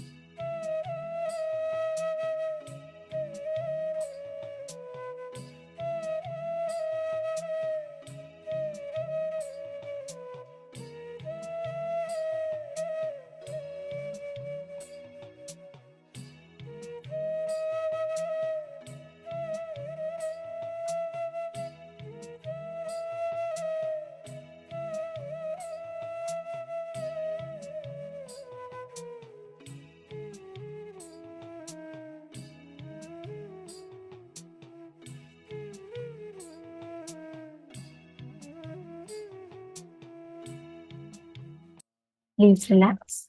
Slowly, please relax. Now, understand the right concepts, understanding about the truths of what is love from the space of completion. When you realize the others in front of you are your own extension and therefore you can never miss someone from outside, you start manifesting fulfilling relationships in life.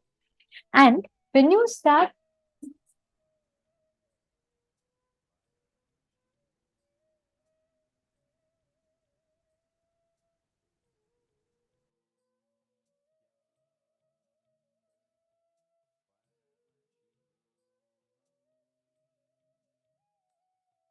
now understanding that there's no one from outside that can add or subtract from you.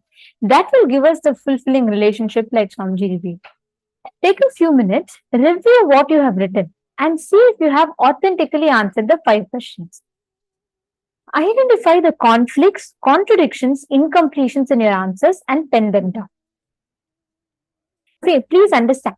Identify all the gaps where, for example, in front of the other person, you will feel like, okay, you may feel very suffocated around, or sometimes you may feel very that you're not being yourself in front of the other person. Like that, it may change on each situation. So write down all such gaps. That is a gap. So pen them down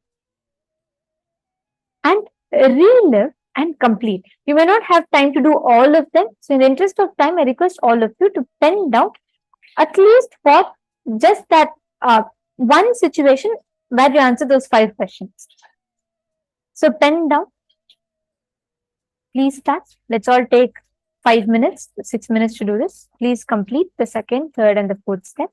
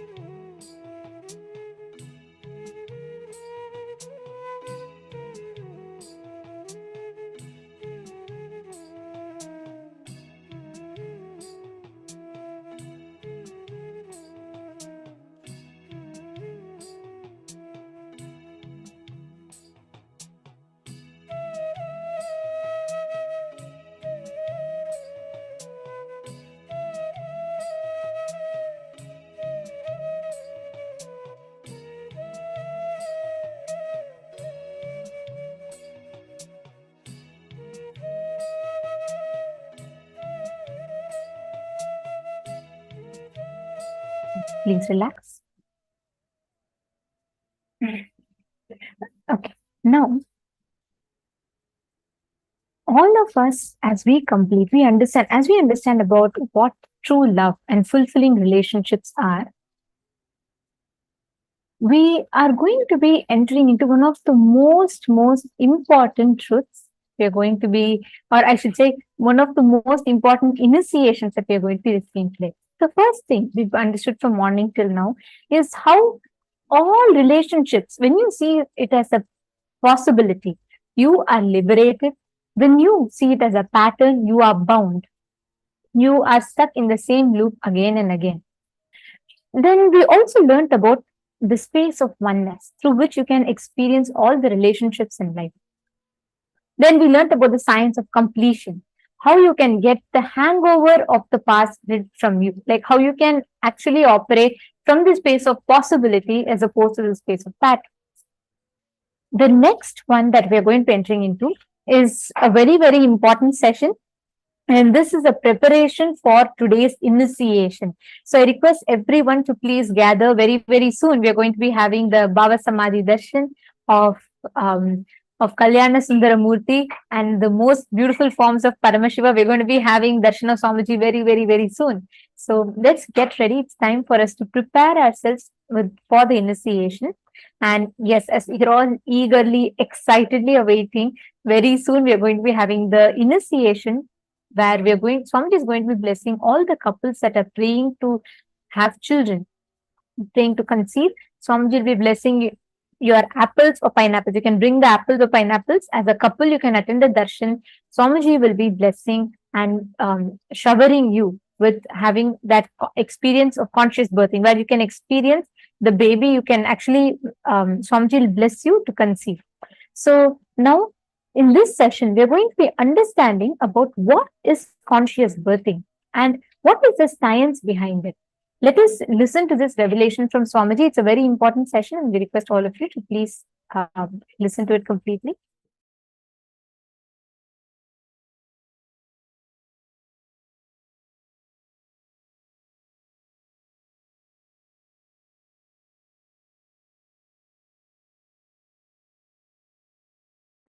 Consumerism is not the purpose of the human existence. Conscious possibility is the purpose of human existence.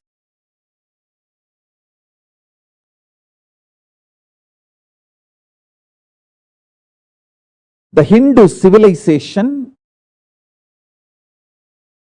again and again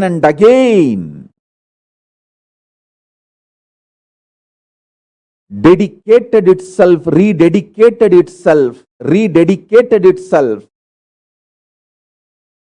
in the field of conscious possibilities. It put all its energies, time, treasure, talent in this field. Hindu civilization has done extensive research in this field.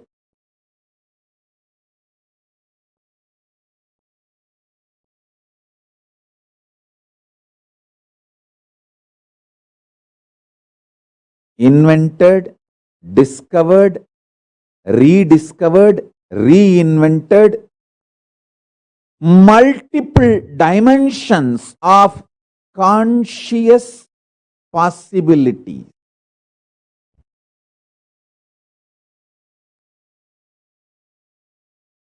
Your very core DNA can be given a breakthrough to the next level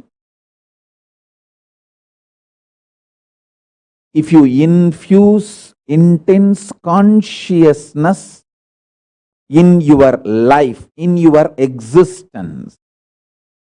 Understand? Consciousness is the base material on which you experience your I-ness, your I, your existence, what you perceive as you. you experience on the foundation of consciousness.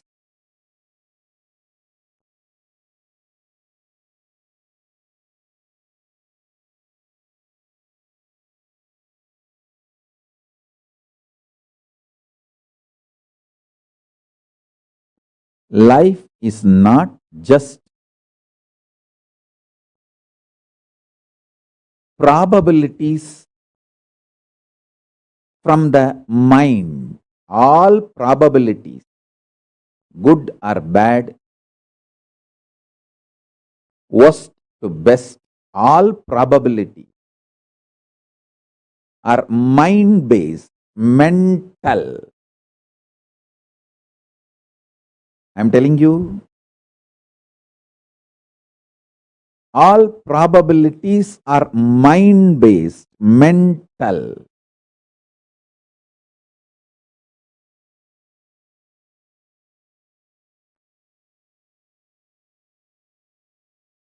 People who live and end up with this mind-based probabilities live as mediocre, middle class and die.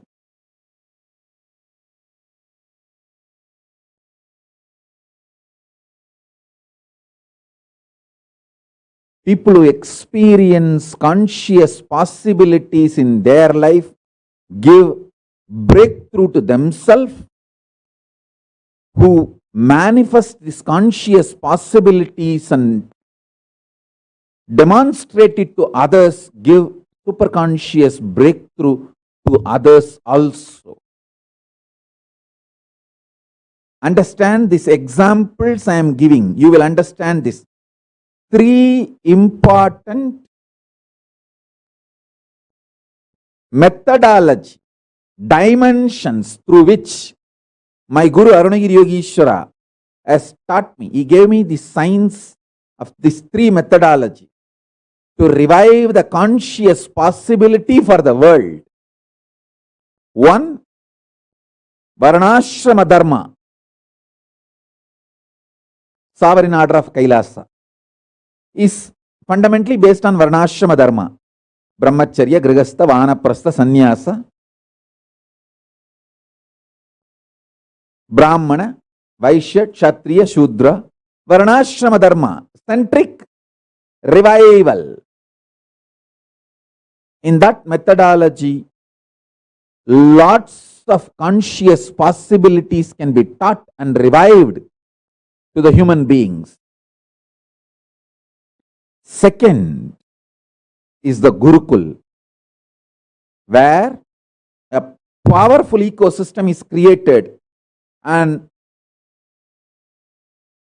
one group of sannyasis, acharyas and Gurukul balasans start manifesting powers that become such powerful energy magnet.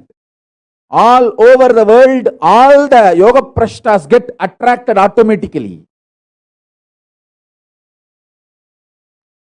Like magnet, and start coming towards the Gurukul, get educated, start manifesting the powers, start manifesting the conscious possibilities.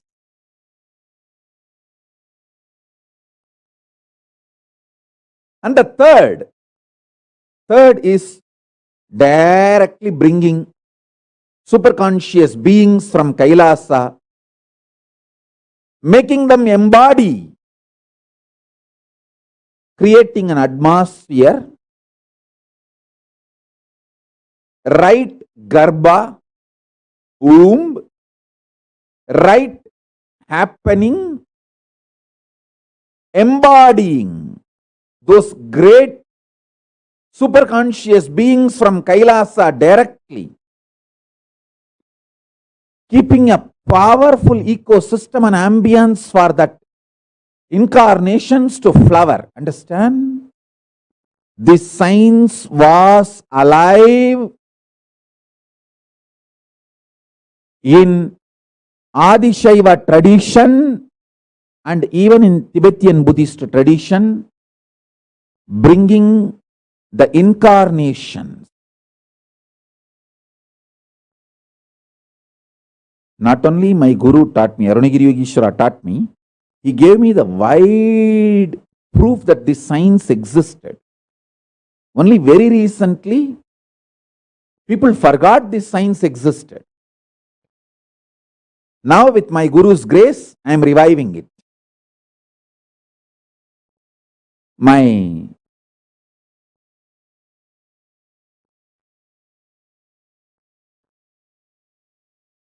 Guru Isaki Swami, he revealed this secret science to me once by explaining.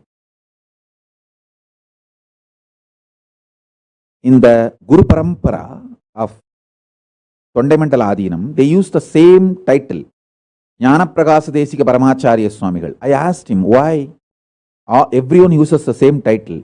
He said, just few beings who reached the Sayujya Mukti with Paramashiva again and again assume the body and maintain the Guru Parampara unbroken. That is why all of them are given the same name, Jnana Prakasadesika Paramacharya Swamigal. Same way with Madurai. Few beings. That is why there are some names will repeatedly come in the 293. I am 6th Nithyananda. In that list, if you see, I am the 6th Nithyananda. There are some 20 names repeatedly will appear. Because our ancestors know the science of reincarnation, bringing those great, highly evolved beings to planet Earth, making them embody and manifest the conscious possibilities. Reincarnation is neither concept nor theory or philosophy. It is a science. Greater science of Hinduism.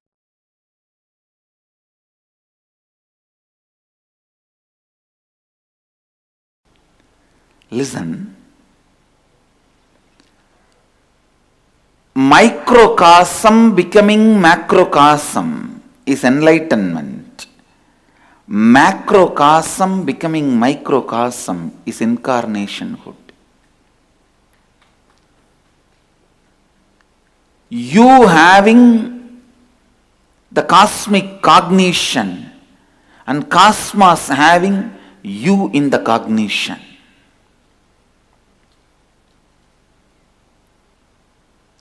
You dissolving into these great truths and these great truths dissolving into you. Both of them are totally different. Listen, catch it. Catch it. Listen. With Upanishads, not only those great truths will provoke you to dissolve yourself into those truths, even they will dissolve into you. Listen, even they will dissolve into you. Provoking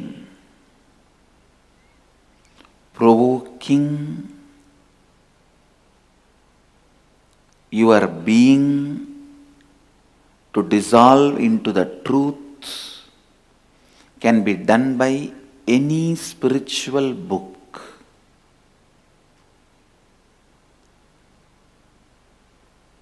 Even if you read some stotras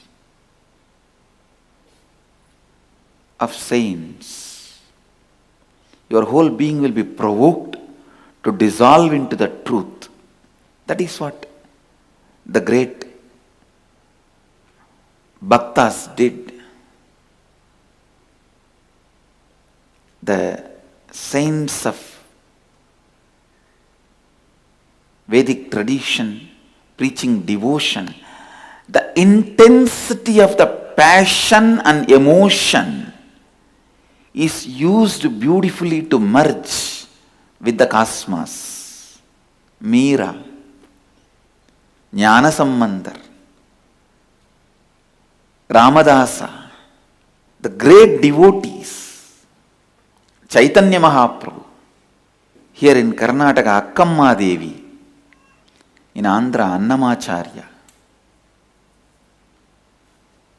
Tamil Nadu, Jnana Sambandar, Manikkavasagar. I can go on listing. They all used the passion and emotion, intensity of the passion and emotion to dissolve into the cosmos. See, provoking you to dissolve into the truth, any spiritual book can do.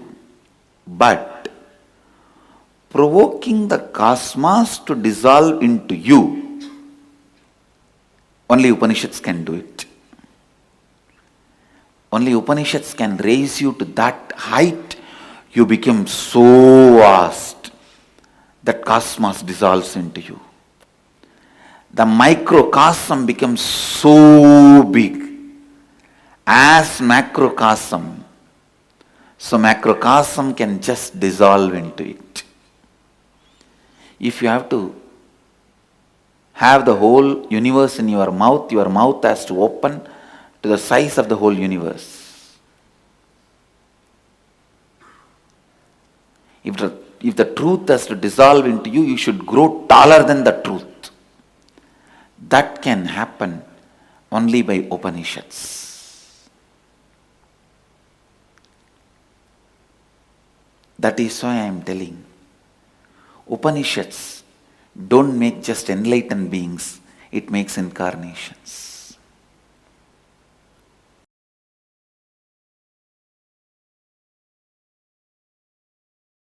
I am here to make you all experience, make us all radiate Paramashiva, the absolute and ultimate conscious possibility. Understand? My words are neither poetry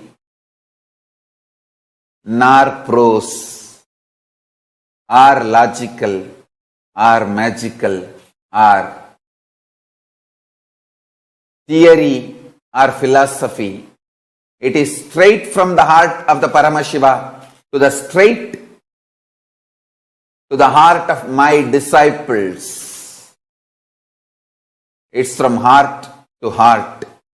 Paramashiva's heart to your heart. Listen.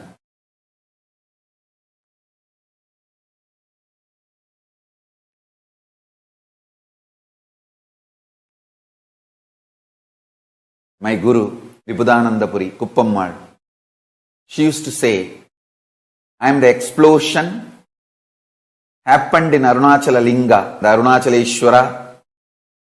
And she used to say, she brought that explosion through Mahakala Bhairava.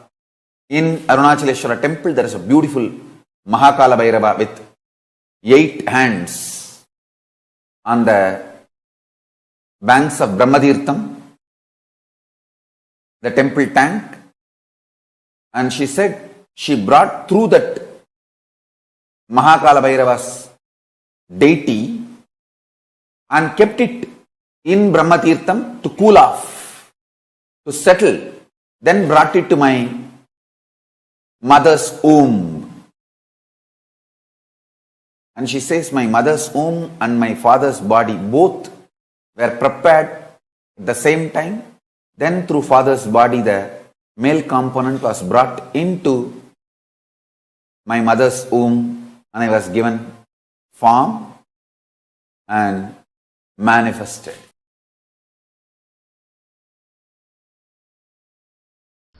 Let me explain the science of Yajna and Aushadha. The great rishis, the scientists of the inner world,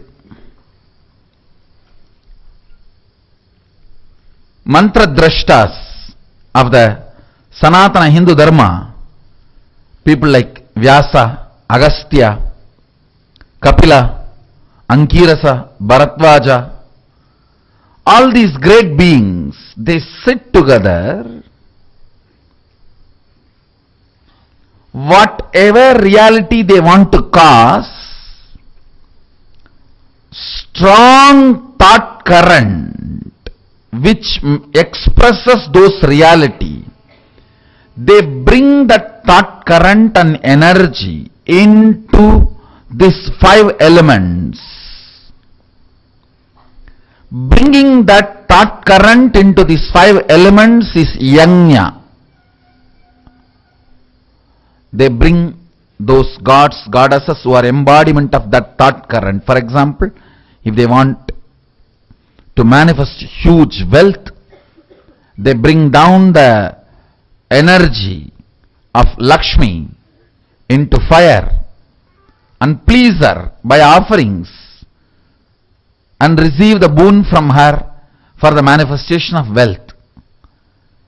If they want the divine city to be constructed, then they bring the energy of Vishwakarma and offer the offerings, take the boon to manifest the huge creativity and construction. So for each action, they bring that energy and please it by offerings and make that thought current into reality.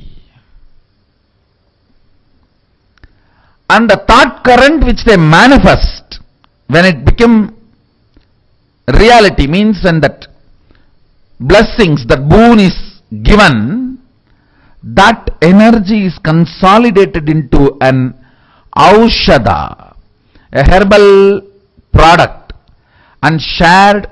Whoever receives that aushadha manifests that reality. Now, I am going to do 2 things. Understand, this Putra Kameshti Yagam was performed by Dasaratha, and when the yajnam was complete, when the yagam was completed, the whole essence, the result, the phala was infused into a milk pudding, into the milk, and it was converted into payasam, and that was shared to all the 3 wives of Dasaratha, and Rama, Lakshmana, Bharata, Shatrugna were given birth. Same way, Meenakshi's parents have conducted the Putra Kameshti Yajna, and it was so powerful. Devi directly landed into the fire and walked out of the fire. She did not even want that result to be converted into a matter and conceived, and she did not even want to go and stay in the Garbha of Kanchanamala, the mother of Meenakshi. Meenakshi's mother, father, both of them are not biological mother and father, because she just walked out of the fire. And same way, Draupadi, the Draupadi's parents did Putra Kameshti Yajna, and she walked out of the fire. We have huge references. I was trying to find who is the first person who did the Putra Kameshti Yajna, and I saw it is Sadashiva himself. Because the science of creating the Putra, inheritor, without physical relationship. See, the Manmata's wife Rati has cursed Adishakti, Parvati, that you will not have physical relationship. Of course, the curse is nothing, they could have just thrown out. Anyhow, Sadashiva's form is beyond gender and sex. So without physical relationship, he has to create now Subramanya to destroy Tarakasura and Suravatma. So the first Putrakameshti Yajna, with the fire of his own third eye, he manifests that whole software with his 5 faces. The energy gathers and all the faces of Sadashiva contributes their energies. Then his unmanifest, the Avyakta component showers the energy. Then Adi Shakti showers her energy. The whole thing together becomes the form of Vishwarupa Skanda, Subramanya. And now the Skanda Sashti, auspicious time, when this process was done in Kailasa first time, now we are repeating the same process in Gupta Kailasa again.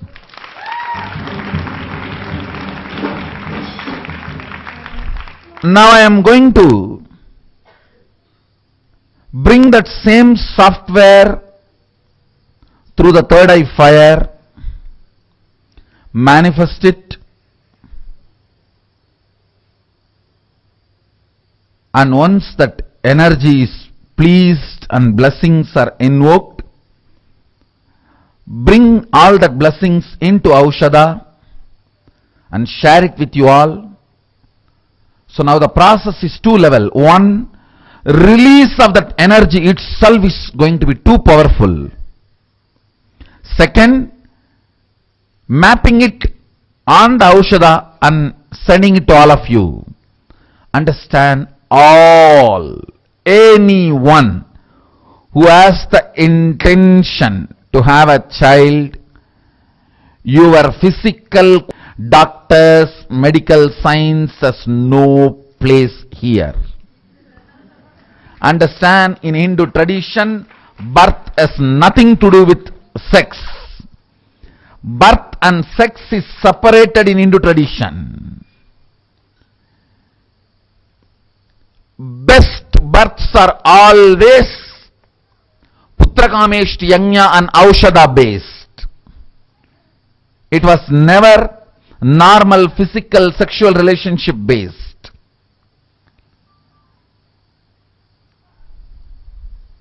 Everyone who is sitting here or online with this intention will be blessed, and all the babies will be embodiment of Subramanya.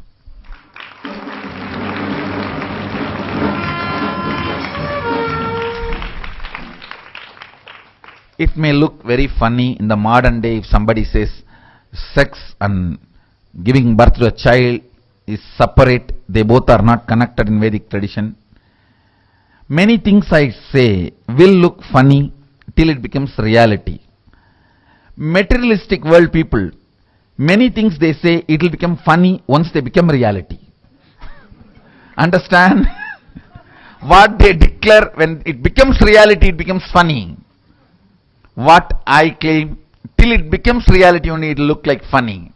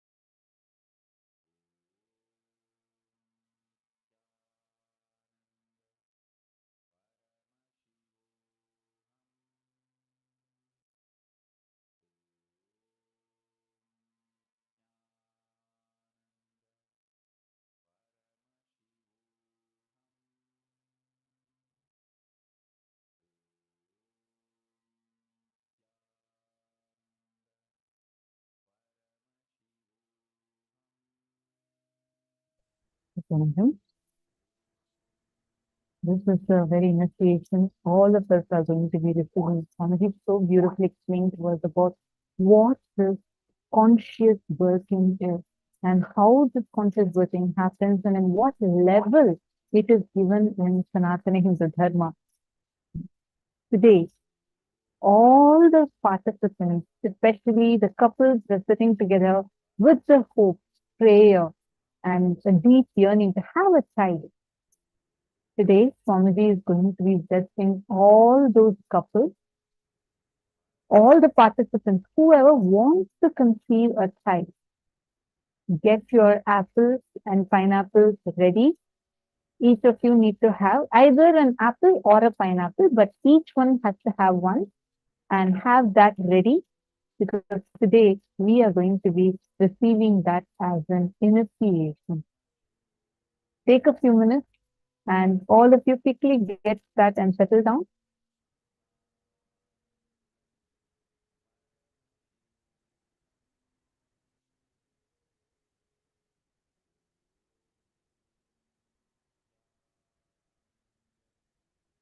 Now, it's time all of us are going to be getting ready for the darshan. The most wasted part of our day, especially all the completions that we've been doing since morning and preparing ourselves for experiencing deep love, fulfilling relationship. Just by sitting in darshan, receiving Swamiji's initiation and blessings will melt away all those incompletions. And you will suddenly see the space of completion manifesting in you. That is why it's highly recommended for you to sit as an entire family and receive the darshan, because during the initiation, especially during the initiation, all of you together would experience the space of completion. All of you will experience the transformation that happens inside of you. And just like that, the incompletions will just melt down. See, when Ganga is shallow, you will see all the big boulders and rocks that is there. But when Ganga is flooded, all those big rocks will just disappear. Same way, when you are flooded with that love and devotion, you will see all your incompletions will just disappear. At least there in that case at Ganga, only the rocks become invisible. But here, they will just disappear from you, because Swamiji will flood your being with the real love. Understand, as we learned today. Even if any of you have that love, feeling connection with Swamiji, be very clear, it is his love.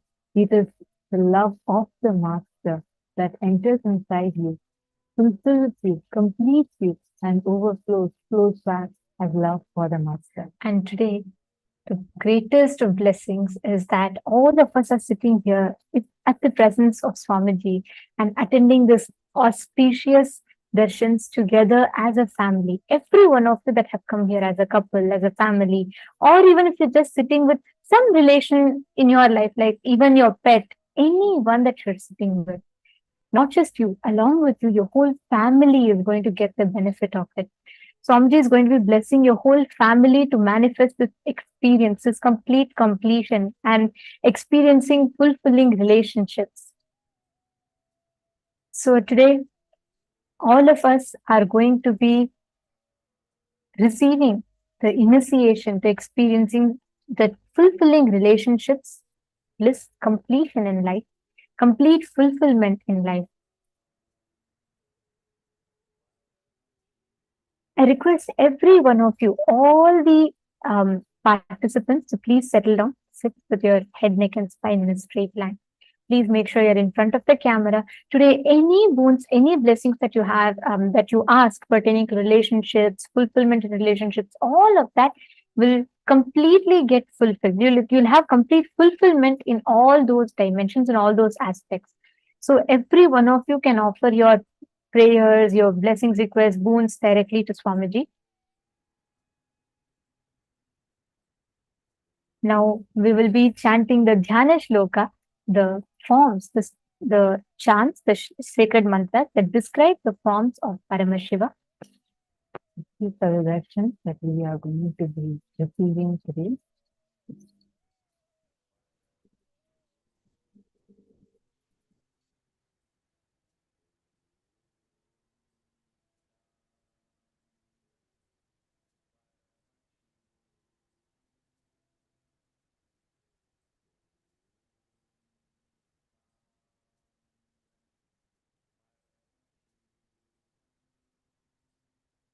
First is the Jana Loka of Bhagavan Sundaramurti.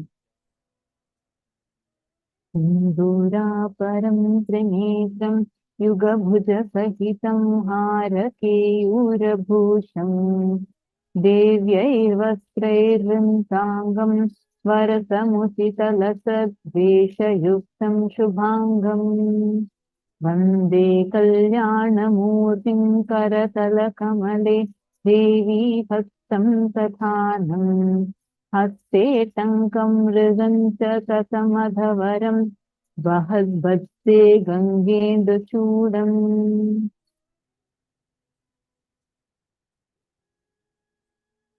Bhagavan Uma Maheshwara Murti. Dhavalabdasukasana sannihitam mrugam dimbakatankavarabhainam sumukha paramuspala kavaraya umaya sahitam hridaye subhate. Next is Sukhasana Murti. Arunabha subhasma vilepanadra dharanitaratankam varabhayadam Arunam varashobhila satsubhadam gunasnetra sukhasana rupamidam Chaturbhujam trinetram cha jata samyutam abhayam dakshina haste varadam vamahastake Krishna parasum samyuktam vama dakshina hastayoho sayanam dakshinam padam dadam vamam sukunsitam uma sahita patsarvam skanda gauri divarjitam sukasana murtim soktam.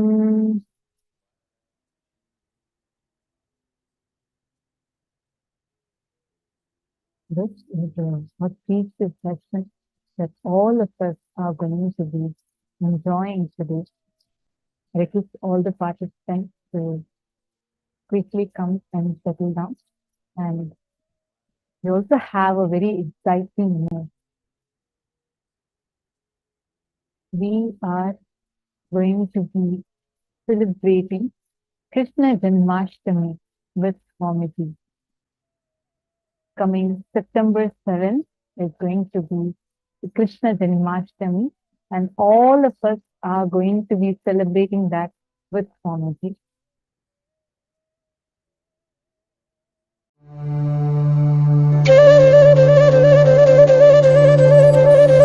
Vasudeva Sudam Devam Gamsachanura Mardanam Devagi Paramanandam Krishnam Vande Jagadguru. He is the most powerful, greatest embodiment of the cosmos, Sadashiva, ever happened in the cosmos, and the greatest devotee of Sadashiva. If I have to put in one word the life, legacy, message of Krishna, I'll use the word life. Just intense life.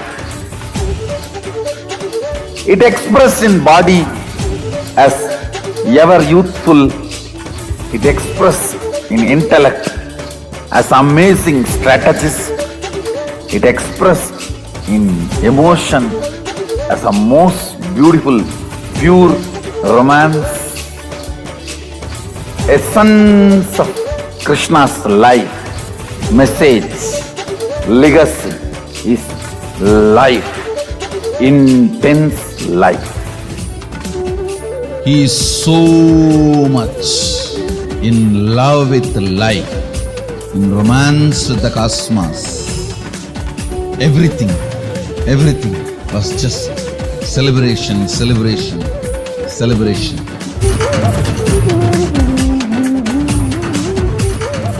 Celebrate today whole day. Give vacation for your depression. Tell your mind bye and celebrate.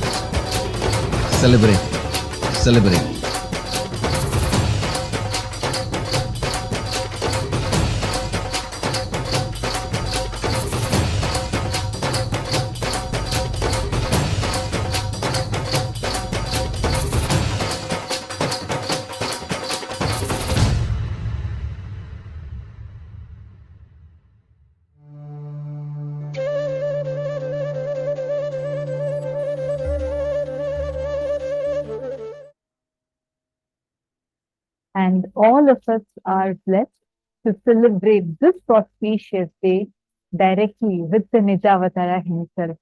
And we have some of the most beautiful offerings that all of you can offer on this auspicious day of Krishna Janmashtami. This would be in just a few more days on 7th of September. So we have about 5 days left, and all of us are going to have the greatest boon of celebrating this with the Nijavatara, Swamiji himself. So we are going to now be sharing with all of you a few of the sevas that we all can offer to Swamiji on the auspicious day of Krishna Janmashtami. This Krishna Janmashtami is going to be a wonderful time for all of us to receive the darshan, and we are going to be having a very, very special, amazing Bhava Samadhi darshan, experiencing Bhagavan Shri Krishna himself. So just like today, how all of us are experiencing that complete fulfillment in all relationships and blessings to receive, blessings for manifesting children or fulfillment in any relationships, liberation from all conflicts, all of these. On Krishna Janmashtami, it is going to be just celebrations, complete celebrations. Every one of you that are sitting here today, when we are receiving the initiation and we are receiving the darshan today of Kalyana Sundaramurti, the form of Paramashiva through which he manifests the ultimate fulfillment, he manifests completion in all relationships in life. It is in each of these forms, actually, Kalyana Sundaramurti, Uma Maheshwara Murti, Gauri Leela Samanvita Murti, Gauri Varaprada Murti, in these forms of Paramash, he manifests each time to marry Devi Parashakti. And every time when he has to marry Devi Parashakti, he assumes the form of Kalyana Sundaramurti. And connecting to this form of Kalyana Sundaramurti gives us complete fulfillment in all relationships, and it completely liberates us from any kind of conflicts that we're having in any relationships. And especially if you're attending as a couple and if you're attending as a family together, for all of you, the whole family, you all as a group will be receiving the energy, the blessings, and the benefits of attending this session. As a family, all of you will experience tremendous completion and healing. And yes, many of you are asking about the Apple Baby initiation. You all can, all those who want to receive the Apple Baby initiation today, if you are here as a couple and you want to receive the initiation today, please go ahead, place the apple or pineapple in front of the camera, and Swamiji will be energizing it. Swamiji himself will be energizing it and blessing you to conceive a child. So you all can, all the couples that that would like to receive the blessings, we will be showing the form for all of you through which you can sign up. Yes, that is Jnanapara Vidya, that is enough. Yes. If just receiving the initiations in Swamiji's presence, that alone is enough. And rest Swamiji will take care. Okay, can I request every one of you to please put the apples or pineapples right in front of the camera in such a way that it is visible. Swamiji can see it. Ena, if your spouse is currently not here, but you would like to receive initiation, you can go ahead. As long as you can go ahead, Ma. So you're asking if if your partner is unable to join at this moment, that is fine. You can get the blessings, and you can also get the blessings for 2 apples, and you can even give one for the partner once they return. So the apple gets energized and it stores energy. Like Swamiji said, both apple and pineapple are the fruits that can hold this energy. And when when the couple consumes it, you will be able to conceive a child. All that healing will happen for you to conceive a child. So yes, here's a link for all of you. Whoever want to receive this initiation today, please go ahead and you all can sign up in this link, tinyurl.com/blessings for child.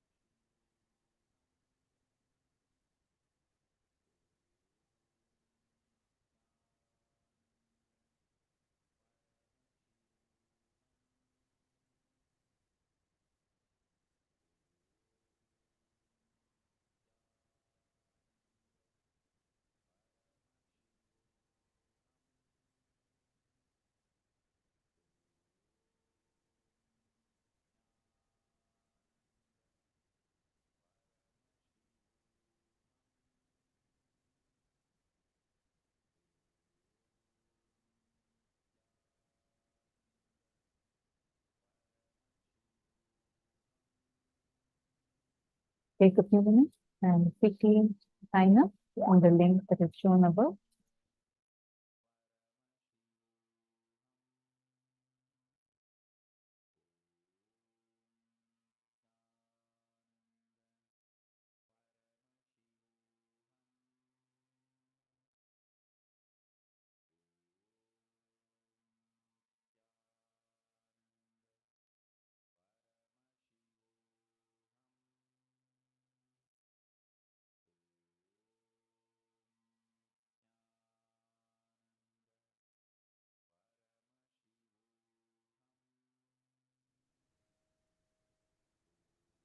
Now, as all of us are waiting, let us all get ready to receive the darshan of Kalyana Sundaramurti, Uma Maheshwaramurti, Gauri Varapradamurti, Gauri Leela Samanditamurti, Umeshamurti forms of Paramashiva.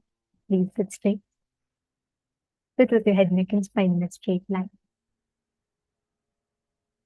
Chant the Mahavakya. Om Nithyananda Paramashivoham